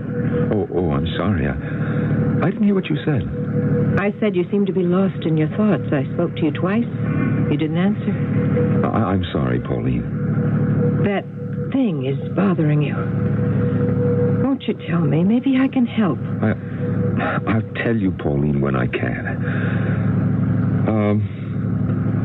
I'm considering dropping this whole political nomination. You mean for the governorship? You can't.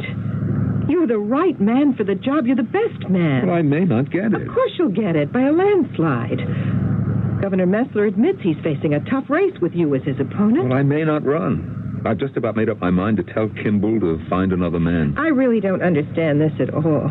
I'm afraid, Pauline. Oh, God, I've never been so unhappy, so depressed in my life. It feels as if I were finished. Your car phone is ringing. Oh, let it ring. It might be important. They'd never call you unless it was. Well, get it for me. It may be somebody that I don't want to speak to. Hello? This is Mac Kimball. Oh, Mr. Kimball. I'll put Richard on. He's right beside me. Mac Kimball, Richard. Hi, Mac. Just talking about you a moment ago. Sorry to call you on your car phone. I know you reserve that for business calls. Oh, it's okay. I'm guessing it's important. It is, Dick. It is. Well, can you tell me? Well, I'd rather not over the phone. Can you meet me someplace? My office? Oh, sure. Pauline and I were... Well, it's nothing important. What time? As soon as you can make it. There's someone here I want you to meet. Who? Again, I've got to say, not over the phone. Well, okay. I'll see you in 15 minutes. Harrison. Yes, sir. You're dropping me at Mr. Kimball's office. Mrs. Walters is going on to the Garveys. Yes, sir. What did Kimball want? Well, something serious to discuss. Someone at his office he wants me to see. I have the faintest idea what it's all about. Haven't you, Richard? Haven't you? Yeah. Yes, you're right. Lately, everything seems to be focused on one thought.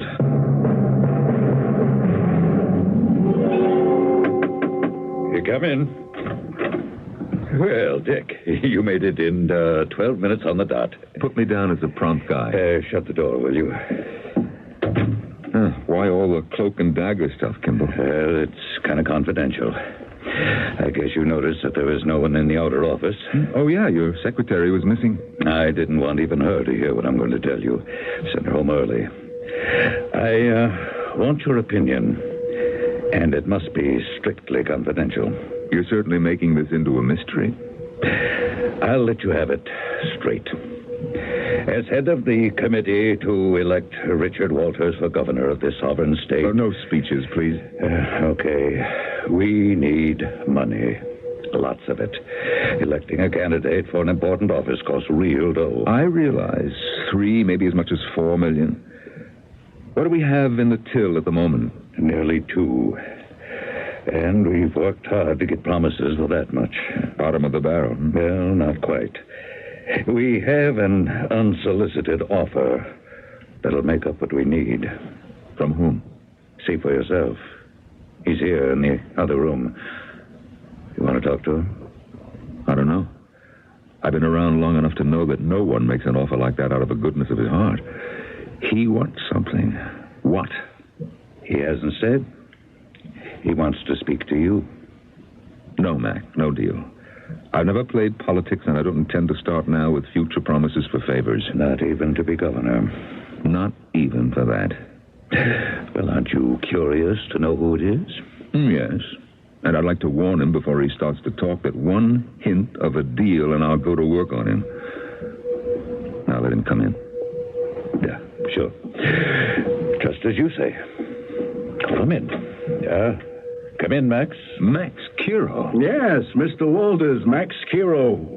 Tell him what I said, Kimball. He says it's no deal if you want something in return. I ain't asking for nothing. Didn't I tell you that, Kimball? Nothing? No favor? Nothing means nothing, Mr. Walters. I don't get it. You're willing to give $1 million for no reason at all? I'm clean now. You sent me up. I did my time. I got paroled in 3 years. And I thought it over when I was in stir. What was the point of it, huh? My 2 brothers I lost, my father dead, body never found. And what for? For money. Dirty money, Max. We know all this. Yeah. Dirty money. I didn't have nothing when I came out of the pen. I started fresh with a few bucks I got from the insurance of my father. Come on, you didn't come here to give me the sad story of your life, Max. Mr. Walters, I got the money to help you. I got a big sanitation business, a big laundry business, real estate. It's all clean money. Legitimate. You sure? Clean? Clean. I made it honest. Go ahead, get your CPAs to go over my books. I'm clean. You sure you didn't launder some of the dirty bucks in your laundry? That ain't funny. Now, look, I come here and make an offer of $1 million for Mr. Walters' run for governor. I mean it. Why? That is the big question. Because you did something for me. And I want to pay you back. Did something for you? I sent you up for 7 years. I wanted to send you up for life, but I couldn't get enough evidence. And you want to help me? Mr. Walters, when I was in stir, I got to thinking. I knew I didn't want no more of the kind of life I had. You know, I started to read in a prison library. I never read a book before. It was an education. Okay, cut it short, Max. It changed your life. It sure did. And it turned out good for me. You know, if I'd have kept up the old life, I'd have been dead, like my brothers and my father. Mr. Walters, you did it for me. You know, this is the most amazing story that I have ever heard. Yeah? What do you say, Richard? Well, I'm flattered. I don't know what to say. Look, give me a day or so to think it over. There are several reasons why we should not accept. And one very good reason why we should. Thanks, Max, for your generous offer. We'll let you know.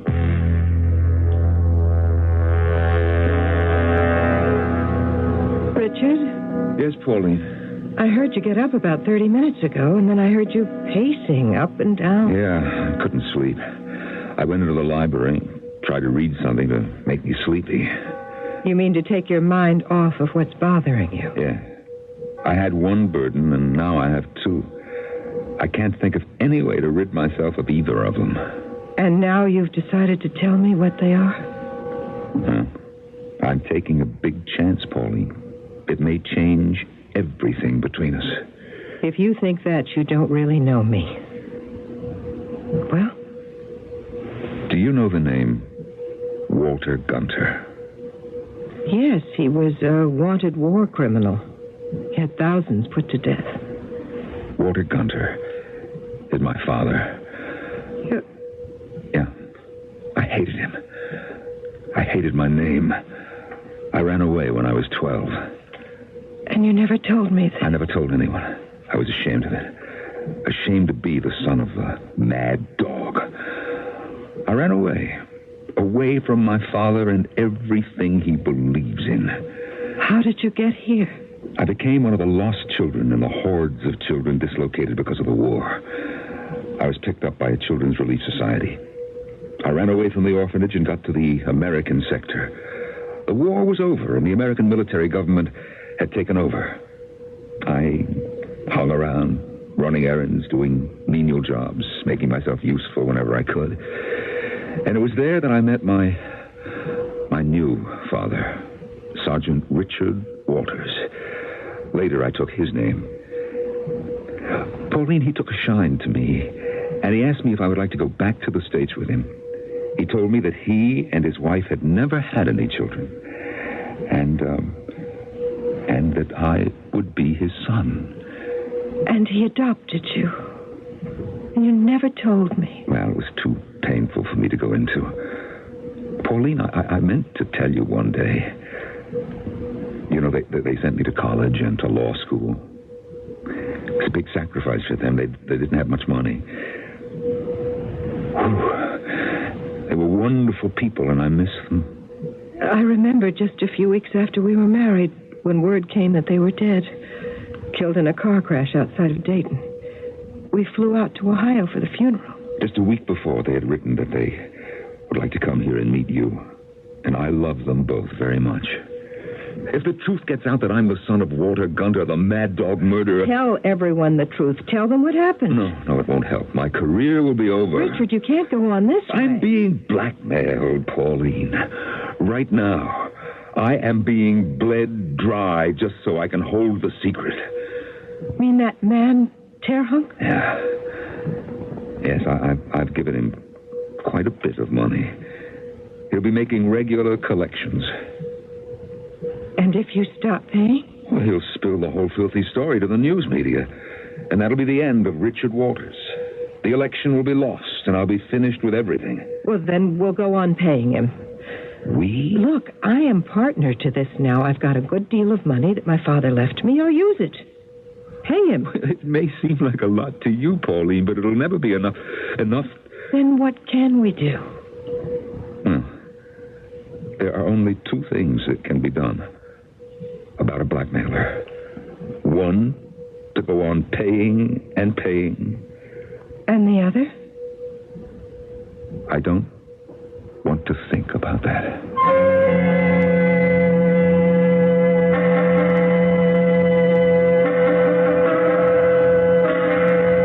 Richard has told Pauline that he doesn't want to think about the alternative to paying and paying his blackmailer. But she knows what he means. He can see no light at the end of the long and gloomy tunnel. He knows he will continue to give Terhunk what he wants until there is no more to give. I'll be back shortly with Act 3.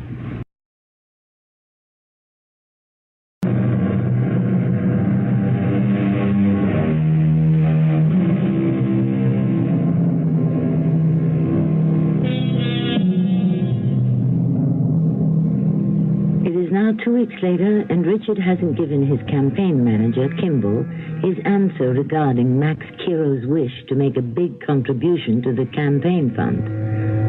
In Richard's opinion, it was dangerous and could lead to the sort of scandal that would kill his chances of being governor. Despite what Max says about not wanting anything in return, the danger of a rumor that Richard Gunther had sold out to the underworld was too risky. Moreover, he still has to deal with Terhunk, and that is becoming more difficult. Yes, Mary? Call for you, Mr. Walters and Mr. Terhunk. Oh, put him on hold, Mary. Yes, sir. And have Captain Gallagher put a find on him. You want to know where he's going? That's what I mean. Call me back as soon as Captain Gallagher... No, wait a minute. On second thought, Mary. Cancel that. Cancel? Yeah, I changed my mind. Is Terhunk still on hold? I'll take it. Yes? You are being, how to say, jealous. Are you trying to make me annoyed? I do not like treatment of this nature. Oh, I'm sorry, Terhunk, but I was busy and I couldn't speak with you immediately. You will understand this, Walter, that I am most important. I will come first. Your other affairs will wait till I am complete.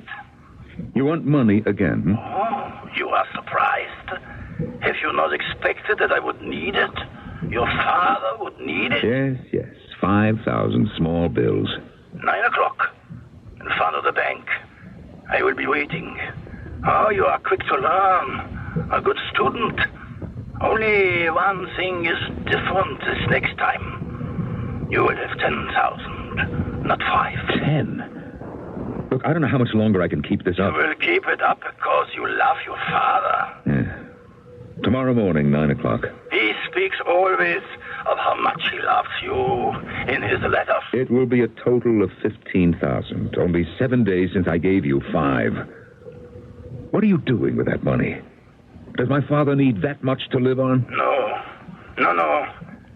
I tell you very frankly, he does not need all that for himself. It goes to finance the organization. What is that? Don't you know?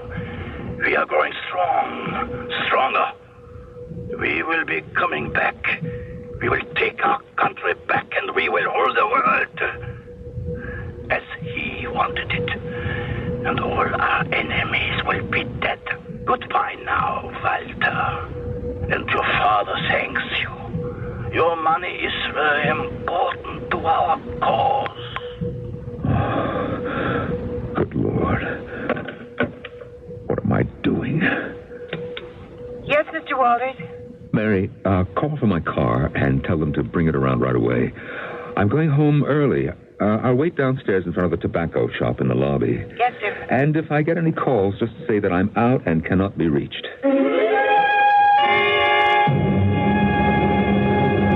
Hello, Mr. Walters. What? Oh, it's you, Kiro. Yeah.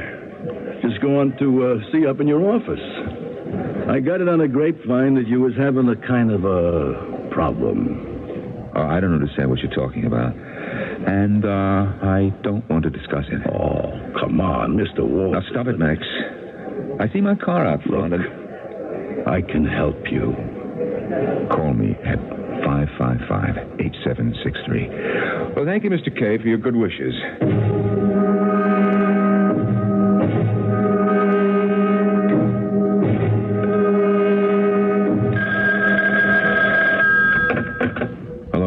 Mr. Walters, talk? Yeah. Yes, I'm alone. Go ahead. I said I could help you. How? You got a leech on your back. What? A bloodsucker. A leech. Yeah, what you're saying is that I am being blackmailed. How do you know? I know. I still got connections. I know. I want to do something about it. What? Get him off your back. And, how would you accomplish that? What difference does it make? What do you have to know for? He wouldn't be bothering you no more. Max, you told me that you were clean, that you were straight. I am. And that's the truth. I know what you mean when you say you'll stop him, Max. Is that your idea of straight? It wouldn't be me. I wouldn't even know about it. You wouldn't know. The trouble would just stop. No, Max. It's not the way I think. Yeah. I get it. All right. What about my offer? The money? Well, I'm seeing Kimball tonight. We're going to settle a lot of things. Thanks for your concern. I didn't give you anything yet. Your confidence, Max. I really appreciate it. Goodbye. Richard, I hate to bother you, but Mr. Kimball is here. Have him come in, Pauline. Well, hi there, Governor. Yeah. What's all the mystery? No mystery, maybe a revelation. Can I get you a drink? Sure, but what's the occasion? Kimball, I'm going to tell you something that may change everything we planned. Change? Explode, blow up, demolish would be better words. Mac, I am not the man you think I am. My name is Walter Gunter. And that, Kimball, is the end of a long and sordid story. And the end of my political career. Well, now, just cool it, Dick. Okay, your old man was a war criminal, but you weren't. You hated him and everything he stood for. You ran away. You changed your name. But don't you see? I'm going to be running for governor. What do you think the opposition's going to do with that piece of information? Nah, better write me off, Mac. Better get a new man before it's too late. You let the committee decide that, Dick. But... no buts. You're the best man. You're our man. We are not letting you go too quickly. Now, what about your father in Argentina? He's dead. Been dead for 5 years. Then Terhunk, or whatever his name is, was lying. I got a radiogram this afternoon. The authorities assure me that he died from a massive cerebral hemorrhage. They're sending me a copy of his death certificate. Lying or not, the fact that your father is dead doesn't change matters. As far as blackmail is concerned, this Terhunk character is just as dangerous to your reputation as he was. You think we can buy him off? Maybe a big piece of change would do it. No. He'll take anything we give him. Make promises which he'll never keep, and come back for more. I guess you're right. That's only half the problem. Max Kiro's donation seems the only way the committee can come up with enough money to finance the cost of electing me. How would it look if a former public enemy came up with a big chunk of it? But Max is clean now. It wouldn't matter if he had angel wings and a halo. I can hear the opposition. I can see the headlines. Yeah, well, forget Max. I'm working on it. Hey, what was that? It sounded like a gunshot. Came from the other room. It won't open. It's locked. Pauline is in there. Pauline! Pauline, are you all right? Pauline! Oh, Pauline, what is it? We heard a shot. Oh, Richard, what have I done? What have I done? Get the pistol out of her hand, Richard. Give it to me, Pauline. Here. I didn't want to use it. I just wanted to frighten him. Him? That terrible man. Ooh, terrible. Look, there on the floor. Good Lord. Call the doctor, Richard. Yes, a doctor. I asked him to come here. I said I would give him $50,000 if he would promise not to bother us anymore. Hello, Dr. Parkins. He agreed? Yes. Richard Walters has been an accident. But as soon as I handed him the It's money, shot. he said, thank you. No, we've not even examined I'll be back next week for another installment. And can you summon an ambulance? He laughed. But good. Good, hurry. The doctor's coming, and an ambulance, too. Now, look, Pauline, what happened? Please try to control yourself, darling. Richard, I shot him. It was an accident. I just wanted to scare him. She gave him money, and he laughed at her, and he said he'd be back for more. Money? To shut him up? I thought I could help you. I took it out of the money Father left me. You knew that man wasn't to be trusted to keep his word. I was desperate. I just wanted to help you. And you took my gun. Just to scare him, Richard. It's for protection. I pointed it at him, and it went off. Well, Pauline, if you shot at him, you missed him. Missed him? What, isn't he dead? Yes, he's dead, all right. Probably the shot scared him. It looks like he died from heart failure. Richard. Kimball. It looks pretty good, Richard. Autopsy report is death from heart failure. Terhunk suffered from congenital heart disease. According to the medical experts, he could have popped off at any time for almost any cause, or no cause at all. So there are no charges against Pauline. Oh, that's great news. No charges, Pauline. Oh, Richard. Kimball, I think now's the time for me to ask you to find another man. I certainly cannot run after all this. Will you please butt out of the committee's business? After all, you're just a candidate, and we're going to get you elected. The voters will love you. And we're going to tell them that Max Kiro loves you, too, and is putting $1 million into the campaign. And you know why? You overwhelm me. Why? Because you're a decent guy. And decent, honest men are hard to find these days. Goodbye, Governor. And give my best to Annie Oakley. Kimball says that they still want me to run for governor. And he says to give his regards to Annie Oakley. Annie Oakley? Mm-hmm. A famous woman sharpshooter from the Old West. Oh, sharpshooter? Me? That's right. You couldn't hit the side of a barn with the door closed. But I love you.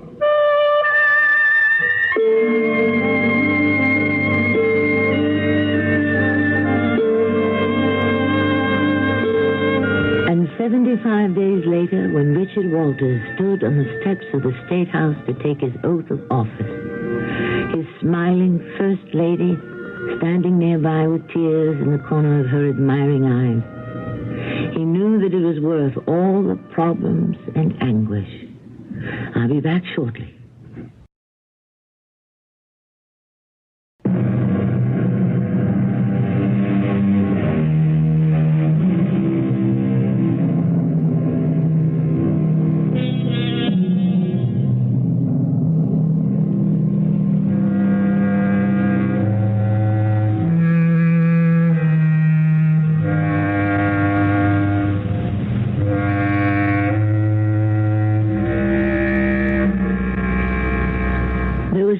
Very important that Richard Walters learned in his few long weeks of pressure and blackmail.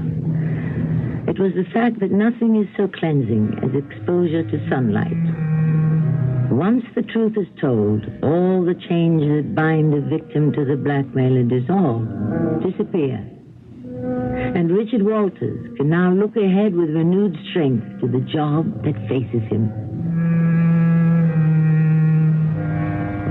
Our cast included Norman Rose, Terry Keane, Bernard Grant, and Ray Owen. The entire production was under the direction of Hyman Brown. And now a preview of our next tale. Oh, look here. The drawer of my table. Why is it open? Excuse me. What are you picking up? My money box. It's been forced open. I had 10 kopecks of my own money in it and stamps. Are they all there? Oh, yes. Oh, but look at the lock, all scratched. And look, everywhere. Everything thrown about. My linen basket. This isn't the way I folded my clothes. The bed is pulled apart. Oh, Mashenka, are you all right? I mean, could I get you some water? Why were they here? What were they looking for? You were out with the children all day. You didn't know. Didn't know what? The mistress has lost a brooch worth $2,000. This is Tammy Grimes, inviting you to return to our Mystery Theater for another adventure in the macabre. Until next time, pleasant dreams.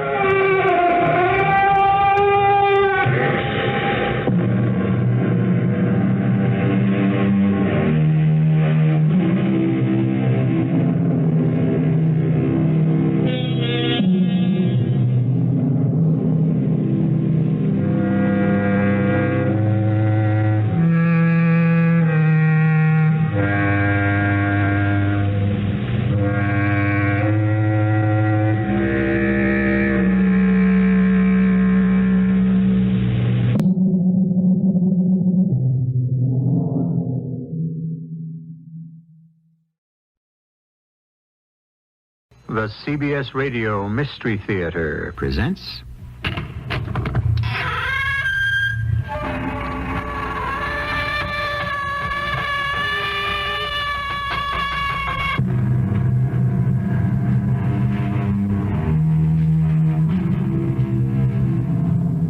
Come in. Welcome. I'm E.G. Marshall.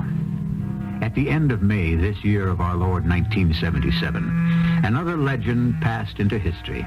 The last of the great Orient Expresses, Europe's most famous railroad train, made its last run.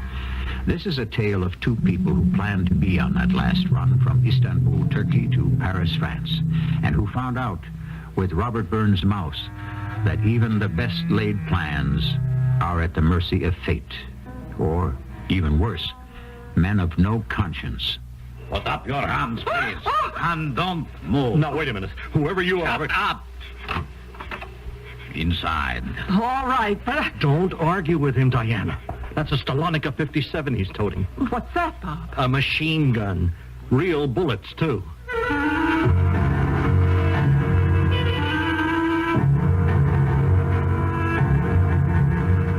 Our mystery drama, Last Train Out, was written especially for the Mystery Theater by Ian Martin and stars Ann Williams. It is sponsored in part by Sign-Off, the Sinus Medicines, and Buick Motor Division. I'll be back shortly with Act One.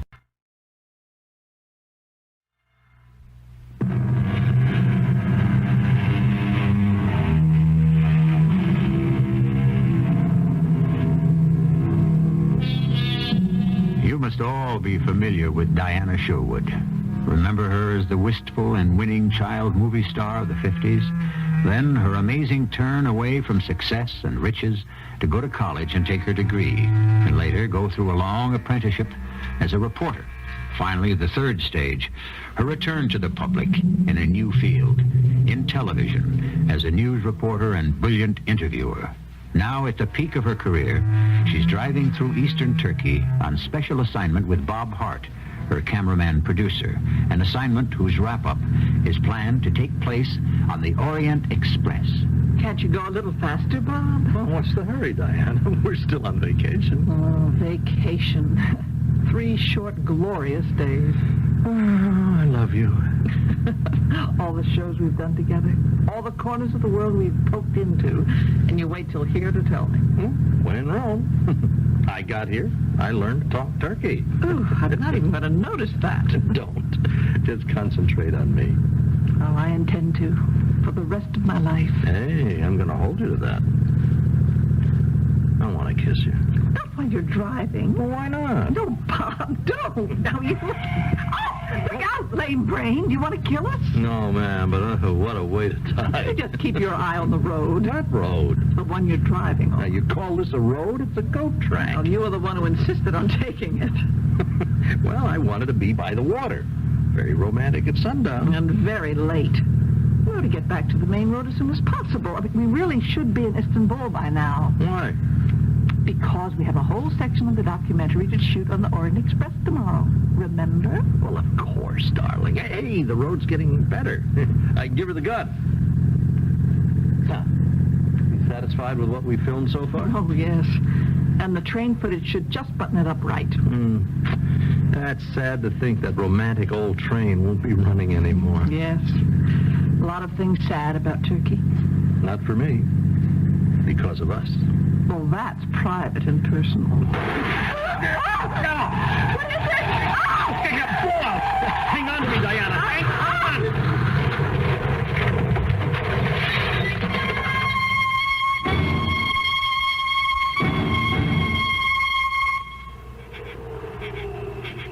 Bob?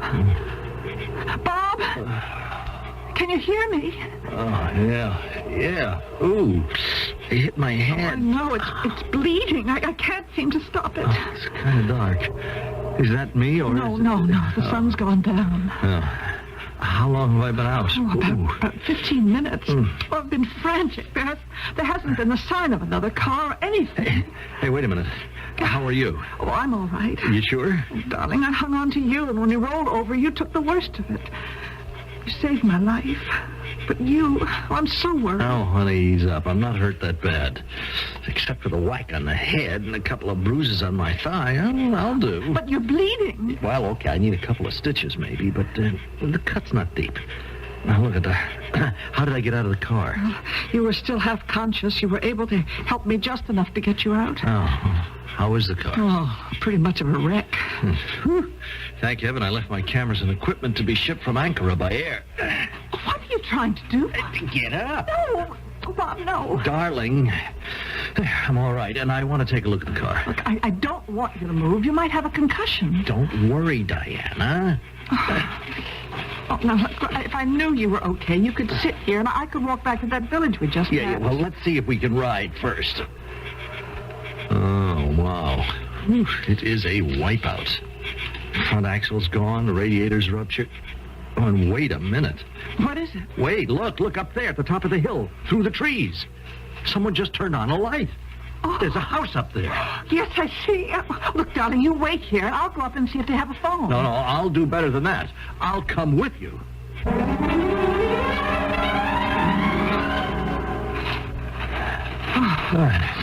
This darn place was farther away than I thought. Hello, we'll just cut across this terrace here. And we'll try the French windows. Hey, the room inside's lighted. Oh, yes, but they have Austrian blinds. And wait a minute. There's a chink here. Let me have a look. Yeah. Hey, it's crazy. That can't be. What is it? Now, keep your voice down. Take a look. Two men. Let's look. Hold it. Take a look at the one sitting at the table. Yes. Who is he? Oh, I see what you mean. Oh, he looks like Sipiakov. Looks like he's a dead ringer. Oh, good Lord, Bob. We've really stumbled onto something. Yeah, a hornet's nest. We're getting out of here. With a story like this? Do you know who this man is? Sure. Number 3 or 4 in the Politburo who came here on a little Russian-type lobby trip to Istanbul and mysteriously disappeared day before yesterday. Or defective. Well, whichever it was, he has Russia up in arms and the Western world on atomic pins and needles and the Turks in a blue funk. Now, let's not get mixed up in this, Diana. Come on, it's too big. Don't move. Hey, now, wait a minute. We had an accident, and we were looking... said be quiet. Inside. All right. Don't argue with him. That's a Stalonica 57 he's toting. A what? A machine gun. Real bullets, too. Move. What is the meaning of this, Sergei? Excuse me, Doctor, but I found them outside looking through the window. Doctor? Oh, you're just what we're looking for. My friend is hurt. Yes, so I see. That is a nasty cut. You will need some stitches. No. All we need is a phone to get a mechanic and some transportation. First of all, I must tend to your wound. Oh, allow me to introduce myself. I am Dr. Bülent Agdüz. And you, of course, are Mademoiselle Diana Sherwood, is it not? You know me? What educated man in Turkey does not know you, mademoiselle? Especially since you have honored Turkey by coming here to do one of your fine documentaries about us. Excuse me, Sergei, put away the gun. But I found them spying on you. Sergei! As you ordered, Doctor. You will pardon me, Mademoiselle Sherwood, and... this is my cameraman, Mr. Robert Hart. Yes. If you will excuse me, this gentleman here with me was just leaving. Sergei, please see my patient to the door. Look, if you just let us make a phone call, you can go ahead with your patient. No, we were all finished. Sergei? Yes, Doctor. Good night, Mr. Cheeman. Now, just follow my instructions, and I'm sure you will find your condition will improve rapidly. No, don't say anything. I am more than glad to have been of help. Now then, won't you sit down, Mademoiselle Sherwood, while I have a look at the gentleman's injury? Thank you. But while you're treating Bob, couldn't I phone for help? Unfortunately, no. Well, why not? I have no phone. A doctor? This is my home, not my office. I value my privacy. Well, you don't seem to get much of it. What about the patient who just left? What about him? Mr. Hart. I think what Bob meant is that if this isn't your office... Shall we say that he is just an old friend who dropped by? Oh, yeah, okay. Sure, we don't care about him, Dr. Akduz. Now, all we want to do is get to Istanbul by tonight. I'm afraid that would be very difficult. Please, let me offer an alternative. Why don't you allow me to invite you to be my guest for the night? Well, I'm afraid that isn't possible. Oh, why not? Well, Mr. Hart and I must leave Istanbul tomorrow on the Orient Express. But the Express does not leave until evening. I really must insist that you be my guest. Well, I don't think you understand exactly, Doctor. Miss Sherwood and I are on an assignment from International Broadcasting to deliver a documentary on your country. Oh, I know. I am aware that you have been here already for over 2 weeks. But the last part of our Turkish coverage is to film the Orient Express in transit. Yeah, and, as I guess you know, it makes its last trip tomorrow night. I am aware of that. So, you see, we must get back tonight. Oh, I quite understand. But as a doctor, I must tend to that wound of yours before anything. Yes, Bob, please let him do that. Okay, fine. As long as while he's patching me up, we make some kind of arrangement to get to Istanbul. Without a car and no phone, I don't really see how it is possible. There is also the matter of crossing the Bosphorus to the Thracian side. Well, just get us to the ferry. But how? Oh, can't you have your man drive us in? I'm afraid I can't. Or won't. If you ask me, your invitation to stay sounds more like an order. Perhaps it is. Sergei!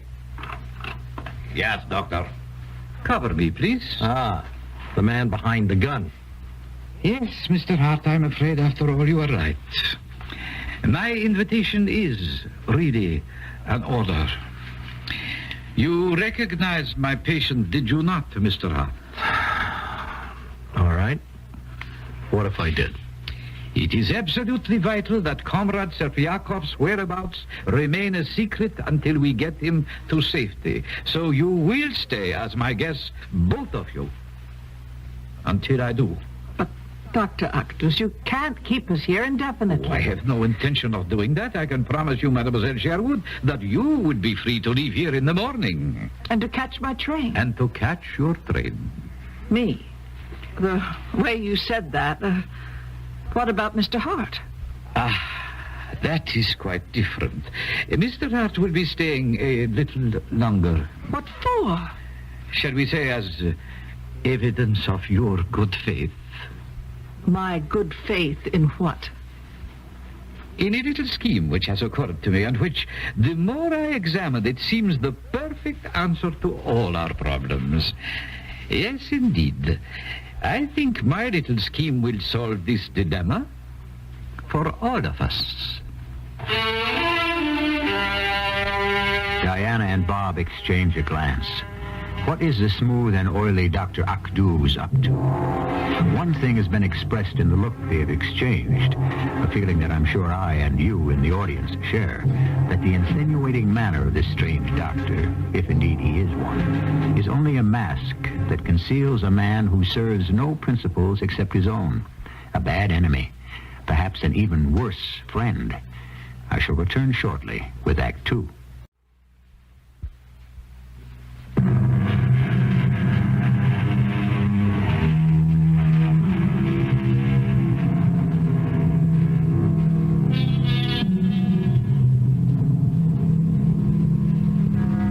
Three of them were frozen as we left them. Diana Sherwood and Bob Hart in the moment of exchanging their glance. Dr. Bülent Akduz, his dark, beady eyes glistening wetly as he considers them both, a secret smile curling one side of his mouth. Now, as the film of our tale starts to unwind again, the protagonists move from their still frame to action. I think my little scheme will solve this dilemma for all of us. What dilemma? Oh, come, Mr. Hart. It is useless to deny it. You have recognized that I am hiding under my roof the most wanted man in Turkey. Lavrenti Serpiakov is being hunted by every communist in Europe. I am committed to getting him to safety. Could I possibly allow either of you to leave here freely, now that you know my secret? But we'll be beyond Turkey by tomorrow night. Preserving a discreet silence about the biggest news story on the continent at this moment?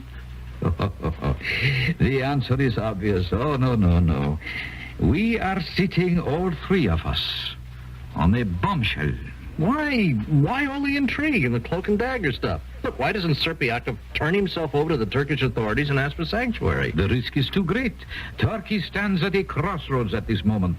Our neighbor to the north, Russia, dominates the Black Sea with her navy. She would demand his return at once, and we are not in any position to refuse. Well, then go to the American consulate. They'd protect him. If we ever got him there alive, perhaps. Another point not to be debated, the risk is also too great. An international situation might be created. No, the answer is clear and has been decided.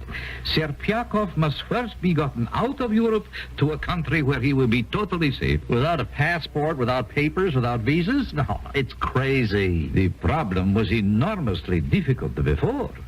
But now, fortunately, it is relatively simple, thanks to your coming here providentially, as you did. Thanks to us? Yes. Actually more directly to you, Mademoiselle Sherwood. You are going to be Serpiakov's safe conduct direct to America. Me? Oh, I'm afraid you're mistaken. Oh, I doubt it. I'm quite sure you are going to be perfectly agreeable, even anxious to help. When I explain.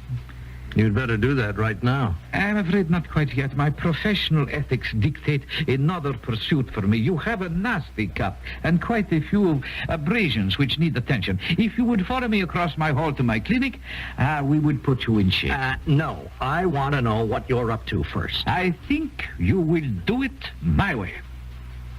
Sergei! Now, look, just a minute. No, darling, please. The cut still hasn't stopped bleeding. It's got to be taken care of. She is quite right, you know. The sooner I can suture it, the less scar it will leave in the future. Well, shall we go and try to get rid of the bad blood between us?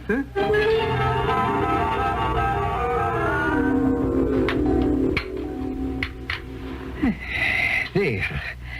I think that should do very nicely. No pain? No pain. Now, I want to know what you're trying to get Diana mixed up in. Yes. Well, I would prefer to explain that to both of you at the same time. Why don't we go back and join the lady so I can explain to you both what a blessing in disguise you have turned out to be. So, you would like to know my plan. Very well. Tomorrow evening, Miss Sherwood will leave as planned on the Orient Express. With her will go Serpiakov, traveling as Mr. Hart. What do you mean, Serpiakov, traveling as Bob? How can he? Very simply. You have just had a quite serious accident in your car. Very good. We will make it appear a good deal more serious. We will say that Mr. Hart has been injured quite severely about the face and the head. I, a doctor living closest to the scene of the accident, attended him, and quite naturally, since the damage is extensive, have had to bandage most of his head and face. Oh, can I freshen your drink, Mr. Hart? Well, maybe you'd better. You see, it occurred to me as soon as I saw you that both you and Serpiakov are approximately the same height and build. Another piece of luck. This comrade of yours, does he speak American? He won't have to. The mouth will be bandaged because some sutures had to be taken. We can even wire the jaws if broken. No. I see no flaws. I think personally it is an excellent plan. Once Serpiakov reaches Paris, arrangements already have been made by other interested parties which will clear him out of Europe safely. Now, there is just one major flaw, Dr. Octus. Yes? What is that? What makes you so sure that I'll go along with your little scheme? Oh, I have no doubts about that. I'm sure you can both guess why. You'll be holding me as hostage. Exactly. And besides, as a doctor, I will travel with her to Paris, ostensibly to take care of my patient. But to make doubly sure I behave. Shall we say, cooperate. But what if I refuse? How can you? These are desperate times, Miss Sherwood, and make no mistake, I am a desperate man. I lay my life on the line, and I value it highly enough so that I have no compunction about who dies to protect it. Besides, the end itself is good. Once Serpiakov is safe from reprisal, you will realize that he has information of incalculable value to the democracies, particularly yours and Mr. Hart's country. All right. Doctor, you win. Do you think perhaps you can send one of your men to get our bags from the car? I will have it taken care of right away. And may I say that I think you have both been very wise. Oh, one other thing. I don't know, of course, how far your regard for each other has taken you, but I am sure you will realize under the circumstances that you will be shown to separate rooms. The judgment is not one of moral principle, just mere precaution.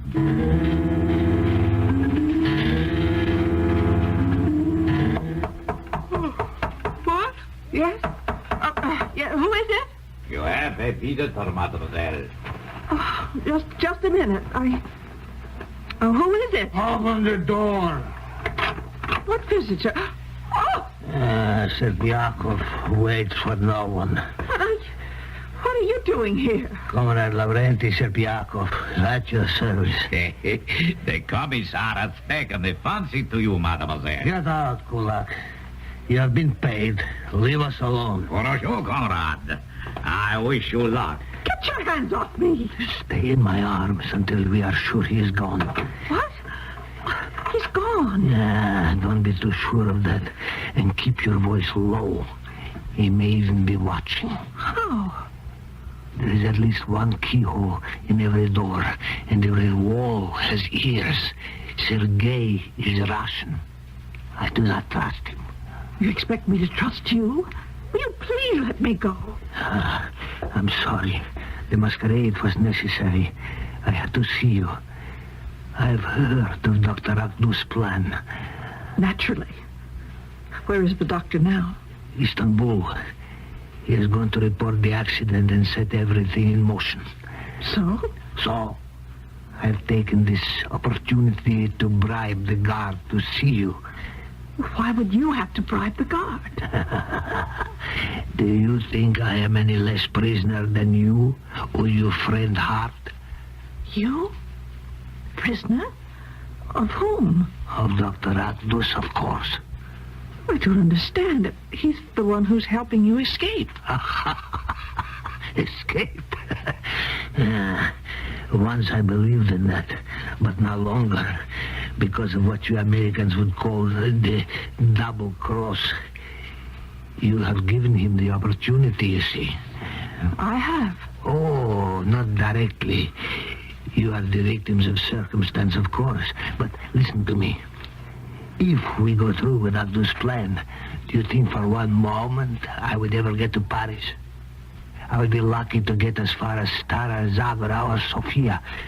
Wherever the express stopped in Bulgaria, I guarantee the communist authorities will be alerted and ready to arrest me. Who would alert them? Those, of course. Do you not see the plan? It is so neat. I will be arrested for traveling under disguise on a false passport, so I can be removed from the train quite legally and quietly. Once back in communist hands, I leave it to you to imagine what will happen to me. They wouldn't kill you? No, I doubt it. We are not under Stalin anymore. All I lost in Siberia, as you see, my ring finger. No, today we are more civilized. At best, I would simply become a non-person, no job, no means of support, a beggar. At worst, a patient committed to an institution. Both living deaths. Why should Dr. Octus want to turn you back to the communists? Isn't he helping you escape them? Mademoiselle Sherwood, Dr. Octus is not a man of conviction, except where he himself is concerned. He is an opportunist and a tool of the highest bidder. The only thing he ever wishes to protect is his neutral standing. I am worth more to the communists, but apparently it is only bad luck I fall into their hands. He has it both ways, the money, and if you call it that, his reputation. Do you understand? Oh, I'm not sure. If you really are a prisoner, how could you come and visit me? Number one, because I am not supposed to know that I am a prisoner. And number two, because among a certain class of men, money is the magic key to anything. So with a diamond ring, which is worth more than I care to think of, I bribed Sergei. Wasn't he suspicious about why you wanted to talk to me? Not since he was half drunk from drinking with me. And because of the reason I gave him. You are beautiful enough for any Russian to understand that. I see. Well, now that you have seen me, what purpose has been served? I want you to trust me. But I do not trust you. I have no time to try to convince you. I have little time left. But I have a plan for all of us. The only one I can devise, which I believe, which will give us a chance to escape with our lives. Will you at least listen to that?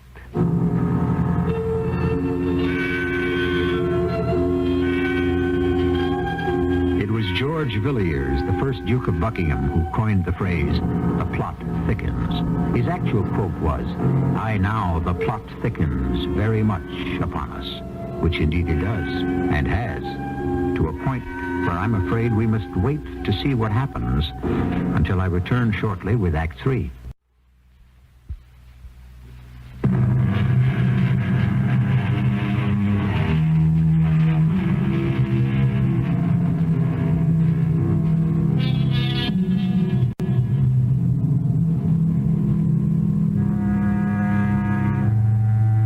The estimable Duke of Buckingham, whose thoughts we borrowed so shortly ago, had one other remark that history had recorded. The world is made up for the most part of fools and knaves. Now, while I don't share his pessimism, the world in which we have become engaged here may be a lot nearer to his than yours and mine. Let's return to it and find out just what it is that Comrade Serpiakov wishes Diana Sherwood to listen to. Very well, Mr. Serpiakov. I'm listening. If I can pass as Mr. Hart with the head covered with bandages, then so can he pass as me. It is only a matter of changing places. Well, how can you do that? Leave that to me. What is important is that he must be ready when the moment comes. Here are bandages. You must get them to him. How? I must leave that up to you. How can I trust you? Look. You are a woman of the world, and you know that between the grindstones of power, individuals become dust and are lost in the wind. I know that if I follow the doctor's plan, I am doomed. But if you don't? I'm ready to take my chances. I have been ready to do that since I walked away from a lifetime spent in a cause in which I no longer believe. All right. How will the change be made? Just before they take me down to the ambulance. Comrade Serpiakov. The devil. There is no time. You must let me know if you get this to Mr. Hart. I am coming in. The doctor is returning. Well, I'll do my best. You must get word to me if he has them and will be ready. We can't wait, comrade. But how? Hurry, think. Put your arms about me quickly. Think. I'll drop my glove by your door. Good. You will have to leave your love dreams for another time. The doctor is just returning. I don't care about the doctor. But I do. Come. Your glove. My glove before your door.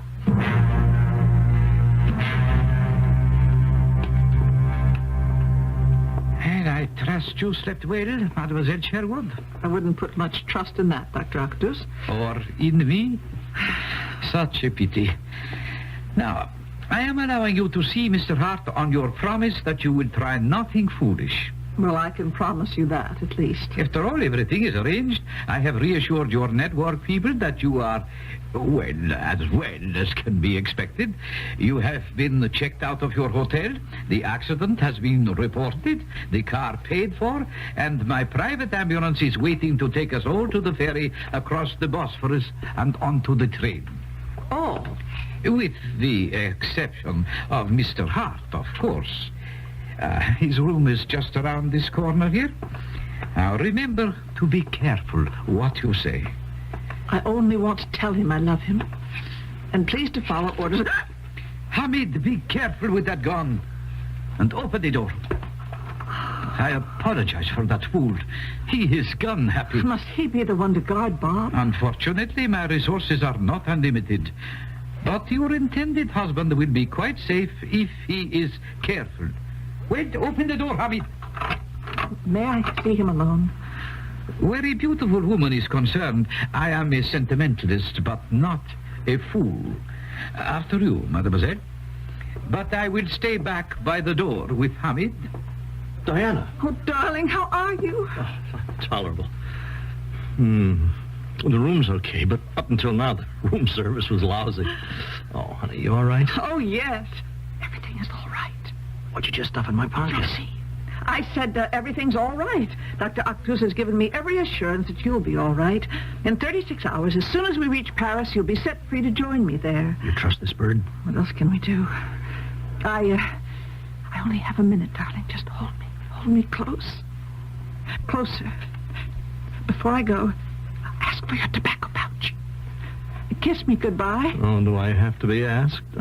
What's in it? A note. Au revoir, darling. It won't be long. Long enough. I just wish I had a smoke. I am afraid I must break up this tender farewell. However, at least in exchange, I can offer you some cigarettes. Yeah, thanks. But coming from you, they'd probably be poison. No, I'd prefer my pipe. Oh, I guess I lost my tobacco pouch in the accident. Oh, for heaven's sake, I almost forgot. I was just bringing you that. What are you doing with it? I don't know. I must have picked it up after the accident or something. I found it in my sling bag. I think it's still here. Oh, yes. Well, glad to get rid of it. Just one moment, please. I will take that. This would not be a gun by any chance, would it? Well, why don't you open it and see? One can't be too careful. Of course. A briar pipe and a beauty. And unlike the lady, I like the aroma of your tobacco mix. You must let me try it when we have more time. Oh, your pouch, Mr. Hart. And now, mademoiselle, we really must go. Hamid, the door.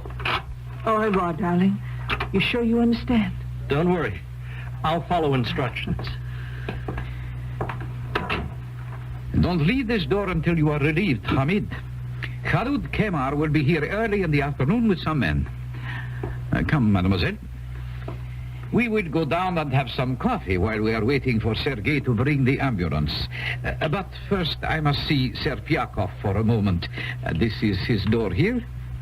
Excuse me. Serpiakov? It's Dr. Agduz. Open up. Oh, you dropped your glove, mademoiselle. What's the matter? Something wrong? Oh, nothing. I just dropped my glove. Allow me. I will get it, you drunken fool. You can hardly stand up. Didn't you drink any of that coffee I sent up? I don't want coffee. You'd better get hold of yourself. We're leaving within the hour. Do you understand? I understand the lady dropped her glove. All right. I said I would get it. Here. Oh, very well. Get as drunk as you want. It will save me using the anesthetic. But try to stay awake a few more minutes. I will be right up with the bandages. Be waiting. Got everything ready. Is mademoiselle... You need have no worries about her. She sees things our way now. Am I right, Mademoiselle Sherwood? Oh, yes, indeed. Comrade Serpiakov can be sure I intend to do my part. Dr. Octus. Akdus, what's wrong? Serpiakov, the drunken fool, passed out. I had to bring Hamid down with me. Sergei? Yes, doctor. You and Hamid get the stretcher and go upstairs to fetch him. We will have to carry him down.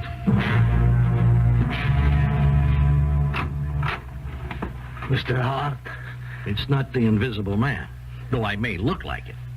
I am Serpiakov. Oh, so I gathered from the headdress. Come. It is time to change places. We must hurry. Hey, how did you get past my guard? He has gone downstairs to bring up the stretcher for me. Leaving the door unlocked? A fortunate oversight. Come. You must get to my room and stretch out on the bed. Remember, you are dead to the world. And what about you? I will take care of myself. When that fool with the gun who is supposed to guard you comes back, I will break his neck and escape. I still have other friends and other ways. It is the best way. Now hurry. I'll hurry, but I'm not sure it's the best. Look out behind you! What?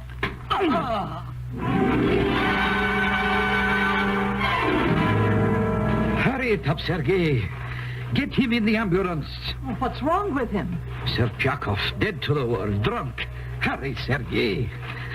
Come on, Hamid. Lift your end of the stretcher higher. No, watch his hand. His hand? Yes. What is it, mademoiselle? His left hand, the fourth finger. Oh, yes, it is missing. That is an old accident. Ah, you are very observant. Thank you. I will take care of bandaging that on the way to the station. If someone had noticed that, Comrade Serpiakov would never have passed for Mr. Hart, would he?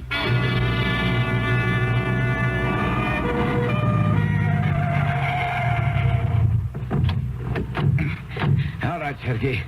Hold it a moment and see if that fool has sobered up enough to get him into the wheelchair. Halt! Stand ready. Dr. Bülent Akdus? Yes? Lieutenant Ertan, Istanbul Police. Can you identify yourself? Certainly. Here are my papers and the passport. Quite correct. These are in order. The lady?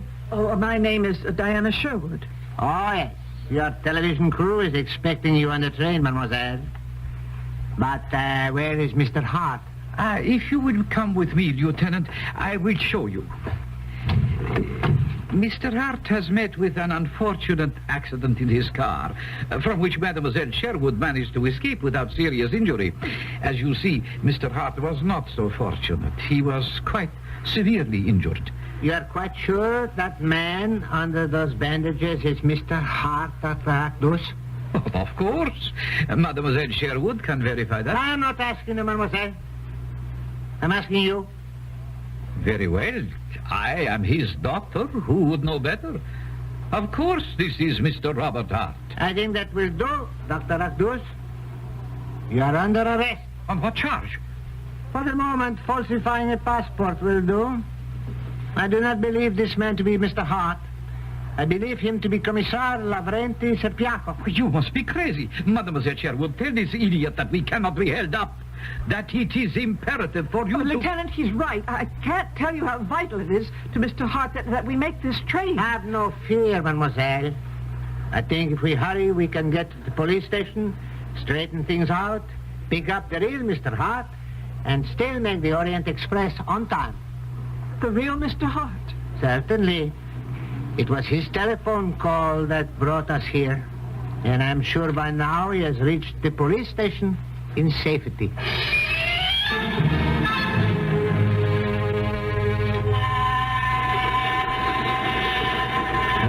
Goodbye, Istanbul, Paris, here we come.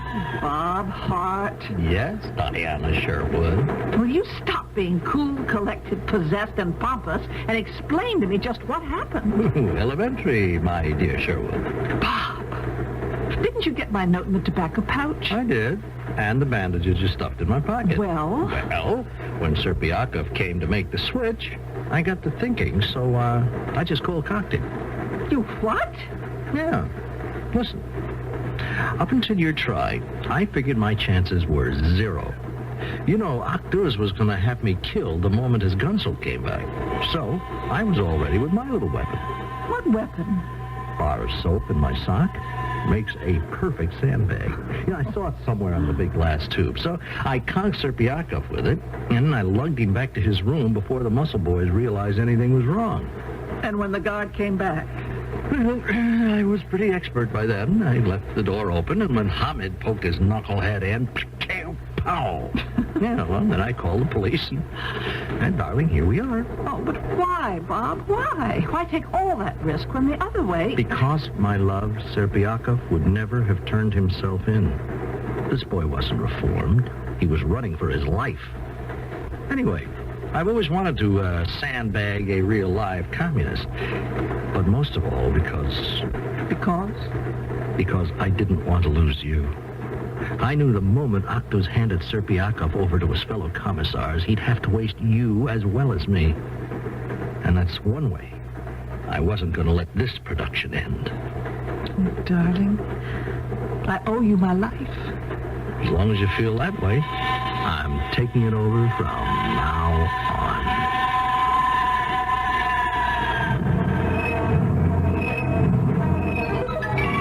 And that, as they say in the film business, is a wrap, which means the story is told. The last shot is taken. The film is in the can. The actors go home, the studio sets disappear, the lights go out, and the Orient Express fades out of reality and into the pages of history. I'll be back shortly.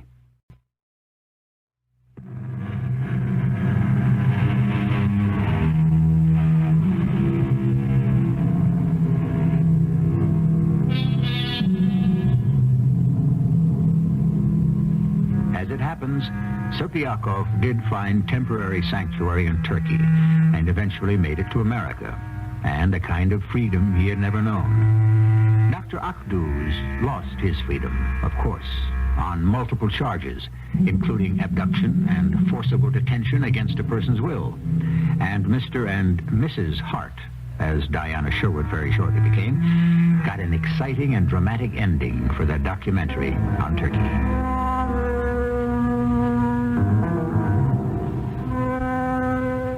Our cast included Ann Williams, Earl Hammond, Robert Dryden, and Ian Martin. The entire production was under the direction of Hyman Brown. And now, a preview of our next tale. Not a chance. And the water's full of sharks. All right, come on below. Now we better wash out this glass. I'm grateful for your help, friend. Oh, that's okay. I'll have the money for you in a week or so. Yes, the sooner the better. You'll get it. Now, how do you report a thing like this? There's nothing to it. Guy's stolen $100,000 of negotiable bonds. He knows he'll be exposed. Jumps overboard. No problem. If you say so. I do. Now, come on, let's relax. Radio Mystery Theater was sponsored in part by Buick Motor Division and Sign-Off, the sinus medicines. This is E.G. Marshall inviting you to return to our Mystery Theater for another adventure in the macabre. Until next time, pleasant dreams.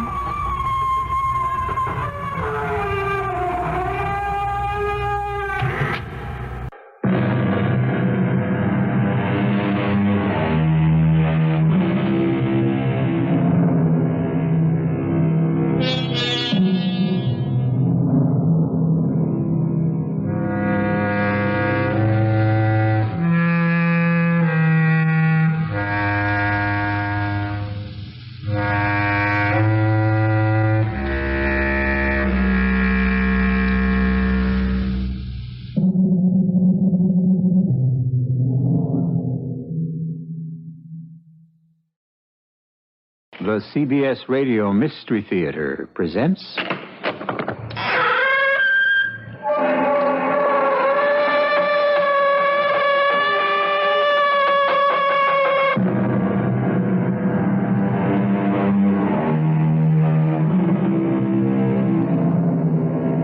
Come in. Welcome. I'm E.G. Marshall. Ice and iron cannot be welded. A proposition that would seemingly need no further elaboration. And yet, how often do we find the spirit of this particular bit of self-evident common sense violated? Surely, if ice and iron cannot be welded, neither can December and May be wedded. But people never learn. And how fortunate it is for us, because if they did, whatever would we do for stories? I love you, Horace. How could you love me? I'm twice your age. I don't care. Everyone will laugh at us. It doesn't matter. It matters to me. Then I'll kill anyone who laughs. Anne. I mean it. I love you. I love you more than my own life. Nothing. No one will ever stop me from loving you. No one will ever keep us apart.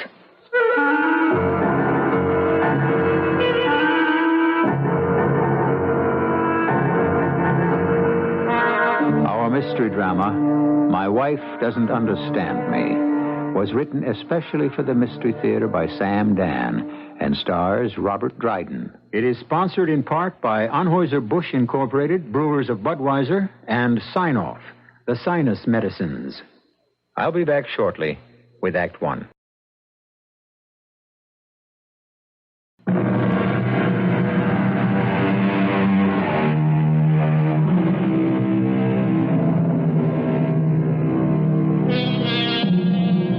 It's the little things that count, not just in human behavior, but in the operation of the incredibly complex machines that support our lives today.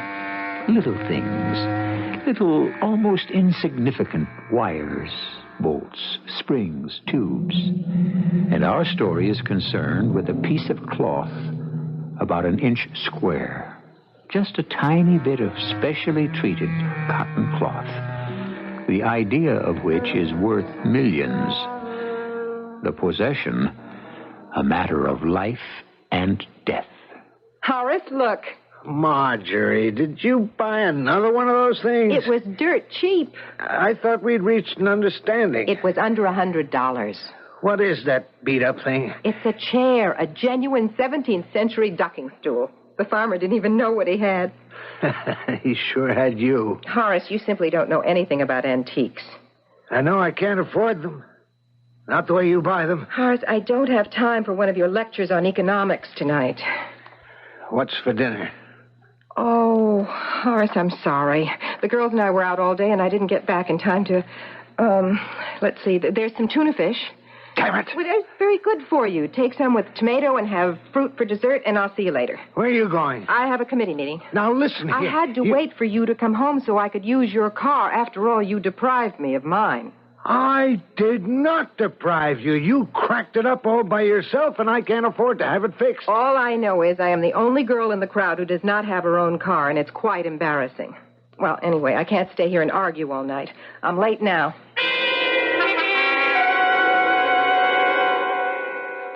Mr. Bellows? Yes? You, called the pool for a stenographer? Oh, yes, that's right. I did. Well, sit down. Thank you. This is a letter to Caldwell and Glenn. Their address is in the files. Gentlemen, in response to your inquiry concerning our centrifuge, if your basic fluid is our diethyl polypropanol sulfate, we suggest adherence to a specific gravity of... wait a minute, don't write for a minute, Miss Jackson. Miss Jackson. I want to think.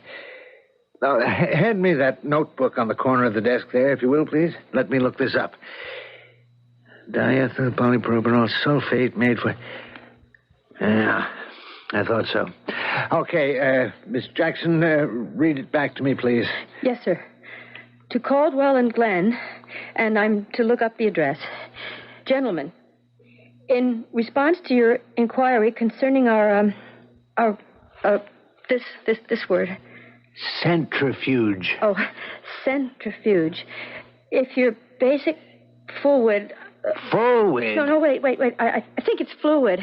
If your basic, that's right. It's fluid is, oh, Mr. Bellows, how do you spell that? Don't you have a shorthand way of writing that? Yes, sir, but it's a very strange word, and until I get used to it, I should write it out in longhand with centrifuge and fluid. What is this? Sir? I called for a steno because I have a simple letter to go out to a client and... Oh, please, sir, don't be angry. Well, I have a right to be angry. Those idiots and personnel. This is a chemical company. How can they hire a girl who's had no experience in scientific terminology? Sir, I'm willing to try. That's not the point. This is a specialized situation. Please, Mr. Bellows, don't have them fire me. They should never have hired you. Whatever I have to know, I could learn. I'm sorry. I'll work hard. I'll get a dictionary. That'll be all. I'll do anything. I said that'll be all? Yes, that'll be all. You say that'll be all to me, and you know why? Because you're afraid to say that'll be all to your wife. How dare you? Oh, I'm sorry. I'm sorry. I shouldn't have said that. No. I am not sorry. I'm glad. You sit there and you judge me. You're God and I'm just dirt beneath your feet. Well, back home where it counts, you're nothing and nobody yourself, and they laugh at you. Everybody laughs at you. Now that I've said it, I'm going to go home and kill myself. Now, wait a minute, Miss Jackson. No. You're a very disturbed girl. I am not a girl. I'm a woman. I am 38 years old. I'll forgive you for that outburst because you're so obviously very troubled. What do you care? Now, look, Miss Jackson, you're not really qualified to work here. You'll have to admit that. Okay, I admit it. So what? So what? Yes, so what? Am I the only one who's unqualified? I at least want to become qualified. I'm willing to work, to learn. Miss Jackson. I have very little in this world. I have no family. I came to the city to find a job. I don't even know anyone here. Miss Jackson. Oh, your phone is ringing, and I know who it is. Do you? It's that Mr. Herkimer over in personnel. He'll want to know if my work is satisfactory. Please, Mr. Fellows, I know you're very strict and exacting. You're a chemist and a scientist and all that, but please have a heart. Just once, have a heart. Bellows. Yes? Yes. I find her satisfactory. That's right. Thank you. Let's get back to work. You spell centrifuge CENTRIFUGE.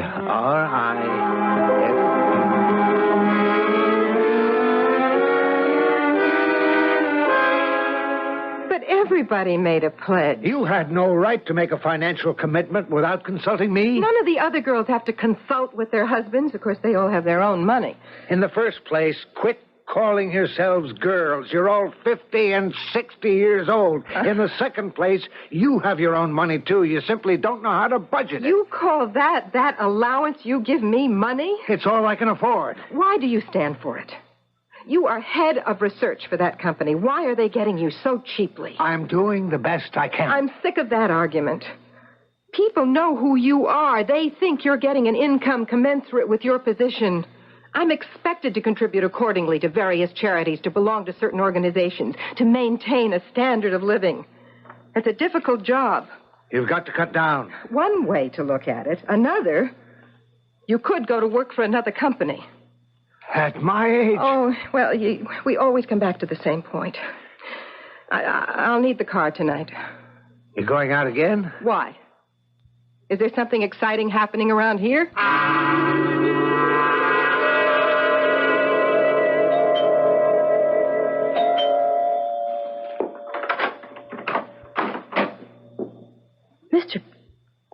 Mr. Bellows. Good evening, Miss Jackson. Well, what are you doing here? I don't know. Do you want to come in? Yes. May I take your hat? Thank you. I I went to the personnel section. I looked your name up in the files. That's how I got your address. Well, I'm glad you came. Why? I'm lonesome. So am I. Why? My wife doesn't understand me. That's the greatest... Cliche. The greatest cliche of all time. I am glad you came here. I wasn't thinking. Yes, you were. You might not have been aware of it, but you were thinking. I'm almost twice your age. I know. And I was sitting home alone, reading. She'd gone to some club meeting, and she always has something doing. And I said to myself, I'm going out. And here I am. We've been through a lot together. How? We only met yesterday morning. It was quite a morning. The way we spoke to each other. Strangers don't talk like that. I liked you from the very first. I was very cruel to you. No, it wasn't you. There was something inside of you that's very upset. You're a troubled person. I know. What is it? I don't know how to tell you. It's just that I feel I've done everything wrong in my life. How can you say that? Well, you're a successful man. I feel like a failure. Put your arms around me. What? I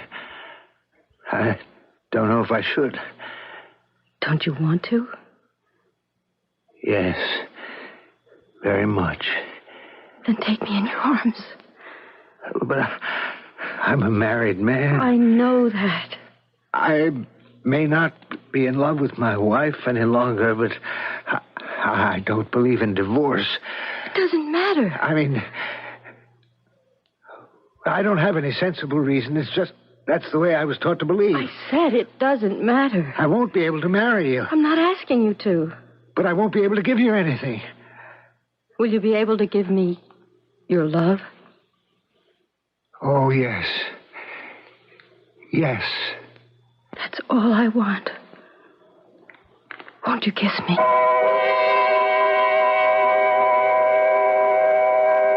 Yes, that's what we male chauvinists need more of in this world. Undemanding women. Women who are satisfied just to be wanted, just to be needed, just to be loved. Women who are content just to be there. Ah, yes. Well, she's young, she's pretty, she's half his age, and while it may not be May and September exactly, you could peg it at June and October. Well, time will tell, and in no time at all, I shall return with Act 2.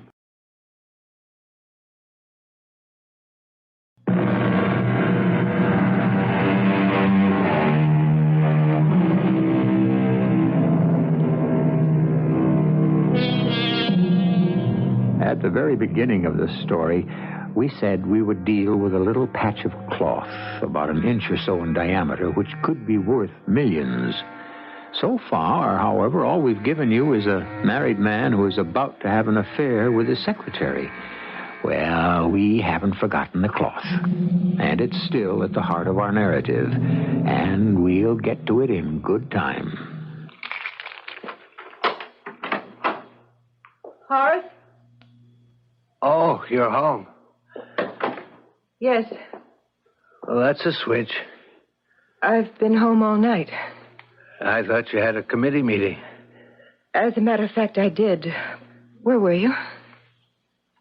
I went back to the plant, did some work. Horace, we just can't go on like this. I was sitting at this meeting, and suddenly it occurred to me that I didn't really care about anything I was doing. All of it seemed to be a substitute for a marriage. You're doing what you want. You're active, you're collecting antiques, art. You're into community and cultural and all kinds of things. A substitute for a marriage. Oh, Horace. We started out 30 years ago. We were both out of college. You were a young engineer. Marjorie, what good is all this Maybe going to we do? can find the place where we... No, the time is gone. You took a job. You always nagged me to make more money. I felt you were selling yourself cheap. But I had a chance to work. Work on exciting, vital, challenging projects. But you wanted money, position, status. Well, maybe I was wrong. No, you say that. After I'm frozen into this job. That isn't true. You could go somewhere else. What, at my age? We still have some good years. Our best years are gone. But we could try. We tried when we began. What do you want, Marjorie? I'm frightened. I'm getting older. And I don't want to be alone. Oh, please, Horace. Let's try to make a go of it. Excuse me. Who'd call at this hour? Hello? Darling? Yes? I just phoned to see if you'd gotten home safely. Oh, sure. Oh, I understand. Your wife is home. I shouldn't have called. No, that's perfectly all right. I didn't have anything to say except to tell you I love you. And now I'll say good night. Good night. Who was that? My secretary. Well, why does she call you at home at this hour? Well, I'd given her some extra work to do, and I wanted her to let me know if she'd finished it. Is she young, your secretary? Yes. No, well, I don't know. No, I'm sorry. I don't know what's come over me. Horace, I would like for us to salvage something. You and I. We have no one else.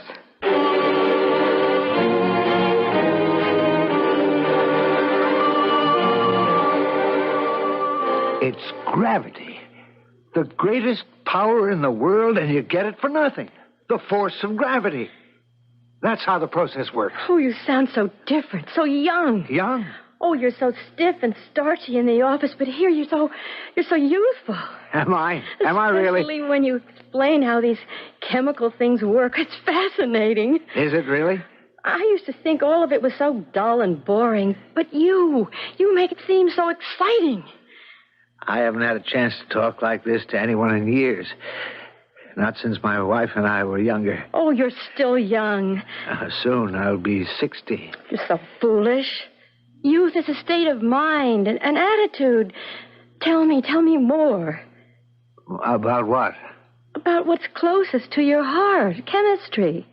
No, I don't want to talk about chemistry anymore. But, darling, why not? Because I sold out. Sold out? What are you talking about? I wanted to do great work. You are doing great work. Great original work. Great research. But I missed my boat.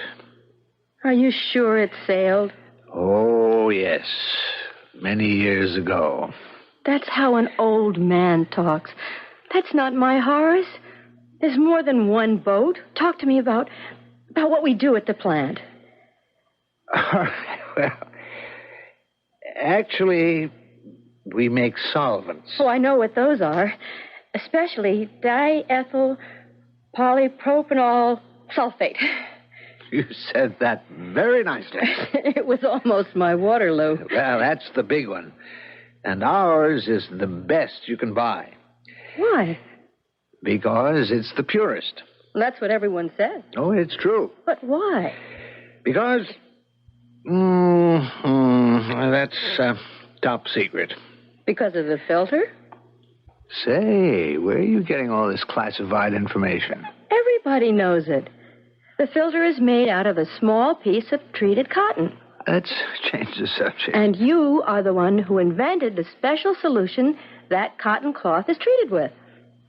Yes, for all the good it did me. Everything you invent while you work for the company belongs to the company. They made millions. Still do.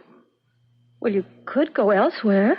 No. Well, so many companies would like to know how that little piece of cotton is treated. I could never give away that secret. Why not? Well, because it isn't ethical. I made a bargain when I joined the company. The fact that it turned out to be a bad bargain for me doesn't give me the right to break it. Do you wonder why I love you? You are a man in a million. Do you really love me, Anne? Do you? Darling, why are you so insecure? Why do you refuse to believe me? I just can't believe my luck. My fantastic luck. I love you. And I'll keep saying it until I convince you. It's so peaceful here. So wonderful. I never knew I could be so happy. Darling, that little piece of cloth, what do you treat it with? Oh, well, it really gets very complicated. I don't want you to bother your head with it. I bet I could follow it. All right, another time, darling. Another time.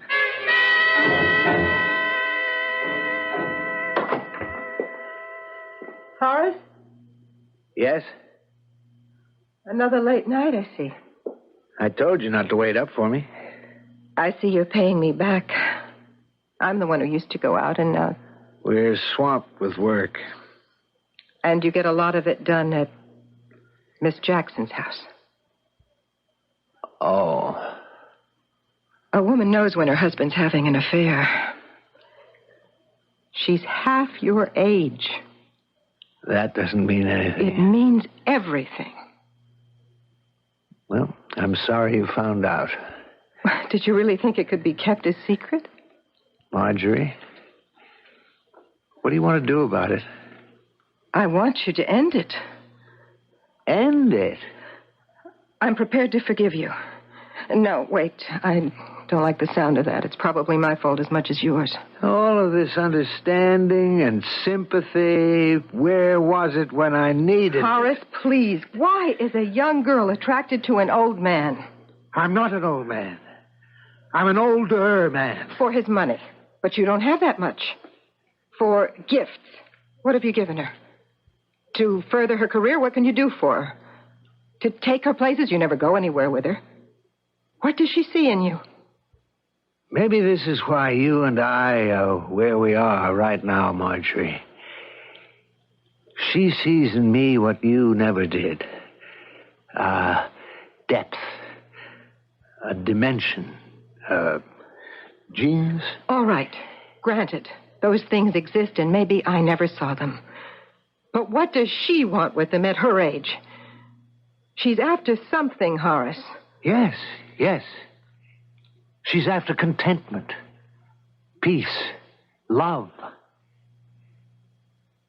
Marjorie, I don't believe in divorce, but if you I don't believe in divorce either.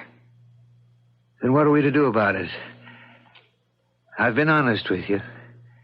And I'll be honest with you. I have a very sick husband, and I'd better find a way to help him before it's too... Where are you going? Where do you think?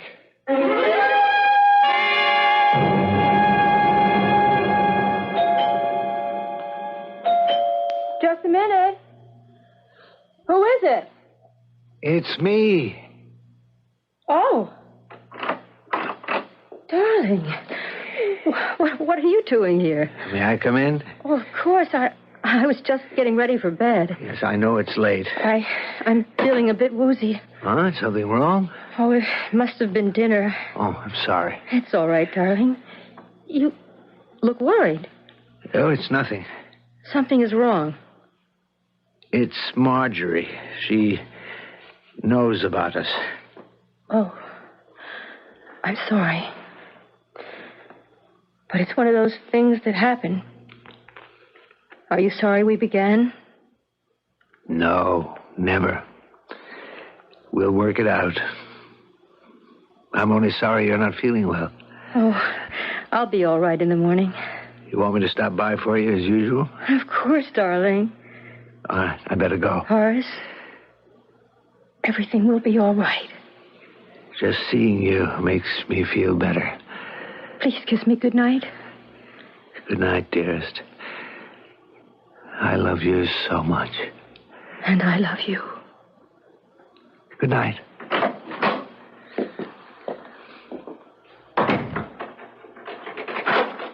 Donald? Come on in. Well, the chump is gone, I see. Yes, the chump is gone. Ooh, that was close. Well, baby, where were we before we were so rudely interrupted?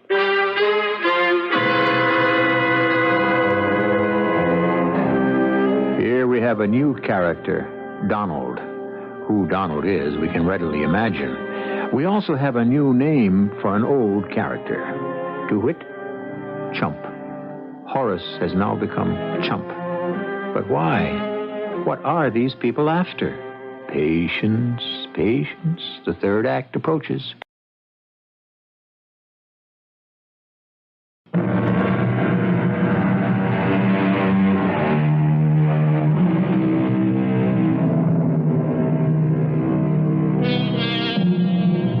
The French say, cherchez la femme, look for the woman, to which we should add, cherchez l'homme, look for the man. You should always look for the man, or to be more exact, the other man, when a young lady is dallying with a gentleman twice her age. Human nature, after all, simply cannot be denied. So, taking our own advice, we have looked for and found Donald. Baby, we are running a bit behind schedule. I am moving as fast as I can. Now, you simply have to find out what he does to that little hunk of cloth. I need time. We can turn it over for $50,000. Donald, I am doing the best I can. Although, if you want the truth, I don't know what all the fuss is about. That is because you are not a chemist, Donald, honey.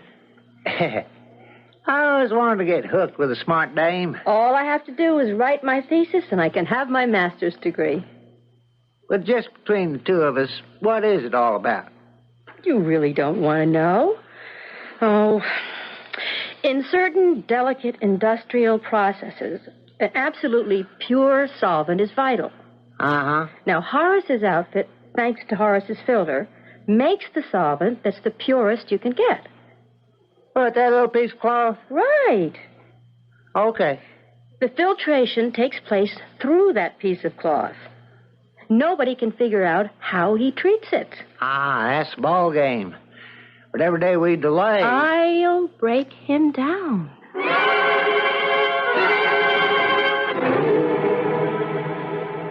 Horace, why don't we see a marriage counselor? What for? What's he going to tell us? How to make our marriage work again. Again? It never worked. Oh, Horace, that's not true. We were in love. A very long time ago. I'm still in love with you. Do you realize how ludicrous you are? This girl is young enough to be your daughter. Marjorie, for whatever it is we might have had back then, let me help you. Help me? How?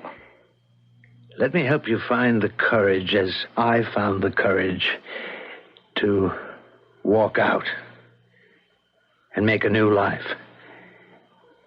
You're still a good-looking woman. Horace, you can't start all over again. You can't pretend you haven't lived your life. You can't make believe the years haven't passed. We can't throw away our life together.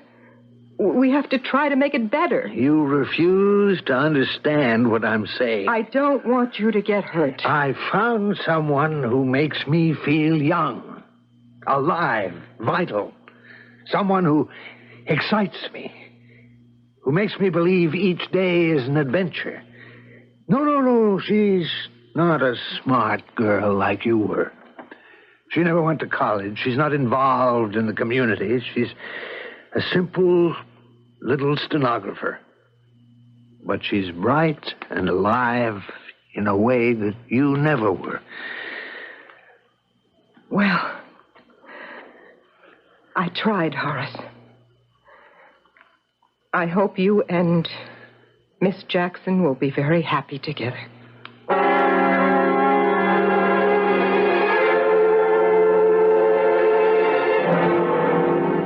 You're so quiet this evening, darling. I've decided to leave Marjorie. Divorce? If she wants it. I don't care. I thought you didn't believe in divorce.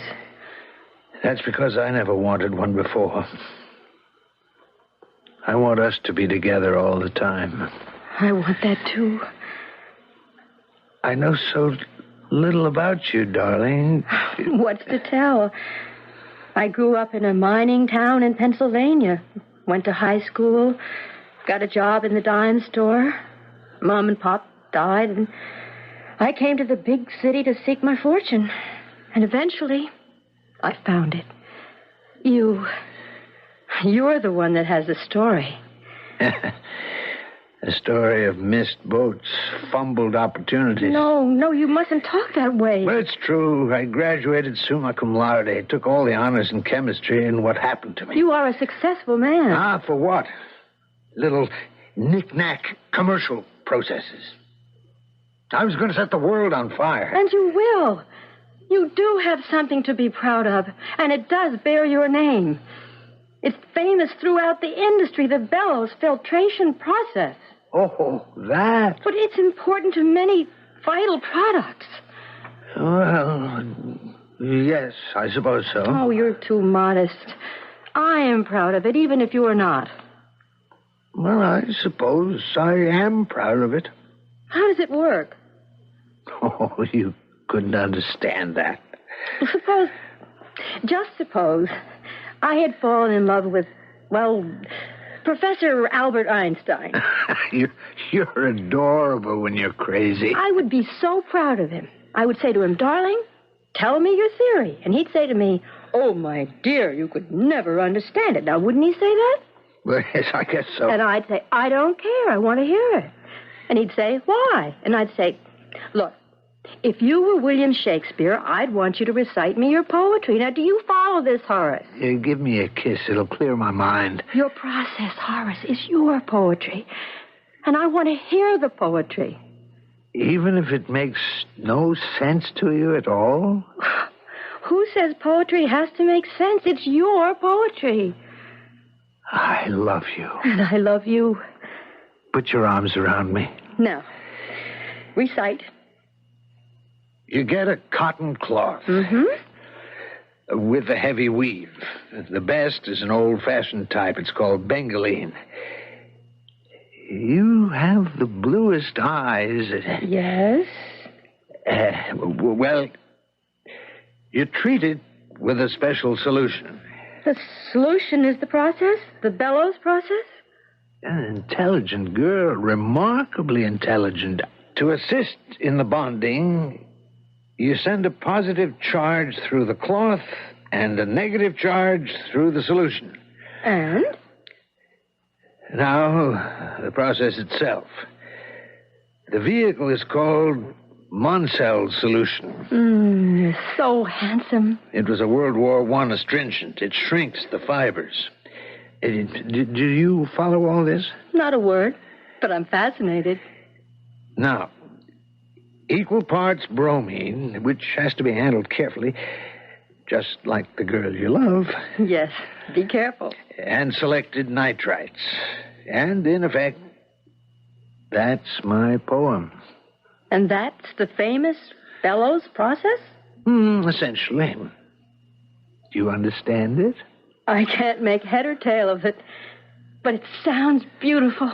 A work of art. And now, do you know what we're going to do? No. We're going to find a beautiful apartment. Oh, I'd love that. Where would you like to live? We'll talk about that at dinner tonight. You are taking me out to the finest restaurant in town to celebrate. Yes, that's right. We have nothing to hide now. Come back here and pick me up at 8 o'clock. Oh, well, that's 5 hours from now. I have to get ready for you. I'll have to take a bath and do my hair and my nails. I'll just about have enough time. Well, all right, darling. I'll see you at 8. You be ready. Don't you be late.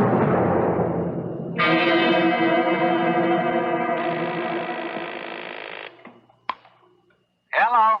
Donald, I got it. Oh, great. Can we run with it? Not yet. What's the matter? I have to test it out. How long will it take? Well, I have to set up some materials and equipment. That should take an hour, and then I'll need another hour or so to... I'll pick you up at 5. Between 5 and 6.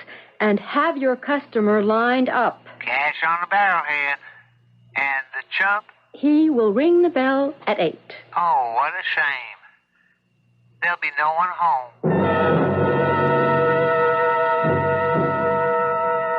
And, I'll put the house in your name, Marjorie.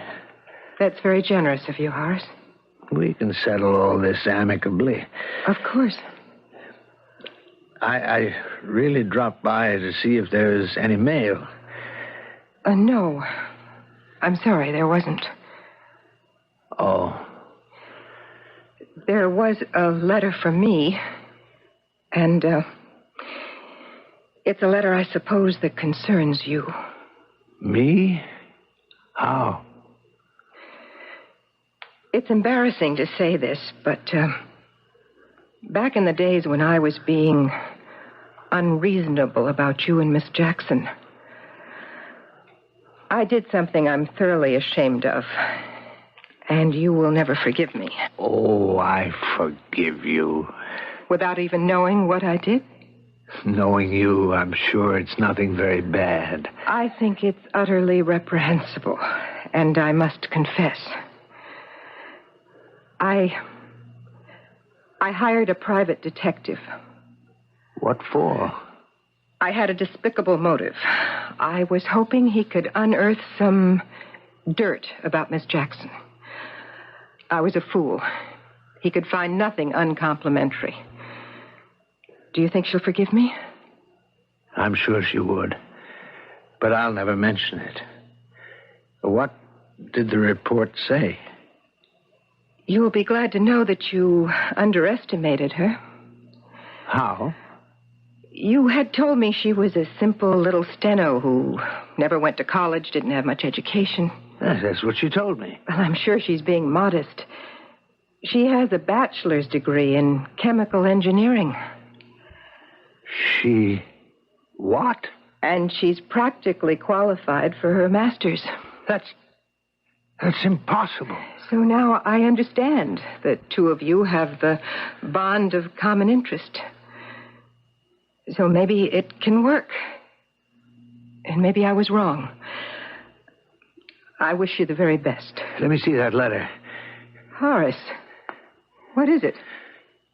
Horace. Give me that letter. What's the matter? The letter. Give me the letter.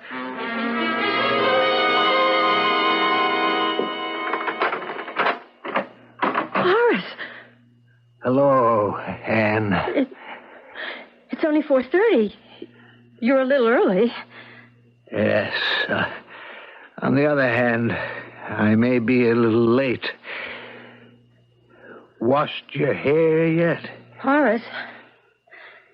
Funny smell in here. Really? No, it's not funny. It's familiar. It's very familiar. Very sharp. Pungent. It's coming from the other room.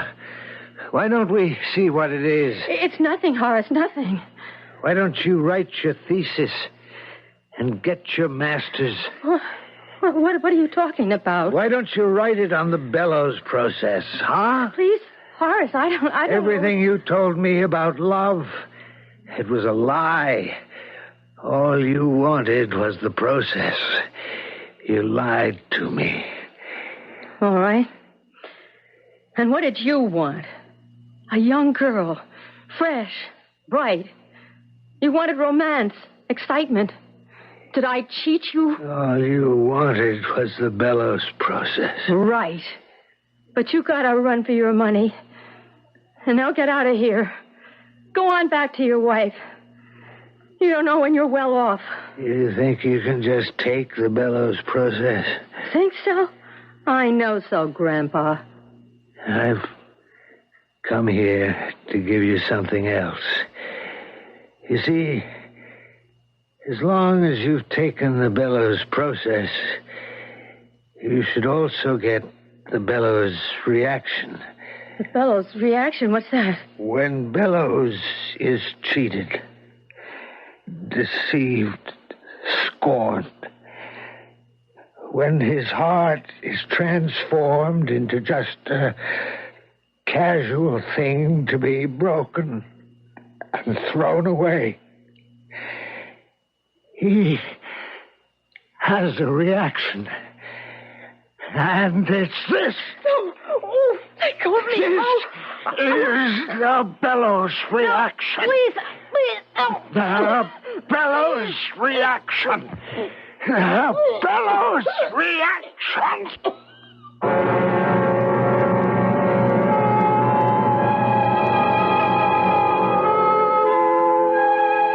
Horace Bellows never stood trial. He was found insane, and he is still in a prison hospital, where all he does all day long is mumble, the bellows reaction. The bellows reaction. Nobody knows what it means, except, of course, you and me. His wife, naturally, visits him regularly. One day, she hopes, they will resume their normal life. I hardly think so. I shall return in just a few moments with the moral of our story.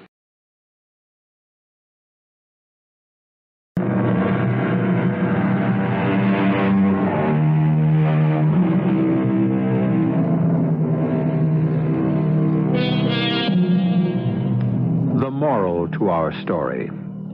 There's no fool like an old fool, for a variety of reasons. First, if he's been foolish all his life, he's had ample opportunity to practice and polish his folly. Second, if he comes to foolishness late in life, he can bring to it the wisdom and experience of maturity, and thus perform his foolishness with a certain style and grace. Third, well, anyhow, our subject tonight was Horace Bellows, who became foolish for only once in all of his 60 years. But that once was enough. Our cast included Robert Dryden, Terry Keane, and Rosemary Rice. The entire production was under the direction of Hyman Brown. Radio Mystery Theater was sponsored in part by Buick Motor Division.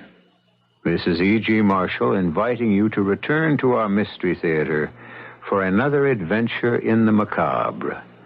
Until next time, pleasant dreams.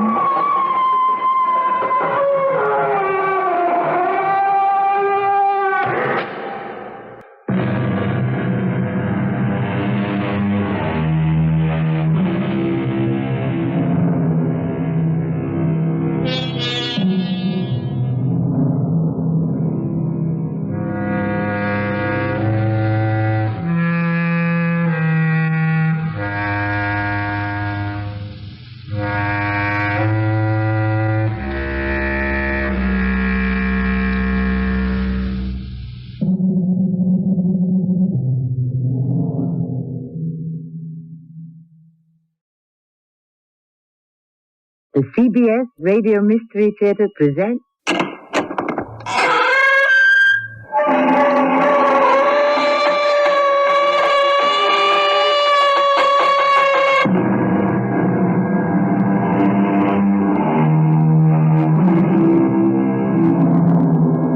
Come in. Welcome. I'm Tammy Grimes. The book tells us there's no new thing under the sun. Long before medical science discovered quinine, primitive peoples knew that fever could be brought down by chewing the bark of certain trees. They were also aware of the curative properties in various roots and herbs. The Caesarean operation was named after Julius Caesar, because that's how he was born. Yes. We can say there is really nothing new, except perhaps a variation on that which has been forgotten long, long ago. Look at this thing, Ballard. It's an iron spearhead. So? This piece of iron, smelted by a primitive people, is harder than any metal we know in our own 20th century. No, I don't believe it. They have a certain formula. It could revolutionize the technology of the world. I don't believe that either. It could be yours for $1 million.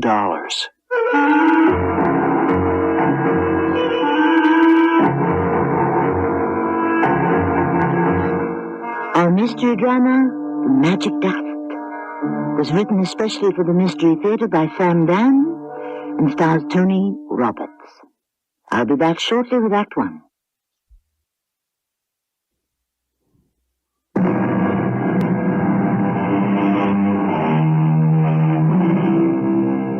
Man has always placed a premium on precious metals, gold, silver, platinum.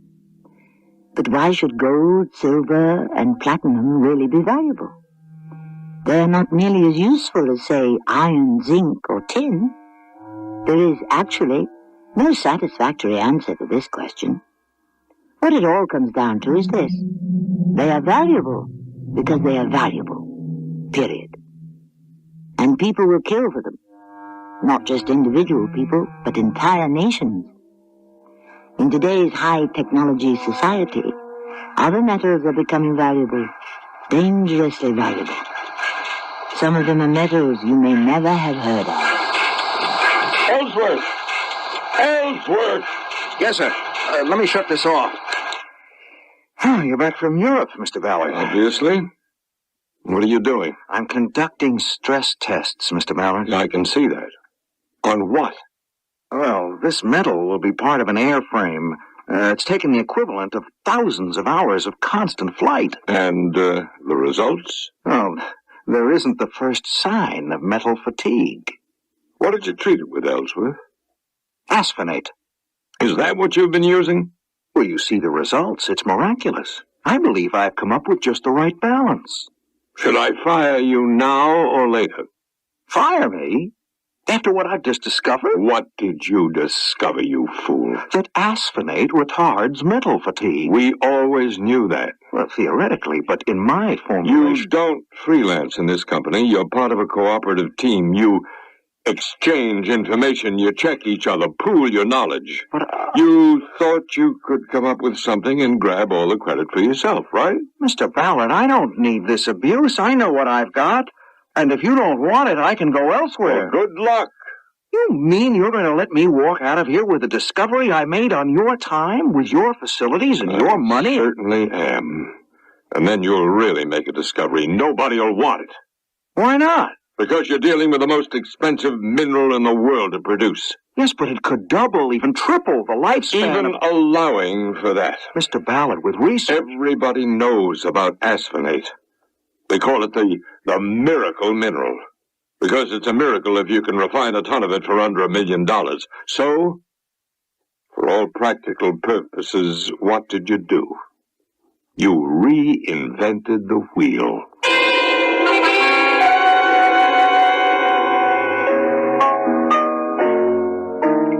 Do you have a request? Huh? What? Do you have a favorite tune? Oh, no, I don't think so. Hey, everybody's got to have a favorite. What do you want me to play?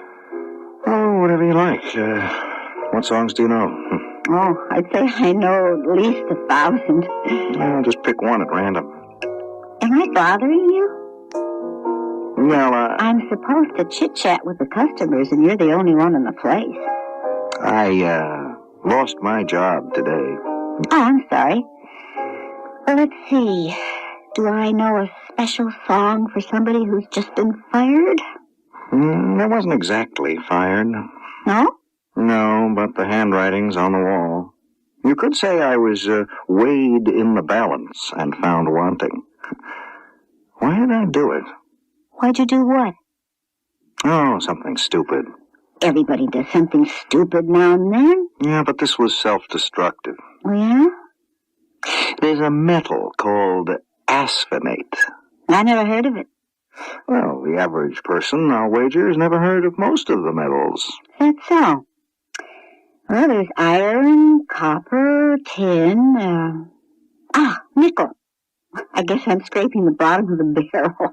Oh, gold and silver. What else? Well, how about promethium? Oh, you're kidding. Yeah, protractinum and samarium, tantalum, terbium. That could make a pretty good song. But asphenate. How do you know so much about it? I'm a metallurgist. That could change our industrial society. Oh, for the better? Well, of course. How can you even ask such a question? Well, it never hurts to ask. Well, the problem is it costs a fortune to produce. It does? So it's economically impossible. Well, better luck next time. What made me run those experiments? I mean, what was I thinking about? Why did I completely overlook the economic factors? Why? Are you asking me? Well, I have to ask somebody. Why don't you go to a shrink? I've been to one. All I want to talk about is my childhood. Well, maybe that's where the answer is. Well, why should I want to relive my childhood? It was unhappy enough the first time. Oh, why? You sure you want to hear the story of my life? Shouldn't you be playing the piano? I'll give you a little obligato. You know what I'd like to hear? Name it. A Strauss waltz. Which one? Anyone. It doesn't matter. Well, how about... Yeah, okay. Why did you ask to hear this? I don't know. Today there's so much I don't know. Why did I commit to those experiments with asphenate when I should have realized it was a practical impossibility? Couldn't I see I was only proposing to cut my own throat? Maybe you have a death wish. Well, there must be a reason. I'm not stupid. I'm not impractical. What was the reason? Well, let's see. You said you managed to make it through your childhood and into college. Did things get better there? Yes, because at school I could lose myself in study. And I did. I discovered science. Oh, you've been playing, Yes, I've been playing. What's your name? Diane. Diane, what were you playing? Vienna Life. I've heard it before. Where? You could have heard it anywhere. In a movie, theater. No, I don't go to those places. I don't have the time, but I heard that song. I know I did. Well, if you don't listen to music, then why did you ask me to play a Viennese waltz? I don't know. Are you Viennese? No. Were you ever in love with a Viennese girl? I was never in love with anyone. Oh, why not? Don't have the time.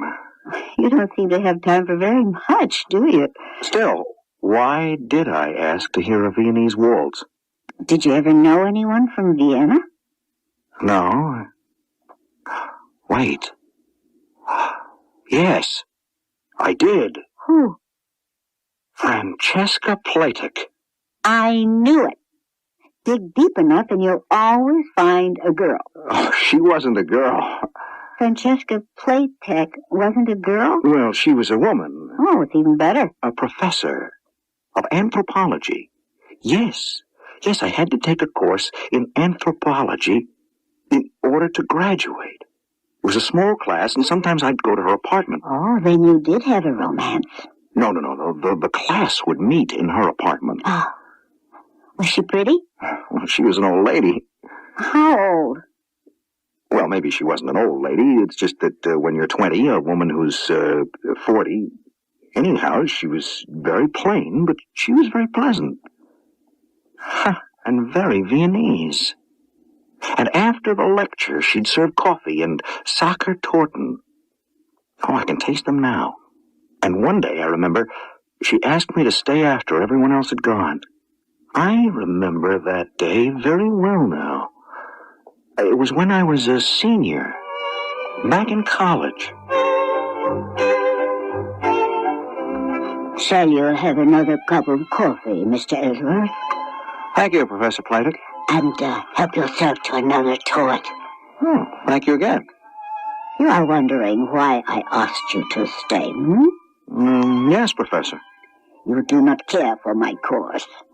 Anthropology, it bores you, no? Well, I guess I'm just not interested. It is the study of primitive man and his culture. Oh, well, the truth is, I guess I just don't care about primitive man. I'd rather study about modern things. You are a scientist, no? I hope to be one. I see by your card that you hope to specialize in metallurgy. Yes, Professor. You may be interested then in the Colossus. Who? West African people. Do you know why? No, Professor. They are a small tribe, but they were never conquered. Do you know why? No, ma'am. The superior quality of their iron weapons. Oh. Should this not be of interest to you as a metallurgist? Well, yes. Somehow they had learned to, I suppose you could say, fortify their iron spear points with a metallic ore called asphinate. You have heard of it? Yes, I think so. Now then, I have been told that this ore is fantastically difficult and fabulously expensive to refine. And yet this tribe, which had just entered the Iron Age, has discovered a technique. Are you sure of this, Professor? I make this claim from observation at first hand. You mean you were there? Oh, yes. You see, the refining of the ore, it is done as part of a secret religious ceremony. Religious? Oh, yes. They call it the magic dust. And no outsider is permitted to witness. But weren't you an outsider? Oh, no. I asked for and was granted permission to join the tribe. And so I learned the secret of the magic dust. You see this spear? It is fashioned of iron and treated with the magic dust. There is nothing as hard, as strong as this in our modern technology. Modern science has been unable to construct anything as durable. You don't believe it? No, I didn't believe it. How could I believe it? So I forgot about it. Or I thought I did. That was 20 years ago. But it stayed with me. In my subconscious. Maybe without knowing it, in that time, I did come to believe it. And that's why I committed myself to the asphinate. Because I knew there was an answer, a way to refine it. Well, all I can say is you can thank old Johann Strauss. Do you realize what this means? Oh, sure. You're going to make a bundle. Oh, I don't care about the money. This could mean tremendous things for the economy. Well, you just make sure you get yours. Hey, is there a phone in this place? Oh, I see it.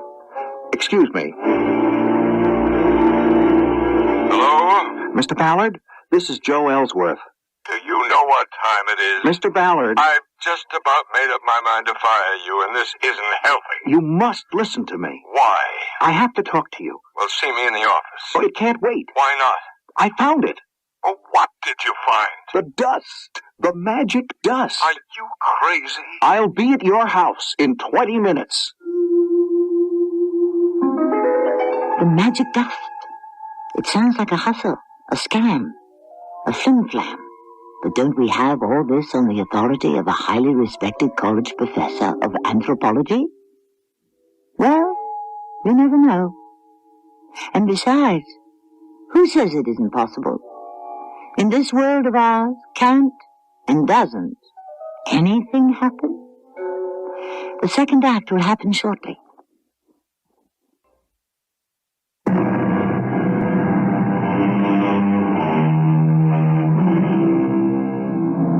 If we seek the truth, we must endure the consequences, which is why so few people actively pursue it. After all, why search after truth? If it turns out you may not like it once you find it. Indeed, you may not even recognize it. The problem is age-old. and quite familiar. What is the truth? We shall have some wrestling with this as our story continues. The long and short of what you're telling me, Ellsworth, is that this woman knows how to refine asphenate. Well, she said she did. Now, what's his tribe again? The Colossus, something like that, of West Africa. And they have iron spear points that are harder than anything ever made. Well, that's what she told me. Well, how does she know? They're treated with this magic dust, which we know as the ore of asphenate. Oh, never mind all that. How can we find out? Where can we get a Colossus spear point? Oh, I don't know that, but she has one. Oh, that is, she did. Well, then get it. But I haven't seen her in 20 years. I don't even know if she's still alive. I said get it. But why should she let me have it? Make up a story. How can I... If you can't come in with that spear point, Ellsworth, don't bother to come in at all.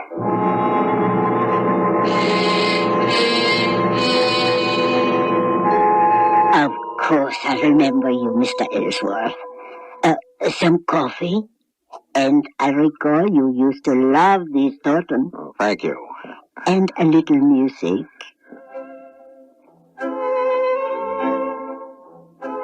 So, what have you been doing with yourself? I did become a metallurgist. Good. It is not everyone who can realize a youthful dream. Dream? Well, sometimes. It's a nightmare. Oh? Professor Platek, I'll come right to the point. That is the spear point. Yes? Do you suppose I could borrow it? The Colossus spear? Oh? But why? In the interests of science. How? You say that it had been treated with the magic dust. You remember? Mm-hmm. So therefore it's stronger and more durable than anything that had ever been created by modern science? You remember that too? Well, that idea, yes. It had always, I suppose you might say it had haunted me. Really? And so I wonder, would you allow me to test your theory? My good Mr. Ellsworth, it is not a theory. It is a fact. Professor, a theory cannot become a fact until it is tested. And what do you propose to do? Well, I would subject it to various stresses and determine just how it responds. Oh, you would destroy it? Oh, no. Merely prove that it is what you claim that it is. But I need no proof. I believe it. Why? Because I am a true believer. All right. Then how would you like to make a true believer out of me? Well, why not? Why not indeed?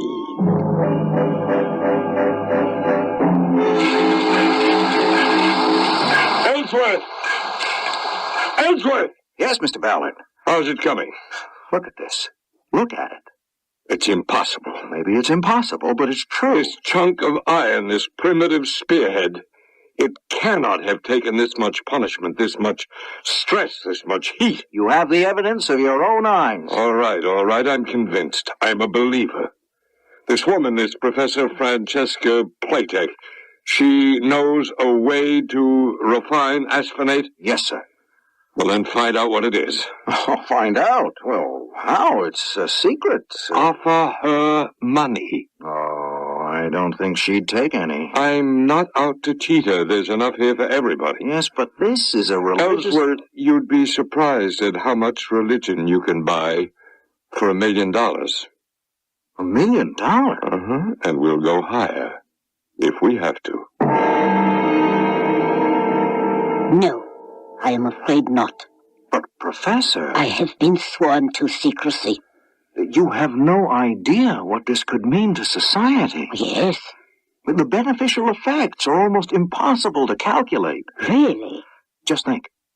Metals will last longer, which means we'll use less of them and thus conserve more of them. Not to mention the fuels needed to refine and transport and convert them. I mean, they'll be harder, safer, more efficient, more effective. You understand? Of course. The magic dust, as you call it. This is the key. Evidently, your tribe, the Colossus, know of a cheap way to refine it. Yes. And you know it too, don't you? Yes, I know it. You won't be the loser. You can name your price. My Price? Well, it could be worth millions to you. Millions? Mr. Ballard is offering you a blank check. Tell me, Mr. Ellsworth, what would I do with millions? But the world needs this magic dust. Name your price. The price, my friend, is my life. Your life? You see, Mr. Ellsworth, I have been inducted into the Colossus. I am a sister. I have sworn never to tell anyone the secret or use it for my own purposes. If I were to give away the secret of the magic dust, I would die immediately. Die? How? Why? Because I took my oath, and I invited the spirits of the ancient Colossus people to strike me down dead if I ever betrayed it. Well, how can you believe something like that, Professor? You're a modern 20th century woman, a professor of anthropology. All the more reason to believe it. Isn't there any way that I can convince you? No.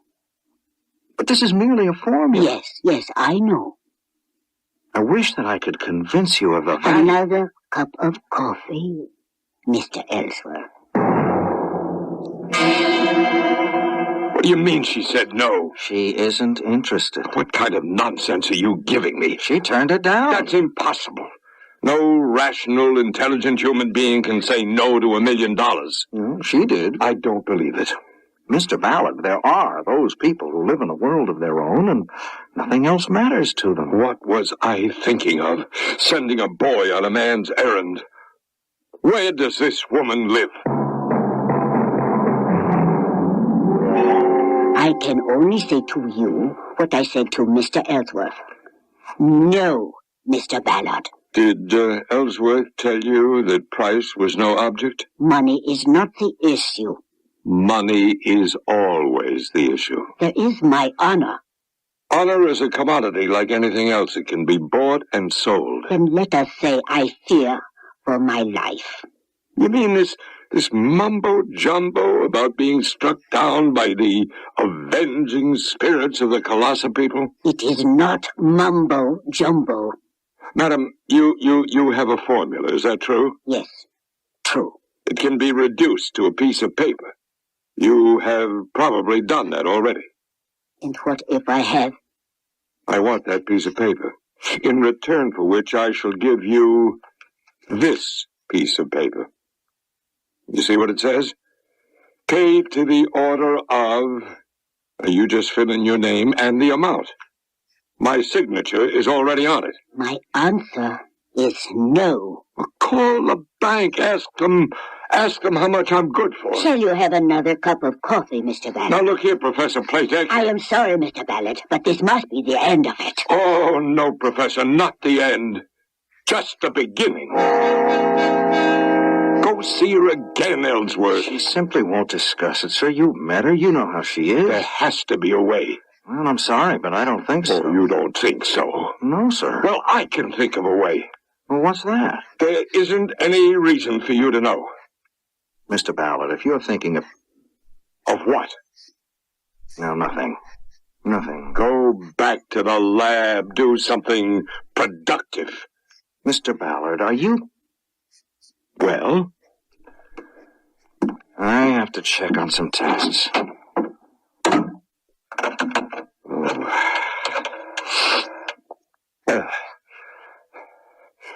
Caraway? Yeah, Frank Ballard. You told me that you know some very reliable people? Yeah. Well, there's something that I need.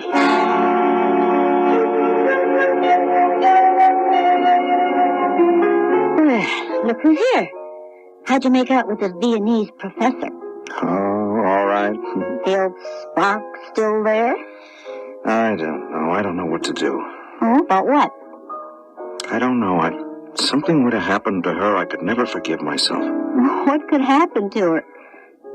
Maybe I better warn her. Warn? No, I guess advise would be better. About what? That's what I'll do.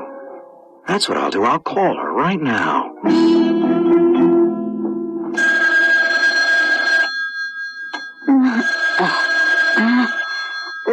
What is it? Oh, the telephone in the middle of the night. Hello? Professor Platek? Who is this? It's Ellsworth. Ellsworth? I know it's late, but... Yes, but... Please be careful. But I am always careful. Is this why you call me at midnight? Yes. I watch when I cross the street. You could be in danger. Danger? If I were you, I would make sure my doors are always locked and... Oh, what are you trying to say to me? Listen, why don't you go away on a trip? A trip? Where? To Vienna. I have seen enough of Vienna in my lifetime. Well, somewhere else, then. Why? I am very happy here. Well, just be careful, huh? Of course. And, thank you for your concern over an old lady. Good night, Mr. Ellsworth. What was that? Who is out there? Oh, someone is in the other room. Who are you? Shut up, lady. Why are you ransacking my room? What do you want? I called the police. Down that Oh, help me! Help me! What is Help me! Things have become violent, as somehow we suspected they would. Professor Francesca Platek lies on the floor. She's dead. In a little while, the police will be here. The coroner will note that she died of a heart attack brought on by extreme fright. The room has been ransacked, and it will probably become just another incident in the voluminous files of the police. But we need another act, and it shall arrive shortly.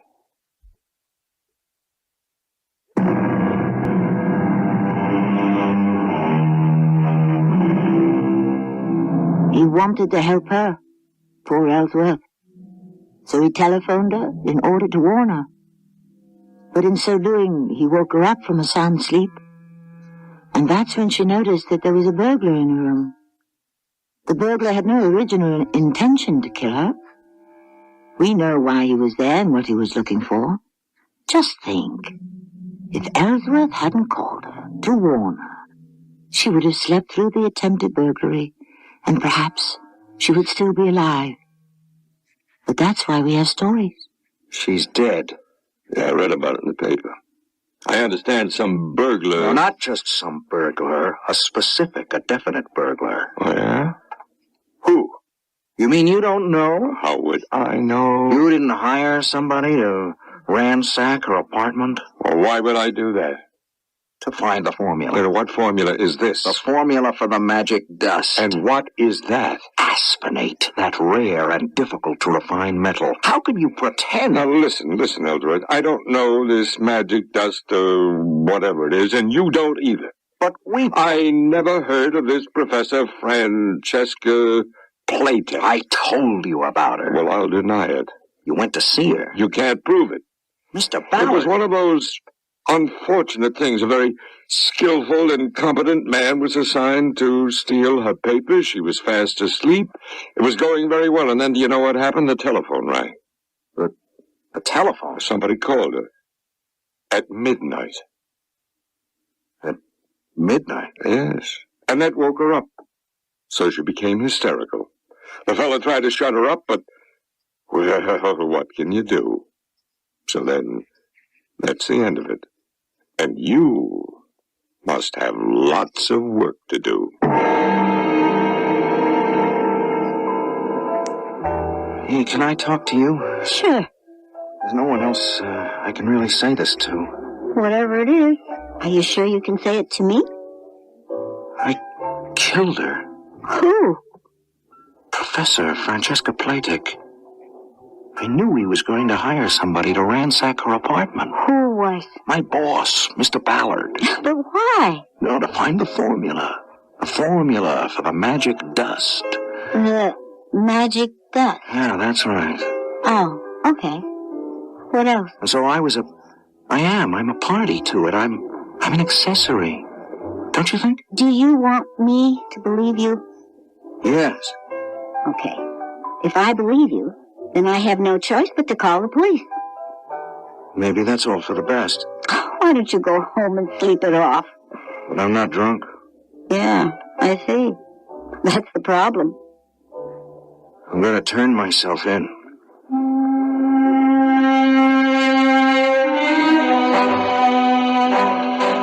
Where is he, Lieutenant? He insists that we hold him in a cell. Yes, it's my fault. I've been working him too hard lately. He's been under a great deal of pressure. Yeah.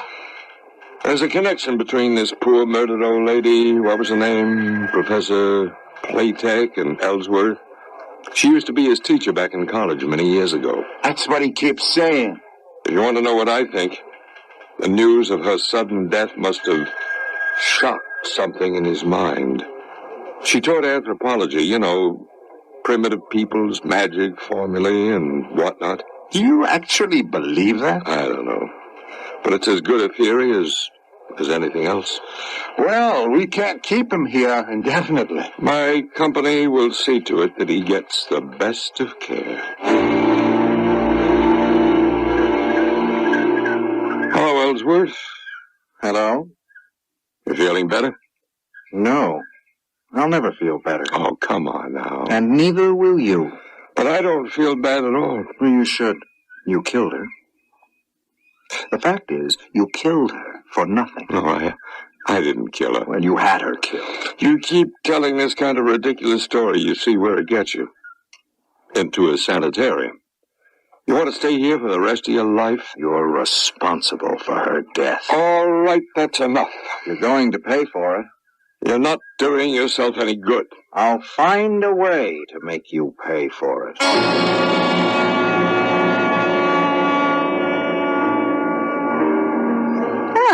Look who's here. Where have you been?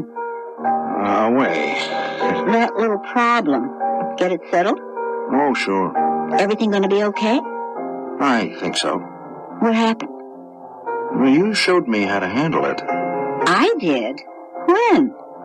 Just now. Oh, yeah? I was listening to you play the piano. And that did it for you? Yeah. The song. How? Oh, if I told you, you'd really think I was a nut. I think you're a nut anyhow. Do you? Mm-hmm. But a nice nut. Good night. I'll see you when I get back. From where? Africa. You? Hello, Mr. Ballard. Well, what are you doing here? I'm allowed out. May I come in?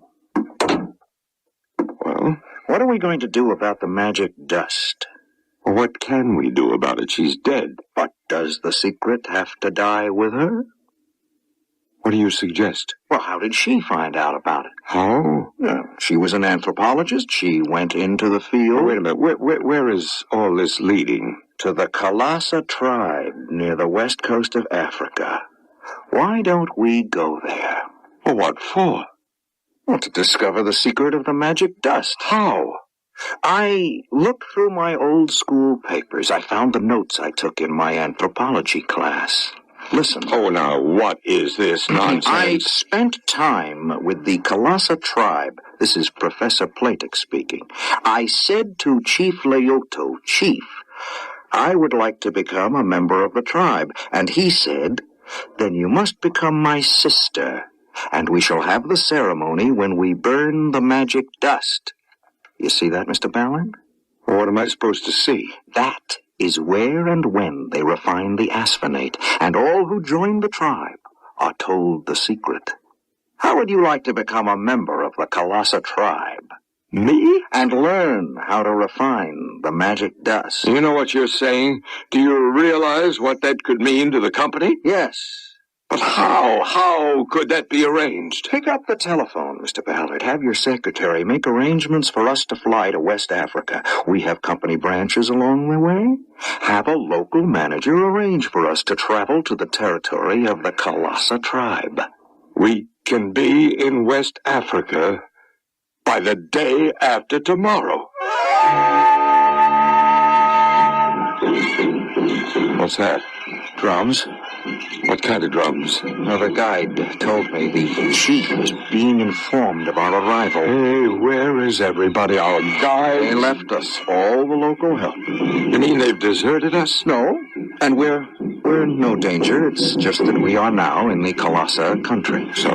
Well, it's considered a place filled with magic and spirits and so forth. The country here must be rich in asphenate. Then the trick is to know how to extract it. And that's what I'm going to find out.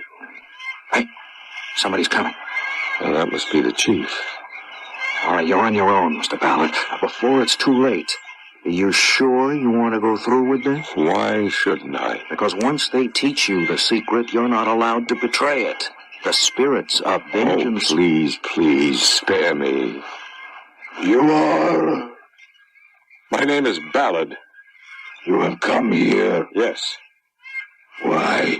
To bring the news of my sister's death. Your sister? She is also your sister. She is? She was Francesca. Francesca? Yes. And she's dead? How did she die? At the hands of a thief. Has he been brought to justice? Not yet, but he will. We shall ask the aid of the spirits of vengeance. Francesca was your sister by adoption, and she was my sister by blood. You and I, then, are brothers. We must become brothers. I have come for that purpose. You can still back out. Are you crazy? Now that I'm so close, I can taste it. Yes, but I'll make a confession. I tried to set you up for this.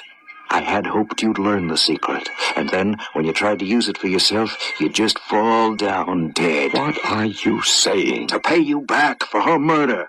But I can't go through with it, Ballard. Let's get out of here quickly. You should never have left the sanitarium. The secret will kill you. I'll see you later. Here is the place where the waters meet, the land that is rich in the magic dust. Here only the brother and sisterhood may meet. Here is where the dust is made. Here is how the dust is made. Light the fires, the great fires. You, Ballard, speak. Yes. You are about to become our brother. Speak. Swear. Say, I swear by my life. I swear by my life. I shall never betray. And I shall never betray. The secret of the magic dust. The secret of the magic dust. This is the dust that forms the body and soul and spirit of the people. This is the spirit of our weapons. It must never be used for anything else, save to make a colossal spear. Swear. I swear it shall never be used for anything else, save a colossal weapon. If I lie or break the faith, may the spirits of the colossal people take away the sight from my eyes, the breath from my mouth, and turn my heart to stone. I swear. See how it is made, my brother. See how the sand that is washed by these waters is added, so. Yes. Then ashes from the trees that are found on the bank. And now the fires.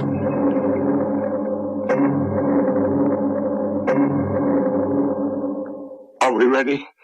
Is all the raw material here? Yes, but... Then I'll have to feed the formula into the computer. Don't, Mr. Ballard. The moment you do that, the spirits of the colossal people will take vengeance. You are a hopeless nut. Now move aside. I have to punch this out. No. There we are. Now watch. Mr. Ballard, you cannot do that. Who says I can't? I do. I am your sister. I have no sister. Who are you talking to? Can't you see? It's Francesca. Who? She's standing right beside you. How could she be standing here? She's dead. You must not use the formula. Nonsense. Nonsense! So as the sight shall be gone from your eyes, the breath shall be taken from your mouth. That's nonsense. Mr. Ballard. And your heart shall turn to stone. I don't believe it. Shut down the computer. Never. Very well, then. Mr. Ballard. I can't see. What's wrong? I can't see. Stop the computer. I can't breathe. I can't breathe. Mr. Ballard. Mr. Ballard.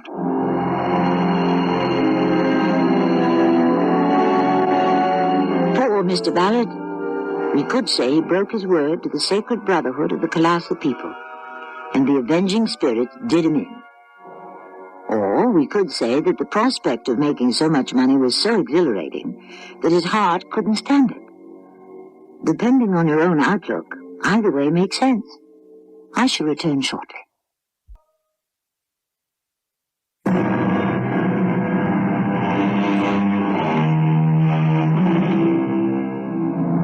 The past may be forgotten, but it never dies. And not just the human past with its fantastic network of memories, but the past of the earth itself. Yes, within the waters, the rocks, the mountains and deserts are the eternal secrets of earthquakes, floods, and other catastrophic upheavals. And these follow certain rules of logic that no human mind can ever hope to understand. Does a grain of sand, a droplet of dew, have a mind of its own? How can we answer that question? Our cast included Tony Roberts, Arnold Moss, and Evie Juster. The entire production was under the direction of Hyman Brown. And now a preview of our next tale. Here's one of Laura's house slippers. I used it for comparison with plaster casts of footprints from the murder scene. Splendid. Give it to me, please. It's all bloodstained. Much the better. Now, I go back to that night of April 3rd. Yes, I see it. What? I see the blood. Now, a face. Yes, I see long, black, curly hair, a very pale face, a sad, droopy mouth, pale blue eyes, almost white. It is the face of the murderer. Hey, wait a minute. That sounds like Stevie Harrison. He is your murderer. No way. Not Stevie. He couldn't kill anyone. Well, I've known Stevie since the day he was born. Yes, my dear Sheriff. But have you read the fellow's mind? Radio Mystery Theater was sponsored in part by White Westinghouse Appliance Company. This is Tammy Grimes, inviting you to return to our Mystery Theater for another adventure in the macabre.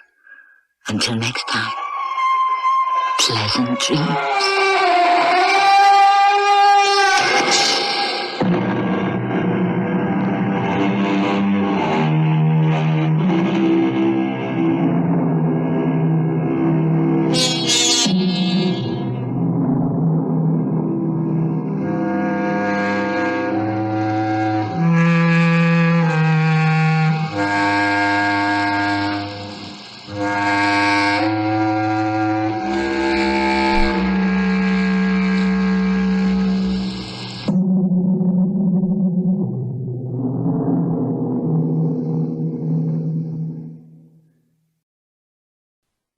The CBS Radio Mystery Theater presents...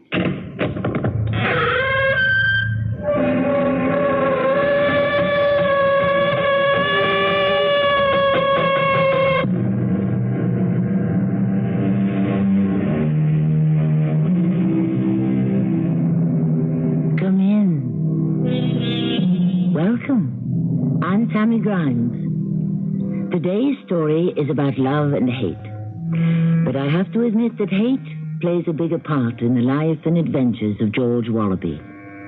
Oh, I know what you're thinking. George Wallaby isn't a very inspiring name for the hero of a crime story. But then George is a somewhat different hero. He's not very tall. He's not very strong. Well, let's face it, George is short, bald, and what polite people call unprepossessing. But he's our hero just the same. And all because he meets a man he hates. Mr. Kipnis, I'm sorry to tell you this, but I hate Harold Buckhalter. Now, George... I'm sorry, Mr. Kipnis. I don't usually hate people. I don't think I've ever hated anyone in my life. But I hate Harold.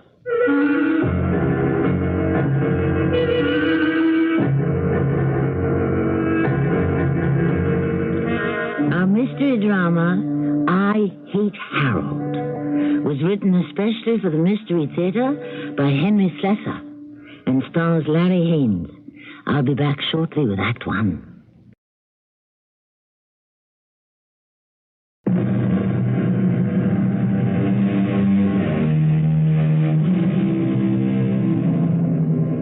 The time, 10:15 on a Monday morning. The place, the offices of Kipnis and Company, dealers of fine jewelry, wholesale only, please. It's a soothing, pleasant scene before us. The gentle clacking of a typewriter, the soothing shuffle of papers, the subdued syllables of murmured conversation. It's a scene George Wallaby knows only too well, since he has viewed it from his desk for the past 6 years. Although these days, that view has improved considerably.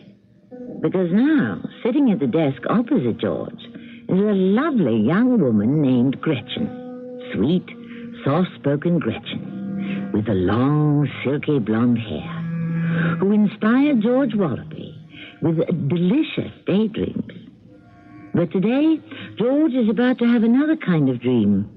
At 10:15 on a Monday morning, George is about to have a nightmare. Hi, gorgeous. Is Mr. Kipnis around? Why, he's in his office, I think. Well, why don't you march right into his office and tell him that Harold Buckhalter is here? Do you have an appointment, Mr. Buckhalter? Yes, that reminds me. He said something about checking in with his executive assistant. Is that you, doll? No, that's Mr. Wallaby. Oh, too bad. You're Mr. Wallaby, I presume. I certainly am.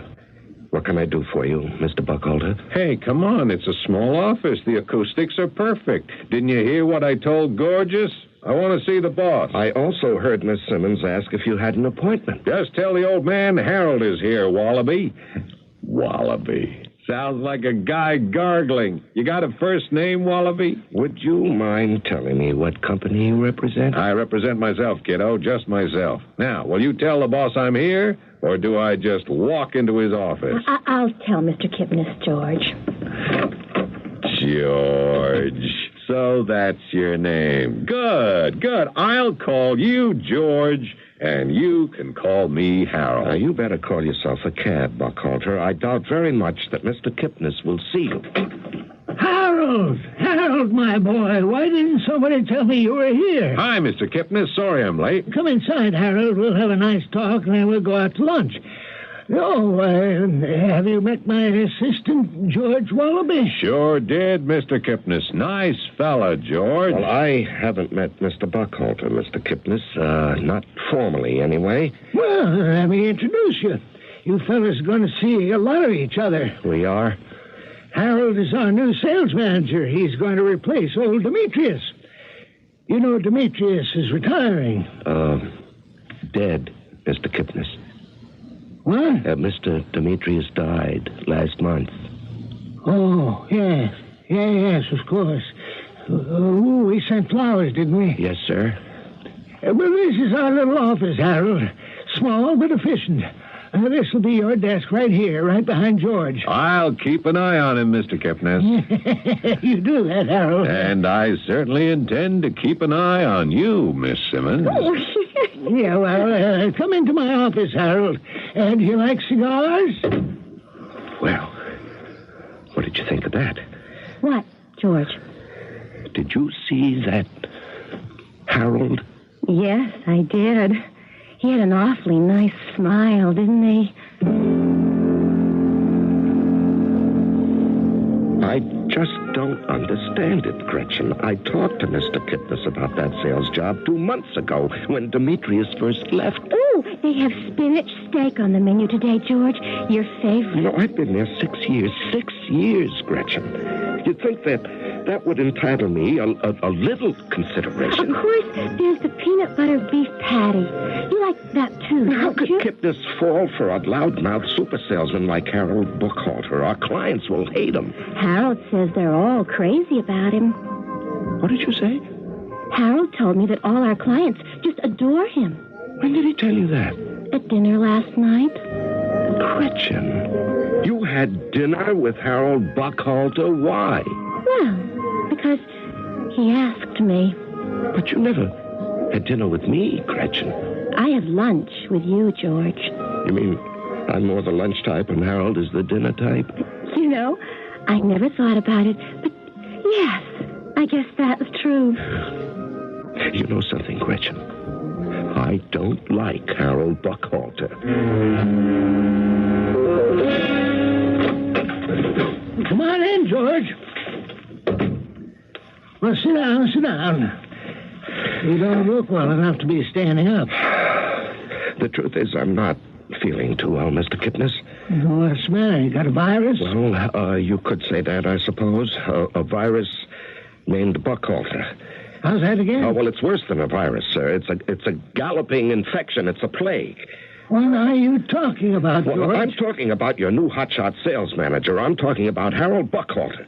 That man is plaguing me, Mr. Kipnis. He's driving me crazy. Now, easy now, George. Take it easy. He's inventing new tortures for me every day. He's dedicating his life to tormenting me, and it's got to stop. Now, you can't be serious, George. Why, Harold is too busy to do anything like that.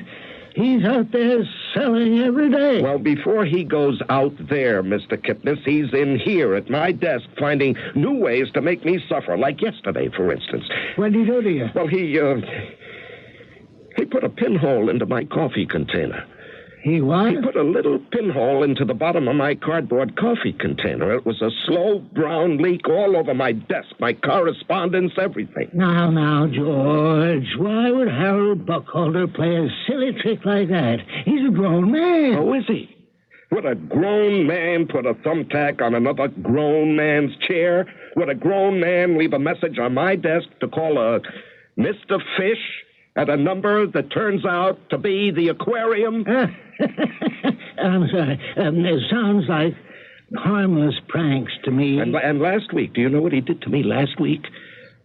What did he do, George? Well, I was having lunch in the House of Health restaurant. I was with someone, and Harold came in and took a table right near us. What's wrong with that? Now, wait, just listen. He kept butting in on my private conversation, and I got so irritated I gagged a little bit on a piece of spinach. And do you know what he did then? What, George? He performed a Heimlich maneuver. A what? You know the Heimlich maneuver, where they grab you around the waist to keep you from choking? Oh, yes. That's a great lifesaver. Yeah, well, only my life didn't need saving, sir. Don't you understand? He just wanted to humiliate me, make a fool out of me in front of people. Now, George, you're taking this much too seriously. I know you don't like Harold. I know you resent him a little. But he's a salesman, George. You're more of an inside man. Well, I just can't believe that a vulgar lout like Harold Buckhalter can be any kind of salesman.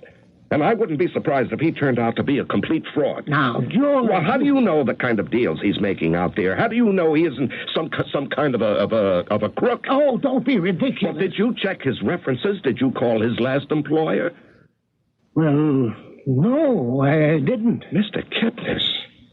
Kipnis, you've got millions of dollars in jewelry in this office. Now, how do you know he isn't planning something criminal? George, that's enough. I know you don't like Harold, but that's no reason to make wild accusations. Well, I'm sorry. Mr. Kipnis. I don't usually hate people. I don't think I've ever hated anyone in my life. But I hate Harold.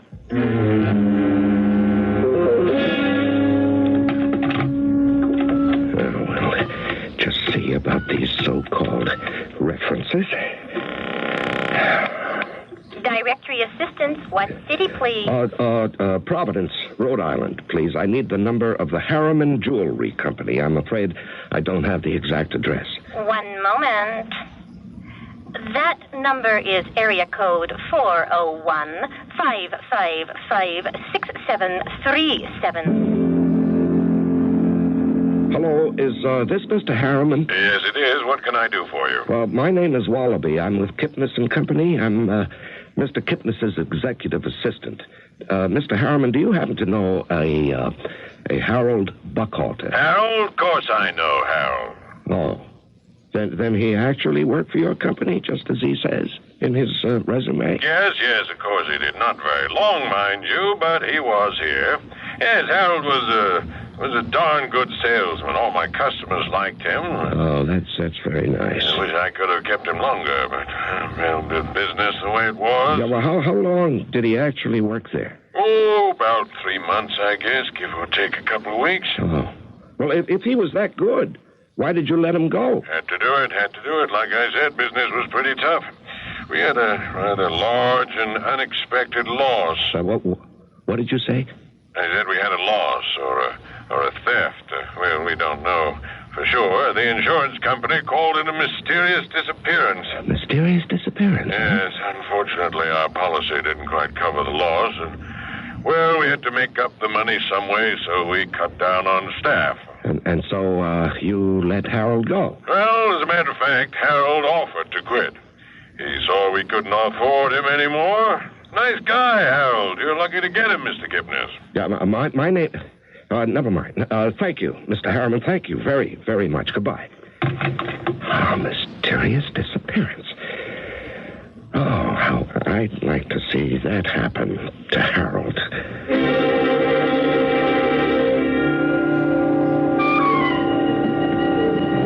Excuse me, is this seat taken? No, it's not. You're not expecting anyone? A lady, perhaps? No.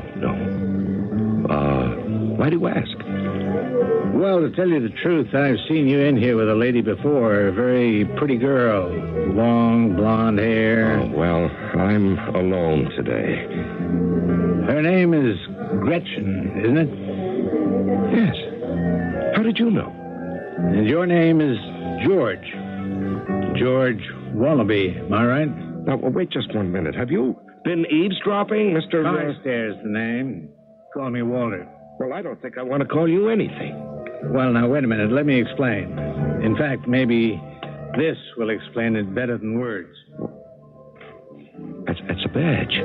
Shh, keep your voice down. I'd rather people didn't know what I did for a living.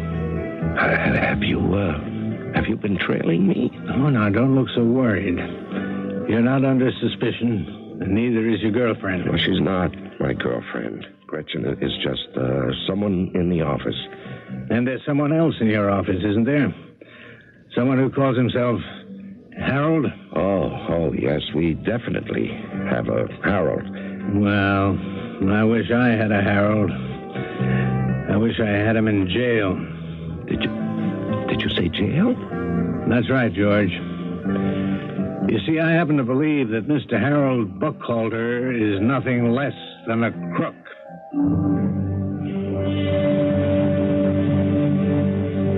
Speak about prophetic visions. Apparently, George Wallaby's instincts about Harold are correct. Harold may be more than loud and vulgar, but as George sits in the health food restaurant, there's a strange expression on his face. He doesn't look alarmed. He doesn't look worried. Why, anyone looking at George Wallaby right now would think that he has just heard very good news. We'll find out how good that news really is when we return with Act 2 shortly.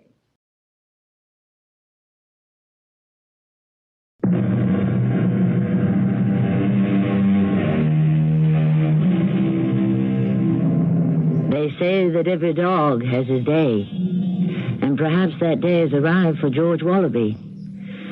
Sitting opposite him at the House of Health restaurant, a grim man in shaggy brown tweeds had told him something electrifying. That Harold Buckhalter may well be a clever criminal. The eyes of George Wallaby are glowing as he listens. It's true, George. Nothing would give me greater pleasure than to put a pair of handcuffs on that man. Do you know how long I've been after him? No. How long? It was, let's see, I guess it was 4 years ago next month. I was working as an investigator for an insurance company. There was a brazen robbery at a large jewelry firm in the Midwest. And Harold worked there?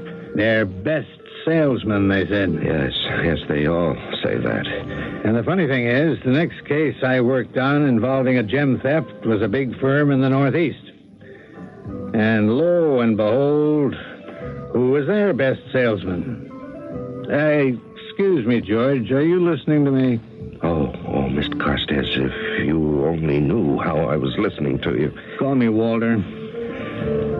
Something tells me that you and I have a lot in common. But this is incredible. This is wonderful. Now, wait now. Don't get me wrong. I don't have any actual evidence that Harold Buckhalter was behind these gem heists. Gem heists? I love it. If I did have the evidence, I would have been flashing my badge in his face, not yours. Yes, but Walter, do you mean he commits robberies? Not at the point of a gun. It's more like a con game, inside jobs.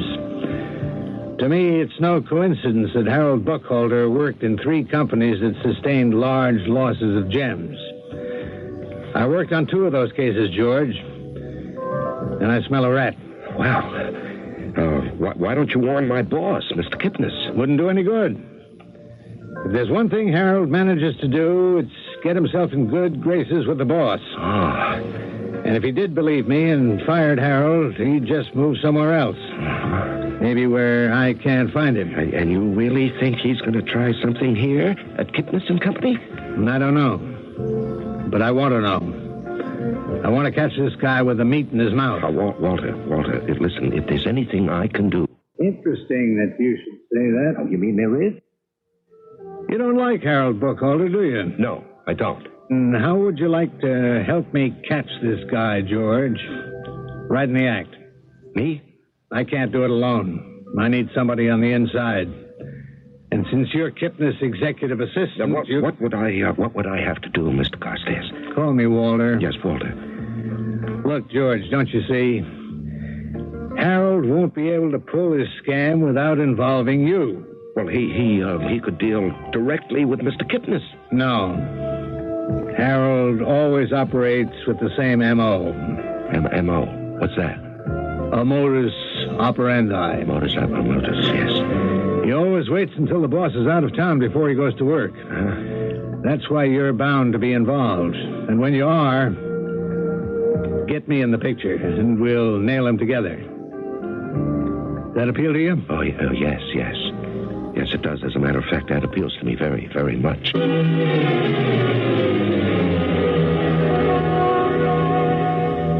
A week has passed since Walter Carstairs interrupted George Wallaby's bean and carrot soup with an invitation to adventure. It was a bad week for George. On Monday morning, Harold did Walter a favor and shellacked his wooden swivel chair.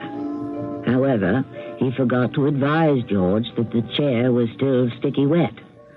On Tuesday, Harold apologized by bringing George a present, a new hairbrush.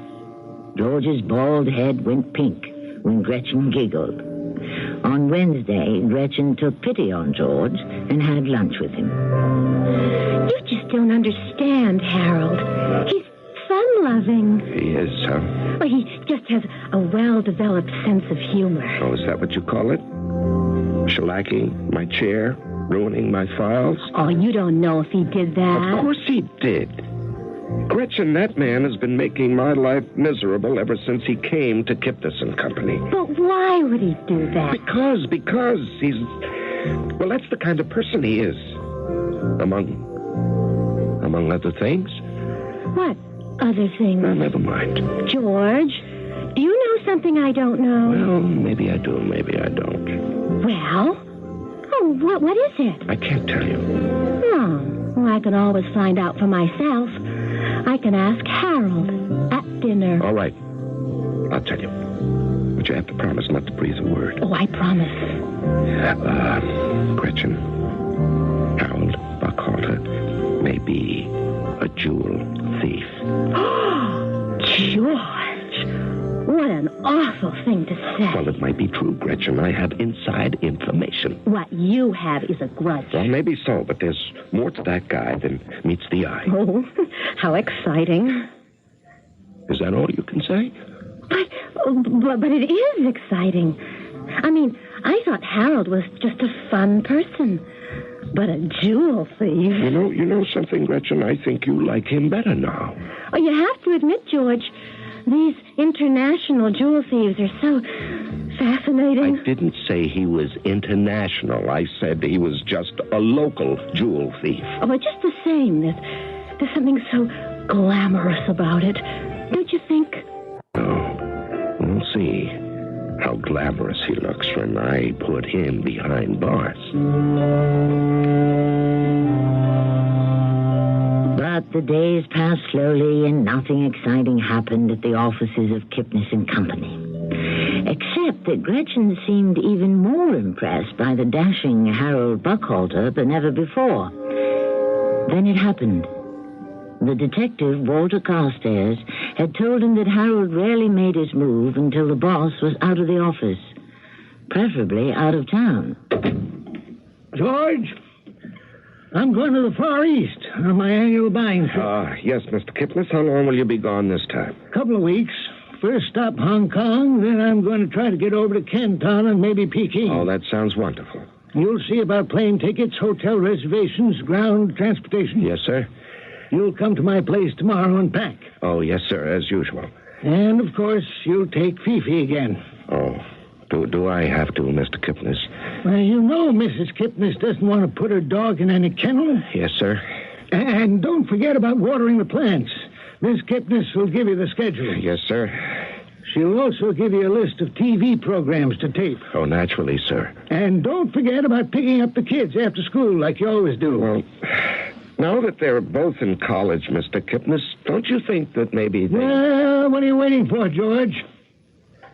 You've got things to do. Oh, yes, Mr. Kipnis.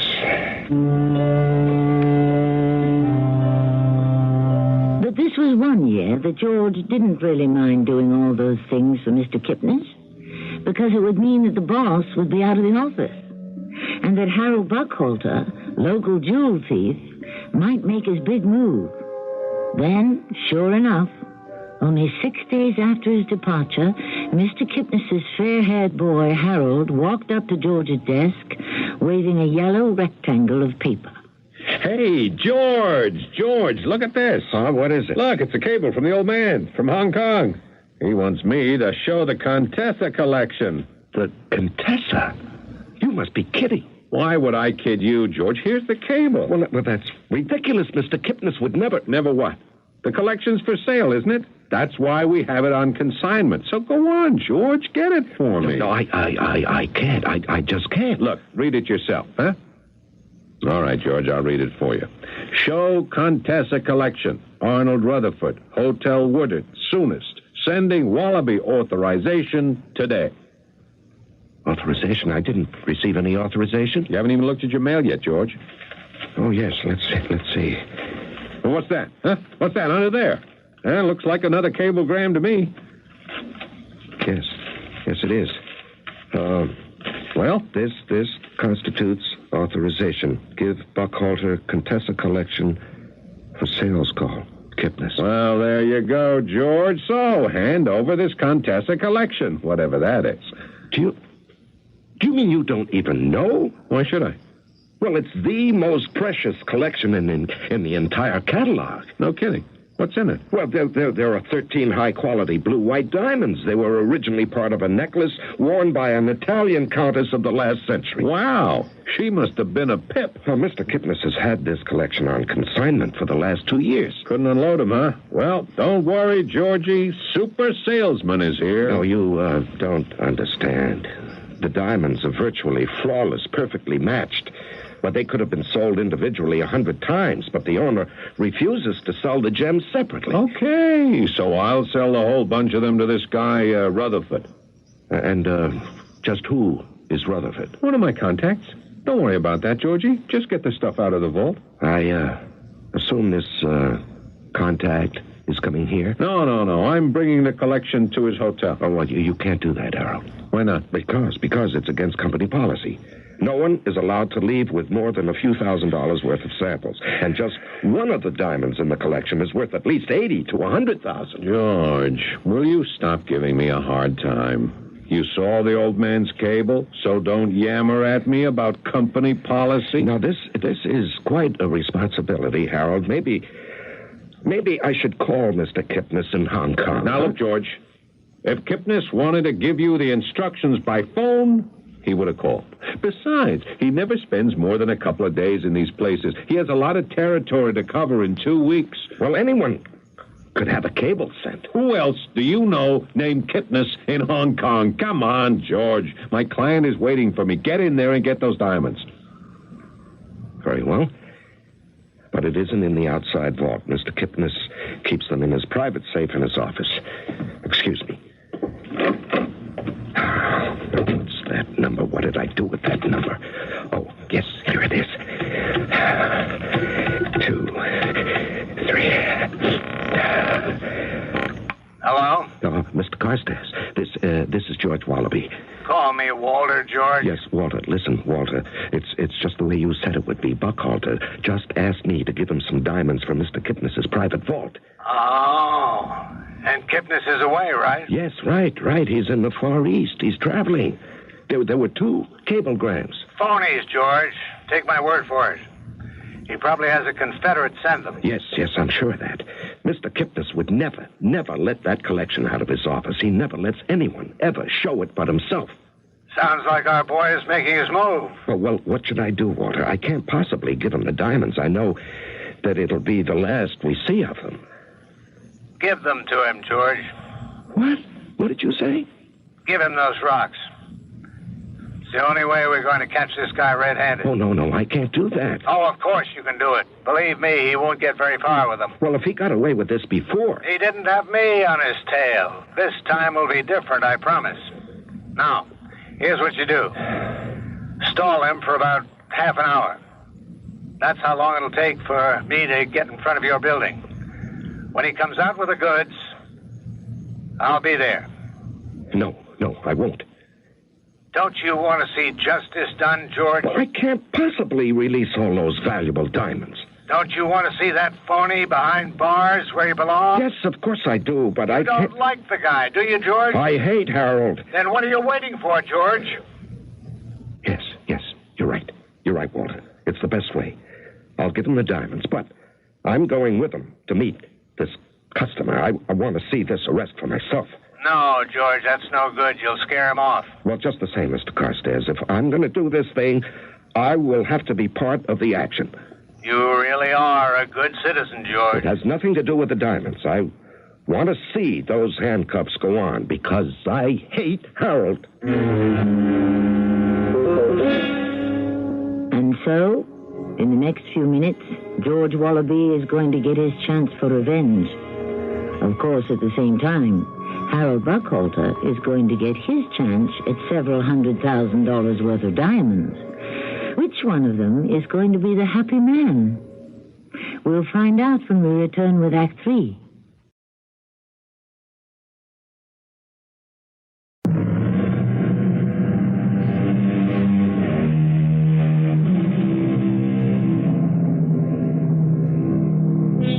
It's the moment of crisis in the offices of Kipnis and Company Wholesale Jewelers. A moment that George Wallaby will look upon as the turning point of his life. He has made a fateful decision, and now there is no going back. As he steps out of the private office of his employer, Mr. Kipnis, there is a flat steel box in his hand, and Harold Buckhalter looks at the box and smiles. Well, now, that's being sensible, George. Mr. Kipnis would have been very upset if you hadn't listened to him. Yes, we wouldn't want to upset Mr. Kipnis, would we? No, George, we wouldn't. Well, hand it over. No, it's quite all right. I'll be glad to carry them. You're really sure you want to do this, huh? Come along with me. Well, why not? You can tell Mr. Rutherford that I am your assistant. That's the way you treat me around here, isn't it? All right, George. If that's the only way you'll have it, let's go. Oh, just one moment. I want to tell Gretchen something. Oh, Gretchen, baby. Yes, Harold? Hey, I'm expecting a call from London this afternoon, maybe one from Marrakesh. Tell them I'll call back in a couple hours. Yes, Harold? And don't forget about tonight. I just got the tickets. 5th row center. Oh, I won't forget. Now we go back to my place later and listen to my new stereo, huh? Well, George, ready to leave? Oh, yes, I'm ready. You don't know how ready I am.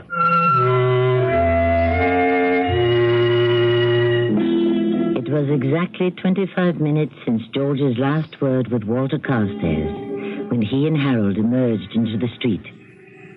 His heart beating twice as fast as normally. George clutched the flat steel box against his chest as Harold deftly waved a taxi to a stop against the curb. George looked about for Walter Carstairs, but there was no sign of the detective, and he began to wonder if he had made it on time. Hotel Woodard, please. Nervously, George looked out the rear window to try and catch a glimpse of Carstairs' trailing vehicle. He saw nothing, but he felt sure that the detective was behind them. He just had to be. You don't trust me, do you, George? Why? Why do you say that? Well, that's the reason you came along with me, obviously. You thought I might do something foolish, like walk off with a diamond. Oh, no. I didn't think any such thing. Yeah, I could see from the way you looked at those cablegrams. You thought they just might be a fake, didn't you? Certainly not. Yeah, I'll bet you were hoping they were a fake, George. And I'll bet you're hoping there ain't a Mr. Rutherford at the hotel, am I right? No, I have no idea what you're talking about, Harold. Tell me something. Why do you keep looking out the back window? Out the back? Oh, well, it's just a habit. That's a habit of mine. I'm always a bit nervous when I'm carrying so much precious merchandise. Oh, well, I can help make you less nervous, George. Give the box to me. No, thank you. Hey, here we are.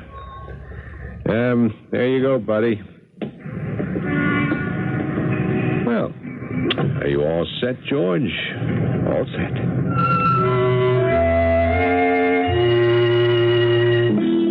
As they enter the lobby of the Hotel Devonshire, poor George Wallaby's knees are shaking so hard he can hardly navigate across the thick carpet.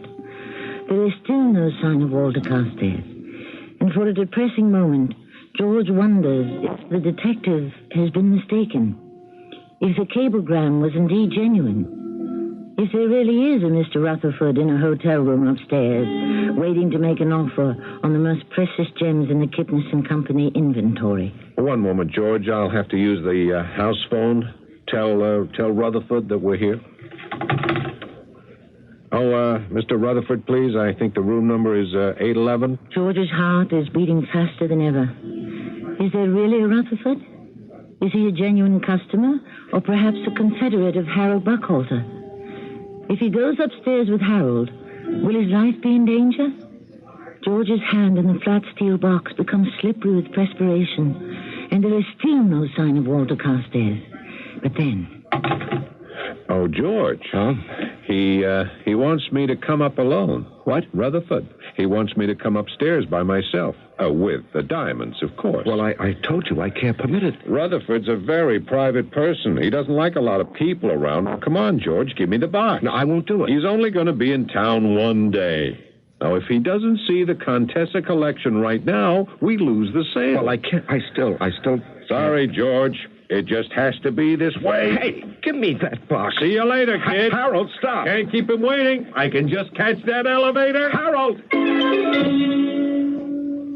It was no use. Harold was gone behind the closing doors of the elevator. He had moved too swiftly for George to stop him, and there was still no sign of the detective. Frantically, George tries to decide what to do. Then he has an idea. Hello, Mr. Rutherford, please. Rutherford. Are you No. No, I don't know his first name, but he must be registered here. I just heard some... Oh, I see. Yes, thank you very much. Oh, my gosh, he didn't call upstairs at all. He must have had his finger on the hook. There is no Rutherford, and Harold has the diamonds. George. What?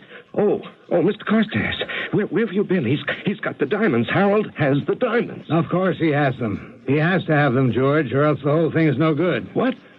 I told you. The only way I'm going to get a conviction is by catching the guy red-handed.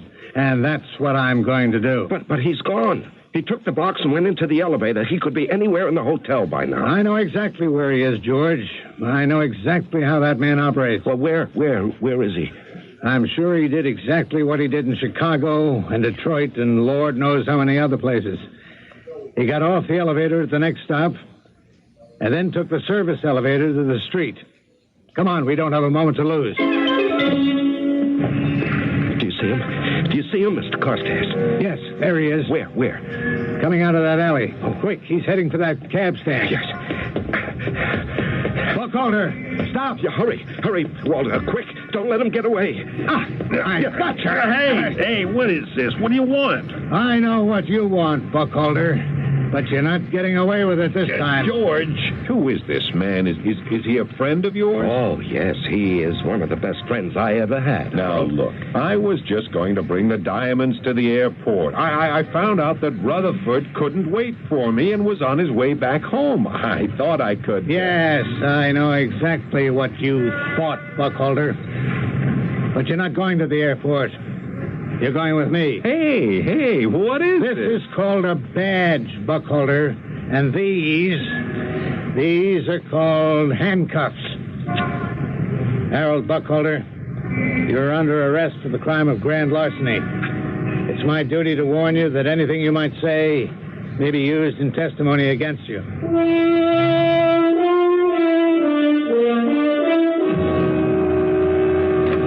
Good morning, Gretchen. Is Mr. Kipnis in yet? Yes, he's waiting to see you. Oh, George, is it all true? Oh, yes, it's true, all right. I'll tell you all about it at lunch, if you like. Oh, yes, please. Yes, I'll see you later, then. Oh, George. Come in. Sit down, George. Yes, sir. Talk to me. But whatever you do, don't tell me what a fool I've been. I know it only too well myself. Well, now don't you be too hard on yourself, Mr. Kipnis. No, you warned me, George. You told me I was being a silly old fool, trusting that young man without even checking out his references. Well, it wouldn't have helped, Mr. Kipnis. Now, Harold's reference would have been verified. Nobody he ever worked for thought that he was a crook. That's why he got away with it for such a long time. You do have insurance, of course. Insurance? Mm-hmm. What are you talking about? Why, to cover the loss. What loss? What are you talking about? You mean you don't know? Well, you told me on the phone it was a trap. That this detective, what was his name? Well, I call him Walter. You told me this detective wanted to catch Buckholder in the act. Yes, that's what he told me. Of course, he was lying. He what? He didn't want to trap Harold. He wanted to trap me. And that's what he did. He was a crook, too. What did you say? I just came from the police, Mr. Kipnis. And they told me there isn't any cop named Walter Carstairs, private or otherwise. They told me that Walter is Harold's Confederate. Oh, good Lord. Yes, they've been working this con game for years, and that's why Walter kept the Contessa collection. Yeah, but you told me he needed them for evidence. Yes, that's what he always says, of course. Then the diamonds are gone? Oh, yes, sir, yes. I'm sure they're both out of the country by now, Mr. Kipnis, deciding how to spend the money. You know what I just decided, George? What's that, Mr. Kipnis? You're fired. I